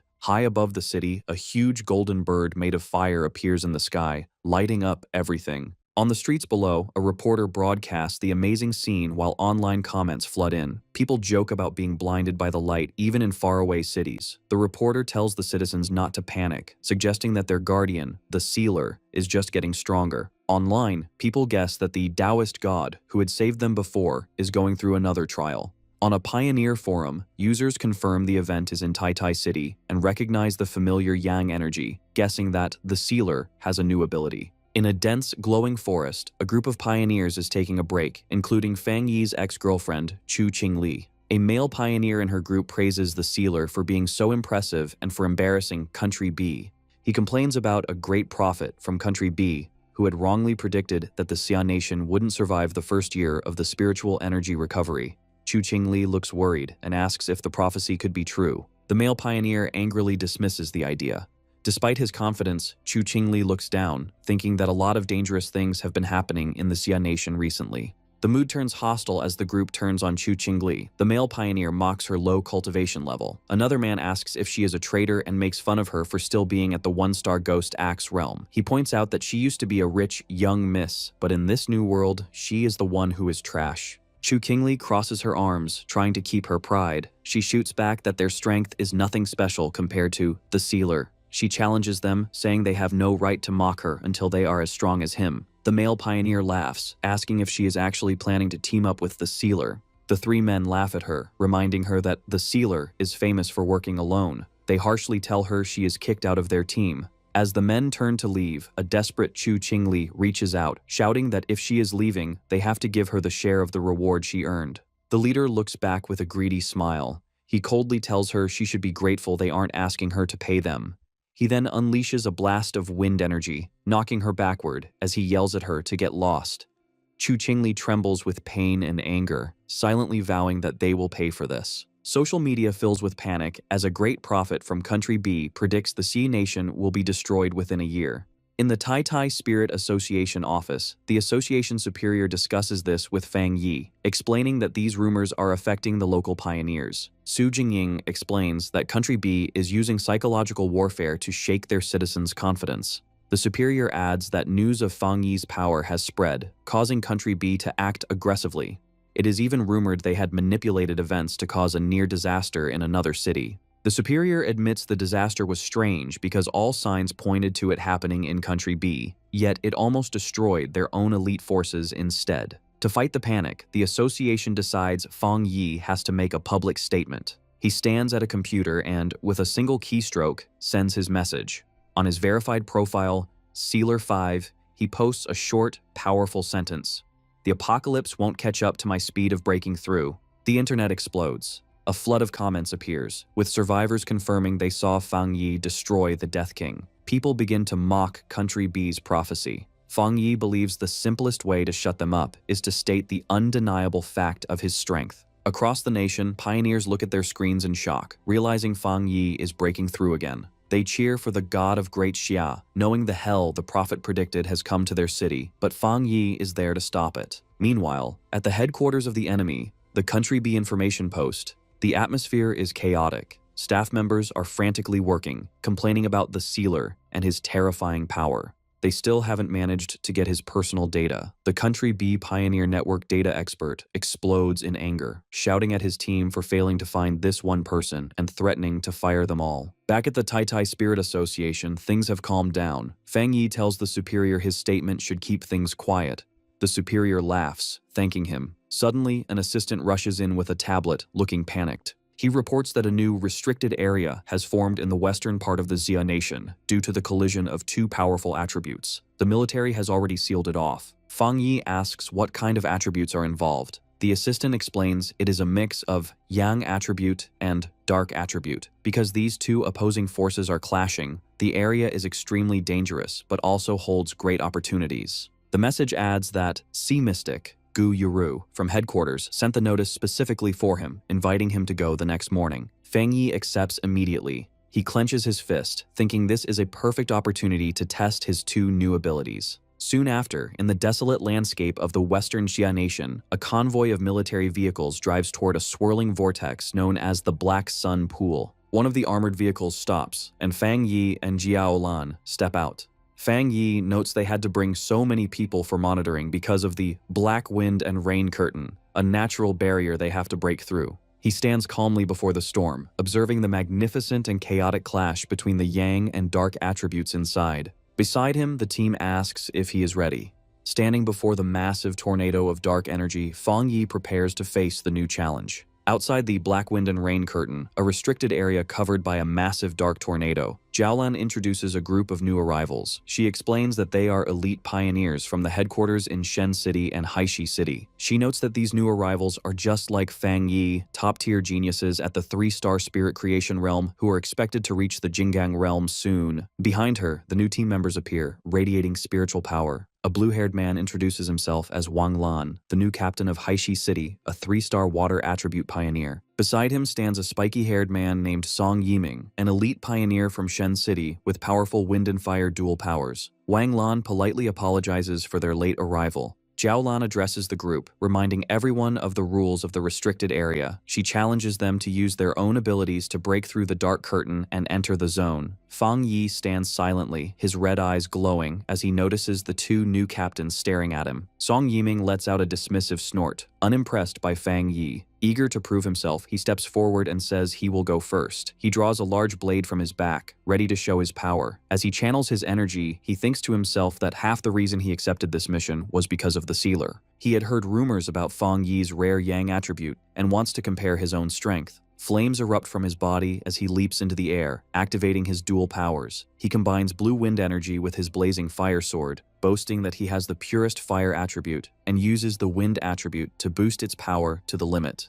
With a massive swing, he unleashes a wave of fire and wind against the dark barrier. Zhaolan notes that Song Yiming is indeed a genius who has developed his two attributes to their peak. Song Yiming lands as the energy from his attack clears a path. He scoffs, saying the dark barrier is just mimicking bad weather and is easy for him to break. Wang Lan then decides it is his turn. He activates his spiritual power, summoning a sharp, blue water construct. As he charges into the dark storm, he forms a protective water umbrella around himself, using his defensive skill to push through the harsh environment. Inside the swirling darkness, the water shield glows brightly. Wang Lan feels the terrifying pressure of the dark climate, realizing that if he had come here right after reaching the 3-star spirit creation realm, he might have died. He looks up in amazement, wondering how the yang attribute and the dark attribute can truly exist together. Ahead of him, the massive vortex of conflicting energies swirls in the sky. Song Yiming holds a bit of dark energy, noting that it feels cold and repels the human body. He thinks just enduring it is impressive enough. Wang Lan is concerned, guessing that maybe Fang Yi can handle the pressure well because his fire attribute is naturally close to the yang attribute. He comments that passing through the curtain is quite difficult. Suddenly, Fang Yi unleashes a burst of golden flame, using a fire slash to cut through the darkness. Wang Lan and Song Yiming are forced to leap away. Wang Lan watches the golden figure streak past, trembling as he recognizes the pure yang attribute. Fang Yi tears through the final layer of the barrier, creating a massive opening of light. He stands casually with Zhaolan and greets the others, saying they have waited a long time. His presence is overwhelming. Song Yiming and Wang Lan stare at him in complete shock, stunned that the sealer moves through the deadly barrier so easily. Wang Lan asks how Fang Yi manages to keep the black wind and rain curtains split open. Fang Yi holds a ball of golden energy and calmly explains that it is simple. He says that as long as one uses a yang attribute that is stronger than the surrounding dark attribute, the darkness can be suppressed. He admits it uses a lot of spiritual power, but can be maintained with enough reserves. Meanwhile, Song Yiming is annoyed that Fang Yi calls such a feat simple. Wang Lan wonders if Fang Yi is really in the same realm as them. Zhaolan smiles and tells him he will get used to it, as every genius pioneer is shocked when they see Fang Yi's abilities. Fang Yi simply smiles, unbothered by their shock. Suddenly, the system alerts him that a source of pollution and an A-level dark anomaly have appeared. The ground begins to shake violently. Song Yiming looks eager. He says if it is just an A-level anomaly with a dark attribute, he wants to try fighting it. With Fang Yi in the lead, the group rushes toward the source of the disturbance. Ahead of them, 3 mysterious figures walk out from a cave. Fang Yi narrows his eyes and instantly recognizes that these people are from Country B. Zhaolan and Song Yiming are shocked to see others there. Zhaolan realizes these strangers have destroyed the anomaly. She shouts that there are no other authorized pioneers for today and concludes they must be stowaways. Zhaolan demands to know who they are.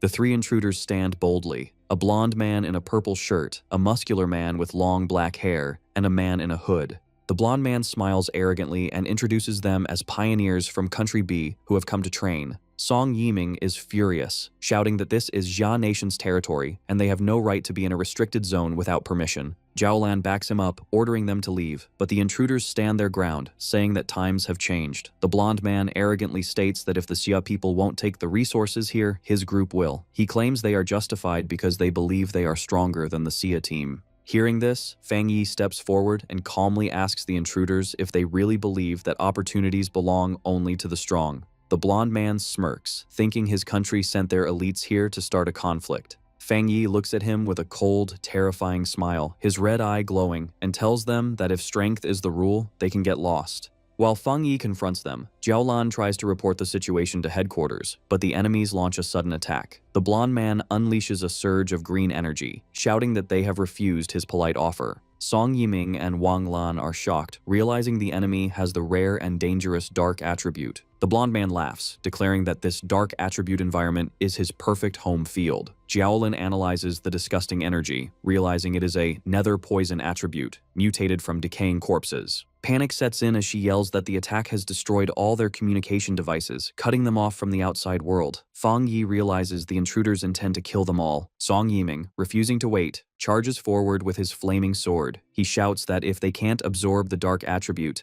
they should just destroy it. Wang Lan tries to stop him, but he ignores the warning. Song Yiming unleashes a massive fireball at the enemy. However, the attack doesn't work as he expects. The green nether poison energy absorbs the fire, causing the fireball to explode violently and send a shockwave back towards Song Yiming. He stands his ground, shocked that his attack has failed. The explosion triggers a massive counterattack. A wave of green energy rushes toward the Xia team. Jiaolan shouts a warning as the deadly mist approaches. The green energy completely surrounds them. Wang Lan reacts just in time, creating a large blue water barrier to shield the group. Inside the barrier, while his teammates are tense, Fang Yi remains completely calm, his red eye glowing as he observes the enemy's power without any fear. The battle intensifies as the blonde man from Country B attacks Wang Lan's water barrier. A huge, shadowy claw tears through the shield, and Fang Yi steps forward, telling the group to scatter. He unleashes a powerful slash of golden energy, cutting through the dark mist and pushing the enemy back. The blonde man is caught by surprise as his attack is stopped. He quickly recovers, floating in the air, mocking Fang Yi as a fire attribute pioneer from Xia Nation. He warns that his teammates are even more useless than him. Suddenly, dark green vines shoot out from the shadows, wrapping around Jiaolan, Wang Lan, and Song Yiming, trapping them in a corrosive mist. Jiaolan shouts a warning to Fang Yi, telling him this enemy has hidden his true strength and is at least at the second level of the Jinggang realm. Seeing the Ji team trapped, the blonde man laughs maniacally. Meanwhile, outside the restricted zone, the military watches helplessly as the massive black wind and rain curtain closes again, sealing the team inside. Jiaolan's subordinate anxiously watches a recording of the blonde man on a laptop, noting grimly that the rumors were true. Someone from Country B has mastered the dark attribute. He analyzes the video, concluding that while the enemy hasn't fully mastered the pure dark attribute, he has a deadly sub-attribute that causes wounds that cannot heal. The blonde man gloats that Fang Yi's partners are poisoned and will soon rot to death, their spiritual power becoming his food. He demands that Fang Yi return with him to the great Country B and become a part of him. Trapped, Jiaolan screams at Fang Yi to fight back. Suddenly, golden flames burst from Fang Yi's body, pushing back the darkness. He mocks the enemy, asking if he hasn't realized something important about their power matchup. Fang Yi activates his bonfire domain, creating a huge sphere of golden light that pushes back the nether poison. He asks the blonde man if he is surprised that the poison has no effect on him. The blonde man is completely confused. With a confident smile, Fang Yi unleashes a massive stream of fire, not at the leader, but at his two subordinates on the ground. Furious, the blonde man sees his defense broken and his men targeted. Fang Yi leaps into the air, taunting him, asking if he isn't going to save them. The blonde man calls Fang Yi arrogant and summons a large sphere of concentrated poison mist, shouting that as long as Fang Yi is human, he cannot escape its power. Ignoring the threat, Fang Yi charges straight into the attack, his flaming sword cutting through the sky. As he gets closer, the blonde man's expression changes to shock. He finally recognizes the nature of Fang Yi's power, realizing with horror that it is the Yang attribute, the one thing that can counter him. Fang Yi raises his flaming sword high, announcing his attack, Skyfire Slash. With a powerful swing, Fang Yi slices through the enemy's defense and body, cutting the blonde man in half. Filled with disbelief, the blonde man can't understand how a human could master a power so close to that of an anomaly king. His body falls apart, leaving him confused and defeated. Song Yiming and Wang Lan watch in absolute shock. The blonde man coughs up blood, but refuses to die. Using the area's dense dark energy, green vines pull his two halves back together. He shouts that because the dark attribute is so rich, Fang Yi can't kill him. Fang Yi floats in the air with a bored look, thinking to himself that the nether poison attribute is too weak and its ability to heal is terribly low. He decides that this opponent doesn't even require his ultimate move. Suddenly, the blonde man looks at his hands in confusion, realizing his regeneration has stopped. He screams, asking why he isn't healing anymore. Fang Yi snaps his fingers. The energy he had planted behind the enemy explodes violently in a burst of golden light, destroying him completely. He lands softly, walking away from the charred remains with a cool attitude. He reaches his hand out toward Wang Lan and Song Yiming, and crackling blue lightning surrounds them, targeting the green poison spots on their bodies. Fang Yi explains he is removing the dark attribute, leaving the two pioneers amazed. He then taps Jiaolan on the shoulder, purifying her as well. She expresses her shock that he killed a Jinggang realm pioneer so easily. Fang Yi analyzes the fight, thinking the blonde man did not reach the Jinggang realm through normal means because his spiritual power felt impure.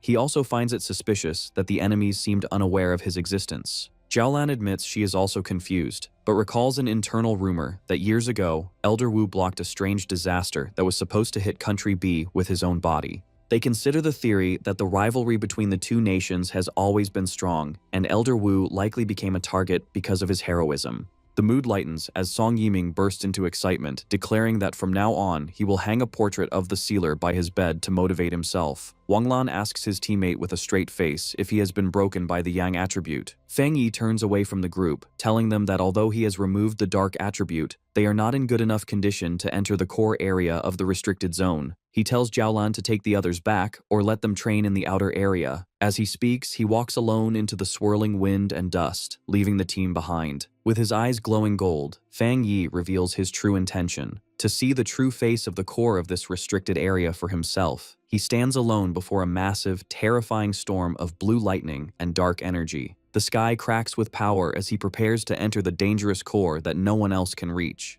As Fang Yi walks into the storm of the restricted area, Jiaolan, Song Yiming, and Wang Lan watch. Stunned by his bravery, Song Yiming watches in disbelief. Wang Lan asks Jiaolan what their chances of success would have been alone. Jiaolan smiles bitterly, admitting she used to be the top candidate to succeed Elder Wu, but since the sealer arrived, she has accepted second place. Song Yiming and Wang Lan are shocked that their proud leader's personality has changed so much. Suddenly, the dark energy in the sky crackles violently. Song Yiming panics, shouting about what is happening. Sensing danger, Jiaolan screams at her teammates to dodge. A defensive barrier is raised, just as a massive wave of dark energy erupts in a gigantic explosion. Despite their defense, Jiaolan, Song Yiming, and Wang Lan are sent flying. The explosion leaves huge trails on the ground. Battered and lying on the scorched earth, the three pioneers realize this destructive power is the true face of the restricted area's core. They look up in awe at the terrifying landscape, resembling a giant fiery eye matching the satellite images they had seen. Jiaolan points out that Fang Yi is ahead of them, floating in the center of the storm. Fang Yi hovers, his body a conduit between golden fire wings and jagged spikes of dark purple energy. He looks at a sphere of dark power in his hand, confused as he senses a strange reaction. He realizes that these two opposite attributes, yang and dark, are slowly merging into a new type of spiritual power. The two energies swirl together in a chaotic vortex. The system alerts Fang Yi that it has detected a great change of heaven and earth involving the collision of yang and dark attributes. The reaction intensifies, and Fang Yi's body seems to split, half becoming a skeletal shadow and the other half burning with golden light. The system announces the birth of a brand new, unknown attribute, Turbid Yang. Fang Yi holds the stable, fused energy. The system immediately begins acquiring data to write a new technique based on this power. Fang Yi focuses, drawing the swirling vortex of purple and black energy into his head, absorbing the new attribute. His eyes suddenly glow with a blinding white light. The system confirms he has a new technique, the Spirit Turbid Eye technique, a power that controls infinite changes, dealing with illusions and reality. The dark energy in the crater suddenly vanishes, sucked dry by the vortex. Song Yiming is dumbfounded, wondering if the dark attribute merged with the yang attribute to create a monster. Jiaolan notices something strange about the atmosphere. She asks if the others feel it. They realize that while this new spiritual power looks terrifying, the natural repulsion and fear usually caused by the dark attribute have disappeared. Wang Lan suggests they cultivate using this pure energy. Jiaolan agrees, and the three pioneers sit in meditation within protective spheres, eager to absorb even a small amount of this high-level energy. Meanwhile, outside the restricted zone, military observers are confused. The massive energy readings have stabilized, but the signals from Country B's intruders have vanished. The soldiers realize the sealer must have eliminated the enemies. Remembering rumors of Fang Yi's ruthlessness, they conclude the intruders got what they deserved. The soldiers rush to contact headquarters, relieved they saved video evidence of Country B's actions. They plan to use it as a bargaining chip in the coming diplomatic conflict. Far away, at the highest military intelligence office of Country B, a group of men in black suits stands nervously. A blond man with a mustache slams his fist down, demanding to know what happened to their strongest pioneer. He yells at his subordinates, asking how their agent could simply disappear. A man with long, wavy gray hair calmly suggests their missing agents are likely dead. With a dark expression, he admits their team suffered heavy losses and was outsmarted by the Xia Nation. The leader of Country B slams his fists on the table, screaming in disbelief about how their strongest could lose so inexplicably to the Xia Nation. He threatens the gray-haired man, demanding he get back all the benefits from Xia Nation, warning that if they fail, he will withdraw all funding for their organization. The gray-haired man stares back with a terrifyingly sharp look. He assures the leader they will avenge this grudge and make Xia Nation pay with interest. Suddenly, a burst of green spiritual energy erupts from his body, terrifying the guards. He stands and coldly warns the leader that although he is a proud citizen of Country B, he is not a dog like the leader's bodyguards. He states he hates being threatened and hopes the leader remembers that. The leader and his guards stand frozen in fear and anger as the powerful pioneer walks away. As the gray-haired man leaves, the leader yells after him, shouting that he will call the Xia Nation's leaders immediately and demanding the pioneers teach them a lesson. Walking down a dark hallway, the gray-haired man asks his subordinates for the results of their investigation. 3 figures in dark cloaks follow him. One reports they cannot enter the Xia Nation's restricted zone and have failed to locate the second young master. The subordinate explains the tracking instrument inside the target's body was likely destroyed, though they can't rule out interference from the massive energy fluctuations. Hearing this, the gray-haired man's face twists with hatred. He realizes his loss is real and vows that Xia Nation will pay. Meanwhile, Fang Yi floats in the center of the restricted area's core. The system provides details on his new ability, the Spirit Turbid Eye Technique, a powerful illusion art capable of dragging any creature into a realm of despair. It notes the scariest part is that Fang Yi doesn't even need to move to trap enemies in hallucinations until they die. Fang Yi lands thinking such a power seems almost too convenient. However, the moment his feet touch the ground, a sharp pain shoots through his body, causing him to freeze as his energy fluctuates wildly. He drops to one knee, coughing violently as his body struggles to contain the power. Wiping blood from his lip, Fang Yi remarks on how tyrannical the dark power is. Dark purple energy surges around him, and he realizes that even though he created a new attribute, the energy is still fighting back with a severe backlash. Despite the pain, a twisted, excited smile appears on Fang Yi's face. He finds the situation interesting, admitting it has been a long time since he faced such a difficult challenge. Inside a meeting room of the Country B Pioneer League, members discuss their recent failure. One finds it hard to believe their ultimate weapon was crushed by the Xia Nation. Another wonders if the failure was due to side effects. Suddenly, the gray-haired pioneer leader strides in with a terrifying presence. Without hesitating, the leader unleashes his power. Dark, ghostly shadows attack the members as he sarcastically comments that they seem to have unique insights. He orders a terrified subordinate to serve as bait for their next experiment. The subordinate begs for mercy, but the leader ignores his pleas, declaring that the previous leader was a straw bag. He vows to personally give the Xia Nation a display of power. Inside the Blue Star United Supreme Council Hall, the atmosphere is tense. A representative angrily declares that the Xia Nation has gone too far. The envoy from the E-Federation formally condemns the Xia Nation for killing important pioneers from another country, arguing that in the face of global disaster, countries should not be killing each other's forces. Suddenly, loud laughter echoes as someone shouts, "Killed well," shocking the representatives. Elder Wu, the Xia Nation's commander, walks in wearing full combat armor. He looks at the representatives with a mocking expression and orders his men to change their drinks to chrysanthemum tea, suggesting they need to lower their internal fire and calm down. The gray-haired pioneer leader is surprised to see Elder Wu but quickly dismisses the pleasantries, demanding an explanation for his country's powerful pioneer falling within Xia's borders. He looks at Elder Wu with suspicion, wondering how he recovered. Elder Wu flares his golden aura and scoffs, asking if the leader thinks he is worthy of demanding an explanation. He accuses the Country B pioneers of striking first, playing the victim while being the aggressors. The gray-haired leader asks for proof of the accusations, though fear gnaws at him. If Elder Wu has truly returned to his peak, then all their plans are already in danger. Elder Wu calmly raises a remote and says that if proof is what he wants, then proof is exactly what he will give him. On the screen behind him, a video shows the blonde leader and his team, proving that Country B's pioneers illegally crossed the border to steal resources. Elder Wu narrates that the intruders destroyed their own recording equipment but were killed in self-defense by Xia's pioneers.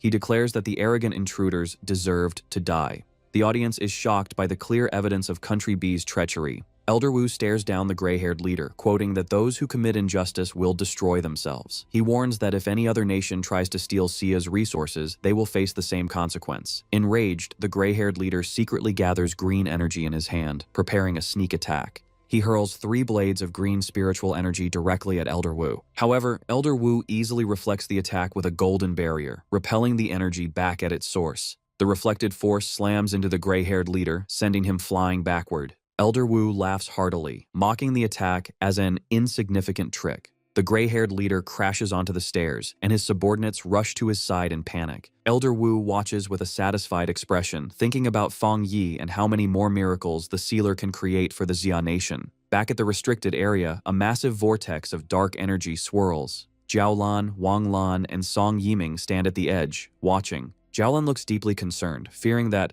the sealer might be in trouble. Inside the storm's eye, Feng Yi stands alone. Suddenly, his eyes erupt with golden light as the energy within him reaches a breaking point. He screams as a massive burst of golden power explodes from his body. The explosion settles into a dark, purple aura. The system confirms the Spirit Turbid Eye technique has been completely absorbed and his body will no longer reject the dark attribute. Feng Yi touches his eye with a confident smile, deciding to test the new technique. He commands the technique to open. Reality shatters into countless purple shards, creating a chaotic dimension. Feng Yi looks around, momentarily alerted. He notices the shards contain images of monsters he has fought before, realizing the illusions are based on his own experiences. He finds this new power very interesting. He reflects that his deadly encounters, which helped him grow stronger, would be a fatal hell for anyone else. Walking along a path split between ice and lava, he considers a new possibility. He thinks combining his new technique with the 3 hellish trials of the Death Brand would be even more terrifying. To test this, Feng Yi summons spirits of blue and fiery orange energy. The conflicting energies swirl violently, creating a vortex. Suddenly, the system reports a massive spiritual power overflow, announcing he is about to break through to the legendary Jinggang realm. Feng Yi stomps his foot, shattering the ground. A confident smile spreads across his face as he welcomes the sudden advancement. A massive bolt of blue lightning strikes. From the blinding light, a gigantic golden armored avatar manifests. Feng Yi leaps into the air and charges straight at it. His attack collides with the avatar in a blinding explosion, shaking the entire dimension. Outside, Jiaolan and Song Yiming feel the energy fluctuation. Jiaolan's eyes widen as she exclaims that Feng Yi is about to break through to the Jinggang realm. The clash erupts in a massive explosion of golden light and blue lightning. After the blast, Feng Yi floats in the air, surrounded by crackling energy. He looks calm but slightly confused, questioning if that was all the trial had. A predatory smile spreads across his face as his red eye glows. He decides it's his turn to fight back. The golden avatar strikes down, but Feng Yi stands his ground, raising a barrier and unleashing his limitless dark world. With a determined shout, he unleashes his divine thunder tempering technique. He channels this immense power and launches a counterattack, sending a massive blast of blue lightning at the golden avatar. The lightning strikes, causing a huge explosion that rips through the dimension. The system confirms the breakthrough is in progress as Feng Yi absorbs a torrent of golden and purple lightning. He has successfully reached the first level of the Jinggang realm. Feng Yi descends from the sky in a golden aura, pleasantly surprised he has broken through to the Jinggang realm here. He gathers massive power in his hand, his eyes glowing red, and with a simple swing, unleashes a devastating force that shatters the surrounding rocks. The impact is so strong Jiaolan and Song Yiming struggle to stand, the sheer force of his spiritual power overwhelming them. The storm from his breakthrough blows debris everywhere, tossing an armored vehicle into the water like a toy. An observer monitoring the situation is shocked as the energy data instantly exceeds the maximum limit, suspecting a major breakthrough. Watching the golden glow on the horizon, the team realizes the sealer has successfully advanced to the Jinggang realm. Jiaolan stands at the edge of a massive crater, noting that the restricted area's spiritual spiritual energy has been drained dry. Fang Yi absorbed almost everything, leaving only a tiny fraction. Wang Lan, surprised, comments that Fang Yi is like a bottomless pit, but admits it is better for the sealer to have the energy than for enemies from Country B to steal it. The three pioneers land near the center of the phenomenon to meet him. Suddenly, Song Yiming is completely shocked by the presence he feels. From the blinding light, Fang Yi walks toward them, emitting an aura so heavy it feels like a mountain is crashing down on them. Despite the pressure, Wang Lan cheerfully takes a photo with his phone, deciding to use it as a wallpaper to bless his own breakthrough. Song Yiming sweats nervously, wondering how powerful Fang Yi has become. Our guy emerges from the golden light looking calm. He greets the group casually, as if he didn't just cause a massive energy storm. Jiaolan looks at him with deep admiration, thinking if he was once a sharp sword, he has now become a divine sword shining with immense power. The group marvels at the situation, reflecting on how difficult it is for a pioneer to cross the half-step gap to the Jinggang realm, yet Fang Yi grew so powerful in such a short time. Jiaolan smiles, thinking Fang Yi has given her a huge surprise and is a true blessing for the Xia nation. Looking at his back, she envisions a future where he shines brightly, believing he will soon stand shoulder to shoulder with her teacher, Elder Wu, or perhaps even surpass him. Meanwhile, news of the event explodes online. Reports confirm the sealer has broken through again in the Xia nation's western region. Comments flood in as people realize the S-level restricted area was sucked dry by him. Citizens celebrate their country gaining another Jinggang realm expert and praise their hero. In a dark room, however, a hand touches a screen displaying the crater as someone mutters with hatred, cursing the sealer. The gray-haired pioneer leader warns other shadowed figures that if Fang Yi continues to grow, the Xia nation will unite and ruin their plans. He declares it is time for them to make a move. He recalls angrily that the sealer ruined their work in Tai Tai City, allowing it to escape destruction, and vows that this time, none of them will escape. A woman with long nails steps forward, revealing 2 photos of Fang Yi. She explains her followers hacked into the Pioneer mobile database and found these pictures to uncover his true identity. The gray-haired pioneer leader holds the tablet with a wicked grin, telling her he doesn't care what methods they use as long as they succeed. He expresses pleasure at their cooperation, looking forward to revealing the sealer's true face. At 3 a.m. in a city, a massive red beam of light shoots down, striking a high-rise building. On the rooftop, Jiang Lu finishes his cultivation, surrounded by a swirling red fire aura. Satisfied with his hard work, he laughs triumphantly, celebrating his advancement to the 2-star spirit creation realm. Feeling confident, Zhang Lu poses for a selfie, eager to check how people online are worshipping the phenomenon he caused. However, his attention is caught by a specific notification. He reads a news report about the sealer breaking through a restricted area and the stir it caused online. Zhang Lu blushes with amazement, realizing Fang Yi has improved yet again. Inspired, he punches the air with determination, thinking that if a genius like the sealer is working so hard, he cannot be satisfied with a small breakthrough. Looking at an image of Fang Yi, he feels strong enough to follow in his footsteps. The next morning, Zhang Lu walks through the streets of Tai Tai City, shouting excitedly that he has finally returned. As he walks, he accidentally bumps into a woman in high heels. Instead of apologizing, he turns around annoyed and aggressively asks her if her mother never taught her to apologize. With deceptive calmness, the woman adjusts her sunglasses and offers a polite apology. But behind the lenses, a complex, glowing purple pattern activates in her eye. A wave of psychic energy washes over Zhang Lu, and before he can react, the hypnotize technique takes effect. His eyes glow with a dull purple light as he falls completely under her control. A sinister smile crosses her lips. She commands the dazed Zhang Lu to follow her, telling him someone is looking for him. Stripped of his will, he mindlessly asks where they are going, but follows her obediently. As she adjusts her hat, she whispers the name of her organization, the Heaven's Choice Cult. She pictures their base, a dark, ominous cathedral she reveres as a holy land. Her expression turns serious. As she leads her captive through a dark alley, cloaked figures leap across the buildings above, escorting them.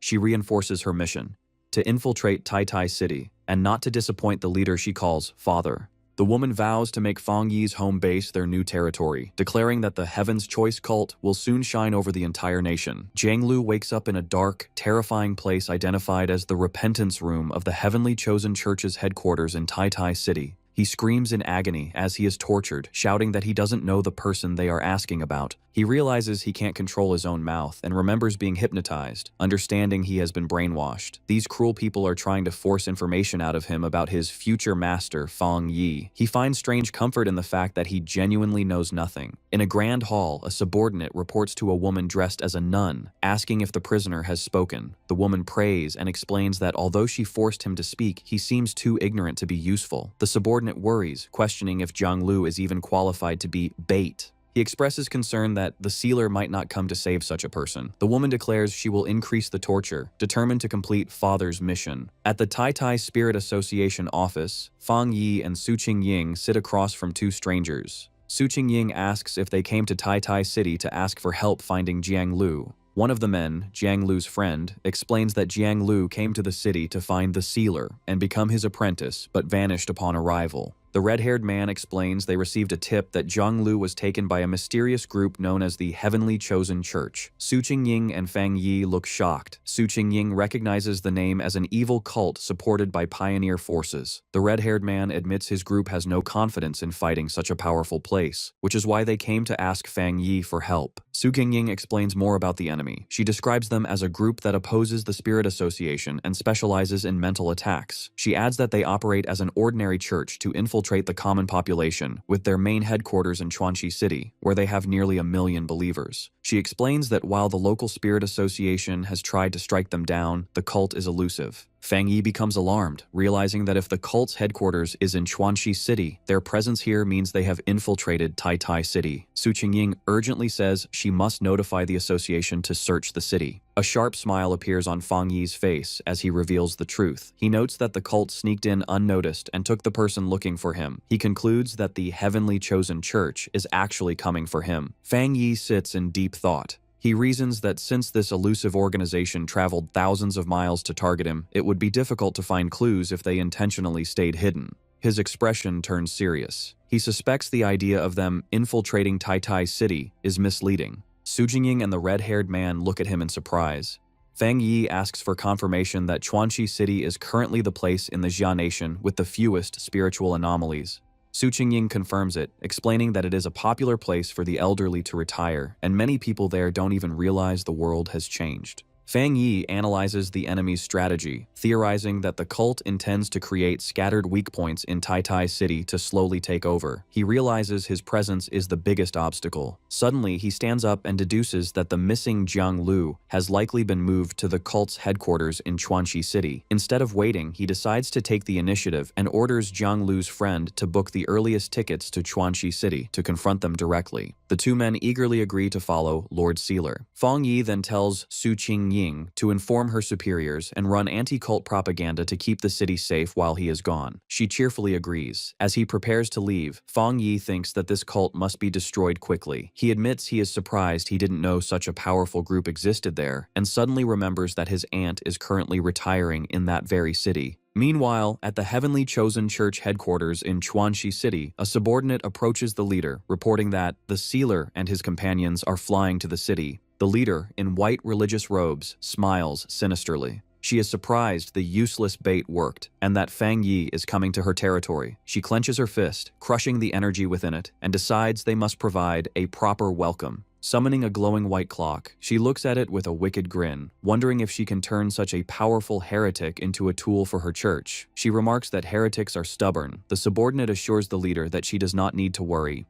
The woman agrees with a sinister smile. She turns away, her body erupting with dark purple energy, and declares that there is only one fate for heretics: to have their bodies burned and destroyed. At the Chuanxi airport, which looks surprisingly peaceful, Fang Yi finds it amazing that flights in the Xia Nation are still running. As they walk through the terminal, one of his companions explains that flights are becoming rare, and if the Spirit Association hadn't helped them book tickets, they likely wouldn't have made it. Later, in a quiet wooded area, Jiang Lu's friend asks Lord Sealer where they should go next. Fang Yi tells them they don't need to go anywhere, they just need to wait. The two companions look at each other, confused by this unexpected command. Fang Yi holds up a finger, signaling for silence. With a sharp look, he tells the group to listen, having detected the enemy's presence. He announces that their hosts have arrived. A group of cloaked figures emerges from the thin air surrounding them. These enemies float in the air wearing dark hoods, their faces wrapped in bandages and their eyes glowing with a hypnotic purple spiral pattern. Fang Yi immediately warns his companions to be careful. He reminds them that the heavenly chosen church specializes in mental attacks and orders them not to look directly into the enemy's eyes.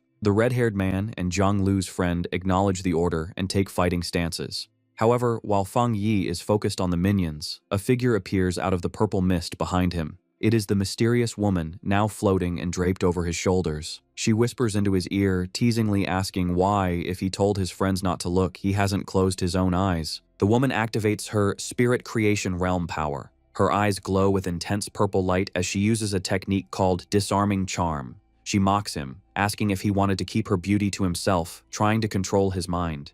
But Fang Yi is not affected. A terrifying red light begins to glow in his eye, and he smiles menacingly. He asks her if she really thought he would fall for such a trick.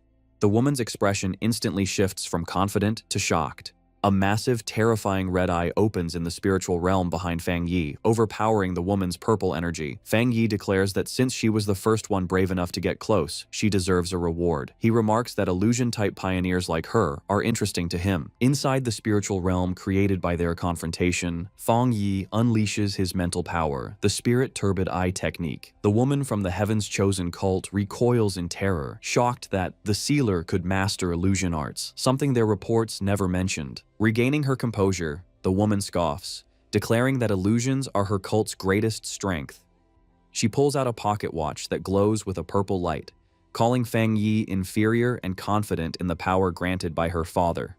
In her own illusion, she believes she has sliced Fang Yi in half. However, Fang Yi remains unharmed, a smug smile on his face. He calmly challenges her to continue, which leaves the woman stunned. Now, it is Fang Yi's turn.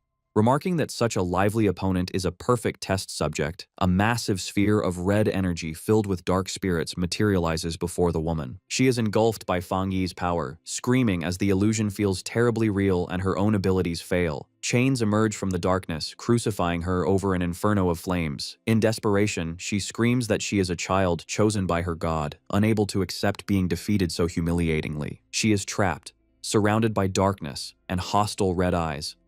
Her confidence shatters, and her mind begins to fracture under the pressure. The illusion consumes her reality, and she panics, forgetting who she is while shadow monsters loom over her. Fang Yi descends like a judge, his presence overwhelming her.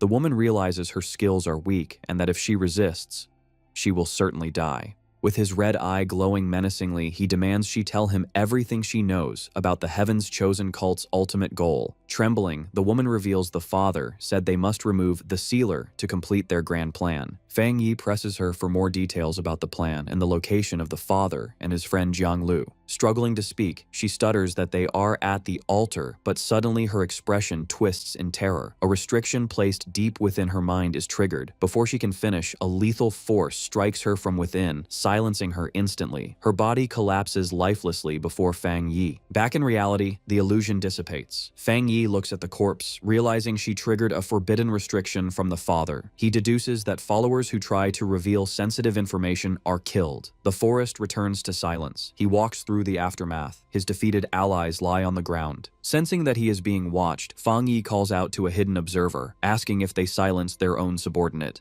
The cult's minions leap out, purple energy swirling around clock-like objects. They angrily declare that they will capture Fang Yi to make their cult famous. They surround him, threatening to kill his companions if he does not surrender. Fang Yi scoffs and summons a blade of pure fire. As he prepares to attack, his glowing eye analyzes his opponents. He notes their high power level on paper, but sees their weak foundation means their power is hollow. Disappointed, he grips his flame sword. With a massive, heavenly fire slash, he tears through their defenses, remarking that their actual combat strength is pathetic. The cultists are blown away by the fire, screaming as they fall, completely defeated. Fang Yi stands over one of them, his terrifying glowing red eye fixed on him. The cultist trembles in fear, realizing the overwhelming power gap. A terrified subordinate approaches, holding a strange oval mirror glowing with purple energy.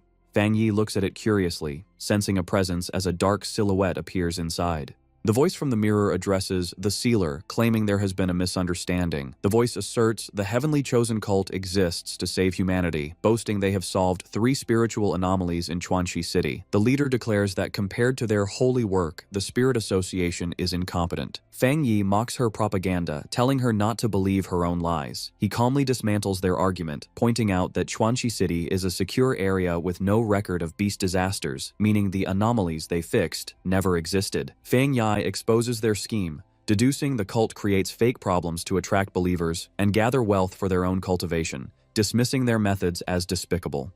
The woman in the mirror laughs condescendingly. She reveals her true power, transforming a simple pocket watch into a vessel of dark energy. Furious, she declares that Fang Yi misunderstands their noble cause and that pioneers like him, who risk their lives for the Spirit Association, are hopelessly brainwashed. She questions the logic of protecting weak people, calling them a burden that should be left to die so that powerful pioneers can rule. Her face contorts with fanaticism as she screams that they are on a glorious path of evolution. Unmoved, Fang Yi's flaming sword crackles with blue lightning as he rushes forward with blinding speed. The cultist holding the mirror screams in terror while the leader watches in shock. With a cold expression, Fang Yi declares that if she believes the weak deserve to die, she should be the first to go. He swings his blade, a blur of fire and lightning, at the cultist and the mirror. The leader looks on in disbelief as his attack slashes through reality itself, shattering the mirror and severing their connection. She screams, unable to comprehend how he broke their sacred object. The woman flinches as the fire slash narrowly misses her. Shocked, she realizes it was a powerful illusion, not a physical attack. She thinks that she was nearly trapped in Fang Yi's illusion and is fortunate her real body wasn't present. In her mind, the cult leader experienced being decapitated by a giant, red-eyed Fang Yi who had pulled her into his mental realm. Despite the illusion, a real wound, a purple energy crack, appeared on her forehead, a testament to Fang Yi's strange power. Back in the forest, a cultist holds a mirror showing his leader's shocked face. The woman remarks that Fang Yi's methods are interesting. Regaining her composure, she smirks and tells him that he is very strong, asking if they should talk. Fang Yi notices the wound on her forehead isn't blood but seems contaminated by a dark attribute. He concluded his illusion wasn't strong enough to trap her remotely without her physical body present.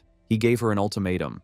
She and her cult must leave Chuanxi City within 3 days. He knows this is a warning, and if she refuses, there will be a major move after 3 days. As blue electric energy crackles in his hand, he demands they release the person they captured. Knowing the cult won't retreat easily, he decides to play it by ear. The woman smiles and agrees to the deal, stating the Heaven's Chosen cult will withdraw from Chuanxi City. She added that she would return his companion in 3 days as long as she could leave safely. Inside the mirror, 2 cultists throw an unconscious Zhonglu to the floor of their base. Fang Yi calmly accepts her conditions. With the deal made, the purple portal closes violently. The cult leader bids Fang Yi farewell as dark energy surges. The connection severed, triggering a backlash that engulfed the remaining minions. They screamed for their father to save them, but were consumed by the energy while Fang Yi shielded himself with a barrier of light. In the battle's aftermath, the mental strain is too much for one of the men, who screams in terror. Fang Yi turns his attention to Jiang Lu's friends. To snap him out of it, Fang Yi slaps the man, waking him from his stupor. Fang Yi calmly explains the situation, assuring him that Jiang Lu is not the enemy's main target and will likely be returned in 3 days. He instructs them to follow him to the Chuanxi City Spirit Association to wait.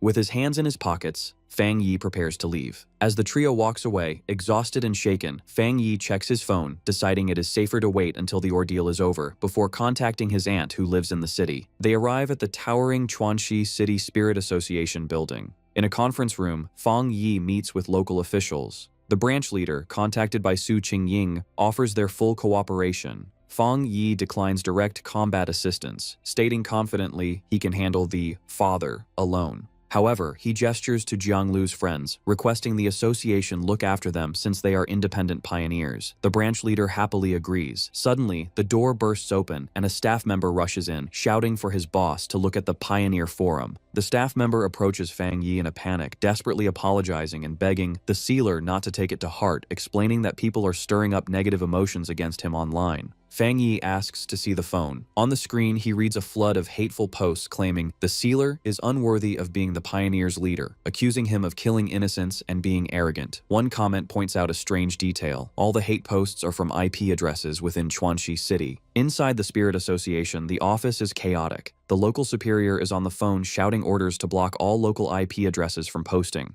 He realizes with dread that the Heaven's Chosen cult must be cleared out immediately, or they will become a massive disaster. Meanwhile, at the cult's headquarters, the cult leader preaches to her followers in a dark cathedral. She claims to have foreseen a future where the chosen ones are trapped in a cage of fire, twisting the truth by saying the lightning and fire they faced were malicious obstruction by their enemies. Floating above her followers, she paints Fang Yi as a villain, accusing the sealer of murdering their members and declaring they must remove this evil obstacle. The cult's propaganda machine goes into full effect. A giant hologram is projected onto a skyscraper, showing a manipulated video of Fang Yi attacking someone, framing him as a monster. The crowd below cheers for the cult's justice. The propaganda works. A massive protest fills the streets with citizens carrying banners proclaiming the cult as the world's savior and accusing the Spirit Association of feeding the city to demons. The angry mob gathers outside the Spirit Association building, shouting that harming the cult is the same as harming the city. High above, Fang Yi stands by a window, looking down at the brainwashed citizens with a cold expression. Inside the office, the mood is grim. The branch leader sits with his head in his hands, lamenting that the association has lost all public support. He approaches Fang Yi, explaining helplessly that as pioneers, they cannot use force against ordinary civilians. Fang Yi interrupts him, bluntly telling the official not to worry and that he never expected much from them in the first place. Fang Yi realizes the cult is using the people of Chuanxi City as weapons and hostages, but he considers these to be petty tricks.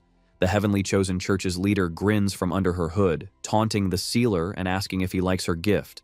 She declares that since all citizens are her puppets, he would have to destroy the city to destroy the cult. Deciding to retreat, she orders her subordinates to leave and return the trash they captured. Mockingly claiming that her cult is merciful, one of her subordinates throws a body toward the angry crowd below. As it falls, a massive explosion rocks the Spirit Association building, shattering the windows. A blinding golden light erupts, causing the mob to shield their eyes and scream. The church leader looks back in confusion, realizing something unexpected is happening. Fang Yi floats outside the skyscraper, engulfed in a terrifying aura of golden flames. He coldly reminds them that if they did not leave within 3 days, they would face the consequences. The cultists stare up in shock, wondering if he isn't afraid of causing a massacre. The cult leader has miscalculated. As powerful energy surrounds her, she screams in frustration, admitting she should have killed the hostage earlier. She then asks if he truly doesn't care about the lives surrounding them. Fang Yi mocks the cult leader, telling her there is something she doesn't know. He swings his sword down, revealing his technique is designed to counter dark attribute anomalies. The woman is shocked as the massive fire slash strikes her subordinate. Using his speed, Fang Yi vanished and reappeared behind her, catching her off guard. He brought his sword down, forcing her to summon a magical barrier to block the heavy blow. Locked in a stalemate, Fang Yi stares into her eyes with a cold, red glow. He smiles menacingly and asks a chilling question, deducing that she is not actually human. The woman's expression shifts to surprise. A crack opens on her forehead, glowing with purple light, as she admits she is impressed that he figured it out. The crack widens to reveal a large, monstrous purple eye. She stares back, admitting that nothing can escape his sharp vision, fully revealing her non-human nature. The monster admits it has been a long time since it faced a situation like this. The creature in the cult leader's body claws at its face, revealing a monstrous, multi-eyed form beneath the skin. Opposite this sight, Fang Yi stands motionless, his expression calm and fearless. The enemy then erupts into a massive, jagged form of purple shadows. A system notification alerts Fang Yi that dark intelligence has been detected. The system explains it is a self-aware sub-attribute called grafting. The entity has no physical form and survives by stealing and grafting itself onto different pioneers to grow stronger, showing how it possessed the Heavenly Chosen Church leader. A brief flashback shows the destruction of the Heavenly Chosen Church headquarters, where the building collapsed in flames.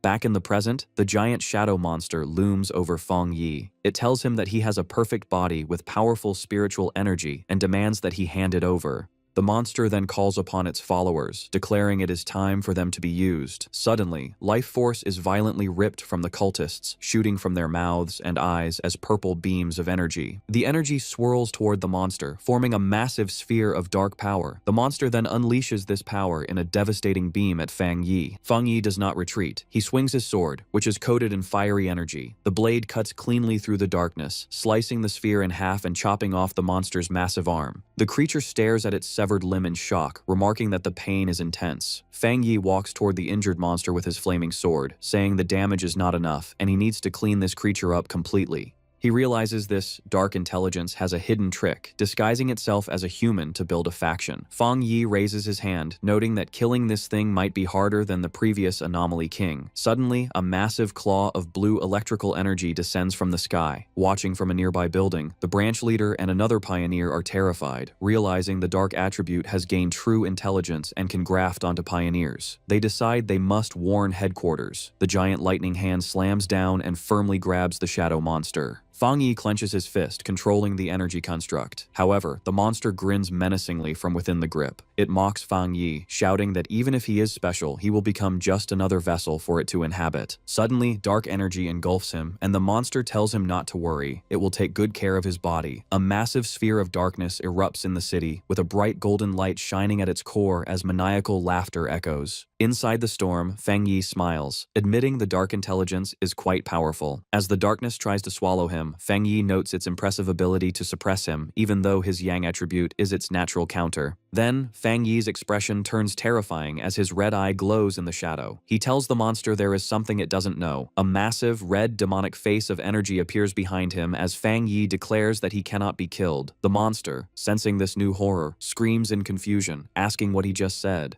The purple sphere of energy swirls violently as the tables turn. Outside, panic sets in among the group watching. The red-haired man shouts in disbelief, asking if the sealer has really been swallowed. Beside him, Jiang Lu's friend looks on in terror while holding the injured Jiang Lu. The woman remains optimistic, declaring that Fang Yi can survive, though she worries that this dark intelligence is an enemy unlike any they have faced. The branch leader silences the panic, shouting that they have to believe in him. Amidst the chaos, Jiang Lu wakes up groggily, asking what is happening. His first thought is a terrified question of whether his master has lost. However, inside the chaotic purple dimension, Fang Yi is alive and well, walking calmly through the storm. He looks around, realizing he is inside the dark intelligence's body. A system window appears, confirming his plan worked. The death count increases to 1, activating his death brand.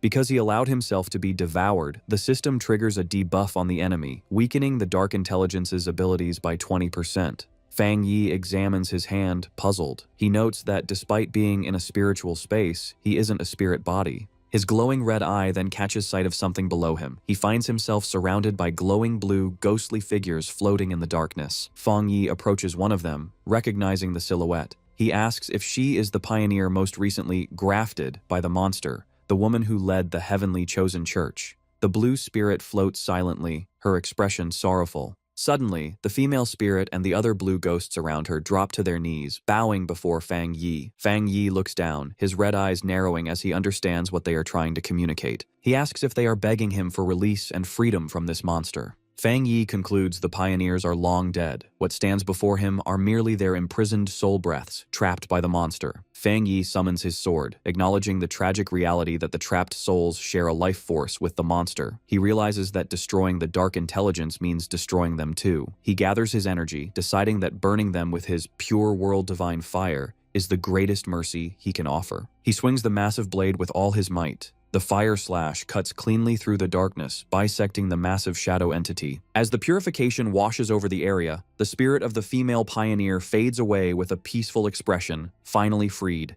The dark intelligence screams in agony, but refuses to give up. It morphs into a spiked shadow, yelling that Fang Yi's resistance is useless and threatening to chop off his limbs. However, a system window confirms that contact with such a massive dark attribute has triggered the Hell Evil Scene mark. The system announces the monster's power is being rapidly drained, first weakening by 50%, then quickly jumping to an 80% reduction as the Hell Evil Scene swarms the enemy. The monster is reduced to a chaotic sphere of red eyes, unable to maintain its form. The system announces the weakening has reached a critical 99%, leaving the entity virtually powerless before Fang Yi's glowing gaze. Fang Yi reaches out, coldly commanding the monster to hand over its power. The dark intelligence looks on in pure shock and fear, realizing it is completely defeated. With a final command to break, a massive explosion of light tears through the darkness, shattering the dimension as the monster screams in despair. The dark dimension shatters, causing a massive, fiery explosion over the city. On the ground, the branch leader and Jiang Lu brace against the shockwave, wondering if Fang Yi destroyed the dark intelligence. Jiang Lu stares at the sky, shocked and amazed at the limit of human power Fang Yi is displaying. High above, Fang Yi summons a radiant sun that illuminates the sky, burning away the dark energy. With the evil purged, Fang Yi floats down calmly, his cape billowing. He looks pleased and summons a wisp of dark purple energy to inspect his new power. The system confirms the dark intelligence is destroyed, and Fang Yi's body shows no rejection to the dark attribute, while his illusion and domain techniques are strengthened. Unexpectedly, a large red spirit flower emerges from Fang Yi's clothes, wanting the dark energy. Fang Yi is surprised, noting the plant has evolved enough to communicate. Without hesitation, the red flower aggressively absorbs the dark purple energy from his hand. Resting in his palm, the flower thanks him, and Fang Yi observes that its voice sounds female. Bathed in a warm glow, Fang Yi looks fondly at the spirit flower, realizing it has been growing stronger in the shadows since he reached the Jinggang realm, especially after absorbing so much dark spiritual energy. Suddenly, the flower shrinks and hides inside Fang Yi's clothes to sleep. Fang Yi smirks, noting it seems much sleepier, and decides to study it later. The city is now bathed in the bright light of a clear morning.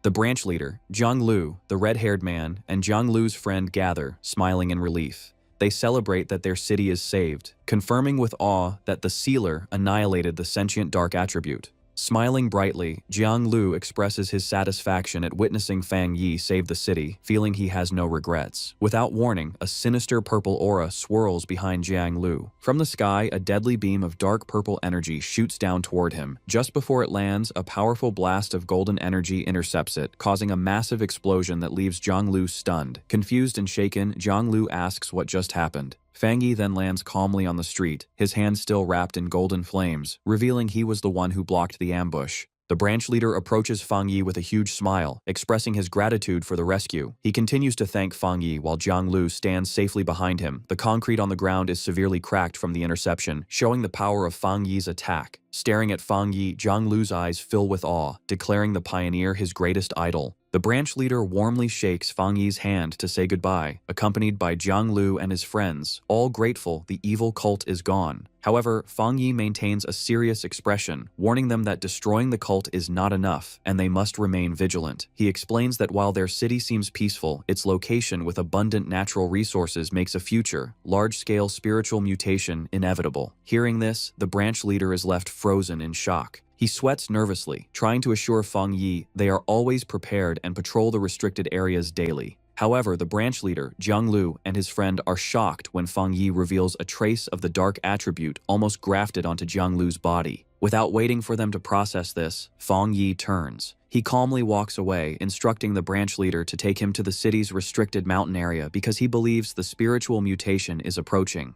As he walks, Fang Yi checks his phone seriously, deciding to postpone a visit to his aunt to deal with this threat. An official SUV speeds up a dirt road in a lush mountain forest. Inside, the branch leader drives and cheerfully asks Fang Yi if he wants to see pandas or eat hot pot after they finish. Sitting in the passenger seat with his eyes closed, Fang Yi politely declines, stating they need to focus on official business. He silently ponders the relaxed nature of the locals and wonders if the dense spiritual energy could cause pandas to mutate into terrifying beasts. Suddenly, a sharp flash of energy crosses Fang Yi's forehead as his senses activate, his eye glowing red. He looks out the window toward a distant, dark mountain peak, a confident smile spreading across his face as he confirms the location of the anomaly. Without hesitation, Fang Yi throws open the door of the moving SUV and jumps out, startling the branch leader while ordering him to lock down the mountain highway. Fang Yi leaps down the steep cliffside, his red eyes focused as he commands the branch leader not to follow. Left alone, the branch leader parks the car and stands at the cliff's edge, scratching his head in confusion, wondering what Fang Yi detected since he sensed nothing. Plunging into the shadowy forest, Fang Yi descends rapidly. As he falls, his eye glows red and blue electricity sparks around his hand.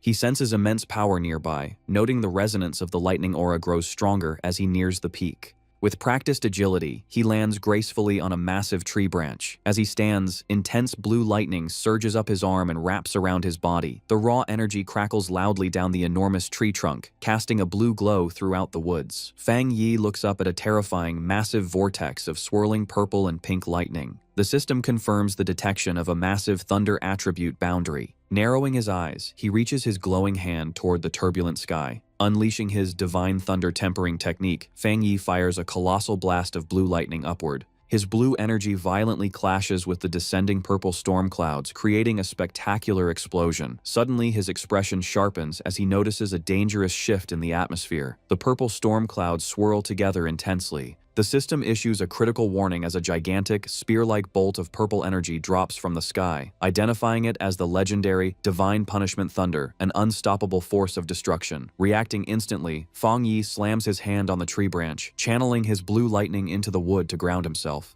Crouching with fierce determination, he shouts a command to draw the devastating heavenly thunder into his own body. The apocalyptic purple lightning strikes down, colliding violently with the massive eruption of blue lightning surging up from the forest where Fang Yi stands to face the impact. The clash between Fang Yi's blue energy and the purple thunder creates a massive, blinding flash of power. The energy erupts into a tall pillar of light, with Fang Yi standing firm against the strong force. Inside the chaotic energy, Fang Yi's system detects a huge amount of thunder power and quickly starts processing it. The absorption works. The system announces Fang Yi has gained a strong new skill to summon thunder to strike enemies and absorb it to break his own limits. Fang Yi thinks about breaking his limits, looking up at the storm calmly. He knows that normally every skill has a strict limit. It takes special conditions and huge spiritual power to break through, which often fails. However, a confident smile crosses his face as he grabs a cluster of purple lightning. He realizes his new skill skips these normal rules. Standing unhurt inside the purple lightning, he notes he can now use the thunder to keep getting stronger.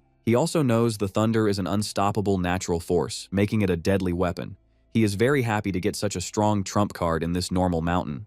Suddenly, a sharp alert breaks his thoughts. He feels an intense energy coming from the mountain's peak. Knowing the thunder energy no longer rejects him, he wraps himself in purple lightning and flies toward it. He lands in a clearing where pink and purple energy strikes the ground. His system detects a falling entity called a throne. As he approaches the glow, the system explains this is a thunder throne. A throne of pure purple energy appears. The system explains these thrones hold ancient spiritual power and come to the world to find their masters, making Fang Yi curious. Fang Yi walks to the glowing object and reaches out to touch the new thunder throne. As his fingers touch the purple structure, a sudden spark of energy pushes his hand away. A system alert tells him the thunder throne already has a master and rejects him. Surprised, Fang Yi looks closer and finds a small gourd vine growing on the throne. He is amazed that the ancient entity chose a simple plant as its master. Smiling, Fang Yi thinks that in this new era of spiritual energy, all living things, even a simple flower or grass, can get amazing chances and become great. Suddenly, the red spirit flower comes out of Fang Yi's coat, asking him who is calling it. Fang Yi holds the red flower toward the floating gourd. Guessing the vine sensed the flower and started talking to it. The glowing purple gourd moves happily in the air, greeting the red flower. The flower translates the gourd's message to Fang Yi. The vine says hello and wants to be friends, as they are the first beings of its kind it has met. Fang Yi is amused and confused to be called a plant's kind. He realizes the gourd probably likes him because he just absorbed the same thunder energy that powers the throne. The red flower explains the vine cannot leave yet. It ate a lot of energy and needs to sleep deeply to process it. Understanding this, Fang Yi knows the vine found a great chance. He thinks that once it digests the throne's huge power, it will evolve wildly, just like his spirit flower. With a friendly smile, Fang Yi reaches his hand out to the glowing vine, offering a handshake to the new master of the Thunder Throne. Fang Yi accepts he was too late to claim the throne, but he won't steal it. Building a friendship with it is much better, since fighting a master would cost too much. Watching the vine playfully touch his flower, Fang Yi notes it is gentle and friendly despite having strong thunder powers. He is glad it wanted to talk, ensuring it won't threaten humanity. However, he gets serious, realizing this throne isn't the only one. Thinking of other thrones waking up globally, getting one is his top goal. He also sees a danger. If a throne can pick a plant, it could easily pick a bad monster. Imagining a lightning monster attacking a city, Fang Yi knows that if evil beings get these chances, humanity's survival will be much harder. Standing up, he decides to report these thrones to the Spirit Association and military so they can watch them. He also wonders if one person can claim multiple thrones. Suddenly, the red flower interrupts him, passing a message from the vine telling him to go west. Fang Yi looks down surprised. The flower explains the Thunder Throne sensed a wood throne falling in the west. A confident smile crosses his face as he prepares to hunt the new throne. Before he can fly away, the green vine gently wraps around his ankle, stopping him. Fang Yi looks down confused. The red flower says the vine wants him to wait and practice his new thunder skill here. The vine explains the area is full of pure thunder energy, which will give him great benefits if he trains now. Touched, Fang Yi smiles and agrees, deciding it would be rude to refuse his new friend's nice offer. He sits to meditate, floating slightly above the ground wrapped in purple lightning. As he trains, he is thankful the vine treats him as a true friend, sharing its huge spiritual wealth. Fang Yi fully starts his new skill, the Thunder Divine Limit, causing a big storm of purple lightning to spin around him. Wanting to test his limits, he shoots a big blast of thunder energy into the dark sky, wanting to see how much this power can raise his strength. The purple lightning crackles and expands wildly. Inside the chaotic storm, Fang Yi's eyes glow as he also starts his golden sun breathing technique. Triggered by his energy, a giant pillar of golden thunder crashes from the clouds, covering the forest in a huge explosion of light. Sweating under the heavy pressure, Fang Yi is amazed by the thunder's scary force.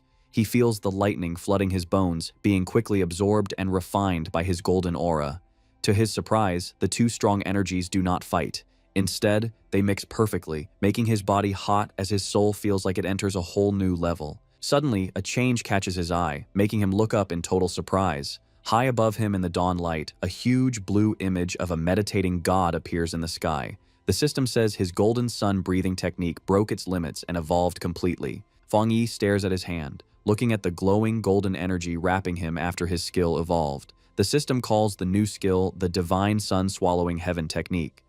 It explains Fang Yi acts like a sun now, giving him much better ability to absorb and process the spiritual energy of the world. As he uses the skill, the thick spiritual energy condenses, falling on the forest like golden rain. Floating high with his arms out, Fang Yi enjoys the amazing feeling. He feels pure spiritual power from the mountains and forests coming to him, washing over his body like rain. Suddenly he looks shocked as he feels an unexpected internal change. Glowing under a giant fiery golden image of himself, he realizes the massive energy has pushed him to the start of the 2-star Jinggang realm. The system confirms this. It says his extreme yang attribute and the new void thunder are mixing to clean his veins, starting his breakthrough to the 2-star Jinggang realm. A confident smile spreads on Fang Yi's face, his eyes burning with golden energy as he marvels at his fast power growth. Engulfed in a vortex of golden lightning, Fang Yi absorbs its intense energy. His eyes begin to glow with a brilliant yellow light as raw power surges through him. A towering golden silhouette of himself manifests behind him, signaling his successful breakthrough to the 2-star Jinggang realm. He lands gracefully in a sun-drenched golden forest, marveling at his new realm.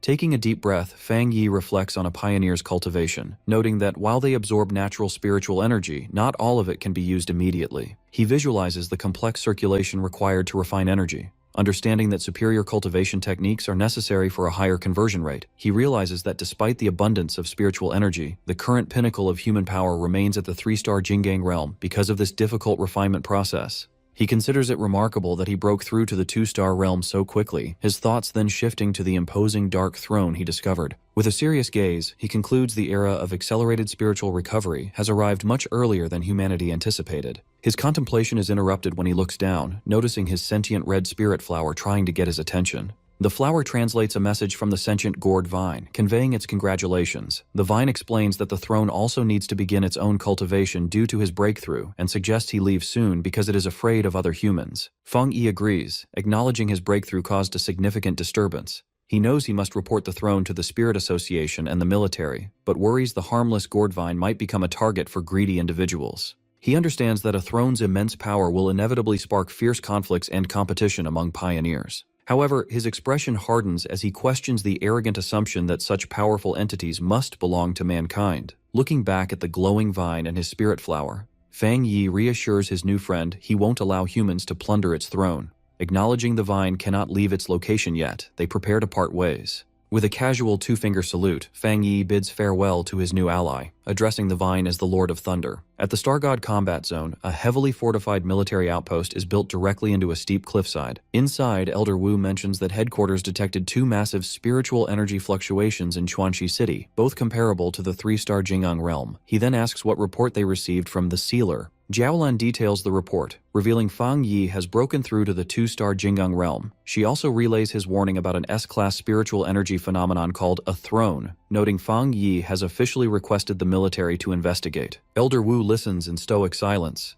Noticing his lack of reaction, Jiaolan asks if he isn't surprised by the escalation. Elder Wu replies evenly, explaining the accelerated resurgence of spiritual energy is a known reality. He states the appearance of high-tier opportunities like the throne was a scenario their nation had anticipated. Jiaolan notes that Elder Wu has been at the half-step Jinggang realm for a long time and asks if he's on the verge of advancing. Elder Wu confirms this, observing many pioneers are experiencing breakthroughs as abnormal activities peak. He admits he can finally feel the signs of his own advancement. Jiaolan is surprised by his confirmation. Looking over the base, Elder Wu solemnly reflects that during these volatile times the accompanying opportunities and dangers will be massive. He reminds Jiaolan that above being pioneers, they are soldiers whose duty is to brave these dangers and secure safety for the nation, even if it costs their lives. Envisioning a united front of the nation's strongest pioneers, including Fang Yi and Su Qingying, Elder Wu declares their country must seize this momentous opportunity, and that even a veteran like himself will ride this new wave of power. Clenching his fist, he states their objective. They must ensure the sealer secures a throne and that their other loyal pioneers claim as many as possible. Exuding authority, Elder Wu issues a command to fully coordinate with Fang Yi and the Spirit Association, urging total unity. He asserts that any independent pioneers or rogue factions with selfish ambitions will be forced to stand down under the combined pressure of the military and the association. At the Spirit Association headquarters, Gu Yuru stands before a monitor displaying the purple throne. She announces to the command center they have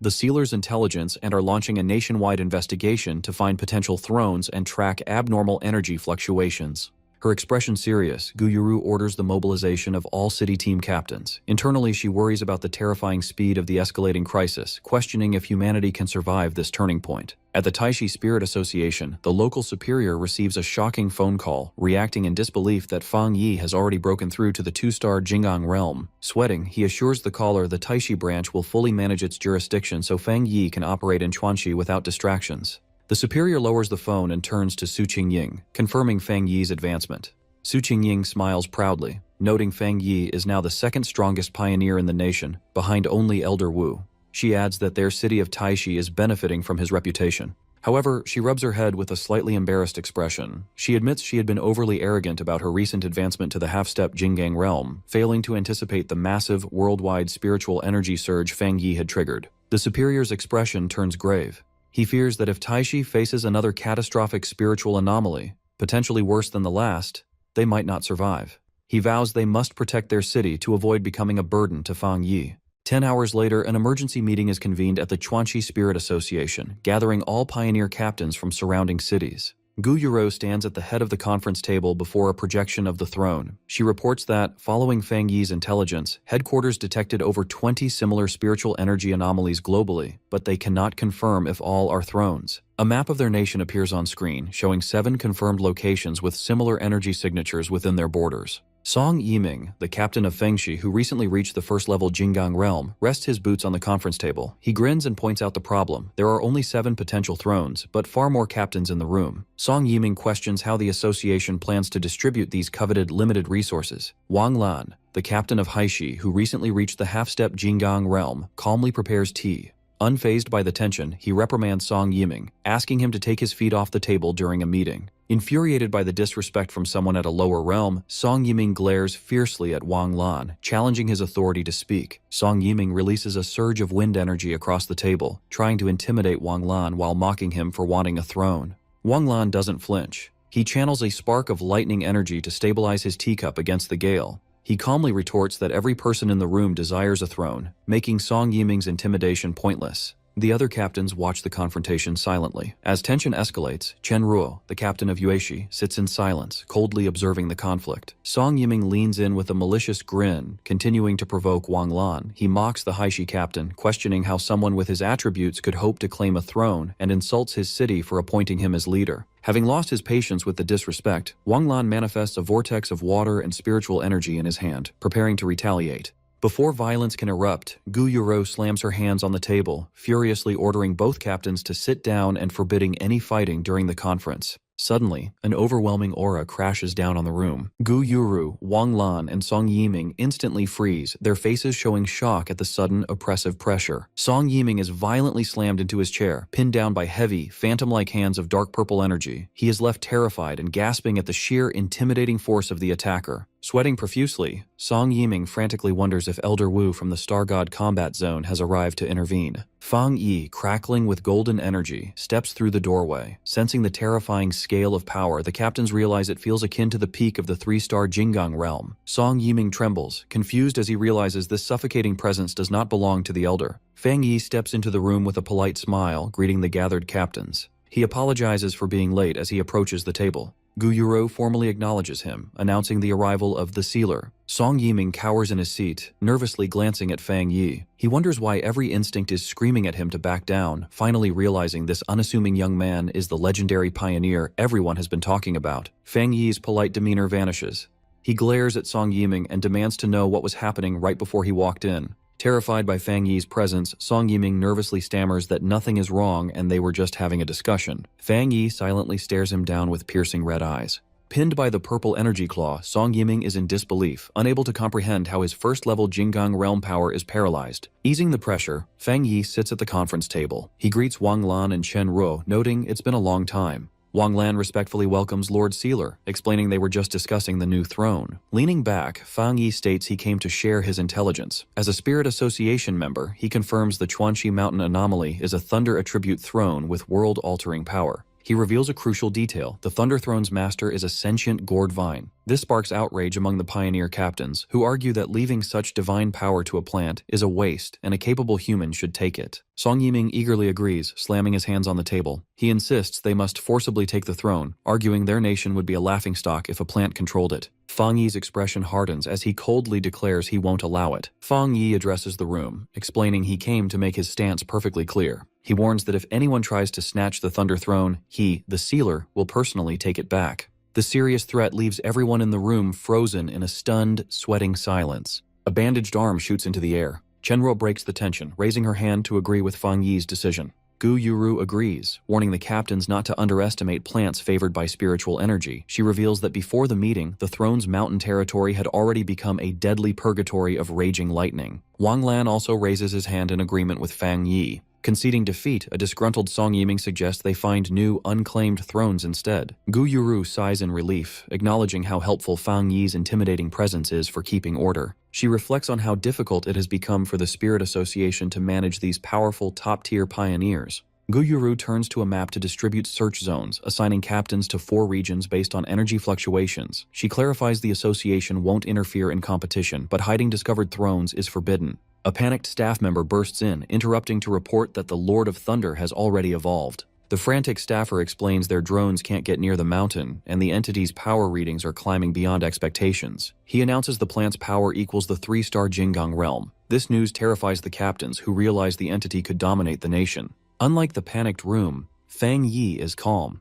He reasons such rapid growth isn't surprising given the throne's immense ancient power. Seeing a forecast for severe thunderstorms, Fang Yi decides to visit the mountain to check on his plant friend's advancement. Gu Yuro adjourns the meeting. The captains look determined as she wishes them luck securing their own thrones. After the meeting, Gu Yuro calls to Fang Yi as he leaves, relaying a message from headquarters to stay in Chuanxi City. Fang Yi pauses. Gu Yuru explains they fear rogue pioneers might attack the Thunder Throne and mentions the Dark Intelligence incident seems to be over. Fang Yi narrows his eyes, asking if the association suspects the shadow monster survived. Adjusting her glasses, Gu Yuru confirms his suspicion, explaining both are products of the world's rapid spiritual recovery. While they can monitor the throne's ancient power, they fear remnants of dark intelligence are hiding. Since Fang Yi weakened and trapped it in Chuanxi, it could still be a catastrophic threat. Glancing at his phone, Fang Yi swipes past his aunt's contact, deciding to postpone his family visit. He agrees with Gu Yuro's caution, acknowledging it's best to be prepared. He confirms he had the same thought and won't leave the city yet. Later, Fang Yi returns to the restricted mountain zone, walking calmly into the territory, unfazed by the violent purple lightning crashing around him. Feeling the intense power, he smiles, taking the storm as a welcome.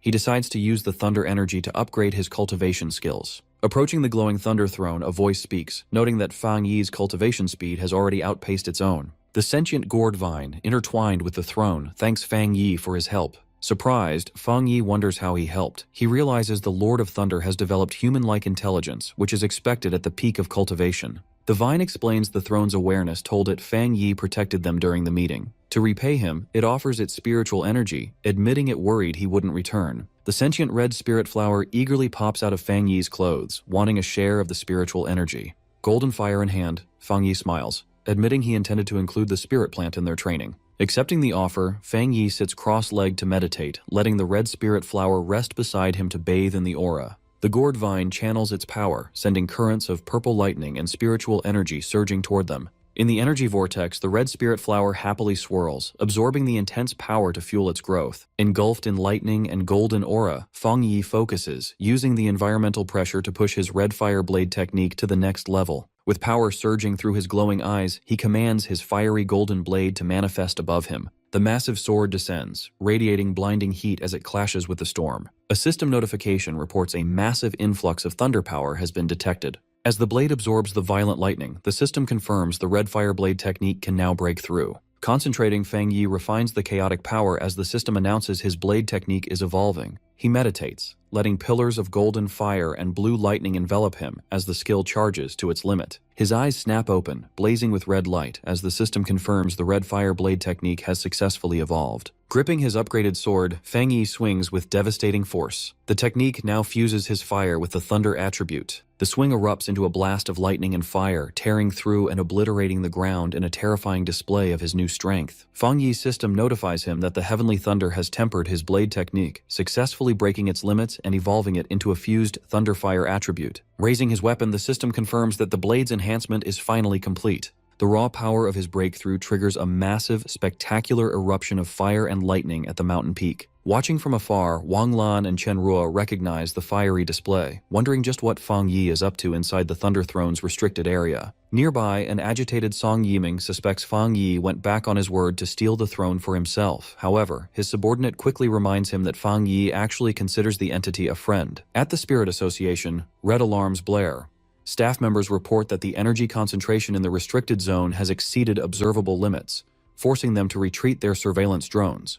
The branch leader watches the distant glow with heavy concern, fearing Fang Yi might be locked in a brutal battle with the throne. Back on the mountain, Fang Yi tightly grips his newly evolved, intensely glowing sword. His eyes glowing red, he smiles, extremely satisfied. The physical blade feels as though it has been masterfully reforged by the sheer intensity of the power. The dense ambient energy also causes his sentient red spirit flower to evolve, increasing its intelligence and enhancing its unique attributes. Reveling in the surge of energy, the massive flower playfully intertwines with the glowing structure of the throne amidst the flames. The flower communicates its delight to Fang Yi, who decides it's time for them to hurry and locate the next throne. Suddenly, the sentient gourd vine hovers above him, catching his attention. The vine speaks to Fang Yi, warmly congratulating its friend on achieving such a powerful breakthrough. It then shares a premonition received during its cultivation. A new throne will descend very soon, and its aura shares a deep, opposing yet complementary connection with his spirit flower. Hearing this unique opposition and complement, Fang Yi deduces that the incoming entity must be a wood attribute throne. The glowing gourd vine confirms that the new throne is already descending in the distance. Sending a wave of green spiritual energy toward Fang Yi, the vine offers to share the general location it sensed through their psychic connection. Fang Yi closes his eyes, focusing his mind to silently accept the vine's sensory transmission. A confident smirk appears on his face as he opens his eyes, confirming he has successfully perceived the exact coordinates.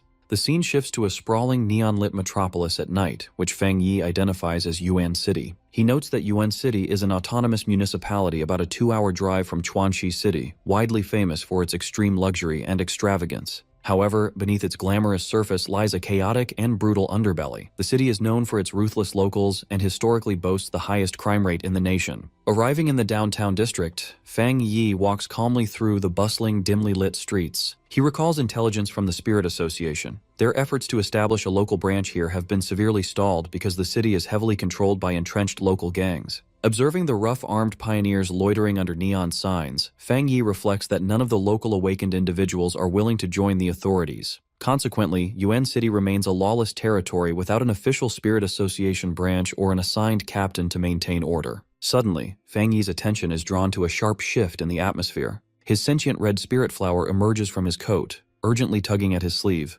Fang Yi validates its reaction, noting that they can both sense the new energy emerging from the west. To the west, at the foot of a dark, looming mountain, sits a massive, extravagantly lit private mansion. Inside the estate walls, a lavish nighttime pool party is underway, hosted by the local elite. A sunglasses-clad bodyguard approaches the host, quietly reporting some news. The host raises an eyebrow, intrigued to hear that other pioneers have appeared nearby. The host is Jiang Gensheng, the notorious local kingpin of Yuan City. He laughs arrogantly, throwing his jacket open as he boasts that no one can make waves in his territory. His arrogant laughter is immediately cut short when a blinding eruption of green light flashes from the mountain directly behind his estate. A colossal sphere of pure green energy, the descending wood throne, crashes into the mountain peak, unleashing a devastating shockwave across the area. The sheer force of the impact reaches the mansion, shattering glass and sending debris flying. Jiang Gensheng is left visibly shocked as his guests scream in terror. Recovering from the shock, a furious Jiang Gensheng marches toward the mountain with his bodyguard, aggressively vowing to see who has the guts to run wild on his property. 2 minutes later, Jiang Gensheng and his bodyguard trek up the forested mountain, which is now swirling with dense, residual green spiritual energy. They are intercepted by Fang Yi, who stands calmly in the eerie light, noting that the source of the disturbance lies just ahead. Enraged by the intrusion, the bodyguard violently lunges through the air at Fang Yi, demanding to know who dares trespass on young Master Jiang's private property. As a heavy punch speeds toward his face, Fang Yi scoffs dismissively at the arrogant claim of private territory. Without even taking his other hand out of his pocket, Fang Yi effortlessly catches the bodyguard's fist in midair. He brings the man's momentum to a dead halt, leaving him completely stunned. Glaring with glowing red eyes, Fang Yi coldly educates them that the mountain is national soil belonging to all the people of Yuan City. He firmly declares that from now on, the territory is under the strict jurisdiction of the Yuan City Spirit Association. He then unleashes a powerful blast of fiery energy from his palm, effortlessly blowing the bodyguard away while mocking their absurd claim of private ownership. Meanwhile, deeper in the forest, Jiang Gensheng aggressively confronts the newly descended wood throne, violently struggling against the dark green vines the sentient entity is using to reject him. Refusing to take no for an answer, the arrogant kingpin yells that the throne must submit to him simply because it landed in his territory. Forcing his way through the thick vines with his aura, Jiang Gensheng stubbornly insists the seat of power belongs to him, threatening to completely destroy the ancient relic if it continues to deny him. Watching the pathetic display from the sidelines, Fang Yi lets out an amused scoff. Startled by the sudden noise, a furious Jiang Gensheng whirls around, demanding to know who is hiding in the shadows. Fang Yi casually walks past the local boss, calmly explaining that high-tier treasures possess awareness and choose their own masters. He bluntly informs Jiang that he completely lacks the qualifications to command the wood attribute. Deeply insulted, Jiang Gensheng fumes in disbelief as Fang Yi calmly approaches the chaotic, swirling green energy of the throne. Unable to contain his wounded pride, Jiang Gensheng violently lunges toward Fang Yi's exposed back, screaming a death threat. Suddenly, the kingpin stops dead in his tracks, his eyes widening in absolute terror. Without even needing to look back, Fang Yi summons his massive sentient red spirit flower to silently block the attacker. Trembling before the giant imposing spirit plant, Jiang is completely paralyzed with fear. Fang Yi casually notes that the gang boss is somehow even weaker than his own bodyguard. With a condescending smirk, Fang Yi dismisses the notorious kingpin of Yuan City as a complete disappointment. Leaving the terrified boss behind, Fang Yi steps forward to stand alone before the colossal, crackling green structure of the wood throne, preparing to initiate contact. Fang Yi faces the wood throne's swirling green energy. His system announces the ancient relic is matching with a master. The system quickly confirms the match, recognizing Fang Yi's sentient red spirit flower as the wood throne's new master. A massive surge of green energy erupts from the mountain peak. The power forms a tall pillar of bright green light that pierces the night sky, visible even in distant Chuanxi City. At the Spirit Association headquarters, Gu Yuru and Wang Lan see the huge energy spike. Gu Yuru realizes the wood throne has a new master. She worries that if a pioneer from lawless Yuan City got it, things could get hard to handle. Anxious, she quickly calls Fang Yi. Fang Yi calmly answers, noting Chuanxi City's pioneers must have seen the huge energy wave. He tells Gu Yuru the wood throne has finished choosing its master. Shocked, Gu Yuru asks if Fang Yi claimed the throne. Standing before his giant sentient red spirit flower, Fang Yi explains the new master is his spirit plant, not a human. He says he controls the desolate attribute and treats the flower as his pet. Gu Yuru is left completely stunned and speechless by this news. Fang Yi casually adds he already defeated Yuan City's notorious boss, Jiang Gensheng, who lies unconscious at his feet. He advises the Spirit Association to enter Yuan City immediately, leaving the task of cleaning up Jiang's gang to them. Ending the call, Fang Yi smiles and congratulates his spirit flower. However, he notes it must stay on the mountain to absorb the throne's energy, meaning they must part ways for now. Watching his flower settle on the wood throne, Fang Yi feels like he is dropping a child off at school. The sentient flower asks when it can return to him. Fang Yi smiles and tells it to train hard and enjoy the power. He estimates they will reunite when the flower reaches the Jingang realm. The next day, Fang Yi's cousin, Lin Yi, arrives in Chuanxi City after a transfer by the Taishi Spirit Association. Walking the neon-lit streets, she reflects on how news of her cousin's spirit flower claiming the wood throne has spread through the pioneer community. She is also amazed Fang Yi casually revealed his rare desolate attribute to the public. She recalls a recent meeting where the Spirit Association asked her to become Yuan City's new captain. Although officials promised full support, the sudden promotion leaves her hesitant. Letting out a heavy sigh, she tries to clear her mind. Rubbing her temples, she decides to observe the situation first to see if she is ready for the responsibility. Putting work aside, she decides to visit her mother, assuming she enjoys a peaceful life in Chuanxi City. Suddenly, a violent tremor shakes the streets, startling Lin Yi and sending pedestrians into a panic. Chaos erupts as people scream about an earthquake and rush to safe zones. However, sensing a wild surge of spiritual energy, Lin Yi realizes this is a dangerous spiritual anomaly, not a natural disaster. Red alarms flash at the Chuanxi Spirit Association. Guyuru and her team are confused, wondering how such a large anomaly could form without triggering any early warning systems. A panicked staff member reports a massive spiritual energy spike in the restricted mountain zone. He says the sudden surge caused wild mountain beasts to mutate violently. A scary horde of mutated beasts, including giant armored flyers and huge spiked predators, swarms out of the forest toward the Chuanxi urban district. The monsters invade the streets, destroying buildings as terrified civilians scream for their lives. Caught in the chaos, Lin Yi takes action, narrowly dodging a strike from a huge, multi-eyed beast. While dodging monsters, she tries to call her mother, but the connection fails. As a shadowy beast looms behind her, she realizes her mother is in grave danger. The monster violently charges at her, jaws wide open and eyes glowing. Lin Yi turns back, her eyes widening in shock at the unavoidable attack. Right before the beast reaches her, a blinding flash of purple energy crashes down, slicing the monster in half. Lin Yi instantly recognizes the familiar spiritual power. Fang Yi steps from the dust, calmly noting Chuanxi City has suffered a mutation outbreak. Relieved but frantic, Lin Yi runs to him, begging him to help find her mother since phone lines are down. In the ruined Chuanxi urban district, inside a broken supermarket, a trembling voice calls for a father. Nearby, a man lies motionless under a collapsed shelf as the small voice cries for a mother. A terrified young boy stands alone among the scattered groceries and flickering lights, wondering where his parents went. Overwhelmed by fear, the boy trembles as tears stream down his face. Unable to hold back his terror, he drops to his knees and cries loudly into the empty store. Suddenly, a woman rushes over and covers his mouth. It is Fang Yi's aunt, Lin Yi's mother. She holds him close, whispering that loud crying will attract the roaming beasts.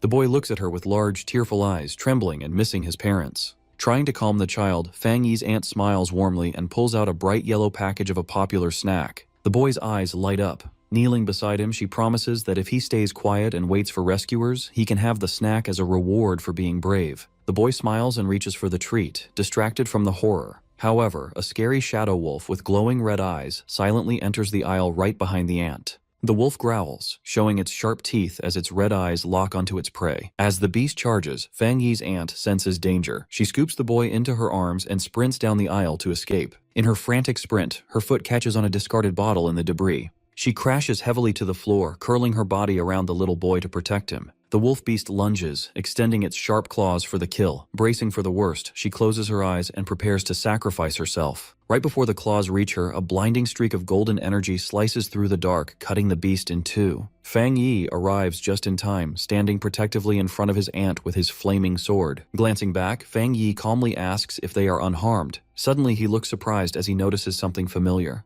He looks down and sees the terrified boy safe in his aunt's arms, holding the yellow snack packet. The sight of that treat triggers deep nostalgia. He remembers a sad moment from his childhood, crying before a gravestone while his aunt stood by his side. He recalls how she gently stroked his head and offered him that exact snack to soothe his grief. Back in the present, his aunt looks up in disbelief, her eyes widening in relief as she recognizes her nephew. Fang Yi softens and asks his aunt about the child she just risked her life to protect. Smiling despite her near-death experience, she explains the boy was separated from his parents in the supermarket chaos and she couldn't leave him to the monsters. The touching moment is interrupted when a familiar voice calls for her mother. The aunt turns in surprise as Lin Yi bursts into the ruined supermarket. In tears, Lin Yi throws herself into her mother's arms, saying she was terrified for her life. Smiling gently, her mother strokes Lin Yi's hair, comforting her and assuring her she is safe. Fang Yi silently watches the emotional reunion between his cousin and aunt with a soft smile. His attention is drawn down when he feels a small hand tugging at his sleeve. He looks down in mild surprise. The little boy looks up with hopeful eyes, calling him a superhero. Holding out his yellow snack, the boy bravely offers it as a reward, asking if the hero can take him home. Touched, Fang Yi kneels down with a warm smile. He takes the snack and tells the boy to make a wish on it, promising it will help him reunite with his family. Suddenly, an alert triggers in Fang Yi's mind. His warm expression hardens into a deadly glare as he senses a massive spiritual presence approaching. Shouting for everyone to get back, Fang Yi grabs the little boy and leaps to safety just as a giant claw smashes the building, dropping heavy debris. The ceiling caves in, exposing the ruined store to the night air. Glaring up into the dust with glowing red eyes, Fang Yi senses the overwhelming aura of the new enemy. As the smoke clears, a towering, muscled monster with a wild mane, glowing red eyes, and giant prayer beads looms over them. Fang Yi grimly notes this isn't a normal monster. It is the Beast King leading the mutated horde. Fang Yi unleashes a massive surge of golden energy, creating a barrier to protect his aunt, cousin, and the little boy from the danger. Since he has the highest spiritual energy, he knows he is the anomaly's primary target. This buys the others time and reduces their danger. He tells Lin Yi to take the other two and flee, as he can't fight at full potential while protecting them. Lin Yi quickly agrees. As they prepare to flee, the colossal Beast King looms over Fang Yi and lets out a deafening roar. Fang Yi observes the monster and notes it has both thunder and wood attributes. He finds this too coincidental as it matches the attributes of the two recently descended thrones. The Beast King attacks, smashing its massive fists into the ground. Fang Yi swiftly leaps back to evade the blow. As he readies his glowing golden sword, Fang Yi sees the beast's surging aura and realizes it has been contaminated by the dark attribute.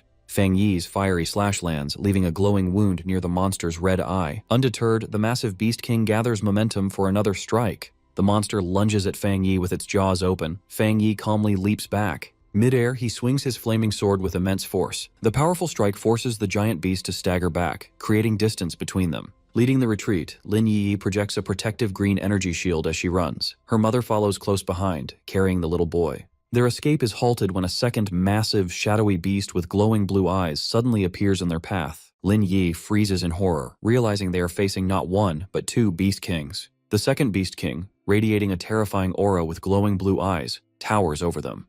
Lin Yi holds up her green energy shield to protect her mother and the terrified boy. Knowing she must act, Lin Yi reassures her mother as she channels her power. To protect her family, Lin Yi leaps away from the civilians toward the towering monster, drawing its deadly focus away from them. In response, the Beast King opens its massive jaws, charging a dense, swirling sphere of green wood attribute energy. The monster unleashes a devastating energy beam. Lin Yi meets it head-on, her green aura clashing against the beast's overwhelming breath attack. Pushed to her limits, Lin Yi struggles against the beam's crushing force. Terrified and strained, she refuses to yield as her mother and the boy cower behind her. She quickly assesses the situation, realizing that since both she and the monster use wood attribute energy, she has no elemental advantage. She knows if her shield shatters, her mother and the child will instantly perish. Making a desperate choice, Lin Yi decides to sacrifice herself. She offers her spiritually rich body to the beast, reasoning it would gain no power from ordinary humans, hoping to trade her life for theirs. Inside the chaotic Chuanxi City Spirit Association control room, staff monitor the escalating situation on holographic tables. They are horrified to confirm that an S-class disaster has been born. The tactical map shows two massive Anomaly King signals inside the city. The monitors show hostile energy spiking rapidly as local pioneers risk their lives to cover the civilian evacuation. In the burning city streets, cloaked pioneers fight the invasion from the air. A frantic field pioneer reports that endless hordes of mutated beasts are pouring from the restricted mountain zone, threatening to annihilate Chuanxi City. Desperate, the pioneer begs headquarters for immediate reinforcements and a disaster-level upgrade. Amidst the panic, he remembers a warning from the Sealer. He looks toward the distant mountains, where a colossal pillar of purple lightning pierces the storm clouds. He realizes the massive energy surge is from the exact territory where the Thunder Throne descended. Elsewhere, Fang Yi easily overpowers another beast, pinning it by its massive snout. He interrogates the creature, asking if it fled from the restricted mountain, and recognizes the sentient gourd vine. Before he gets an answer, a vortex of crackling purple lightning swirls in the sky. Fang Yi looks up, suspecting his plant friend, the new master of the Thunder Throne, accidentally triggered the beast stampede. He reflects on the situation, realizing if claiming a throne causes such devastation, other pioneers face extreme danger. This contradicts his system's information that classified thrones as beneficial, making him wonder what the hidden problem is. The second Beast King raises its massive claw, preparing a lethal strike against Lin Yi. Lin Yi fiercely reinforces her green energy barrier, blocking the crushing blow. She refuses to let the monster consume her without a fight. She glances back, relieved to see her mother shielding the boy against the rocky debris behind her protective barrier. As the frustrated monster roars, Lin Yi stands her ground, her green aura flaring to match the beast's intensity. Channeling all her remaining power, her eyes glowing brightly, she declares the beast will have to get through her dead body to reach her family, committing to a fight to the death. Suddenly, a surge of purple lightning shatters the dark sky, interrupting the desperate battle. A colossal pillar of thunder crashes down from the heavens. Descending slowly from the blinding light is the glowing form of the sentient gourd vine. Nearby, two members of the Spirit Association look up in absolute shock. They recognize the overwhelming energy and realize the Lord of the Thunder Throne has arrived at the battlefield. They stare in awe as the massive, radiant purple vine manifests above the city, dwarfing the area with its majestic power. Fang Yi stares at the sky in silence. Instead of attacking, the ferocious Beast Kings halt. They begin to whimper and shrink back, utterly intimidated by the overwhelming presence. Watching the Beast King tremble before the giant vine, Fang Yi realizes the truth. The beasts were not acting on the throne's orders. They had only absorbed residual energy from it to mutate and are now paralyzed by its true master. Fang Yi concludes that neither the throne nor the sentient gourd vine intentionally caused the beast's stampede. Giant, glowing purple gourds hang from the ancient vine's branches, pulsing with immense spiritual power. Suddenly, a gourd opens and unleashes a swirling stream of green energy. The energy whips through the air and wraps around the aggressive Beast Kings. The mystical energy purifies the corrupted monsters, transforming the terrifying Beast Kings into harmless, fluffy creatures. A glowing gourd lowers to Fang Yi. Through their psychic link, the sentient gourd vine apologizes for causing the disaster, explaining it had just completed its breakthrough and wanted to leave the mountain. Dangling the newly transformed, helpless animals in front of Fang Yi, the vine gently asks if it can spare them and take them back to the mountain as pets instead of killing them. Inside the Spirit Association control room, the staff watch the satellite feed in disbelief. They are shocked to see the Lord of Thunder apologizing to the sealer, proving the disaster was accidental. The monitor staff guy sweats, marveling at the throne's power, which let a plant effortlessly purify S-class anomalies. A younger staff member behind him enviously wishes he could also be chosen by a throne. The officials come to a staggering realization. Seeing an entity as powerful as the Lord of Thunder act subserviently to Fang Yi, they conclude the Spirit Association must drastically reevaluate the sealer's true power. At the Chuanqi Spirit Association building, the changing world situation is discussed. Inside, the branch leader tells Fang Yi, Lin Yi, and his aunt that peaceful days are over, but assures them the combat zones and Spirit Association will do their best to keep everyone safe. Fang Yi's aunt looks upset and asks if humanity is truly going to face extinction. The branch leader reassures her things are not so desperate. He highlights Fang Yi's incredible achievements as the Sealer, noting even S-class anomaly kings are terrified of him. He also praises Lin Yi as a core pioneer, mentioning Yuan City wants to recruit her as a captain. Sitting close to her daughter, the aunt says that in such dangerous times, these praises offer little comfort. She explains her only concern is whether the two youths are exhausted or injured, and she dreads the thought of them sacrificing their lives. The branch leader gently tells her not to overthink. Fang Yi changes the subject, asking about Jiang Lu and his group, noting they were missing during the recent beast mutation crisis. Exasperated, the branch leader explains he sent them to the hospital but they left overnight. He mentions Jiang Lu was restless while hospitalized, wanting to continue training because he felt humiliated by his weakness. Suddenly, a panicked man and woman burst into the room, desperately calling for Xiao Hao. The little boy happily recognizes them as his parents. The mother tearfully embraces her son and expresses immense gratitude, recognizing Fang Yi's aunt and the others as their saviors. The father bows deeply to Fang Yi and his aunt, stating that although they are ordinary people, they will immediately help if they ever need anything. The aunt humbly declines, saying it was just the right thing to do. The parents happily leave the building, with the boy riding on his father's shoulders. Watching them go, Fang Yi suggests his aunt move back to Taishi City with him and Lin Yi. Not long after, a plane flies across the sky, carrying Fang Yi, Lin Yi, and their aunt back to Taishi City. Upon arrival, a crowd outside a large, modern villa welcomes the sealer back home with a red banner. Su Gingying is among the crowd, warmly welcoming Fang Yi as he arrives with his family. Inside, the aunt is amazed by the size and luxury of the large living room. Lin Yi playfully covers her mother's eyes to prepare a surprise. Fang Yi asks his aunt to guess what they prepared for her. With a smile, Fang Yi presents a property deed. He reveals they bought this villa for her, ensuring she lives safely near his own home so they can visit easily. As his aunt is shocked by the generous gift, Fang Yi adds they also bought a replacement home in Chuanqi City, ensuring her comfort if Lin Yi accepts her transfer to Yuan City. Deeply moved, the aunt expresses how proud she is of them. However, she notices her daughter's troubled expression and points out that Yi is hiding a heavy burden. Fang Yi notes his cousin is still torn about relocating to Yuan City. Yi admits she is struggling to make a decision on the Spirit Association's promotion offer. Yi explains her hesitation, suspecting Yuan City officials are just using her to connect with Fang Yi's power. She also knows reforming the city's corruption will be a huge task, and she cannot endlessly rely on Fang Yi's help. Her mother encourages her to take the leap, reminding Yi of her spontaneous spirit. She teasingly brings up when Yi used a fake cram school excuse to find Fang Yi. Stunned, Yi realizes her mother saw through her lie. Empowered by her mother's support, Yi smiles and finds her resolve. She agrees it is time to mature and accept the challenge in Yuan City. The heartfelt family moment is interrupted by a ringing smartphone. Fang Yi answers a call from Jiaolan, asking if the combat zone has any new leads. She informs him Elder Wu discovered a mysterious new territory and invites Fang Yi to join an expedition. In a dark alleyway inside an underground black market, a hopeless group of people hide in the shadows. A purple-haired woman asks a smoking man if it is truly impossible for them to return to Yuan City. The man snaps back, confirming their exile. He recalls the defeat of their boss, Jiang Gensheng, realizing the Jiang family gang has completely lost its territory and power. Suddenly, ominous laughter echoes in the alley. The group turns to see a mysterious cloaked figure stepping toward them. The masked stranger smirks and tells the Jiang family members not to panic. He states their interests align and proposes a sinister deal. At the Star God combat zone, Fang Yi approaches the massive metal gates of the military facility. Suddenly, his sharp senses trigger an alert, prompting him to turn as he detects an ambush. Elder Wu charges at him, delivering a powerful punch. Fang Yi remains calm, effortlessly blocking the heavy strike with one hand, generating a massive shockwave. Unfazed, Fang Yi asks for an explanation. Elder Wu breaks into a laugh, apologizing and explaining his veteran comrades refuse to believe rumors of such a talented youth. Elder Wu turns toward a group of men in advanced combat armor, proudly stating his demonstration should convince them of Fang Yi's unbelievable strength.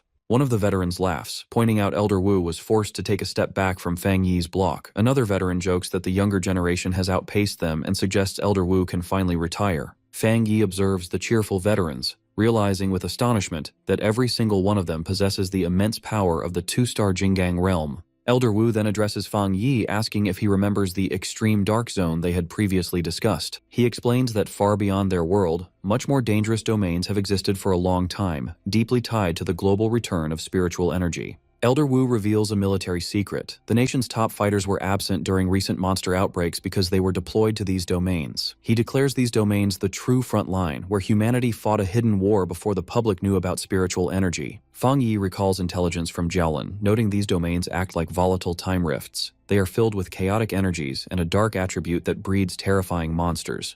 Elder Wu confirms this, warning that these classified domains have become very active recently, with new rifts constantly opening across space. However, the danger comes with a great opportunity. Elder Wu explains venturing into these domains is the only way to establish higher-level cultivation pathways, allowing pioneers to reach the ghost acts and creation stages. Listening intently, Fang Yi understands the government's foresight. He realizes this is why the nation restricted polluted zones long before spiritual energy fully awakened. Looking at the veterans, Fang Yi is struck by the immense burden they carried. Secretly exploring these nightmarish hellscapes and protecting the nation requires unimaginable resilience. He realizes their two-star Jinggang strength is solid, meaning the Star God combat zone's military might is far greater than it appears. Elder Wu's expression turns serious as he brings the conversation to their current objective. Elder Wu reveals their target. They will explore the most dangerous domain, a horrifying monster-infested cavern known as the Tomb Cluster. As Fang Yi stands with Elder Wu and the veterans, another person walks out from the shadows of the base. Elder Wu introduces the newcomer to Fang Yi as Zhang Tian, an elder of the Star God combat zone. Zhang Tian scoffs, turns his back, and starts walking away. Elder Wu whispers to Fang Yi, explaining that old Zhang is stubborn and has a difficult temper. Despite his bad attitude, Elder Wu notes that Zhang Tian's fighting strength ranks in the top 3 of their group. Elder Wu explains they asked him to join for extra safety because he is very loyal. Fang Yi calmly replies that he respects veterans who serve the country, adding that a weird personality is just part of who they are. Wanting them to get along, Elder Wu calls out to Zhang Tian again. He introduces Fang Yi as the Taishi Spirit Association captain, codenamed the Sealer. He also mentions that Fang Yi recently solved an S-class disaster by himself. Hearing this, Zhang Tian stops and looks back, interested by the mention of an S-class threat. With the team fully gathered, Elder Wu announces it is time to open the portal to the mysterious domain. The team walks toward a giant blue vortex in the sky. This is the Door of the Void, the portal to the mysterious domain. Fang Yi notes that the portal looks simple on the outside, even though it holds huge power. As Elder Wu leads the way, Fang Yi notices a spiritual energy seal on the gateway, meaning the rift was repaired by someone in the past. Touching the spinning blue energy, he realizes the area is highly unstable and reminds himself to stay alert. He is surprised by the thick, powerful energy coming from the vortex. The group is pulled upward into the giant blue tunnel. As they float, Fang Yi wonders if the strange visuals around them are just side effects of the strong energy. Suddenly, his sharp senses pick up on something much deeper. He sees flashes of space and ghost-like whale shapes in the void. Fang Yi realizes their energy feels completely alien, as if from beyond their known universe. Moving past green energy vines, Elder Wu warns the group not to get too close or stare at the shapes, as their raw power could easily destroy them. Fang Yi feels the wild mix of elements and void energy. He knows even a small touch could destroy a person's body and spirit. Since these threats are pure elemental power and not living monsters, his death seal ability is useless here. Looking at the broken reflections of countless worlds trapped in the void, Fang Yi understands the size of the threat. If this giant rift is not kept under control, it will bring a world-ending disaster to their planet. The tunnel finally leads to a dark open space. Elder Wu looks serious as he announces they have reached their destination. They stop in front of a giant dark tear floating in the blue energy. Elder Wu tells the rest of the team to get ready. Glowing with a bright blue light, Elder Wu tells everyone to release their power and stay afloat before crossing into the dangerous domain. Exiting the portal, the team floats into a dark, creepy cave known as the Tomb Cluster. They instantly notice a heavy feeling of death filling the space. Below them, a thick pool of green energy begins to bubble, warning them of an approaching threat. Seeing the danger, Elder Wu orders the team to get ready for battle, saying they must finish the fight fast. Suddenly, a giant pillar of dark green energy shoots up from the bottom of the cave. The energy forms a scary shadow monster with glowing green eyes. The team is shocked by its sudden appearance. Wasting no time, Elder Wu and Zhang Tian rush right at the giant monster. The shadow monster fights back instantly, shooting a deadly beam of dark green energy from its hand. Elder Wu and Zhang Tian use their golden energy to create a shared Jinggang realm defense to hold back the blast. However, the monster's attack is too strong. The beam breaks their defense, sending both men flying backward as they cough up blood. The other veterans watch in shock, horrified to see their strongest fighters beaten so easily. Seeing how bad things are, Fang Yi says the situation is critical and they must attack the beast together. As the veterans catch Elder Wu and Zhang Tian, they realize the giant monster's dark energy weakens a pioneer's spiritual power. A veteran notes the weakening effect is so strong that Elder Wu and Zhang Tian couldn't even use a tenth of their true power.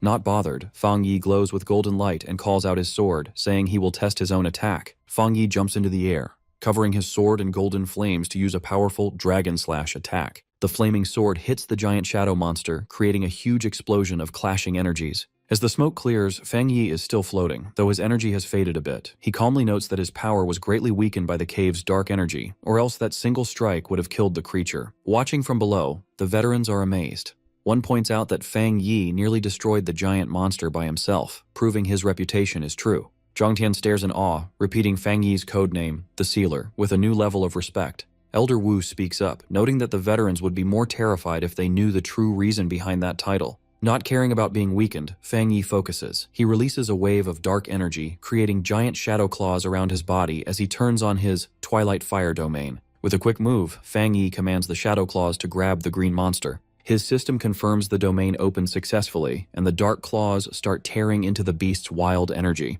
The system detects the heavy dark energy, but tells Fang Yi his special technique allows him to ignore the weakening effects. As the monster roars in pain, the system marks the beast as a target, draining its strength and cutting its dark power in half. Floating above the weakened beast, Fang Yi's sword lights up again. It spins with a deadly mix of golden fire and dark twilight energy. With cold focus, Fang Yi readies his final strike and gives a single command to kill the beast. Fang Yi unleashes a fire slash at the monster. The powerful attack triggers a blinding explosion of energy upon impact. Fang Yi is resolute, his eyes glowing a menacing red. He unleashes an immense, explosive wave of golden energy that radiates outward from his body. The brilliant golden light aggressively burns away the lingering dark remains of the monster. Watching the spectacle, Zhang Tian stares in absolute shock at the unbelievable display of power. Beside him, Elder Wu analyzes the technique, noting that Fang Yi is employing a powerful yang attribute to actively suppress the surrounding dark energy. Meanwhile, far away at the Yuan City Wood Attribute Throne, the sentient gourd vine begins to glow intensely with a vibrant green light amidst the mountain crags.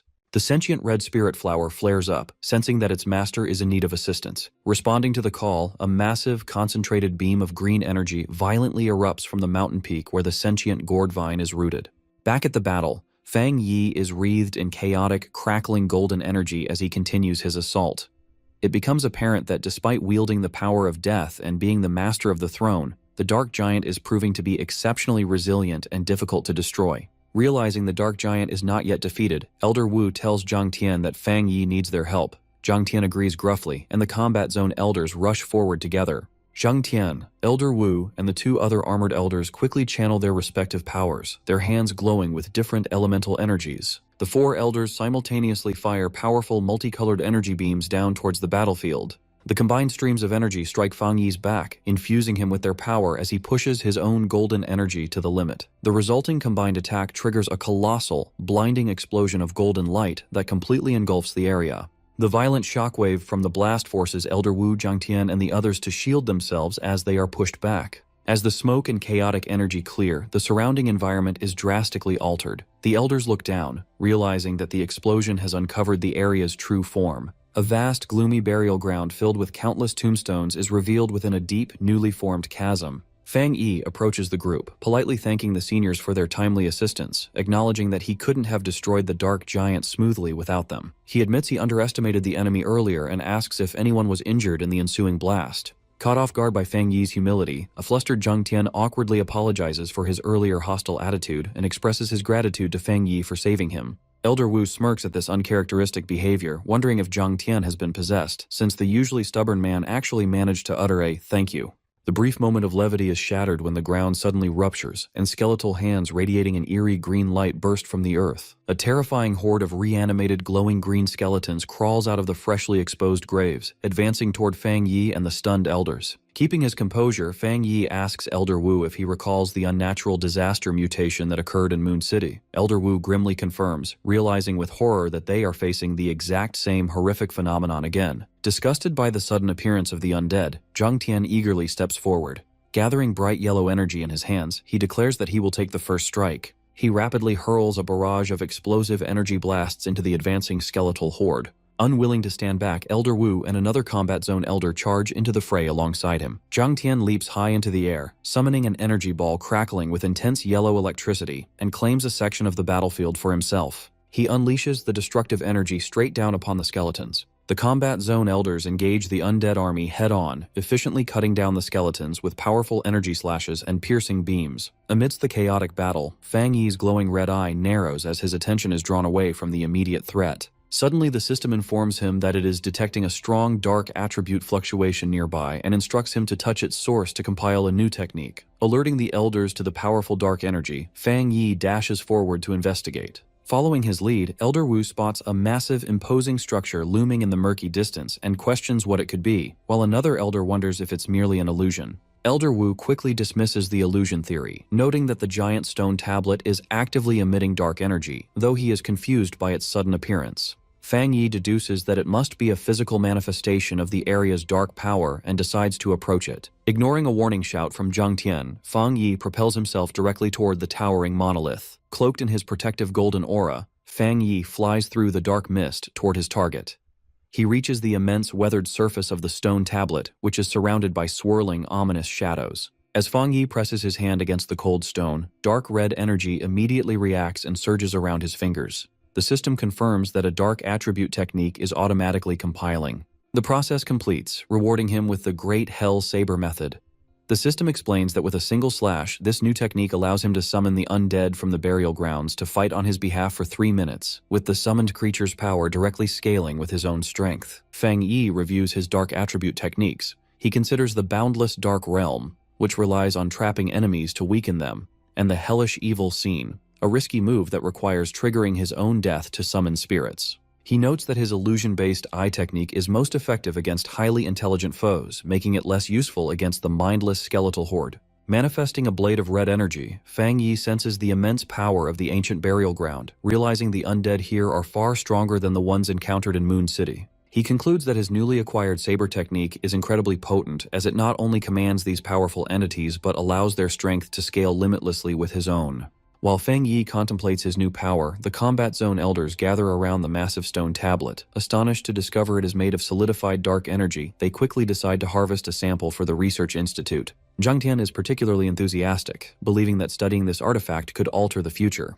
As he channels energy into his hand to strike the stone, Fang Yi notices their actions with growing concern. Zhang Tian delivers a powerful punch to the monolith, while Elder Wu hopes to secure an unprecedented specimen of solid dark energy to advance their research and overcome future dark attribute threats. The moment the strike lands, a violent tremor rocks the cavern, instantly halting their progress. A panicked Elder Wu realizes his grave error, shouting that the stone tablet should not have been disturbed. Deep fissures spread across the massive structure, and huge chunks of the dark stone begin to break away and fall. Realizing the imminent danger, the elders shout to retreat, scrambling to evade the massive, plummeting boulders. Amidst the collapsing ruins, Fang Yi senses a sudden, terrifying surge in the surrounding spiritual energy. A chilling realization washes over him as he finally understands the true, catastrophic origin of the Black Sea anomaly. From the shattered remains of the tablet, a colossal, towering tsunami of malevolent red and black energy erupts. The group has unwittingly unleashed an ancient, otherworldly dark tide, possessing a level of destructive power far beyond anything they have ever witnessed. The massive wave of dark red and black energy, the dark tide, erupts from the ruins. Seeing the danger, Zhangtian shouts the first rule of exploration: retreat immediately upon encountering the dark tide. The dark energy quickly forms into terrifying, shadowy beasts that swarm the area. The combat zone elders begin to fall back, fighting their way through the horde.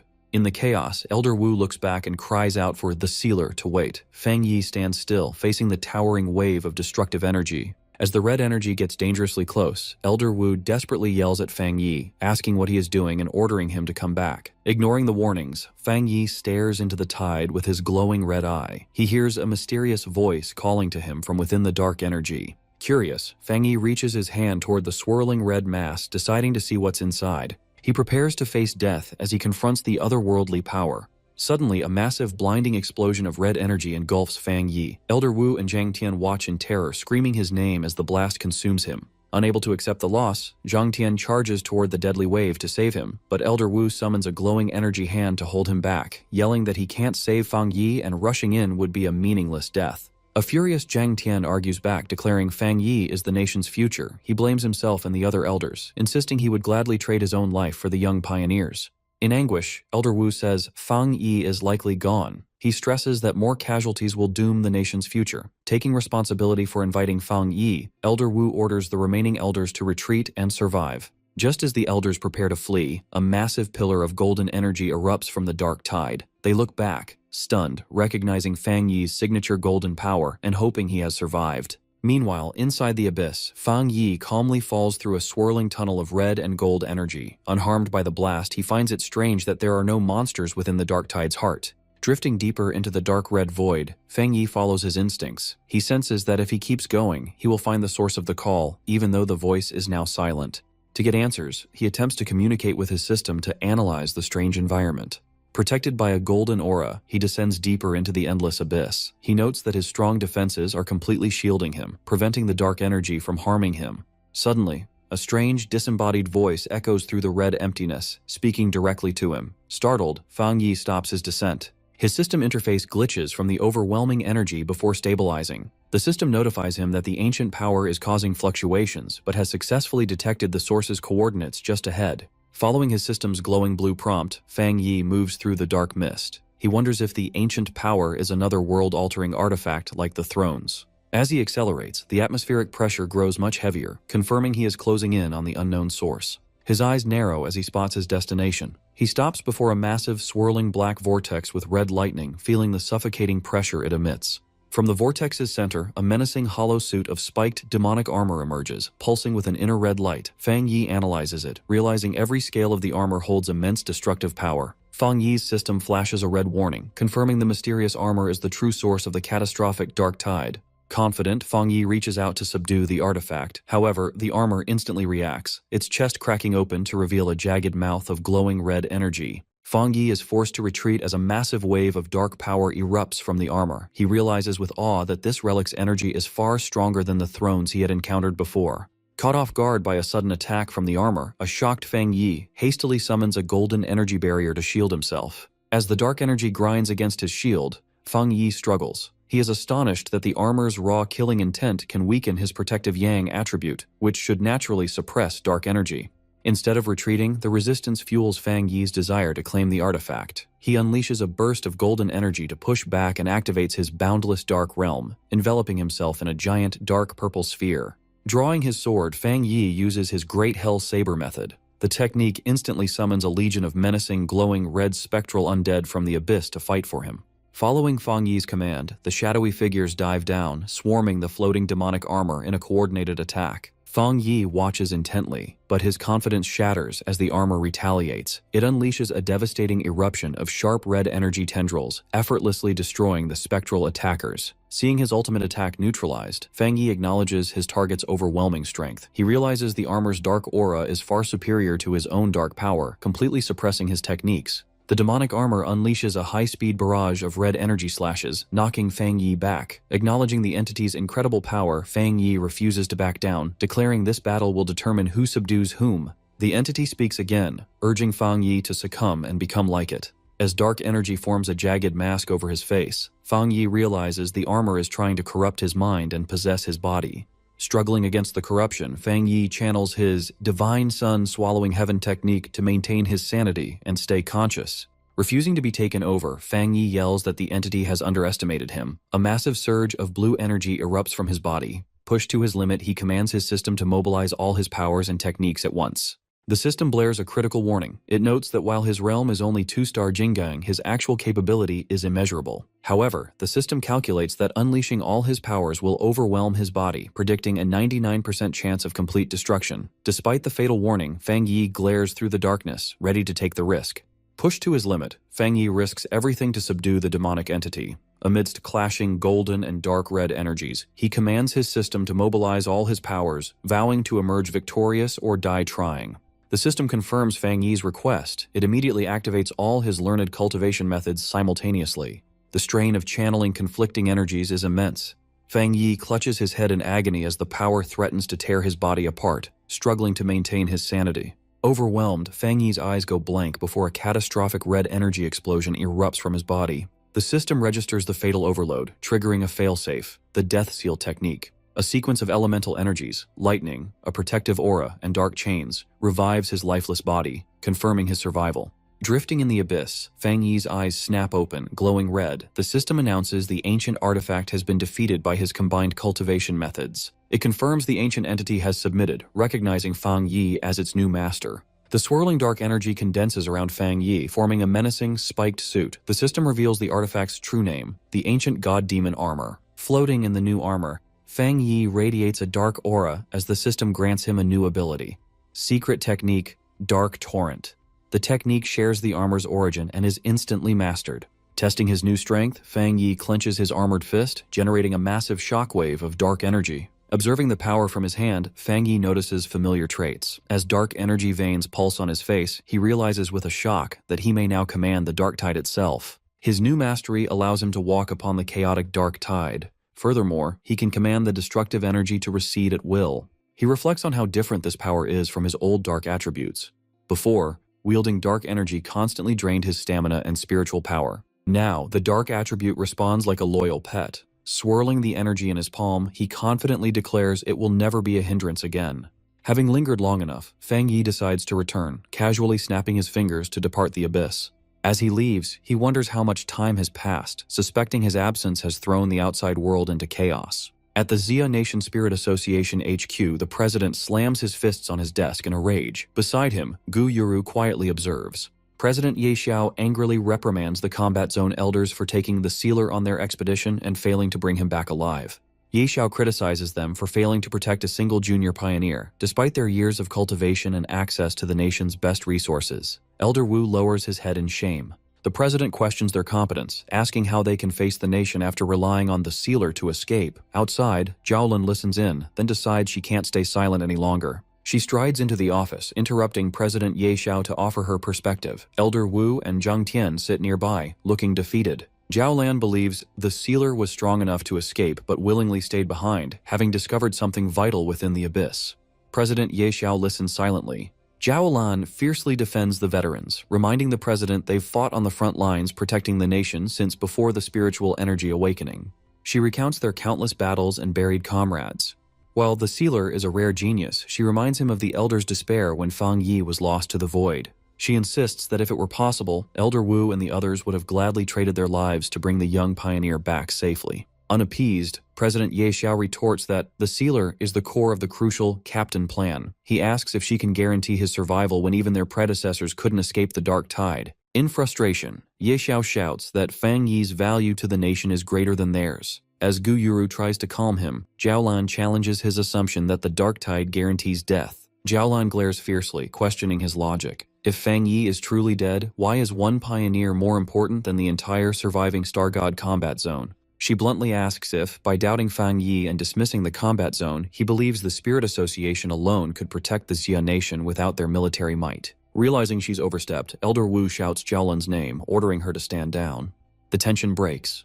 President Ye Xiao sighs, anger draining from his face. He admits he spoke out of frustration and concedes that Jiaolan is right. Exhausted, Ye Xiao asks how to handle the crisis. He fears that news of the sealer's disappearance would incite nationwide panic and embolden their enemies. To prevent nationwide chaos, they agree to lock down the news of Fang Yi's disappearance, classifying it under the highest level of security. 1 week later, at the Fang family villa, Lin Yiyi is anxious. Her cousin, Fang Yi, has not returned from the mysterious domain. Hearing the door, she hopefully calls for her cousin, but it's only her mother. Her mother notes Fang Yi's long absence and suggests Lin Yiyi call him. Lin Yi explains this time is different. The place he went is too dangerous and lacks a signal. Her mother agrees that it's still unusual for him to be out of contact for so long. Her mother asks about her assignment as Yuan City's new captain. Lin Yiyi explains she was waiting for Fang Yi to return for a trial run, but with him gone, the association has gone silent. Her concern deepens. This silence is unprecedented. He always returned quickly before. Captain Su knew nothing, and Jiaolan has ignored her messages. Unable to wait any longer, Lin Yi tells her surprised mother she's heading out. Running frantically through the rain, Lin Yi's mind races. If something has happened to her cousin, she fears the entire Xia nation will be thrown into chaos and the captain plan will crumble. She tries to reassure herself that with his strength, he must be fine, especially since everything still seems peaceful. Her thoughts are violently interrupted as massive, erratic bolts of purple lightning crackle across the stormy sky above the city's skyscrapers.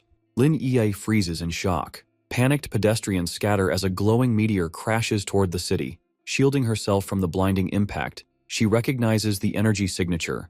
Another ancient throne has descended. A colossal pillar of blue energy illuminates the skyline. From a nearby vantage point, several unnamed captains observe the impact from afar. The artifact's descent attracts the city's darker elements. In the shadows, sinister figures with glowing red eyes grin, anticipating the violent struggle for power over the new throne.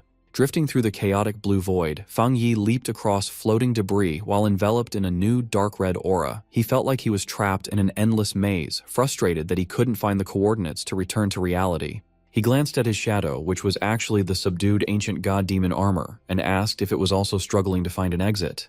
The system remained completely unresponsive, showing no signal just like before. Fang Yi wondered if trying to bring the ancient armor out of this mysterious domain had triggered some kind of butterfly effect, or if an unseen force was actively trapping them here. Suddenly, his dark aura reacted. When Fang Yi questioned it, the shadowy figure shook its head to show it wasn't to blame. He then asked why the entity could no longer speak, especially since it had used a human voice to lure him into the dark tide earlier. The shadow just trembled nervously, seemingly unable to give him an answer. With a sigh, Fang Yi dropped the subject, deciding their main priority had to be finding a way out. Just then, his glowing red eye narrowed as he finally sensed a faint connection to the outside. Back in the real world, a massive beam of blue energy tore through the stormy sky and struck Taishi City as a mysterious new throne descended. As pedestrians fled through the heavy rain, Lin Yiyi sprinted toward the impact zone. She knew that a throne appearing while her cousin was missing would plunge the city into chaos, so she bravely decided to investigate the situation herself. Running through the wet streets, her sharp instincts warned her of an ambush. A sinister man with a knife stepped into her path and grinned, confidently calling her Miss Lin. Startled, she took a defensive stance and demanded to know who he was. More armed thugs stepped out of the downpour, quickly blocking her escape. Lin Yi mocked them, calling them foolish for recklessly wandering into Taishi City during such a chaotic event. She demanded to know what they wanted. Without waiting for an answer, she unleashed a powerful shockwave of green spiritual energy, violently pushing back the attackers who were trying to close in. Moving smoothly, she turned her energy into thick vines that tightly wrapped around one of the older thugs. She followed up with a fierce kick to his chest, demanding answers from the stunned man. The man crashed hard onto the wet pavement. Seeing their first attack fail, another thug blew a sharp whistle to call for immediate backup. In an instant, the area swarmed with even more enemies. Thugs with various weapons appeared from the shadows, side streets, and rooftops, completely surrounding her. The leader of the ambush, a man wearing a red bandana, arrogantly pointed his massive sword at her. He scoffed, claiming she was just a little girl riding on the fame of the sealer, and ordered his men to attack her all at once. With green energy glowing in her eyes, Lin Yi glared back and asked if they were underestimating her. She declared this was the perfect chance to test her recent multi-target combat training. Pushing her power, she sent out a flurry of sharp, whip-like green vines. They struck and grabbed multiple attackers in midair while she fought in close combat, quickly kicking down anyone who managed to get close. She directed the vines to tighten their grip on the captured enemies. The older thug struggled helplessly and cursed as he realized her unique wood attribute could actively suppress their spiritual energy. Taking total control of the fight, Lin Yi grouped the bound thugs together. With a powerful sweep of her vines, she launched the cluster of enemies through the air and fiercely told them to get lost. Suddenly, a sharp projectile of dark purple energy shot through the rain, aiming right at her. She recognized the threat with alarm. It was a fire ability infused with a corrosive dark attribute. While normal fire couldn't easily burn her strong vines, this dark flame was incredibly dangerous. She tried to dodge, but the dark energy grazed her, slicing into her arm. She gasped as blood spilled from the fresh wound. Seeing her injured, the bandana-wearing leader and the rest of the thugs lunged from all directions to finish her off. Just before their blades hit, Lin Yi summoned a glowing green barrier around herself. The intense burst of energy violently repelled all the attackers, sending them flying backward. She mocked them for being 9 grown men who still couldn't defeat a single student. The leader steadied himself on the wet pavement with an observant gleam in his eye. Seeing that the sealer still hadn't shown up to rescue her from a deadly situation, he confidently concluded that Fang Yi was indeed out of the city. Having achieved his true goal, the leader ordered his men to retreat. The thugs leaped away into the storm, vanishing quickly. Left standing alone, Lin Yi gasped, realizing too late that she had fallen for a trap. Frustrated, she slammed her fist against a nearby wall. Her desperate defense had accidentally confirmed her cousin's absence to their hidden enemies. Cursing her own foolishness, she knew they would be fully prepared next time and realized she urgently needed a plan. Her racing thoughts were interrupted as a massive pillar of golden light pierced through the storm clouds, striking the city in the distance.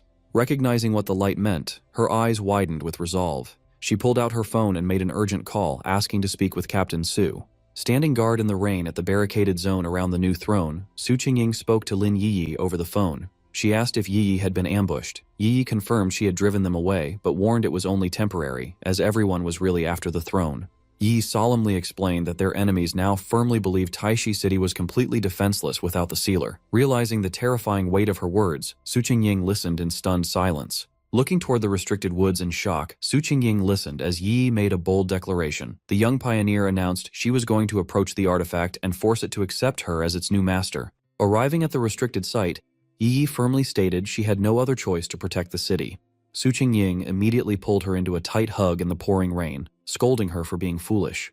She warned that this new artifact had a metal attribute, meaning its energy was 100 times sharper and deadlier than any anomaly they had faced before. She reminded Yi that her wood attribute offered no defense against metal, making this practically a death sentence. Fearing for her friend's life, she tearfully begged Yi not to throw her life away on a suicide mission. Their emotional moment was cut short when a panicked guard rushed up with dire news. He reported that numerous underground groups and neutral factions were rapidly approaching the area, and to make matters worse, even registered pioneers were flooding into Taishi City. In the shadows of the city, a massive horde of rogue pioneers and mutants gathered.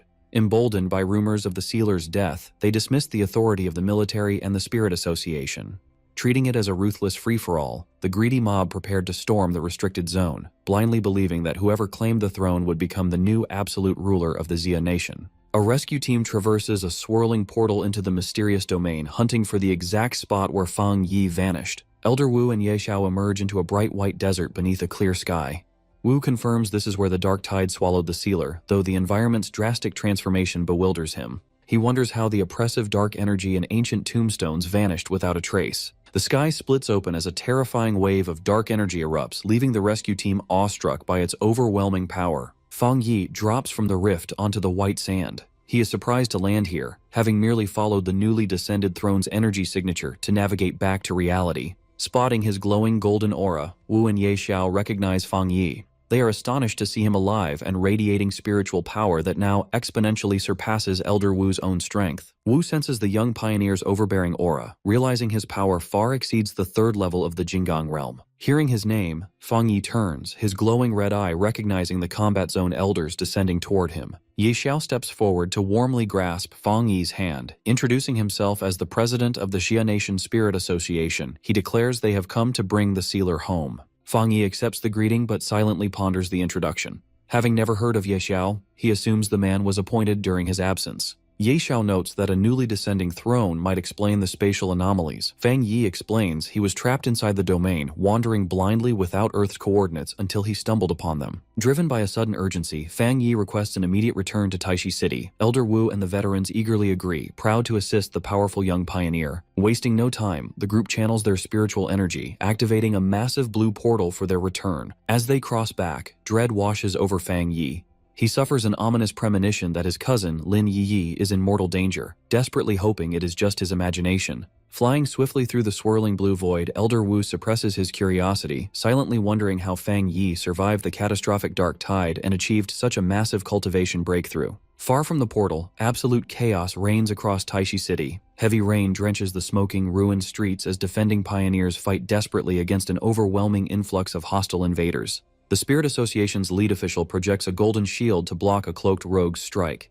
As the attacker mocks their stubborn defense, the official grimly reflects on how bold these underground factions have become, seeking to overthrow order to hoard power. Unleashing a fiery golden shockwave, the lead official blasts the attackers away and orders a counterattack. Amidst the fight, he receives a frantic report. The defensive perimeter surrounding the newly descended throne is breached. Knowing the stakes, the official commands his subordinates to reinforce the throne's frontline squads. Declaring he will hold the position alone, he launches a barrage of golden fire blasts to intercept the leaping assassins. When a subordinate hesitates, the official sternly orders them to obey. Touching his earpiece, his expression hardens with renewed hope as he reveals crucial news. Surviving this wave of attacks guarantees their victory. Across the rain-soaked streets, two defending pioneers struggle against enemy forces as Wang Lan and Song Yiming approach through the downpour. The defenders hopefully ask if headquarters finally sent reinforcements. Song Yiming reveals that every pioneer covets Taishi City's vulnerable resources. Wang Lan smiles, claiming they have come to repay a favor. Song Yiming unleashes a fiery punch, engulfing the attackers in a devastating explosion. They laugh at their weakness, questioning why they fight so hard for a presumed dead sealer. Song Yiming declares that such a weak, disorganized group has no right to covet the newly descended throne's immense power. As opposing pioneers arrogantly claim the metal attribute throne, Wang Lan uses his water abilities to launch a violent strike. The attack instantly freezes them into ice sculptures. The invasion reaches Fang Yi's private villa, where a group of armed thugs realizes they have found the sealer's home. A scarred thug laughs greedily, claiming Fang Yi's possessions and creepily noting the two defenseless women inside. Before the thugs can breach the doors, a haunting melody echoes through the rain. A pioneer plays a glowing green flute, emitting magical sound waves that force the screaming invaders to dance uncontrollably, shocked by such powerful mind control. The rescuer, Moon City pioneer Captain Chen Ruo, stands on a nearby rock. She coldly observes the struggling thugs, reflecting on her mother's teaching.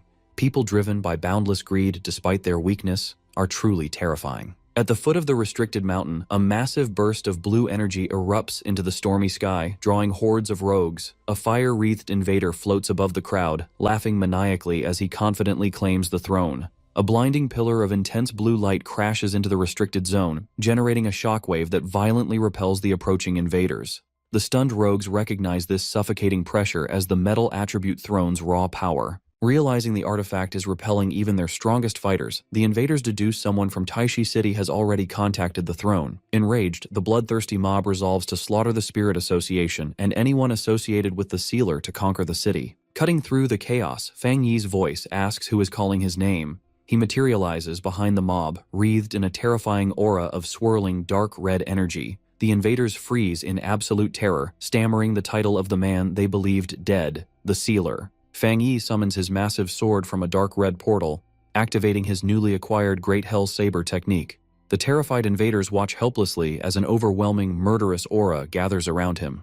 With a single devastating swing, Fang Yi unleashes a colossal fiery slash through the battlefield. The powerful strike triggers a towering explosion of fire and dark energy, instantly obliterating the horde of rogue pioneers and leaving only scorching flames behind. As the flames settle, Fang Yi looks toward the restricted mountain peak. Sensing familiar spiritual fluctuations, he realizes his premonition was correct. His cousin, Lin Yi, is attempting to claim the dangerous new throne. At the mountain peak, Lin Yi floats inside a glowing green sphere, facing the intimidating metal attribute throne. She has stepped into its domain with absolute resolve, ready to sacrifice her life to protect the city. Below her, Captain Su Qingying struggles to maintain the protective barrier. Sweating and strained, she vows to use her own life force to shield Yi Yi until her spiritual power is exhausted, silently urging the young pioneer to succeed. Suddenly, our guy pierces the green barrier, disrupting the defense. Su Qingying shouts in alarm, desperately wondering who bypassed their perimeter. The breach triggers a severe backlash, causing her to violently cough up blood. As she collapses, her blonde guard catches her. The panicked guard looks up in shock, stammering the sealer's title in pure disbelief. Fang Yi calmly greets Su Qingying. She stares back with a mix of absolute shock and immense relief, realizing the city's greatest protector has finally returned. Seeing his cousin left vulnerable by the broken barrier, Fang Yi immediately reaches out, channeling his swirling red energy to gently catch the falling Lin Yi midair. His immense power envelops Lin Yi in a massive, glowing sphere of protective energy, completely shielding her from the chaotic elements and the throne's deadly pressure high above the stormy peak. Floating above the chaotic city, Fang Yi glares at the explosions with furious red eyes. He wonders if the invaders swarming Taishi City are only here to steal the newly descended throne. Standing behind him, Su Qingying clarifies that this isn't exactly true. When the throne first appeared, Fang Yi's reputation kept enemies away, but when rumors of his death started spreading, the invaders grew bold, targeting the artifact, the Spirit Association, and his family. She explains that Yi only tried to claim the throne because she felt helpless against this coordinated attack. Hearing this, Fang Yi's aura erupts into a towering pillar of flames. He expands his senses across the entire city, pinpointing the exact location of every enemy and vowing to spare no one. As he unleashes his suffocating power, the invading forces freeze in terror. Witnessing this overwhelming display of strength, Su Qingying breaks into a cold sweat. She watches in shock, feeling that for a brief moment, Fang Yi no longer seems human. Suddenly, Fang Yi senses familiar presences entering the fight. He sees Zhang Lu, Ji Ruoyan, and allied pioneers fighting the enemy forces in the flooded streets. Relieved that his allies have arrived to defend the city, he realizes the ground situation is still salvageable. His relief is shattered when Lin Yi cries out in agony. Fang Yi turns to see his cousin coughing up blood, struggling against the metal throne's overwhelming power. Watching her suffer, Fang Yi knows he can't blame her for acting recklessly. His sudden disappearance and the throne's arrival forced her to protect the city. Recalling their childhood, he resolves to save her, knowing he could never forgive himself if she died here. Knowing he must act immediately, Fang Yi propels himself toward the blinding blue energy of the throne. Clashing against the massive sphere of raw power, he declares that a single elemental attribute cannot block his path. Despite taking damage from the pressure, his eyes glow with determination. He warns Su Qingying to shield herself before recklessly charging directly into the artifact's deadly domain. Pushing his limits, Fang Yi forces his way closer. Su Qingying looks on in shock, stunned by his fearless charge against the overwhelming force. To counter the throne's devastating power, Fang Yi's system activates a healing technique. A surge of green energy envelops him, absorbing surrounding vitality to rapidly heal his severe injuries as quickly as they appear. Bathed in this restorative aura, Fang Yi smirks, noting he finally found the perfect opportunity to use this life-giving technique. He states it is the ideal counter to survive the Metal Throne's assault. His forced entry triggers a colossal eruption, sending a blinding pillar of blue energy tearing straight through the storm clouds. From a distance, Zheng Lu and the other defenders watch the sky in awe. They see the Metal Throne's wild energy fluctuations, feeling its raw power threatening to pierce the heavens. In the flooded streets, the Association Superior observes the energy spike. Recognizing the unique signature, he knows the crucial moment has arrived and orders his men to proceed with their strategic plan without hesitation. Back at the epicenter, Fang Yi weathers the storm of energy and walks up to the glowing blue metal throne. Mockingly apologizing for the interruption, he places his hand directly on the artifact. The system detects the dense metal attribute and begins compiling a new technique. Within seconds, his dark energy absorbs the artifact's essence, and the system confirms success. He gains a metal attribute technique that multiplies his attack power, enabling a strike 3 tiers above his current level. While it leaves him vulnerable to metal attacks during cooldown, he also gains a skill to give objects or people a metal physique, boosting their strength. With the core power extracted, Fang Yi observes the glowing diamond-shaped construct in his hands. Fang Yi immediately selects Lin Yi as the target for his new implantation skill, directing the glowing golden energy toward her. The core sinks into Lin Yi's chest, infusing her with the metal attribute. Bathed in light, her pained expression fades into peaceful sleep as the throne's power safely protects her. Meanwhile, rogue pioneers breach the Spirit Association base.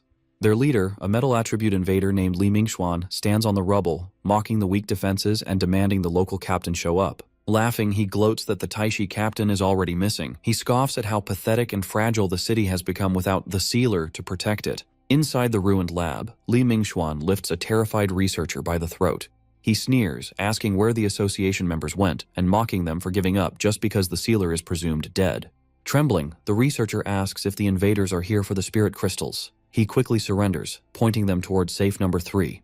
Surprised by his quick surrender, Li Mingxuan asks if he fears the association's punishment. The researcher cries that staying silent would only get him beaten, knowing the invaders would find the crystals eventually. Satisfied, Li Mingxuan tosses him down as his thugs crack open the vault, revealing a massive hoard of glowing blue spirit crystals. Seeing the treasure, he warns the cowering man against any tricks. Li Mingxuan orders his men to loot every last crystal, leaving nothing for the city. However, behind his back, the researcher's terrified act vanishes into a cold glare. He silently dismisses the greedy thieves as ignorant fools walking blindly into a trap. Settling onto a couch, Li Mingxuan plans to convert the lab into their permanent base. His subordinates flatter him, claiming the metal throne rightfully belongs to him and insisting they teach the local pioneers a brutal lesson. Li Mingxuan laughs, stating that ancient artifacts only submit to the worthy. He confidently points out that the sealer's relative hasn't conquered the artifact yet, proving the throne has rejected her. A thug chimes in, mentioning rumors that the pioneer is just a young girl. As the men laugh and plan to ambush her later, a swirling dark void silently opens on the ceiling above them. Their laughter stops when Li Mingxuan hears a strange dripping sound. Confused, he looks around, wondering if the ceiling has sprung a leak. He looks up just in time to see sharp tendrils of black energy raining down. The dark liquid pierces his men, who scream in agony as the highly corrosive energy burns them alive. Fang Yi calmly steps down from the swirling shadows. Recognizing the legendary pioneer, Li Mingxuan stares in absolute terror, stammering that his return is impossible. Refusing to accept reality, Li Mingxuan channels his energy into a glowing blue fist. He violently lunges forward, shouting in denial and demanding to know who dares to challenge him. Without stepping back, Fang Yi effortlessly catches Li Mingxuan by the face, instantly stopping his charge. Leaning close, Fang Yi holds a finger to his lips, silently ordering the invader to be quiet. Glaring at the paralyzed leader with piercing red eyes, Fang Yi coldly pronounces the absolute sentence for anyone trespassing in Taishi City: death. Fang Yi violently strikes the terrified Li Mingxuan, knocking him to the ground. Looming over the defeated leader, Fang Yi summons his glowing golden sword. Li Mingxuan stares up in sweating terror, stammering the sealer's title, having firmly believed he was dead. With eyes glowing a menacing red, Fang Yi coldly dismisses him. A massive blast of golden fire engulfs Li Mingxuan, burning the screaming invader alive. Surrounded by fading embers, Fang Yi calmly tells the remaining thugs he understands fighting over a new throne. However, he is furious they tried to divide up Taishi City. Advancing on them, he adds they even dared to target his family. Glaring with deadly intent, Fang Yi delivers his sentence: none will leave alive. He unleashes a devastating fiery dragon that sweeps through the room, instantly obliterating the invaders. Out in the flooded streets, Jiang Lu and his allied pioneers are surrounded. A colossal fiery explosion erupts from the Spirit Association building, illuminating the stormy sky. The enemy thugs stare in absolute dread, realizing the sealer has truly returned. Panic spreads through the enemy ranks as Li Mingxuan's aura completely vanishes. Furious at being tricked by false rumors, the invaders curse their decision to enter the city. Seeing the enemy's morale shatter, Jiang Lu laughs triumphantly. He mocks their cowardice for attacking Taishi City and aggressively leaps into the fray just as the thugs order a desperate retreat. The invaders scatter and flee for their lives, knowing crossing paths with the sealer means certain death. Seizing the advantage, the Spirit Association's lead official commands his forces to chase them down, ordering them not to let a single invader escape and regroup. A massive wave of fire sweeps through the streets, obliterating the fleeing rogues and cutting off their escape. Watching the flames, Captain Chen Ruo recognizes the familiar, overwhelming power raining from the sky. Wang Lan and Song Yiming observe the destruction in awe. Seeing powerful Jinggang realm pioneers instantly annihilated, they agree only the sealer could unleash such a terrifying attack. Looking over the city, Su Qingying confidently states no enemy will dare approach them now. Taking advantage of the shift in power, she orders her subordinates to gather all available metal attribute spirit crystals from the association. The remaining thugs flee frantically through the nearby forest, horrified to realize heavily armed military reinforcements are now hunting them. President Ye Xiao arrives alongside Elder Wu, Gu Yuru, and the military. Ye Xiao orders his troops to capture every invader so the sealer can personally decide their fate. Cornered and broken, the surviving rogue pioneers fall to their knees begging for their lives. They offer to join the Spirit Association, swearing to protect the Xia nation if they are spared. Gu Yuru glares at the kneeling men with cold disgust. She dismisses them as pathetic opportunists, pointing out they aren't genuinely remorseful but are just terrified of dying. Her attention is drawn upward as an allied pioneer shouts that the sealer has arrived. A massive pillar of fire crashes into the street ahead of them. Fang Wei emerges from the roaring flames with his fiery sword, coldly asking if these are the remaining invaders. Facing his overwhelming presence, the cornered rogues panic. On the brink of death, they desperately wonder if fighting to the bitter end will give them an escape. Paralyzed by fear, the thugs cannot even move. In desperation, one screams it isn't fair, cursing Taishi City and blaming their impending deaths on the false rumors of the sealer. Ignoring their pathetic excuses, Fang Yi raises his hand, gathering a massive surge of fiery energy. Watching him gather power, Gu Yuru is awestruck. She senses his raw spiritual energy could level the entire city, shocked he possesses this much power even without claiming the new throne. With a merciless motion, Fang Yi brings his hand down. A colossal wave of fire instantly incinerates the remaining invaders, turning them to ash.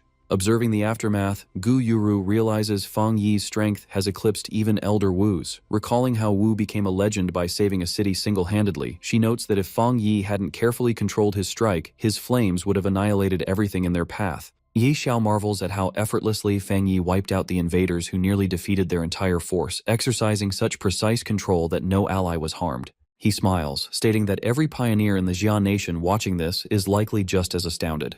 As Fang Yi steps from the fading flames, Ye Xiao reflects that everyone finally understands the massive gap between themselves and the sealer. Fang Yi's ruthless display saved Taishi City and crushed future rebellions. Using fear to restore order was necessary. Showing mercy would insult those who died protecting the country. Fang Yi approaches the group, apologizing for his delay. He thanks Ye Xiao and the others for defending the city, but immediately requests help with a final, urgent matter. Fang Wei explains that his cousin, Lin Yi, attempted to subdue the metal attribute throne alone to protect the city. Although he injected her with protective spiritual energy upon arriving, he senses her condition is rapidly deteriorating. Inside the metal attribute throne's spatial domain, Lin Yi pushes her energy to its limit in a desperate attempt to subdue the glowing artifact. The sentient throne mocks her efforts, calling her a foolish human and refusing to submit to weak trash. Demanding a stronger master, the throne violently orders her to get lost and unleashes a massive blast of blue energy. Lin Yi hastily crosses her arms to block the strike. The heavy impact sends her flying backward, coughing up blood. Sweating and severely injured, she glares fiercely at the throne, refusing to let it look down on her. The artifact loses its patience, declaring she will die at its feet, leaving her corpse groveling in its domain forever. Before the throne can finish her off, a warm, golden energy envelops Lin Yi. The protective aura catches her mid-air, shielding her from the artifact's deadly pressure. Lin Yi's face lights up with relief as she recognizes the familiar power, realizing her cousin has returned. Sensing Fang Yi's incredibly pure and overwhelming spiritual energy, the awestruck artifact instantly changes its tune, declaring this newcomer the true candidate to be its king. The sentient metal throne laughs triumphantly, declaring it has finally found a candidate worthy of its power, while Lin Yi floats before it inside the protective golden sphere. Eager to see what she is truly capable of, the ancient artifact announces its intention to test her personally. The throne's descent sends a massive shockwave crashing through Taishi City. A giant dome of blue energy expands from the back mountain, shaking the streets and making panicked citizens scream about an earthquake. Knowing the danger, Jiaolan quickly channels her power to project a defensive barrier. She realizes the metal throne's energy is wildly violent and knows that if they fail to contain it, the resulting disaster will tear the entire city apart. She rallies the other defenders, including Gu Yuru, Song Yiming, and Wang Lan. Together, they push their limits to hold the shield steady, with Jiaolan urging everyone to give it their all to minimize the damage. At the edge of the throne's expanding barrier, Elder Wu and President Ye Xiao watch the swirling energy with growing concern. Seeing how destructive the artifact is, they worry that Lin Yi's attempt to claim it is ending in failure. Ye Xiao turns to Fang Yi and warns him that if these violent energy spikes continue, it will spell doom for both his cousin and the city. Fang Yi watches Lin Yi floating in the distance, frowning in confusion. He knows that taming the throne is up to her, but the metal core he gave her shouldn't be causing such a violent reaction, especially since her actual condition seems fine. Without warning, an amused voice echoes from the dark red energy swirling inside Fang Yi's shadow. The ancient god-demon armor speaks up, revealing that the throne isn't testing Yi at all. It is trying to get Fang Yi's attention because it has chosen him as its true master. Startled by this news, Fang Yi realizes that the throne's desires are ruining his plan for Yi to claim it. Knowing he has to step in, he asks the demonic armor for help, and the ancient entity gladly agrees. Seizing the moment, Fang Yi summons the ancient god-demon armor, letting the jagged dark metal and glowing red energy cover his body. With a confident smirk, he figures this is the perfect chance to test the legendary armor's defense against the throne's overwhelming power. He tells Elder Wu and the others to stand back so he can test a theory, then calmly walks toward the swirling blue barrier of the metal throne. Before stepping into the raging energy, he warns his friends to stay put and not rush in to help if anything unexpected happens. Outside, President Ye Xiao watches in pure shock as the metal throne's violent energy instantly calms down the moment Fang Yi walks in, proving that the artifact really does view him as its chosen master. Landing safely inside the artifact's inner space, Fang Yi looks around the core of the metal throne, a little surprised that a physical person can actually enter this kind of domain. He quickly spots Lin Yi struggling hard to fight off the throne's heavy pressure. Fang Yi jumps in without wasting a second, letting his armor easily block the rapid attacks directed at her. He calls out to the sentient throne, and the artifact eagerly replies that it has been waiting for a chat. Floating in the chaotic space, a shocked Lin Yi calls out to her cousin, asking how he even managed to get inside the barrier.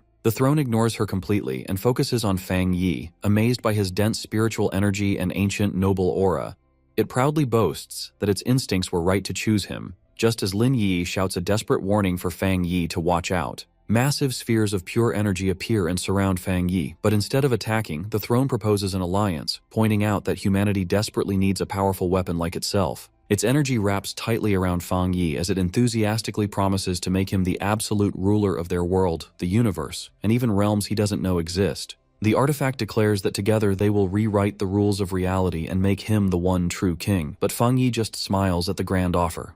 Without a second thought, Fang Yi flatly refuses and effortlessly shatters the energy holding him, leaving the sentient artifact completely stunned. He tells the throne he has zero interest in claiming it and points out a major flaw in its big promises. He notes that since there are already several other thrones on Earth, it can't really prove it is the strongest. He casually asks if there is a ranking among the ancient artifacts, which insults the throne so much that it stammers and demands to know if Fang Yi dares to doubt its power. Fang Yi just points to Lin Yi and offers a deal. If the throne wants to prove its strength and work with him, it first has to accept his cousin as its master. He explains that the Wood and Thunder thrones are much smarter because they have already formed helpful partnerships with him and his allies.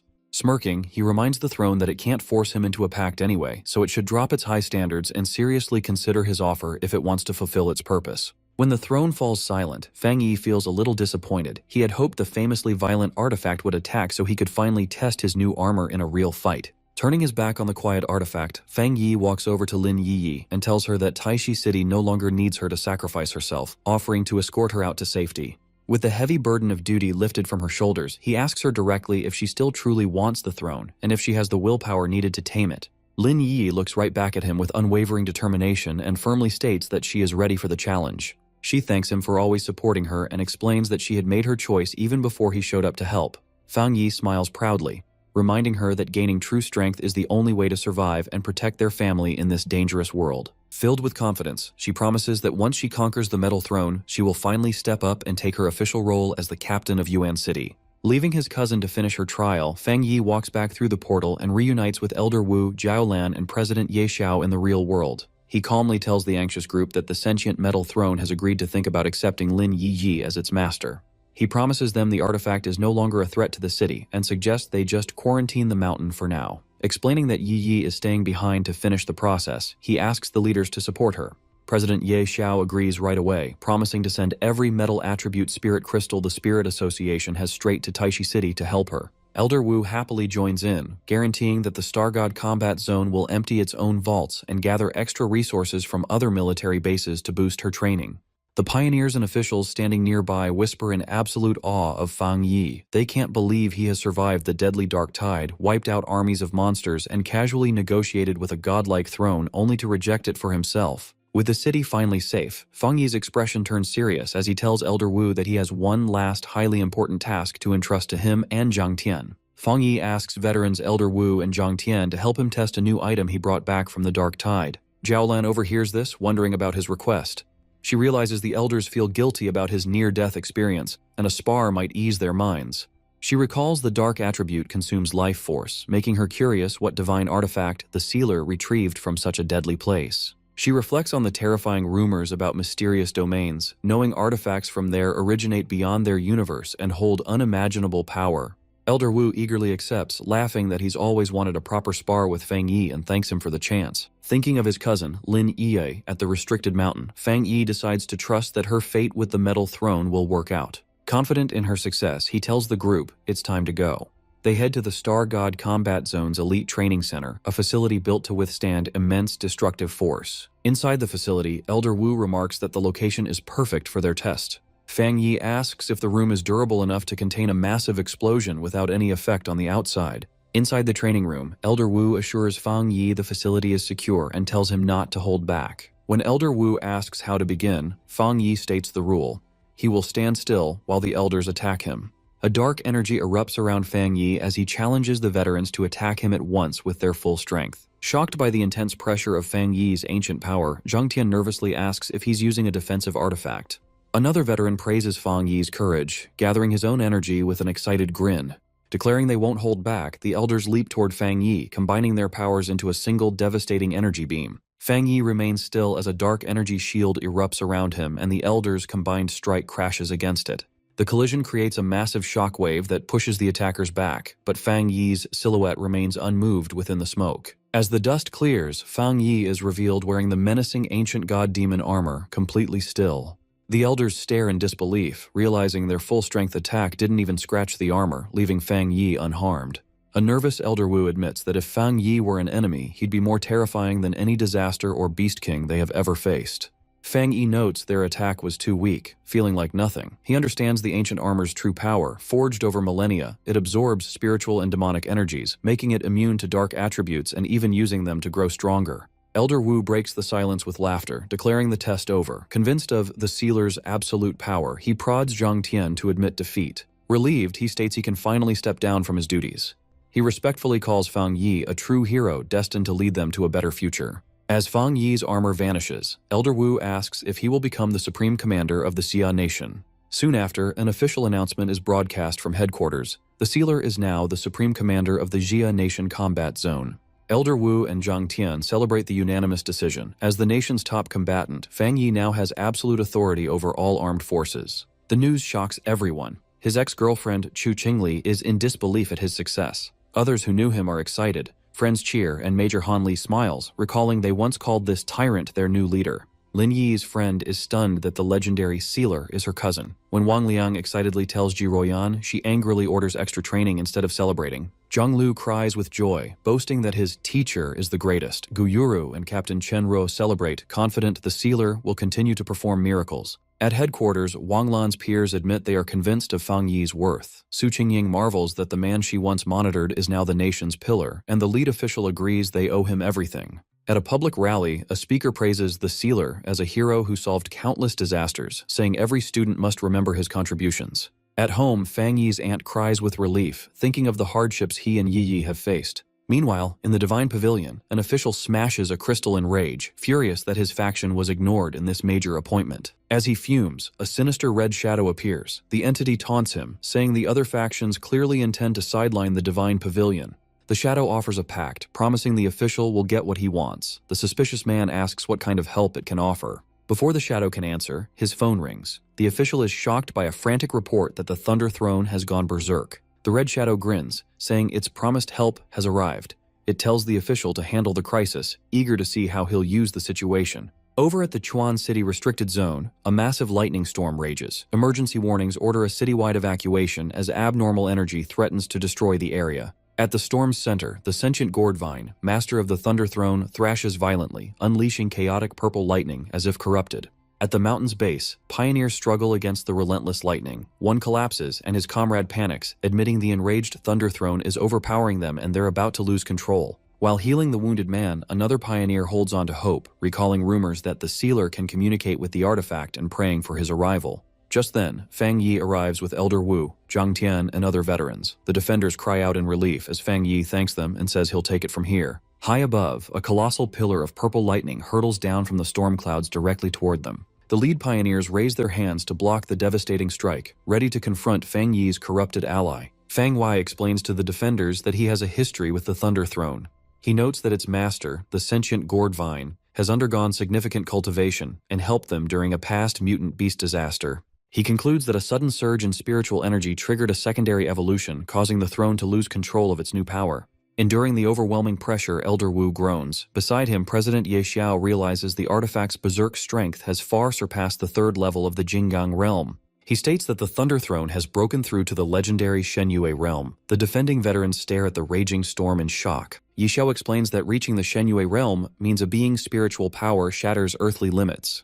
This allows them to ascend as a new god, wielding power equal to a mysterious domain or a throne. Ye Xiao notes that with accelerating spiritual energy recovery, the Shenyue realm is now attainable. he realizes even higher tiers, like the star-altering Jury realm, will eventually emerge.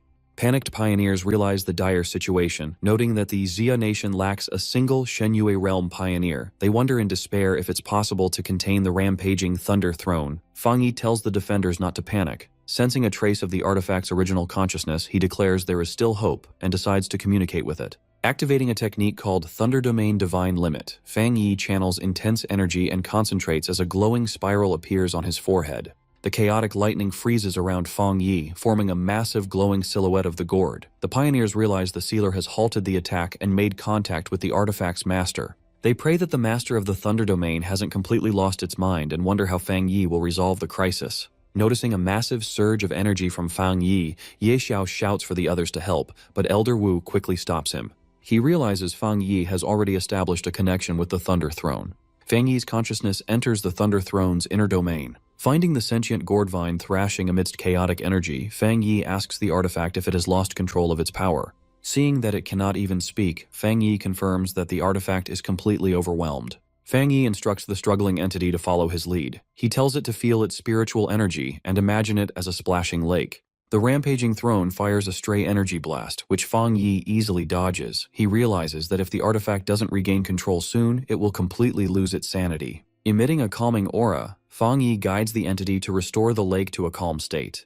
He tells it to accept its ability to control the leaking spiritual energy instead of resisting it. Following his guidance, the erratic energy slowly recedes and is absorbed back into the sentient gourd vine. Fang Yi praises the stabilized artifact for regaining control. The sentient gourd vine thanks him, admitting it feels better and asking if it caused any trouble. Fang Yi smiles, noting that the sentient gourd vine developed consciousness late. He remarks that despite acting like a child, it is surprisingly human in its understanding. The artifact asks if it was turning into a demon. Fang Yi explains it just experienced a temporary loss of control from a power surge, pointing out that violently resisting only pushed it closer to madness. Fang Yi warns the entity that relying completely on the throne's power without a firm mind leads to a loss of control. He advises it never to depend solely on that power during a crisis. Outside the domain, the storm clouds break. Elder Wu and President Ye Xiao watch in amazement, realizing the Thunder Throne has accepted the sealer's guidance. Ye Xiao marvels at how Fang Yi managed to communicate with the chaotic artifact. Watching Fang Yi float safely, Zhang Tian questions if the young pioneer is even human. He is astounded that Fang Yi can command a throne. He reflects that Fang Yi protects the Xia nation more than all the veteran elders combined, but wonders why Fang Yi hasn't advanced to the next realm despite his immense power. Fang Yi breathes a sigh of relief.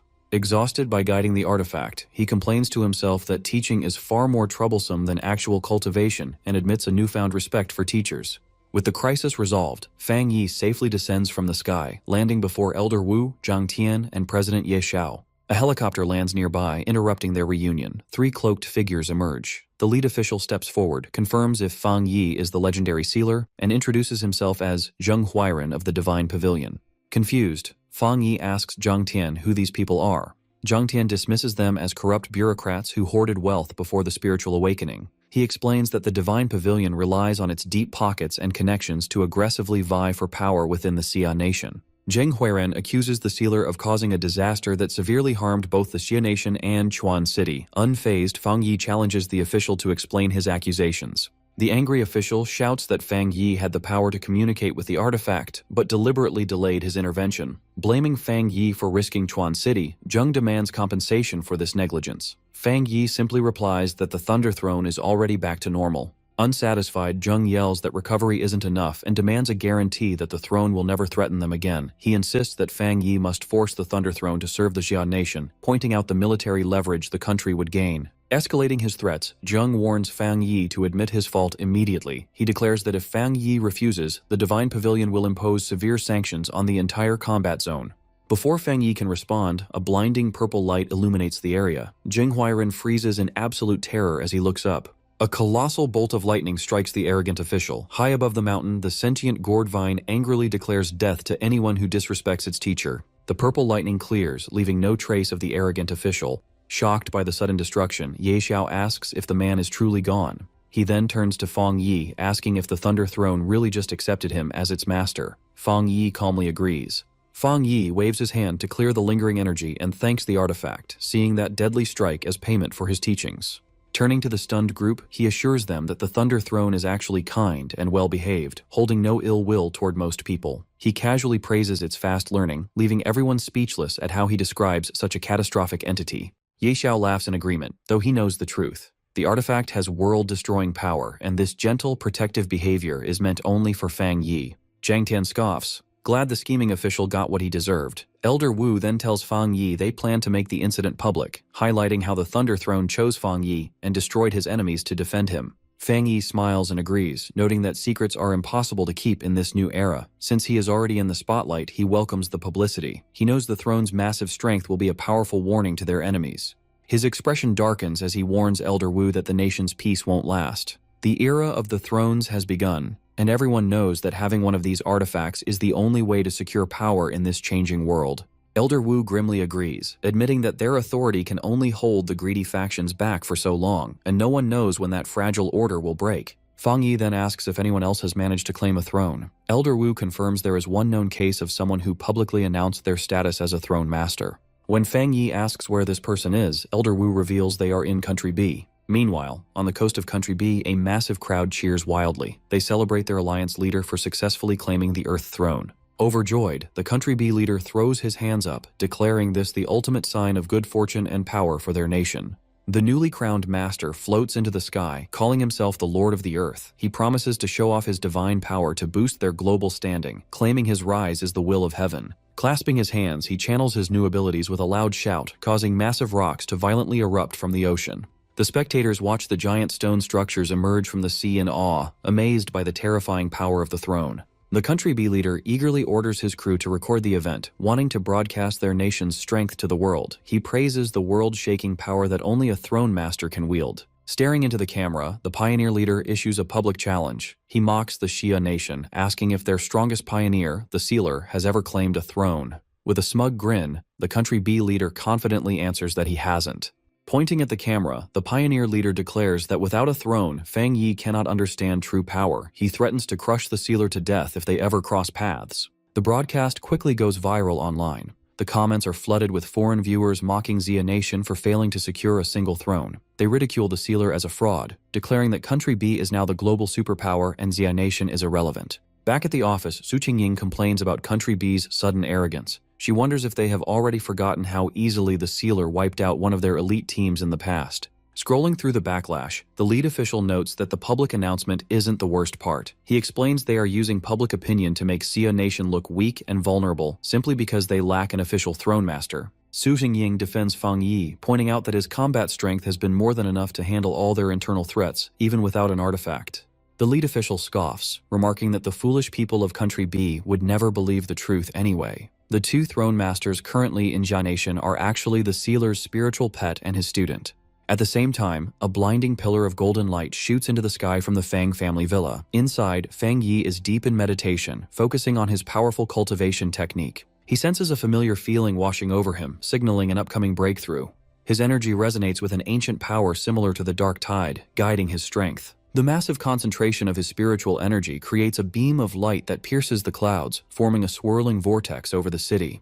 Alarms trigger panic at the monitoring center. A staff member reports that the spiritual energy in the city has shattered their measurable limits. Checking the location, they realize the anomaly is coming directly from the Sealer's home, with the sky warping around his energy. Su Qingying announces in shock that Fang Yi is attempting to break through to the next realm, leaving the officials completely stunned. Deep in his trance, Fang Yi controls his breathing while his spiritual form floats calmly in front of a massive glowing moon.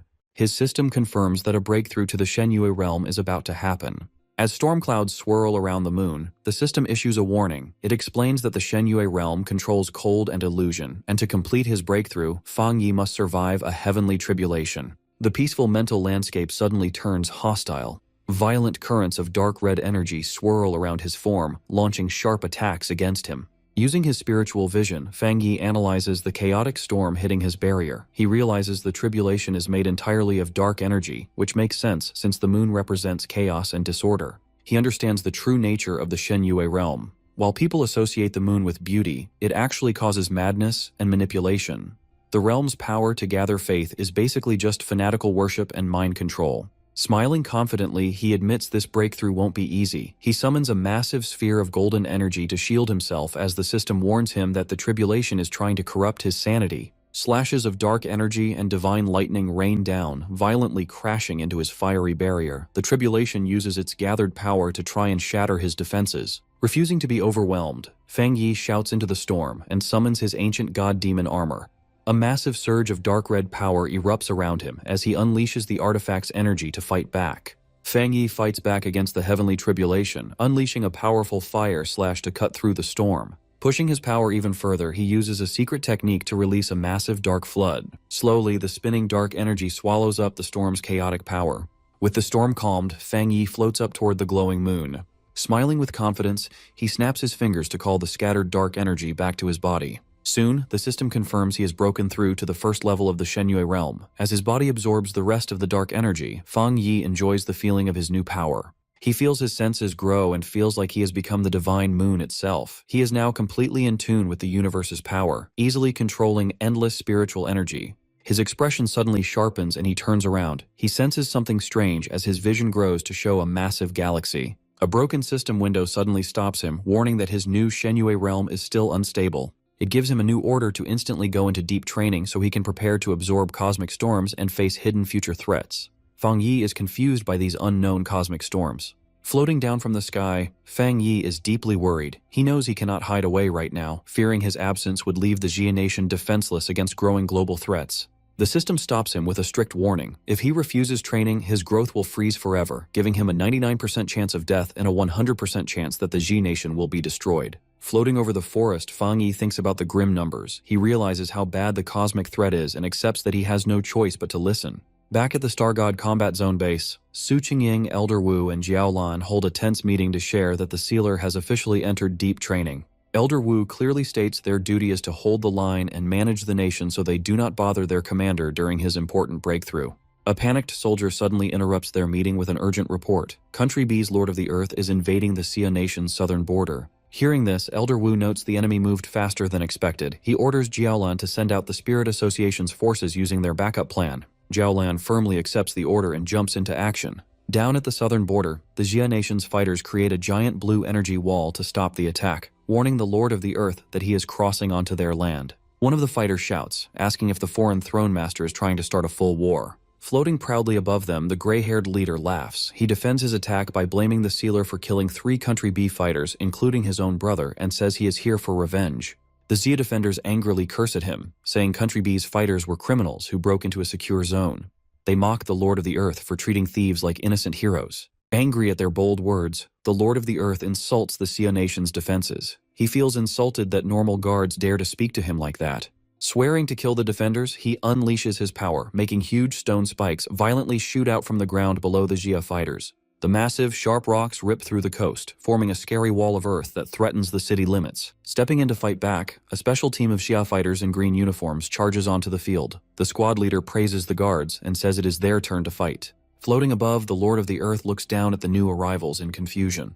The plant research team takes their places, aiming to trap the invading throne master. They plan their attack together, using their special military research on mutated plants. The squad leader pushes strong green energy straight into the dirt, calling forth a huge, fast-growing plant that breaks out from the ground. The giant plant forms into huge monster vines with open, sharp teeth. The defenders proudly state that their secret wood weapon is the perfect counter to the invader's earth powers as the plants lunge at him. Promising to protect the Jia nation's honor, the defenders order the vines to wrap around and break down the giant stone spikes. The wild vines quickly catch the Lord of the Earth, tightly wrapping his arms and body in midair. Seeing the invading throne master trapped, the plant research leader pumps his fist and cheers. Even though he is completely tied up, the Lord of the Earth simply smiles. Laughing at their claim of a natural counter, he easily grabs the thick vines holding him. The squad leader watches in shock as the strong vines begin to melt and break against the invader's endless power. Realizing the clear danger, he urgently orders his men to use their strongest defense. Slamming their hands onto the ground, they summon a deadly poison fog, creating a highly toxic coastal wall designed to kill anyone who tries to enter. Not caring at all about the deadly trap, the Lord of the Earth calls the Xia defenders weak bugs. With a simple snap of his fingers, he completely destroys the massive toxic wall. Cursing their broken defenses, the squad leader refuses to give up. He yells that they must stop the invader even if it costs their lives, leading his men in a brave, head-on charge. Looking down at the charging fighters, the Lord of the Earth calls them trash and easily forms a giant ball of fiery dark energy above his head. Seeing this, the squad freezes in pure fear as the huge attack blocks out the sun. With a cold command for them to die, the Lord of the Earth throws the deadly energy ball at them.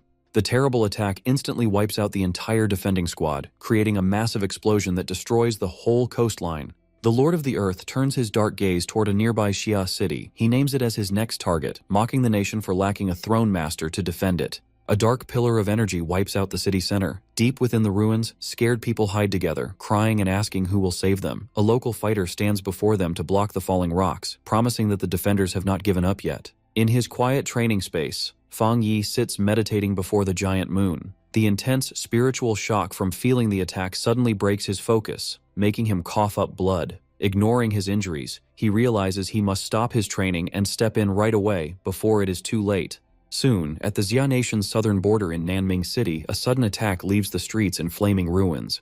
The Lord of the Earth laughs as he uses his powers to rip chunks of the city's infrastructure into the sky, sending panicked civilians falling toward the ground. Sweeps of green energy catch the falling civilians. Elder Wu and Zhang Tian arrive on the battlefield. After saving the civilians, Elder Wu orders the defenders to focus on protecting the crowd while his team handles the enemy. Unimpressed, the Lord of the Earth complains about facing a bunch of old men and demands to know where the sealer is hiding. Elder Wu retorts that the sealer does not need to show up, declaring that their veteran group is enough to deal with him. Suddenly, a spike of green energy shoots upward at the invader, but the Lord of the Earth blocks the strike by summoning a giant rock. He mocks the defenders as weak ants who overestimate their strength, but a new presence distracts him. Baisu and Jiaolan arrive on the battlefield, and Baisu announces he is ready to join the fight. Elder Wu calls out to Baisu, relieved that he has finished his training. He jokes that he thought the young pioneer would stay in seclusion until he became a fossil. Amazed by the display of power, he asks Baisu what technique he used to immobilize the Lord of the Earth. Jiaolan steps in beside Baisu. She explains that she layered her mutation abilities over his bamboo forming technique to double their control. She warns that they must remain cautious against someone of his caliber. With the Lord of the Earth encased in sharp green growths, Jiaolan suggests using his captured body to negotiate with Country B. A chuckle echoes from inside the casing. The Lord of the Earth mocks the defenders, asking if this hold is the limit of their Jinggang realm power. Elder Wu realizes the danger and shouts for the team to fall back. The prison shatters as the Lord of the Earth rips it apart with his bare hands. His body has mutated into a decayed monster with glowing green eyes. Baisu freezes in disbelief, while Jiaolan realizes the invader has undergone forbidden body modification. Elder Wu deduces that Country B never abandoned their illegal biological experiments, making the Lord of the Earth a product of their research. The mutated Lord of the Earth laughs, denying that his state is a crime. Instead, he proclaims his modified body is Country B's greatest masterpiece. Gathering a storm of chaotic energy, he boasts that this research will guarantee Country B becomes the ruler of the planet. He fires a blast at the Xia defenders, stating that the sacrificed test subjects should thank him for giving their lives value. The force of the strike pins the defenders to the ground. Struggling against the weight, Zhang Tian uses his abilities to turn the solidifying rock into loose sand, shocked by the might of the throne's power. Seeing the earth threatening to entomb the veterans, Jiaolan leaps in. She fires blasts of purple energy to shatter the rocks forming on Elder Wu and Zhang Tian, warning them not to let the dirt set. The Lord of the Earth locks his green eyes onto Jiaolan. Intrigued by her power, he declares her mutant attribute is suited for him to devour. Declaring she will be his first victim, he unleashes a barrage of sharp energy spikes at her. But before they hit, a roaring fire dragon intercepts the attack. Soon, multiple fire dragons materialize, surrounding the Lord of the Earth in a vortex of flames. Feng Wei enters the fray, gripping his sword as he readies a heavy strike. He drives his dark red blade into the Lord of the Earth, triggering an explosion that engulfs the battlefield. Elder Wu and the other defenders cry out in relief. Recognizing the arrival of the sealer, they ask in shock why he interrupted his training. Fang Yi orders everyone to fall back, warning the veterans that they are no match for this opponent. The Lord of the Earth walks out of the crater, laughing that the sealer is nothing special. He shatters his rock armor and declares that without the power of a throne, Fang Yi's flames cannot harm or contain him. Fang Yi leaps toward his enemy. Observing the mutated form, he taunts the Lord of the Earth, asking if his appearance is the result of a failed breakthrough and energy backlash. The Lord of the Earth ignores the insult and the two clash. Fang Yi launches a flurry of blade strikes against the invader's rock defenses. Watching from a distance, Jiaolan notices that Fang Yi's condition seems off. She debates with Elder Wu whether they should intervene, but decides to trust his orders and stay back to avoid becoming a burden. The Lord of the Earth lands a strike on Fang Yi's back, causing him to note that the invader's assumptions about his power are not accurate. Coughing up blood, Fang Yi realizes the Shenyue realm's energy is volatile and dangerous to manage. Then the system flashes alerts that his current cultivation realm is unstable. Overwhelmed, Fang Yi screams in pain as red energy erupts from his body. Struggling to rein in the chaotic aura, he realizes the consequences of halting his seclusion. Because he interrupted the process, he cannot access his post-breakthrough strength and suffers physical side effects. The Lord of the Earth capitalizes on his vulnerability. Mocking the sealer for fighting during an energy backlash, he summons 2 massive pillars of stone. With a grin, the Lord of the Earth sentences the sealer to death and clasps his hands together. 2 colossal slabs of earth slam shut, crushing Fang Yi between them. At the southern border of the Xia Nation, the massive slabs of earth that crushed Fang Yi form a giant rock. Jiaolan, Elder Wu, and the surviving pioneers stare at the empty battlefield in absolute shock, unable to believe what just happened. Baisu watches in disbelief, stammering that there is no way the legendary sealer could have fallen so easily. Overwhelmed with grief, the pioneers stand together as Elder Wu deeply regrets that they could not hold the line longer to protect their beloved commander. Jiaolan blames herself, wishing they had been strong enough to prevent Fang Yi from interrupting his meditation and forcing such a dangerous breakthrough.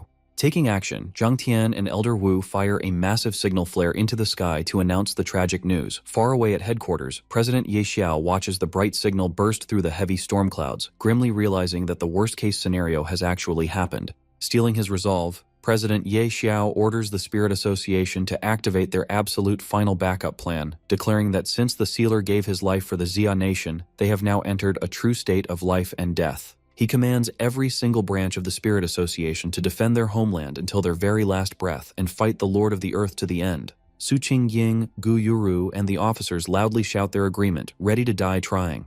Elder Wu issues urgent military orders, commanding the Eastern, Southern, and Star God battle zones to merge and launch a massive counterattack against the Lord of the Earth, while all remaining forces mobilize to strike Country B's entire territory. The commanders immediately accept the orders. With fierce determination in their eyes, Elder Wu, Zhang Tian, Ye Xiao, and Jiaolan vow that even if they all perish on this battlefield, they will get justice for the sealer, his family, and the entire Xia Nation.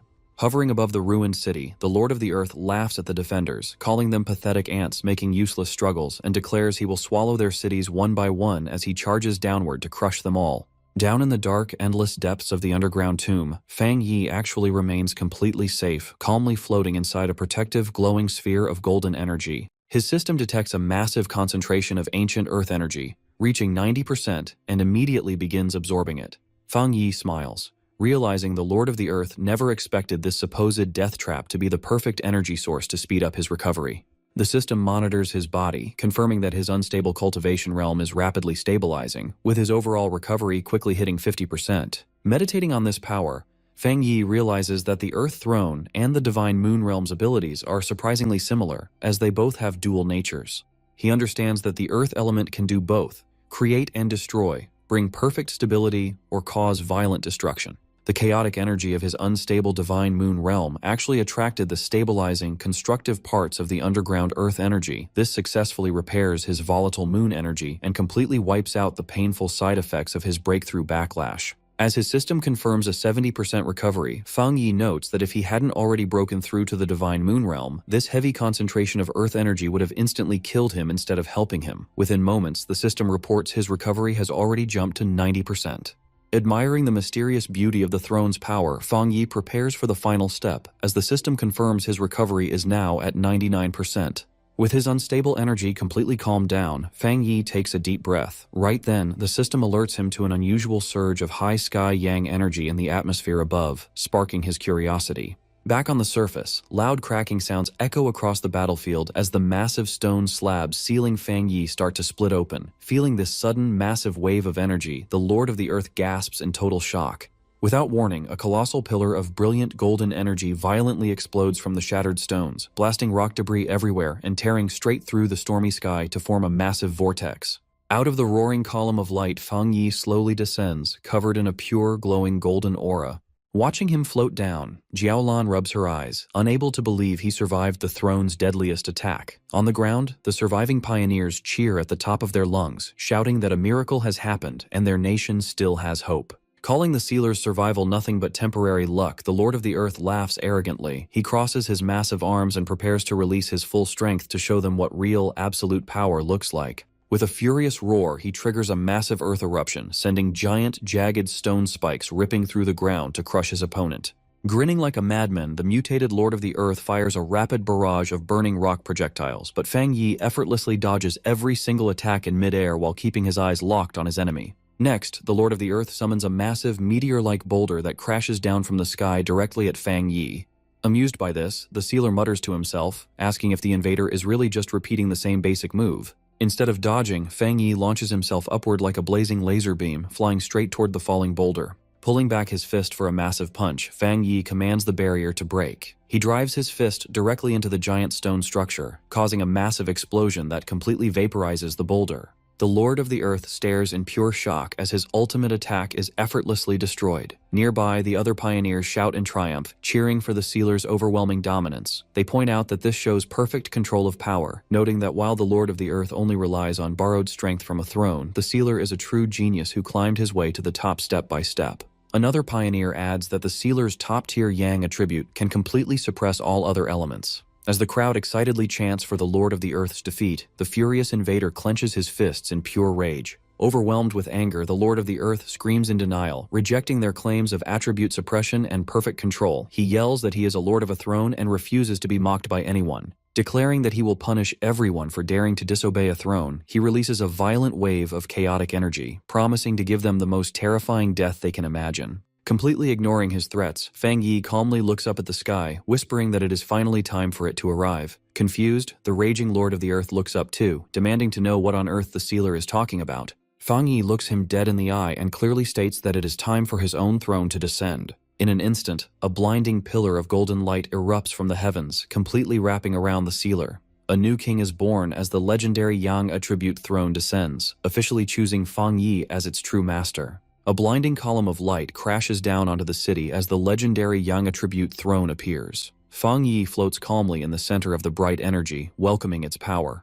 The Lord of the Earth can't believe a brand new supreme throne has appeared right before him. Elder Wu wonders if this world-changing artifact has chosen to side with the sealer, while Jiaolan notices its energy is almost too big to understand. The mutated Lord of the Earth roars, demanding to know what is happening. He screams that it's impossible for any throne to have more power than his. In his madness, he rages that he was the 1 in a billion human chosen by a throne, making him almost a god. He convinces himself he can conquer this new throne just as he did his own. He unleashes a shockwave of earth magic, screaming that the power would never choose someone like the sealer. Meanwhile, in global monitoring centers, alarms blare as researchers report that the energy readings at the Xia nation's border have broken all records. They realize another supreme throne is appearing, with power greater than a real star. A panicked official screams, demanding to know what the sequence department has to say. Inside the global throne sequence department, the staff are sweating. They realize their old estimates of the throne's strength were wrong, and the entire ranking system is now in chaos. The panicked official shouts that this new sun god throne forces them to redo all global rankings. He explains that the Earth and Thunder thrones, once at the top, will now be demoted to at least the 3rd sequence.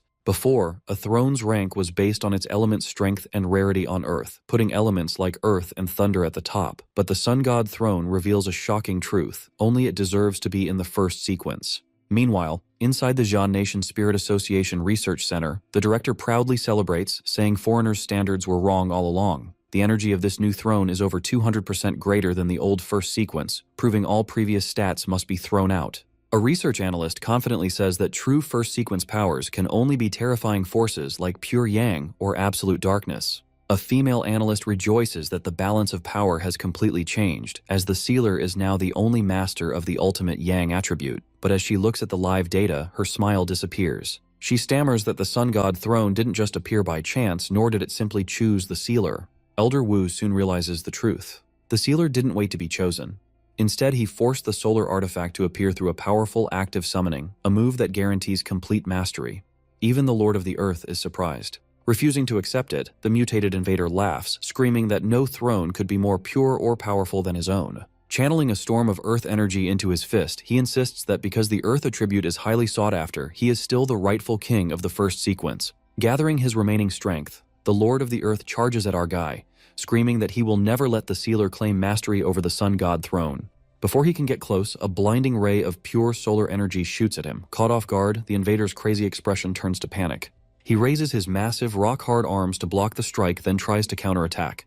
but another beam cleanly burns off his mutated stone arm, shattering his rocky armor. The energy blast goes straight through his strongest defenses, causing a huge explosion that sweeps across the coastline. When the smoke clears, the Lord of the Earth has lost his monstrous form. He gasps in shock before falling backward. Coughing up blood, the invader clutches his chest. He then looks up to find Elder Wu, Baisu, and President Ye Xiao looking down at him. Zhang Tian steps forward, ordering his forces to capture the Lord of the Earth immediately. He warns them to keep the invader alive as a valuable hostage and proof of Country B's illegal experiments. News of the battle spreads quickly in Country B, where crowds watch their once-praised Lord of the Earth kneeling in defeat on public screens. The citizens protest furiously, demanding an explanation from their government. They rage that they were promised the Xia nation's land, only to be humiliated. They wonder why their supposedly unbeatable throne master was so easily defeated. Panic spreads among the high-ranking officials of Country B who supported the invasion. One man stammers that since they openly challenged the Xia nation, they will be the first targets for revenge now that the sealer has claimed the ultimate sun god throne. Back in the Country B executive office, the nation's leader slams his fist on his desk in a rage. He curses the sealer, screaming at his advisors for assuring him the young commander would be useless in this new era of thrones. He furiously demands to know how they will fix this mess. His top advisors stand in silent, sweating fear, unable to offer a solution. Terrified, the Country B leader starts frantically packing to flee. He yells that the invasion was their idea and that he is resigning to run away before the Xia nation arrives. But a hand grips his shoulder, freezing him. A scarred executive tells him to wait, saying with a chilling look that the leader can't just leave them. He reminds him that they still have one last hidden card to play. Throughout the Xia nation, citizens celebrate in front of public screens, mocking the defeated Country B invader. They excitedly boast that the world's top pioneer has claimed the top-tier throne, securing their nation's complete dominance. Wang Lan remembers how critics claimed that older pioneers, including the sealer, would be left behind. Song Yiming agrees, admitting he had briefly worried their legendary commander might be forgotten. Zhenglu proudly scolds them for doubting their leader, reminding everyone that the boss is always the boss. Captain Chen Ruo excitedly adds that the Xia nation now has the strongest throne master in the world. Su Qingying watches in silence. The sky erupts with solar energy again, and they realize the sealer is about to enter the core of the sun god throne to complete his mastery. They wonder what kind of ultimate test such a powerful artifact will give him. Stepping into the swirling golden void of the throne, Fang Yi opens his glowing red eyes. Looking around the fiery dark space, he notes that the inside of the sun god throne is very unique and different from its bright exterior. Floating through the quiet darkness, he observes the dark energy, sensing a mysterious connection that feels similar to the power of the dark tide. He thinks about his abilities, realizing that the pure yang of the sun god throne and the corrupted dark of his ancient god demon armor are opposites, yet they seem to share a mysterious common origin. Smiling, he finds the connection very interesting. The legendary first sequence Sun God Throne descends from the sky, its fiery golden light cutting straight through the heavy storm. As the massive pillar of light slams down, top-tier defenders like Su Qingying and Zhao Lan immediately lock down the perimeter with powerful protective barriers to safeguard the sealer's transition. While Su Qingying knows normal people cannot even dream of getting close to an artifact this absurdly powerful, she nevertheless insists that keeping any outside interference away from the young sealer is their absolute duty. She is not the only one on edge, however. Zhao Lan and the nation's elite veterans share a heavy, ominous premonition, which is exactly why powerhouse pioneers from all over the country have been mobilized for this guard duty.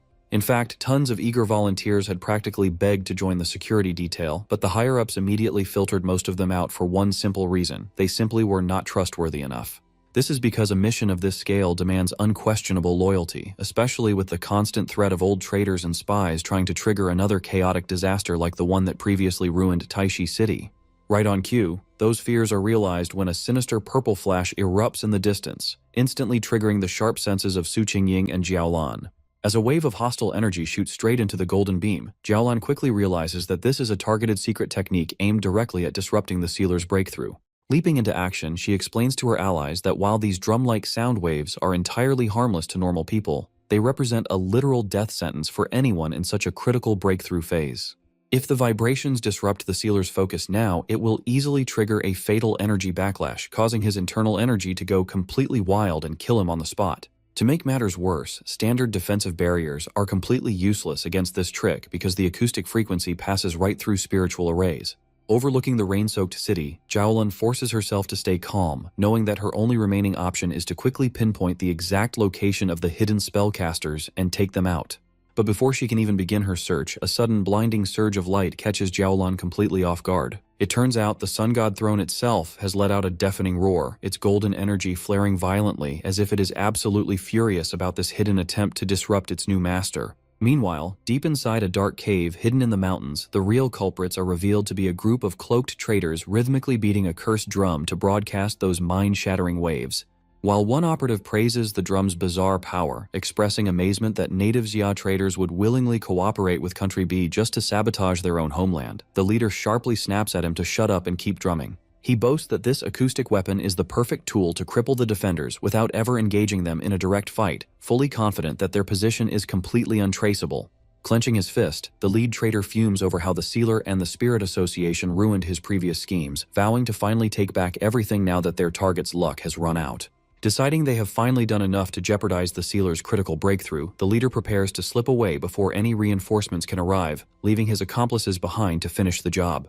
But the mercenaries watching him leave have their own sinister agenda, as one of them scoffs at the native trader's stupidity and reveals that he secretly brought elite powerhouses from Country A to hijack the entire operation. However, before they can even celebrate their scheme, one of them senses a sudden, overwhelming threat and looks outside the cave only to find 3 blinding lights igniting the dark sky. In an instant, those 3 colossal pillars of golden solar energy shoot down from the heavens like heat-seeking missiles, locking directly onto their hidden cave. The hidden operatives scream in absolute terror, instantly recognizing the suffocating aura of the Sun God Throne, and losing their minds over how a godlike artifact could have possibly found them. Desperate to survive the impending strike, the elite Country A experts quickly pool their energy to erect defensive shields. But seeing the sheer power of the incoming attack, the traitors scream for a retreat and try to activate their final backup plan, just as the solar beams lock onto them.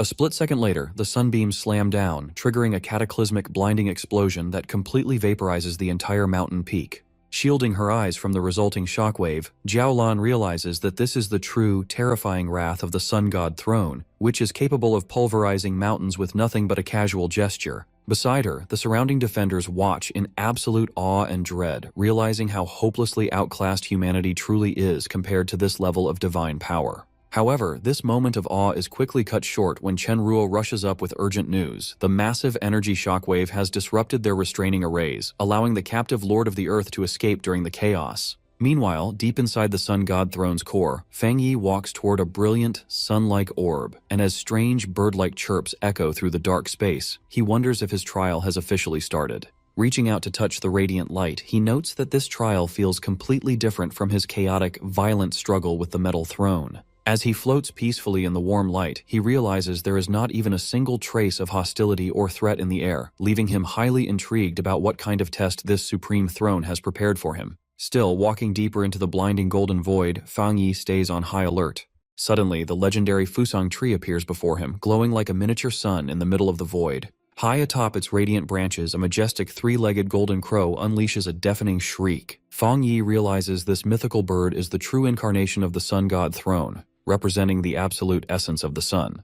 But instead of attacking him, the colossal beast shows zero hostility, looking down at him with immense warmth and treating him like close kin. Trusting his instincts, he steps forward and gently reaches out to touch the magnificent sunbird. The moment they connect, the golden crow erupts into a massive vortex of solar energy as Fang Yi begins absorbing the throne's immense power. Shortly after, his system confirms that the Sun God Throne has officially submitted to his call and recognized him as its true master. As the system begins the confirmation process, Fang Yi's eyes glow with blinding golden fire while he effortlessly channels the endless solar energy. Once the notification flashes that his mastery is complete, the system immediately begins compiling a custom technique specifically for him. With the compilation proving successful, a flaming crown of pure solar energy manifests above his head, sealing his connection to the Supreme Throne forever. Finally, the system delivers his reward, a brand new God-tier Yang attribute cultivation technique called the East Heaven Divine Crown Secret Technique, taking his already insane power to a whole new level. Inside the Sun God Throne, the system gives Fang Yi a new technique called the East Heaven Divine Crown, promising to greatly boost his combat power. Reading the short description, the sealer smiles, knowing that the simpler a system summary is, the more overpowered the ability actually turns out to be. But just as he begins to process this new power, a sudden wave of hostile energy disrupts the quiet space.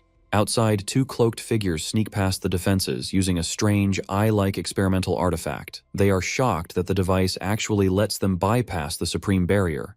Lowering his hood, Wang Lan explains that this artifact is their only key to entering the throne and stopping the breakthrough ceremony. Song Yiming agrees, reminding his partner that because their target is the nation's strongest fighter, they cannot make a single mistake. As they creep closer, Song Yiming hopes the device's stealth field is strong enough to keep them hidden from the sealer's sharp senses. But their plans shatter when a cold voice behind asks who they are hiding from. They freeze in terror as a golden light reveals Fang Yi descending right behind them. Terrified, they try to play it off with nervous smiles, desperately lying that Elder Wu sent them as a personal guard detail. But their excuses fail. Fang Yi's crushing pressure paralyzes them completely, and they realize in terror that the sealer has already conquered the supreme throne in record time. Fang Yi calmly chuckles at the pair, pointing out that their disguise is completely useless. With a quick release of his aura, he instantly shreds their cloaks, completely exposing their true identities. Shocked, the fake Song Yiming stammers in disbelief, unable to understand how their secret stealth setup failed so easily. Before they can react, Fang Yi fires a blast of golden flame, scorching the two saboteurs and knocking them flat on their backs. Even their experimental eye artifact is completely vaporized in the heat, leaving behind nothing but ash. As the smoke clears, the majestic spirit of the Golden Crow appears, swirling around the sealer in perfect harmony. The divine beast affectionately rubs against him, and the sealer smiles as his energy finally stabilizes enough for his breakthrough. High above the mountains, the massive pillar of solar energy slowly fades, signaling that the first phase of integration is complete. Knowing the conditions are now perfect, Fang Yi takes a deep breath and begins his deep cultivation training. Sometime later, a groggy Song Yiming shakes his partner awake, while a dazed Wang Lan complains about the bright light. Their confusion ends when Jiaolin looms over them. When Song Yiming warns her about invaders, she smiles and says the threat has already been handled. Looking into the distance, the recovered pioneers finally realize that the blinding solar light is coming directly from the sealer. Shocked, Song Yiming asks if the commander has succeeded. Jiaolin proudly confirms that he is now the official master of the first sequence Sun God throne. She explains that he is already breaking his limits to enter the next realm, while the two intruders they met earlier were actually hostile spies. These spies included a traitor from the Xia nation and a mercenary, both carrying advanced disguise gear and a secret artifact made to infiltrate throne spaces. Suddenly, a massive shockwave of golden energy erupts from the sealer as his breakthrough begins.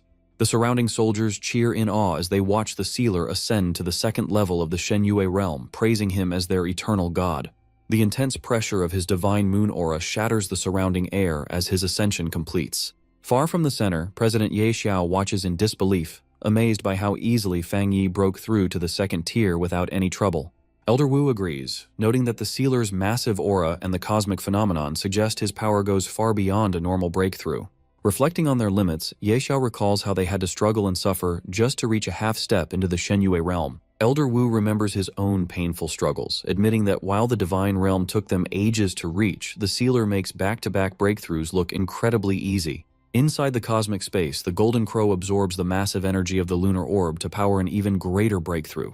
With a loud roar, the beast grasps the moon in its talons, pushing the sealer's power straight into the third tier of the Shenyue realm. Watching the live monitors, Su Qingying wonders in awe if the commander is about to reach the legendary Rising Sun realm, a level no human has ever touched. The Golden Crow screeches again, the sound echoing across the sky as Elder Wu and President Ye Xiao watch in silent amazement. The beast spreads its massive fiery wings over Fang Yi, shielding him as his power skyrockets past all known limits.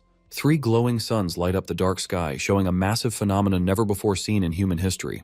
At the monitoring center, analysts report that the Golden Crow has screeched 3 times, confirming the sealer has passed 3 levels and reached a half step into the Rising Sun realm. He has achieved complete mastery over the Yang attribute, and his physical body has evolved far beyond the limits of any normal pioneer. He is now a natural-born Yang attribute god, possessing a divine constitution that completely rewrites human potential. Today, he stands alone at the absolute peak, with no one on Earth capable of matching his power. Looking at his hand burning with solar fire, Fang Yi is pleased with this harvest. He notes that the Yang attribute has now perfectly fused with his bones and bloodline. He realizes he is no longer just using this power, but has truly become the physical embodiment of the Yang attribute itself. Using his new cosmic senses, the sealer instantly detects a lingering hostile presence, coldly noting that the rats still haven't given up. Inside a secret underground bunker outside the barrier, the bandaged lead saboteur panics as he realizes their mission has failed. Terrified that the sealer has absorbed the throne's power, he frantically activates a teleportation circle to escape, screaming for a retreat. But his partners grab him, refusing to let him escape alone and insisting that they will all go down together. It doesn't matter. Before they can finish their argument, blinding rays of solar energy pierce the mountain, vaporizing the bunker and wiping out the traitors instantly. A blinding pillar of solar energy crashes down, instantly vaporizing the hidden traitors and mercenaries. As the mountain peak burns from the aftermath of his power, Fang Yi calmly steps out of the flames, announcing that the rats trying to sabotage his breakthrough have been cleared out. Below, the local defenders and citizens cheer in relief, celebrating the return of their true guardian. Back at headquarters, the officials are amazed by Fang Yi's incredible power, which brings terror to his enemies and a sense of security to his allies. They proudly declare that having the master of the sun god throne on their side is the greatest fortune for their nation. Meanwhile, Fang Yi descends from the sky and lands before President Ye Xiao and Elder Wu. Elder Wu greets him with deep respect, formally addressing him as the master of the sun god throne. President Ye Xiao delivers the bad news. Although they had captured the Lord of the Earth, the chaos from the Sun God Throne's descent allowed the villain to escape. He asks for Fang Yi's thoughts on the situation. Fang Yi acknowledges that the enemy's invasion has damaged their national prestige and panicked their citizens. However, he confidently dismisses the mutated invader as a fraud who poses no real threat. As broadcasts of his victory appear on screens nationwide, Fang Yi coldly declares that since the enemy dared to slap them in the face, he will deliver a devastating slap right back. Across the border, the Lord of the Earth and the Country B leader watch the news in dread, realizing their worst nightmare is about to begin. Suddenly, SSS-class invasion alarms blare across Country B, throwing the nation into panic. In an emergency meeting, a scarred executive slams the table in a rage, demanding they contact the Xia nation to rein in their forces. He fumes that they have gone too far by treating their Lord of the Earth as a prisoner of war and now marching toward their borders. The Country B leader delivers the grim news. The Xia nation has ignored them, refusing to answer any communication. This leaves the high-ranking officials sweating, desperately wondering what to do next. Just then, the bandaged and furious Lord of the Earth slams the table, telling the politicians to pull themselves together. He reminds them of their secret weapon and orders them to trigger a first-level state of emergency. Along the coastline, Country B activates its ultimate trump card, the Deep-Sea Barrier, a massive water shield powered by mutated ocean currents and the nation's spiritual energy, considered the strongest defense on Earth. Seeing the barrier lock down the Country B leader celebrates what he thinks is absolute safety. The Lord of the Earth smugly boasts that even thousands of elite pioneers couldn't scratch the shield, bragging that not even his own supreme Earth powers could shake it. He claims the barrier is strong enough to withstand 10 throne masters at once and that their incredible tech made other global superpowers jealous. Declaring it their ultimate trump card, he laughs that the sealer won't be able to get through. Instead, they plan to use international public opinion to force the Xia nation to hand Fang Yi over. He grins like a madman, excited at the thought of having the sealer's life and abilities at his mercy. Across Country B, citizens mock the sealer's warnings, confident in their impenetrable barrier. They arrogantly complain about the Xia nation being a bully, wishing they could personally execute Fang Yi. But out on the open ocean, a familiar figure arrives. Surrounded by roaring golden flames, Fang Yi hovers above their precious barrier with a cold, knowing smirk. Completely unfazed by the ocean barrier, Fang Yi prepares to unleash a devastating strike. Meanwhile, the Lord of the Earth holds a live-streamed press conference, dramatically explaining that the deep-sea barrier was a top-secret weapon. He plays the victim, crying to the cameras about how the ruthless Xia nation tried to assassinate him, forcing him to barely escape. Right as Fang Yi raises his hand to gather a storm of solar energy, the Lord of the Earth boldly welcomes the sealer to try his luck. The arrogant fool literally dares Fang Yi to try and break through, claiming he will just prove the barrier's dominance. He barely finishes his sentence before Fang Yi lets loose. A colossal pillar of fire crashes into the shield, leaving the bragging Lord of the Earth in shock. As panicked reporters scream and scatter for their lives, SSS-class alarms continue to shriek as the disaster level spikes beyond measure, triggered by the terrifying shockwave of solar fire. Looking at the charred barrier, Fang Yi casually admits he's a bit impressed that it survived a direct hit from his sun god power. With a cold, menacing look, he mutters that one hit is their limit and channels another massive wave of explosive solar energy. He lets loose again, triggering a cataclysmic explosion of heat and light that completely dwarfs his first attack, instantly vaporizing the ocean barrier into a massive cloud of steam. Down in the undersea control room, the barrier's destruction triggers a brutal spiritual backlash, leaving the researchers coughing up blood and collapsing in agony. Floating calmly in the sky, Fang Yi coldly commands the Lord of the Earth to stop hiding and face his doom. The Lord of the Earth stares up in disbelief, cursing how Fang Yi obtained such a powerful opportunity. Sweating and furious, he admits that the sealer's presence is far superior to when he invaded their nation, but he refuses to give up. He gets a twisted grin, realizing this spectacle is his golden ticket. If he can kill the sealer here, his global status will skyrocket.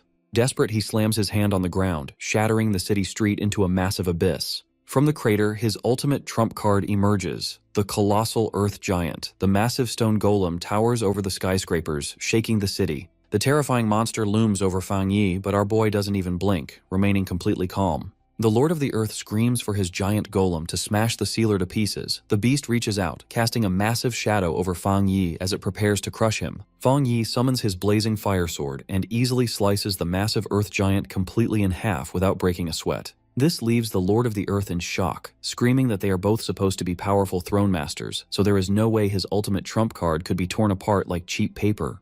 Looking down at his sweating opponent, Fang Yi's cold stare drives the invader crazy, making him yell that this must be an illusion before he frantically throws a massive barrage of exploding boulders. However, Fang Yi does not even flinch, casually floating in midair as the giant rocks fly harmlessly past him. Refusing to accept defeat, the Lord of the Earth gathers all his strength to activate his secret technique, trapping Fang Yi inside a giant dome of solid stone. Inside the dark stone tomb, Fang Yi calmly reaches out his hand and gives a simple command to break the seal. A massive explosion instantly blows the entire stone prison to dust, leaving the Lord of the Earth completely frozen in shock. As the debris falls over the ruined city, Fang Yi steps out covered in roaring golden flames and coldly asks his terrified opponent if that is really all he can do. At the same time, pure panic spreads through the crowd in Country B as they watch the live broadcast, with their top leaders pulling their hair out in fear, realizing their champion is about to be destroyed. They stare at the giant public screens in disbelief, unable to understand how their champion is losing so badly, while the mutated Lord of the Earth sweats under the crushing pressure, realizing he is completely outmatched. With no defenses left, he can only watch as the sky turns bright red, and Fang Yi uses his sun god powers to rain down a terrifying shower of burning solar meteors right on top of him. The terrified Lord of the Earth screams in agony before the blinding solar storm swallows and vaporizes him, while his top commander watches the blast and screams his title in horror. Looking down at the smoking crater, Fang Yi coldly notes that even though they both had the power of a throne, the invader was just too weak, and trying to challenge his absolute power was nothing but a death wish. This news sends the Country B headquarters into complete panic, with their leader frantically ordering his officers to mobilize their entire army for a desperate, suicidal hunt. However, his angry general grabs him by the collar to stop him, pointing out that sending more soldiers is just self-destruction and their only hope is to pray the sealer spares them. Back on the battlefield, just as the dust begins to settle, Fang Yi feels a sudden movement as a massive beam of golden energy shoots out of the crater and flies straight up toward him. He catches the glowing light and quickly realizes it is the core of the Earth Throne, which is willingly offering its power and submission to him. The system immediately alerts him that since he defeated the previous owner, he has now gained complete control over the Earth Throne. Smiling at this unexpected prize, Fang Yi clenches his fist, immediately drawing the massive, swirling earth energy directly into his body. Surrounded by a glowing sphere of dual elements, Fang Yi finishes absorbing the energy, his red eyes glowing brightly as he fully takes in his second throne. A giant pillar of golden light shoots straight into the sky, leaving the nearby enemy scouts terrified as they watch the sealer casually absorb their nation's greatest treasure. Watching this from their own headquarters, Elder Wu and Su Qingying look on in absolute wonder, realizing that the sealer has officially become the first person to hold two thrones, completely changing the balance of global power. This sends a wave of anger and fear across Country B, with furious citizens taking to the streets with signs to demand global punishments and call Fang Yi a cold-blooded killer. Floating high above, Fang Yi looks down coldly at the angry crowd, completely unbothered by their desperate cries to stop the Xia nation from ruling the world. He calmly announces that the Lord of the Earth is dead and coldly warns them that Country B is next, causing the surviving enemy soldiers to freeze in pure terror. Standing proud inside a swirling storm of elemental energy, he declares that this death is only a small fraction of the price they must pay for provoking his country, warning that anyone who dares threaten his homeland will be destroyed, no matter where they hide. He tells them he will only swing his sword once, and whether they survive or die depends entirely on their own luck. In a panic, the desperate soldiers scream to retreat and combine their remaining energy to build a massive wall of defensive shields to block his attack. But it is completely useless as Fang Yi swings his sword with massive power, releasing a giant, sky-splitting wave of blinding golden fire. The devastating blast instantly shatters their strongest shields and vaporizes the running soldiers, leaving absolutely nothing behind. This unbelievable attack triggers a massive tsunami and rips a giant flaming canyon straight through the middle of Country B, serving as a terrifying warning to the entire world that the Xia nation is not to be messed with. The system detects that Fang Yi has mastered the Earth Throne and asks if he wants to fuse with its attribute to unlock a new technique. Naturally, our boy agrees, and the system gets straight to work, successfully fusing the powerful Earth attribute into his body. With the fusion complete, the system begins creating a new custom skill for him. He unlocks a new custom skill, the Gravity God technique. This overpowered ability lets him manipulate gravity up to 100 times its normal force, and absorbing this massive throne energy officially pushes him straight into the legendary Rising Sun realm much easier than he ever expected. Back at headquarters, Elder Wu realizes that killing a throne master allows the winner to steal their power. However, Yixiao quickly warns that this revelation will likely trigger a global hunting season among desperate pioneers, prompting Jiaolan to urge that they focus on stabilizing their own faction first. Meanwhile, Jiang Lu hypes up a crowd of cheering citizens, mocking Country B's fallen leader for thinking he could challenge the legendary sealer. The public makes fun of Country B's defeated champion, calling his invasion a joke. At home, Fang Yi's aunt watches the broadcast in disbelief, realizing her nephew is the legendary warrior on screen. Looking at a family photo on her phone, she is filled with emotion, seeing how much he has done to protect them. The global broadcast announces the arrival of Earth's first dual throne holder, declaring the sealer a god whose power has broken the global balance. But this announcement also tempts every power-hungry pioneer, who now realize they can claim a throne by killing its current master. In Country A's executive office, the nation's leader happily plots his next move, thrilled by the change in global events. With a twisted grin, he plans to spread the news of throne stealing to cause bloody chaos among all of Earth's factions. Standing behind him, his mysterious red-eyed advisor smugly agrees, noting that although the sealer's rise was unexpected, his actions have played right into their hands. The advisor adds that they should thank the sealer, as he has forced humanity to accept the harsh reality of the new spiritual era. The leader points out that by letting pioneers fight over thrones, it will be easier for their own faction to take them all. The conspirators celebrate their plan to let the world weaken itself so Country A can claim control over every throne. After clinking their glasses in a toast, the leader drinks. The advisor warns that since the sealer is currently too strong, they shouldn't fight him directly, even with their own powerful forces ready, and should stay friendly on the surface. But the leader suggests a different plan, to target and steal other thrones before the Xia nation can get them. The advisor smiles, noting that survival of the fittest is the law of this new era, so they can just sit back and watch the world's pioneers kill each other for power. Meanwhile, in the back mountains of Taimu City, a huge vortex of golden spiritual energy surrounds Fang Yi's cousin, Lin Yi, as she meditates. Opening her glowing golden eyes, she unleashes a giant pillar of energy into the sky. Watching from a safe distance, the lead official and his guard wonder if she has succeeded. As the column of light settles, a powerful figure calmly steps out from the smoke. The protectors are frozen in silence, overwhelmed by the pressure. Stepping forward, Lin Yi thanks the team for guarding her and announces she has successfully claimed the metal throne, promising to stop their enemies.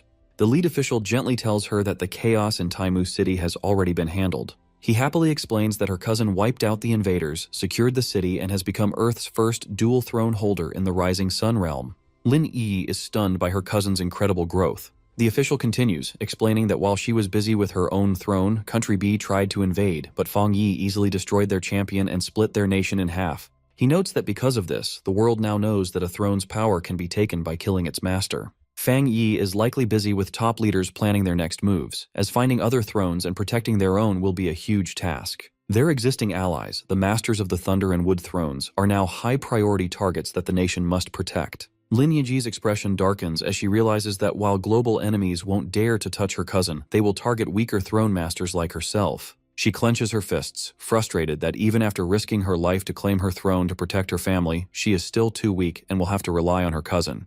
But just then, Fang Yi casually steps out from the trees, confidently telling his cousin that with him watching their enemies, no one will dare to step into their country. Overjoyed, Lin Yi leaps forward and hugs her cousin, relieved that he's safe. Fang Yi gently pats her head, teasing her for being insecure when she is a dual-attribute pioneer and the master of the metal throne. She beams, asking if he was the one who helped her survive the trial, which he confirms with a smile, calling her reckless. Lin Yi proudly says that he taught her to seize her own opportunities and that she wanted to be strong enough to stand by his side.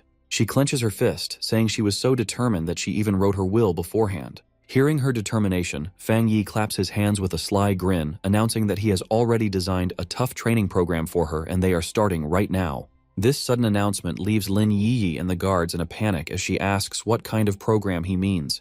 But looking at her cousin's knowing smirk, she gets a very bad feeling about the nightmare she is about to face. The world is broken, and throne stealing has become a dark reality. A 5-year-old girl in Country Lai, chosen by the Wind Throne, was murdered by 2 killers who stole her power. This is the first official case of a throne being violently taken, leaving the country defenseless and terrified. As the news spreads, humanity faces a terrifying truth: the old balance of power is gone. It's now a brutal era of survival, where smaller nations fear being wiped out. Meanwhile, in Xia Nation's Tai City, a level 4 earthquake puts citizens on alert. 10 minutes earlier, in the Spirit Association's combat room, Lin Yi prepares to test her new metal throne powers. But Fang Yi disrespects her, calmly saying he won't use his powers and will only fight with one finger. He gives her the whole afternoon to land a single hit. Lin Yi is insulted, reminding him that she is still a throne master and deserves respect. In the observation room, the leader of the destroyer squad laughs at Fang Yi's arrogance. Su Gingying corrects him, explaining that Fang Yi is just stating facts because of the massive power difference. However, the association superior still has doubts, arguing that the Metal Throne's aggressiveness should count for something. Su Gingying shuts him down, warning the officials they have no idea what they're dealing with. Lin Yi channels her energy, determined to show him what her Metal Throne can do. She unleashes a massive barrage of sharp wooden leaves turned into metal projectiles. Fang Yi is impressed but casually slides through the attack without his hands leaving his pockets. Refusing to give up, Lin Yi launches a direct punch. But before it lands, Fang Yi taps her on the forehead, calling her too slow. He tells her that her flashy moves are useless if they can't land. Lin Yi is left sweating in disbelief. She backs away and changes her strategy, putting all her speed and power into a single blow. She dashes forward at blinding speed, but she's shut down again. Fang Yi effortlessly places his finger on her forehead, stopping her cold. Refusing to quit, she launches a storm of high-speed attacks. Fang Yi casually blocks every hit, telling her she's too slow. Getting bored, he flicks his finger, sending her flying backward. As Lin Yi lies in the dust, Su Qingying admits that the sealer is being too brutal. The destroyer squad leader comments on the absurd power gap. The association superior points out that Fang Yi isn't even touching her. He's using an energy barrier, completely dominating her with compressed air. Down on the floor, a bruised Lin Yi catches her breath. Instead of being discouraged, she realizes this brutal training is a gift. Standing up with a grin, she thanks her cousin, ready for more. Fang Yi praises her determination, but just as they're about to continue, an emergency alert forces him to leave. In Mu City, a violent power grab is happening. Inside a rainy estate, several men kneel before a throne, reporting they have taken over 4 of the 7 nearby districts. The tyrant on the throne, Li Yuan, is the new master of the Rain Throne. He is insulted that the Zoran district refuses to join and screams that if they won't obey, they should all be slaughtered. Just then, a brave representative from Zoran district bursts in. He says his people refuse to be dragged into this bloody conflict. Li Yuan just grins, seeing an easy victim. He brutally cuts off the representative's arm in a flash of violence, sparing his life only because he used to work with his father. He coldly warns him that this is his only free pass. Right after, a terrified guard bursts in with news that the legendary sealer has just arrived. The guard is terrified as he announces the sealer is waiting at the entrance. Li Yuan panics inside but forces himself to stay calm, determined to protect his new position. Fang Yi sits calmly at the reception table, releasing a pressure so heavy it almost forces Li Yuan to his knees. To break the silence, Fang Yi explains he is just traveling through the city on official business. Li Yuan doesn't believe him for a second, silently panicking that the Spirit Association sent this monster to take his Rain Throne. Wanting to stay on his good side, Li Yuan quickly offers to book a luxury hot spring resort and is shocked when Fang Yi accepts. As he rushes to make the plans, he wonders if the association wants to recruit him instead. Fang Yi then casually asks if he has heard the scary rumors about someone stealing thrones. Li Yuan becomes paranoid that the sealer is trying to steal his power. Still, he figures the famous Spirit Association cares too much about its reputation to steal his power by force. With a fake smile, Li Yuan laughs off the question and insists on treating his guest like royalty. However, Fang Yi completely rejects the offer, coldly saying he has no interest in luxury. Out in the rainy woods, Fang Yi thinks about the secret reports warning that foreign agents from country A have targeted this area. He laughs at how foolish Li Yuan is, thinking his weak strength and a single throne will let him rule this city forever. Since the arrogant boss has no government protection, he is just an easy target. High above the rainy city, 2 mysterious foreign enemies look down, glad they have finally located their target. Near the mansion's entrance, the unsuspecting guards are startled when someone suddenly lands in front of them. Before they can react, the giant, red-eyed attacker snaps one guard's neck. Li Yuan feels the danger instantly and spins around to find 2 killers in his courtyard. The smiling attacker throws the dead guard's bloody head at Li Yuan's feet. Li Yuan freezes in terror as he realizes he is being hunted by the Masters of Mist and Strength. Terrified, Li Yuan runs into the storm to search for the sealer, hoping the country's strongest fighter will save him. Running into the dark forest, he hopes the heavy rain will give him an advantage. He desperately orders the rain to pour harder, but his plans are cut short when a thick, unnatural fog surrounds him. Before he can react, a glowing energy spear stabs through his shoulder. The Master of Strength then leaps from above, slamming him to the ground with a heavy kick. Trapped and bleeding, Li Yuan warns the killers that the sealer is in the city and will destroy them if they kill him. Observing the quick defeat from a distance, Fang Yi sighs in disappointment. The Master of Mist laughs at the threat, mocking that Li Yuan will die long before help arrives. With a cruel smile, the Master of Strength grabs his head, leaving Li Yuan to scream as his power is ripped away. Watching the scene, Fang Yi sighs again, disappointed the fight ended so quickly. Choosing to end the situation, he surrounds himself in a bright light and drops down from the sky, landing right behind the shocked enemies. As they freeze in terror, Fang Yi unleashes a massive wave of golden fire and charges forward. Fang Yi summons his sword and greets the two invaders from Country A.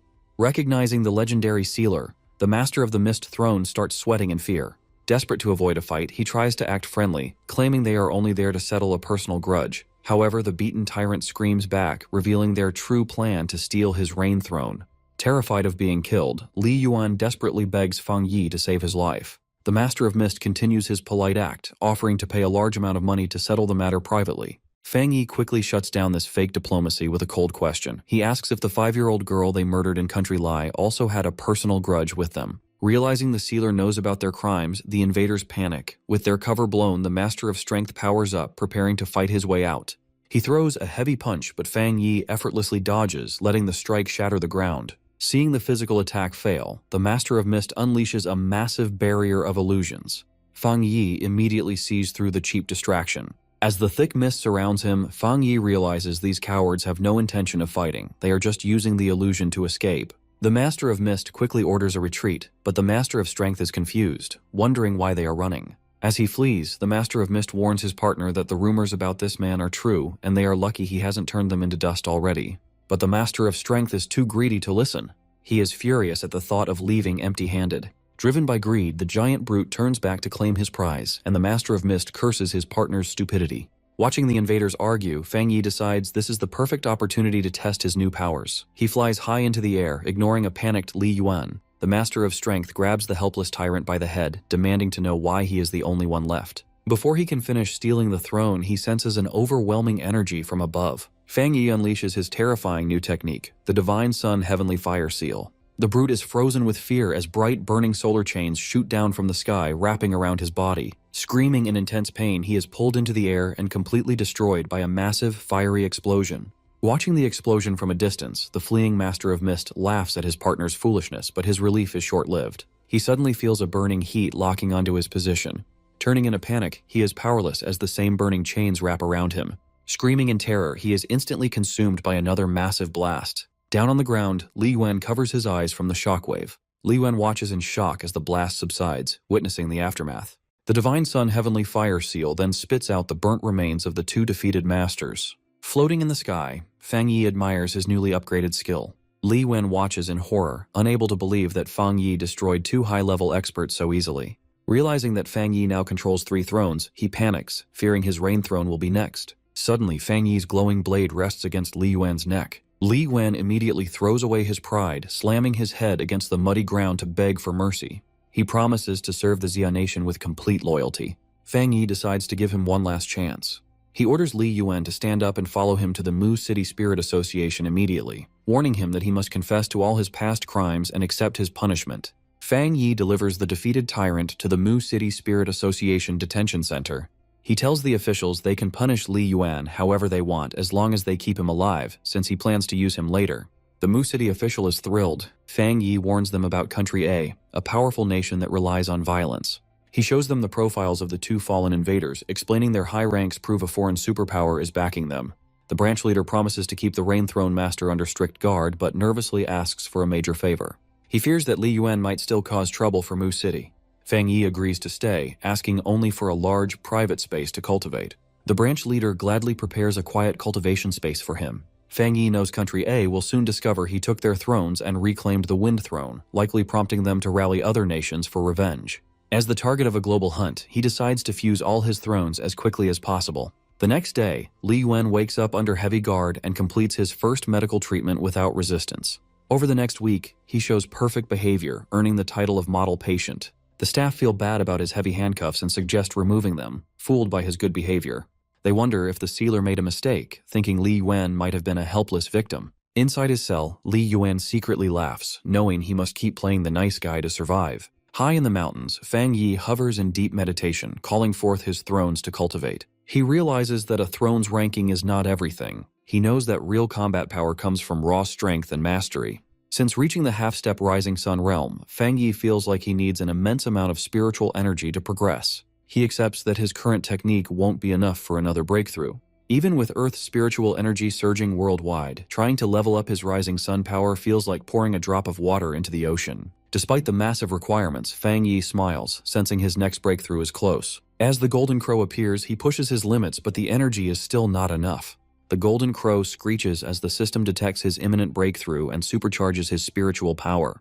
The surge is so massive, the system warns it could destroy the Sun God Throne itself. Correcting a calculation error, the Golden Crow devours a massive ball of solar fire. This allows Fang Yi to safely absorb the energy. With all conditions met, the system starts the final ascension. Fang Yi's eyes ignite with solar fire as the system confirms his breakthrough to the first tier of the Rising Sun realm. The density of his new power instantly triggers energy alarms across the region. Local citizens look up in shock as a blinding second sun rises in the sky. Su Jingying and Elder Wu realize this is no eclipse but an artificial sun, confirming the sealer has ascended. In Country A, the leader is furious, screaming about how the Xia nation disrespected them by defeating 3 of their throne masters. Fearing domination, he tells his advisors to impose global sanctions. He calls an emergency press conference, urging other nations to demand the return of the 3 thrones. He threatens extreme action if they don't comply. Netizens mock the leader's hypocrisy, especially when Fang Yi releases a video explaining he can't return the thrones because he already fused them.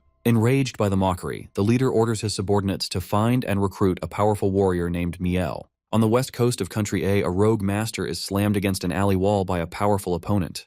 Coughing up blood, the beaten attacker begs for his life. He offers to help his opponent steal other thrones, pointing to the new Sun God Throne Master as their target. The blonde warrior, a powerful master of the Light Throne named Miel, looks down coldly, muttering that he has never even heard of the Sun God attribute. Miel grabs the rogue master who dared to ambush him, using his power to rip into the man's mind. The terrified attacker gasps as he realizes that Miel's ultimate target is the Sealer, the master of the legendary Sun God Throne. Hearing this only intrigues Miel further, as learning that the Sealer holds multiple thrones and has reached the legendary Rising Sun realm makes him an even more tempting target. He mocks his helpless captive, calling him a lowly insect for trying to stand against him with nothing but a weak third-sequence stone throne. Then, without a shred of mercy, Miel makes the rogue master explode, effortlessly pulling the stone throne's core right into his hands. High above the alley, a Country A envoy watches this horrifying display of power, cursing his bad luck for being the one sent to deliver a message to such a dangerous monster.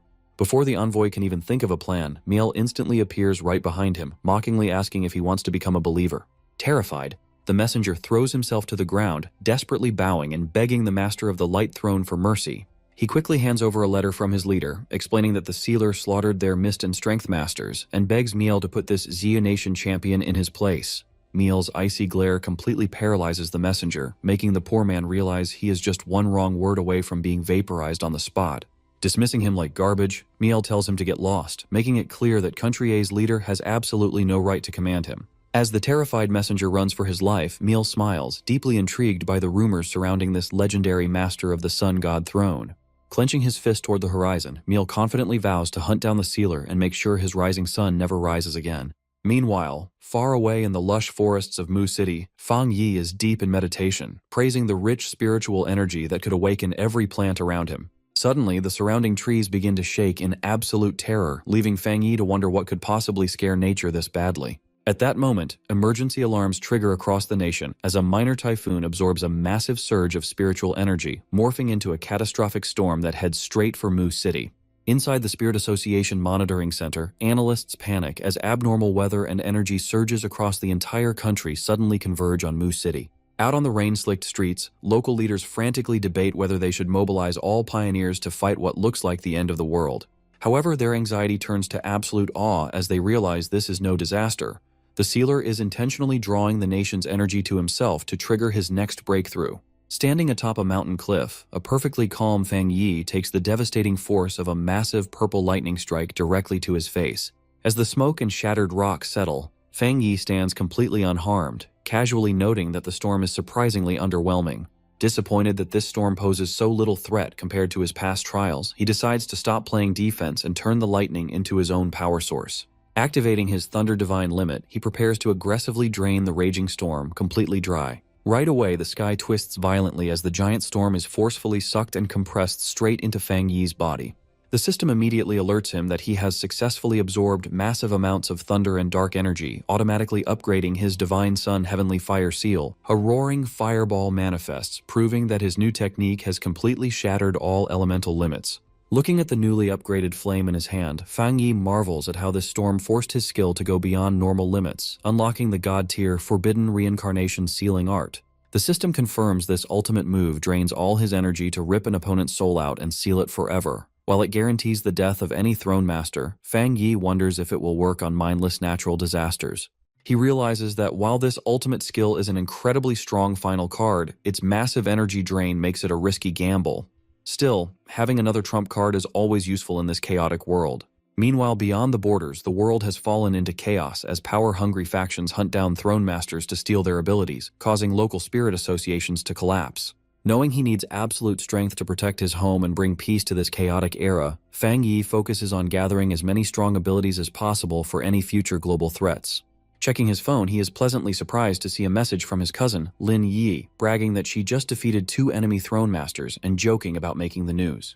Just one day earlier, on the freezing peaks of the western border, a heavily bundled Lin Yi shivers in a brutal storm, questioning if this frozen wasteland is the right place to train her metal throne. Suddenly, her sharp senses alert her, and shouting out a warning, she spins around to launch a fast projectile at an unseen presence. Her attack is easily blown away by a gust of wind as 2 sinister mercenaries appear from the snow, mocking her as a naive little girl. They walk toward her, grinning like maniacs, and tell her it is her own fault for claiming the metal throne since she has walked right into their trap. As they unleash a massive ice blast to steal her power, a determined Lin Yi gets ready to show them what a real combat-heavy throne master can do. Without wasting a single moment, Lin Yi unleashes her full metal throne aura, lighting up the entire frozen landscape around her. This instantly shocks the 2 cocky mercenaries from Country P, who realize their target is far stronger than the basic level they expected. Before they can even coordinate their next move, Lin Yi strikes first, unleashing a blinding barrage of golden slashes that tear straight through their defenses. Showing no mercy, she mocks the struggling duo and asks if they really thought a second sequence Throne Master would be such an easy target. She then activates her devastating Pear Flower in the Storm technique, raining down a relentless cage of energy blades that shreds everything in its path. Clenching his teeth in pure rage, the bearded mercenary fumes, unable to accept that 2 elite powerhouses like them are being dominated by a young girl. Realizing they cannot survive a prolonged fight, he tells his partner they must use their forbidden technique to end this quickly, despite the massive spiritual toll. Deciding to risk everything on one final gamble, the 2 mercenaries merge their energies to start a forbidden fusion, making Lin Yi freeze in surprise. Screaming in agony, they force their bodies to painfully merge together, sacrificing their humanity to transform into a grotesque, multi-limbed beast that channels their forbidden power. Unleashing their ultimate secret technique, the beast's tongue turns into a colossal white serpent that lunges forward, swallowing Lin Yi whole as the monster roars in celebration. Trapped inside the dark, fleshy depths, Lin Yi feels disgusted as she realizes this serpent isn't a simple spell, but a real, mutated beast, born from their chaotic fusion. However, her metal throne dismisses the enemy's technique as a cheap trick, urging her to focus and reminding her that she has barely tapped into her own godlike potential. Taking this advice to heart, she unleashes a massive surge of metallic energy from within, causing the giant serpent to violently detonate before the enemies can even react. As the smoke clears, Lin Yi floats calmly above the wreckage, easily extracting the cores of both stolen second-sequence thrones from her vaporized enemies. She immediately begins absorbing these stolen powers, which integrate smoothly into her system since the acquired thrones share the same sequence as her own. Feeling her entire body heat up with surging spiritual energy, she realizes this massive influx is about to trigger a sudden breakthrough. Opening her eyes, she successfully shatters her limits and ascends straight into the legendary Divine Moon realm. Meanwhile, inside the top-secret Z-Nation conference room, President Ye Xiao informs the council that Country A has just produced 2 new throne masters in the Rising Sun realm. Hearing this, Fang Yi notes that, as it stands, only himself, President Ye Xiao, and Elder Wu represent their nation's absolute peak in the Divine Moon realm. However, Elder Wu proudly reveals that the Jia Nation has successfully birthed several more Divine Moon pioneers, including Lin Yi, who just achieved her breakthrough. While the exact realms of their Thunder and Wood allies remain unmeasured, global sensors cannot even get close enough to read their massive, escalating energy outputs. Still, Elder Wu warns that because the gap between these realms is huge, Country A having 2 Rising Sun Masters with ultra-rare god-tier attributes is a major threat. Fang Yi agrees, pointing out that Country A is already using global media to hype their champions against the sealer, clearly testing the waters before making a move. To secure their future, he leans forward and proposes a game-changing plan to launch a universal cultivation program, granting power to every single citizen. President Ye Xiao is hesitant, admitting that while they once designed a similar plan, they ultimately backed away due to the immense risks involved. He reminds Fang Yi that to a top pioneer, there is little difference between one normal human and billions, but Fang Yi argues that ordinary people cannot survive high-level conflicts anyway. Since rogue throne masters worldwide are actively hunting and killing across realms, safety has completely ceased to exist for the average citizen. Even walls of bronze and iron are completely useless to stop rogue throne masters or natural disaster-level anomalies from destroying their cities. Fang Yi adds that even if he eliminates threats quickly, the collateral damage to ordinary citizens in that short window remains astronomically high. Agreeing with this harsh reality, Elder Wu points out that citizens are powerless against stray shockwaves, meaning true security only comes when they can fight back. Fang Yi points out that empowering their citizens can prevent senseless tragedies, such as the brutal murder of the young Wind Throne Master in Country Lai. To make this a reality, he calls for a swift, nationwide awakening survey, opening up infinite possibilities for their people in this chaotic new era. Completely convinced, President Ye Xiao stands up and orders the immediate preparation of this massive, nationwide survey across all cities and rural communities. Elder Wu backs the logistics, confirming that their spiritual crystal production lines are ready to support the pilot programs ahead of schedule. Ye Xiao then proposes starting the pilot phase within major universities and high schools to establish a strong, youthful foundation. Fang Wei expands on this blueprint, proposing they introduce specialized courses, deploy veteran pioneers to schools, and build dedicated facilities to streamline the program. President Ye Xiao agrees, emphasizing that this new organization must focus strictly on systematic training, keeping its educational duties distinct from the combat-focused Spirit Association. To seal the deal, Elder Wu officially proposes naming this brand new governing body the Spiritual Education Department. Soon after, the historic decree is broadcast across every city, officially launching the plan and rebranding all pioneers as cultivators as citizens receive their recruitment notices. With the new Spiritual Education Department beginning its structured pilot recruitment to train talent, the dangerous era of unorganized cultivation ends, and a bold new chapter officially begins. Outside the new Spiritual Education Department at Qingcheng University, a massive crowd of excited applicants is going crazy because all the registration slots are completely full again. Everyone wants to sign up because of the sealer's legendary reputation. The students excitedly talk about how he saved their university from a dangerous fire anomaly before he even became world famous. They share stories of how the military and the Spirit Association could not handle the dual threats of the Yang and Sky Fire anomalies until the Sealer stepped in and easily defeated them. Inside the building, the staff is totally overwhelmed. The waitlist for talent testing already goes into next month, and raising the entry requirements has done nothing to stop the hype. Su Gingying points out that this massive rush is caused by the Sealer's popularity, as everyone is eager to find out their own cultivation potential. Suddenly, 2 applicants confidently walk past the long line, prompting the staff to warn them that cutting in line is strictly forbidden. The young man introduces himself as Lu Xing, the student council president, accompanied by Fang Yi's ex-girlfriend Chu Qingli. Lu Xing politely asks to see a top research professor. When the staff realizes Lu Xing is related to a top professor in the Spirit Association, they quickly change their attitude and let them enter the testing area. Su Jingying guesses that Chu Qingli is the one being tested. She notes that although the girl has a low rank right now, she might actually have some good hidden potential. Feeling the heavy stares of the high-level examiners, Chu Qingli nervously wonders if they can tell that she just recently broke through to the creation realm. She quickly shakes off her anxiety and smiles confidently. She is sure her talent will not disappoint, believing this test will guide her toward her next big breakthrough.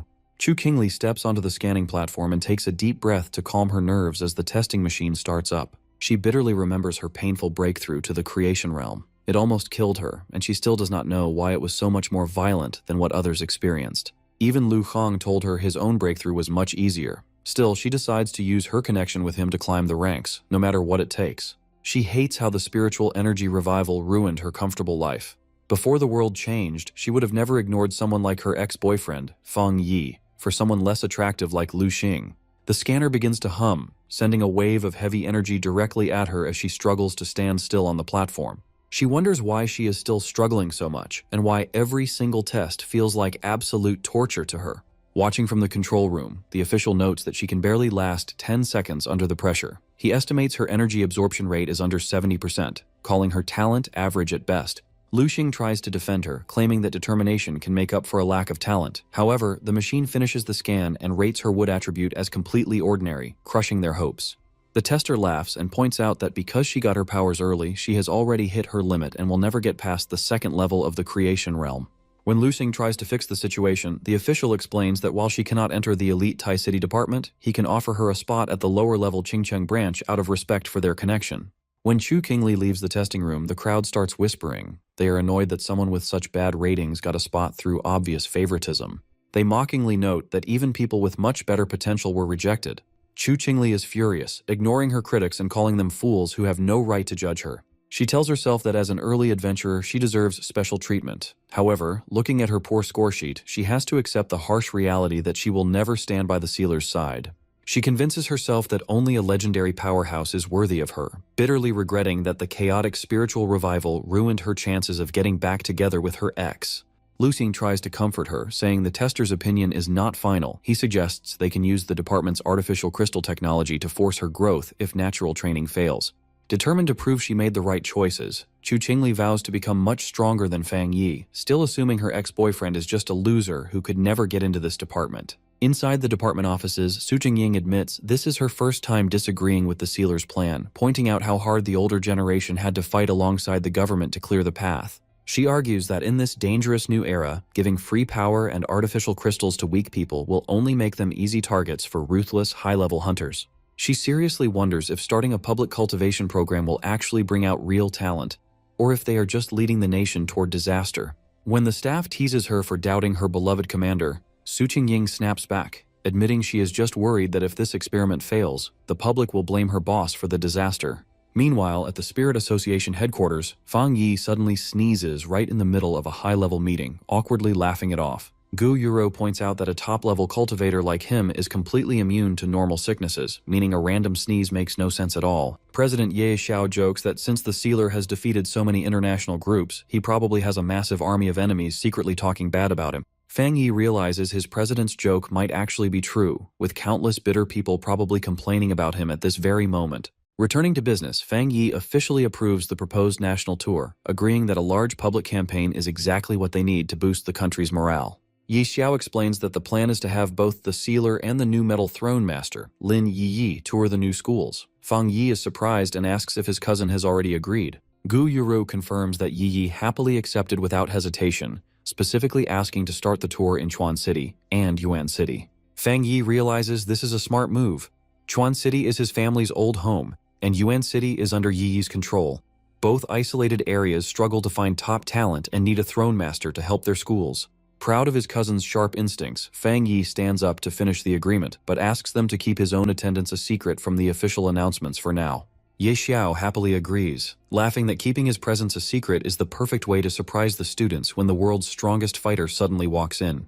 The first group of students at the Qingcheng University branch soon gathers on the field for their official ceremony after finishing their basic training. The university principal praises the students' great progress and determination before announcing that they have secured a highly secret legendary guest speaker. He introduces the nation's greatest champion, the sealer himself, who calmly walks onto the stage under a shower of confetti and loud applause. The students are shocked by how young and handsome their savior actually is, which immediately proves the rumors about him being an old man completely wrong. As the excited crowd cheers for their idol, Chu Qingli stands frozen in the crowd, her mind completely blank as she realizes the legendary sealer is actually her useless ex-boyfriend, Fang Yi.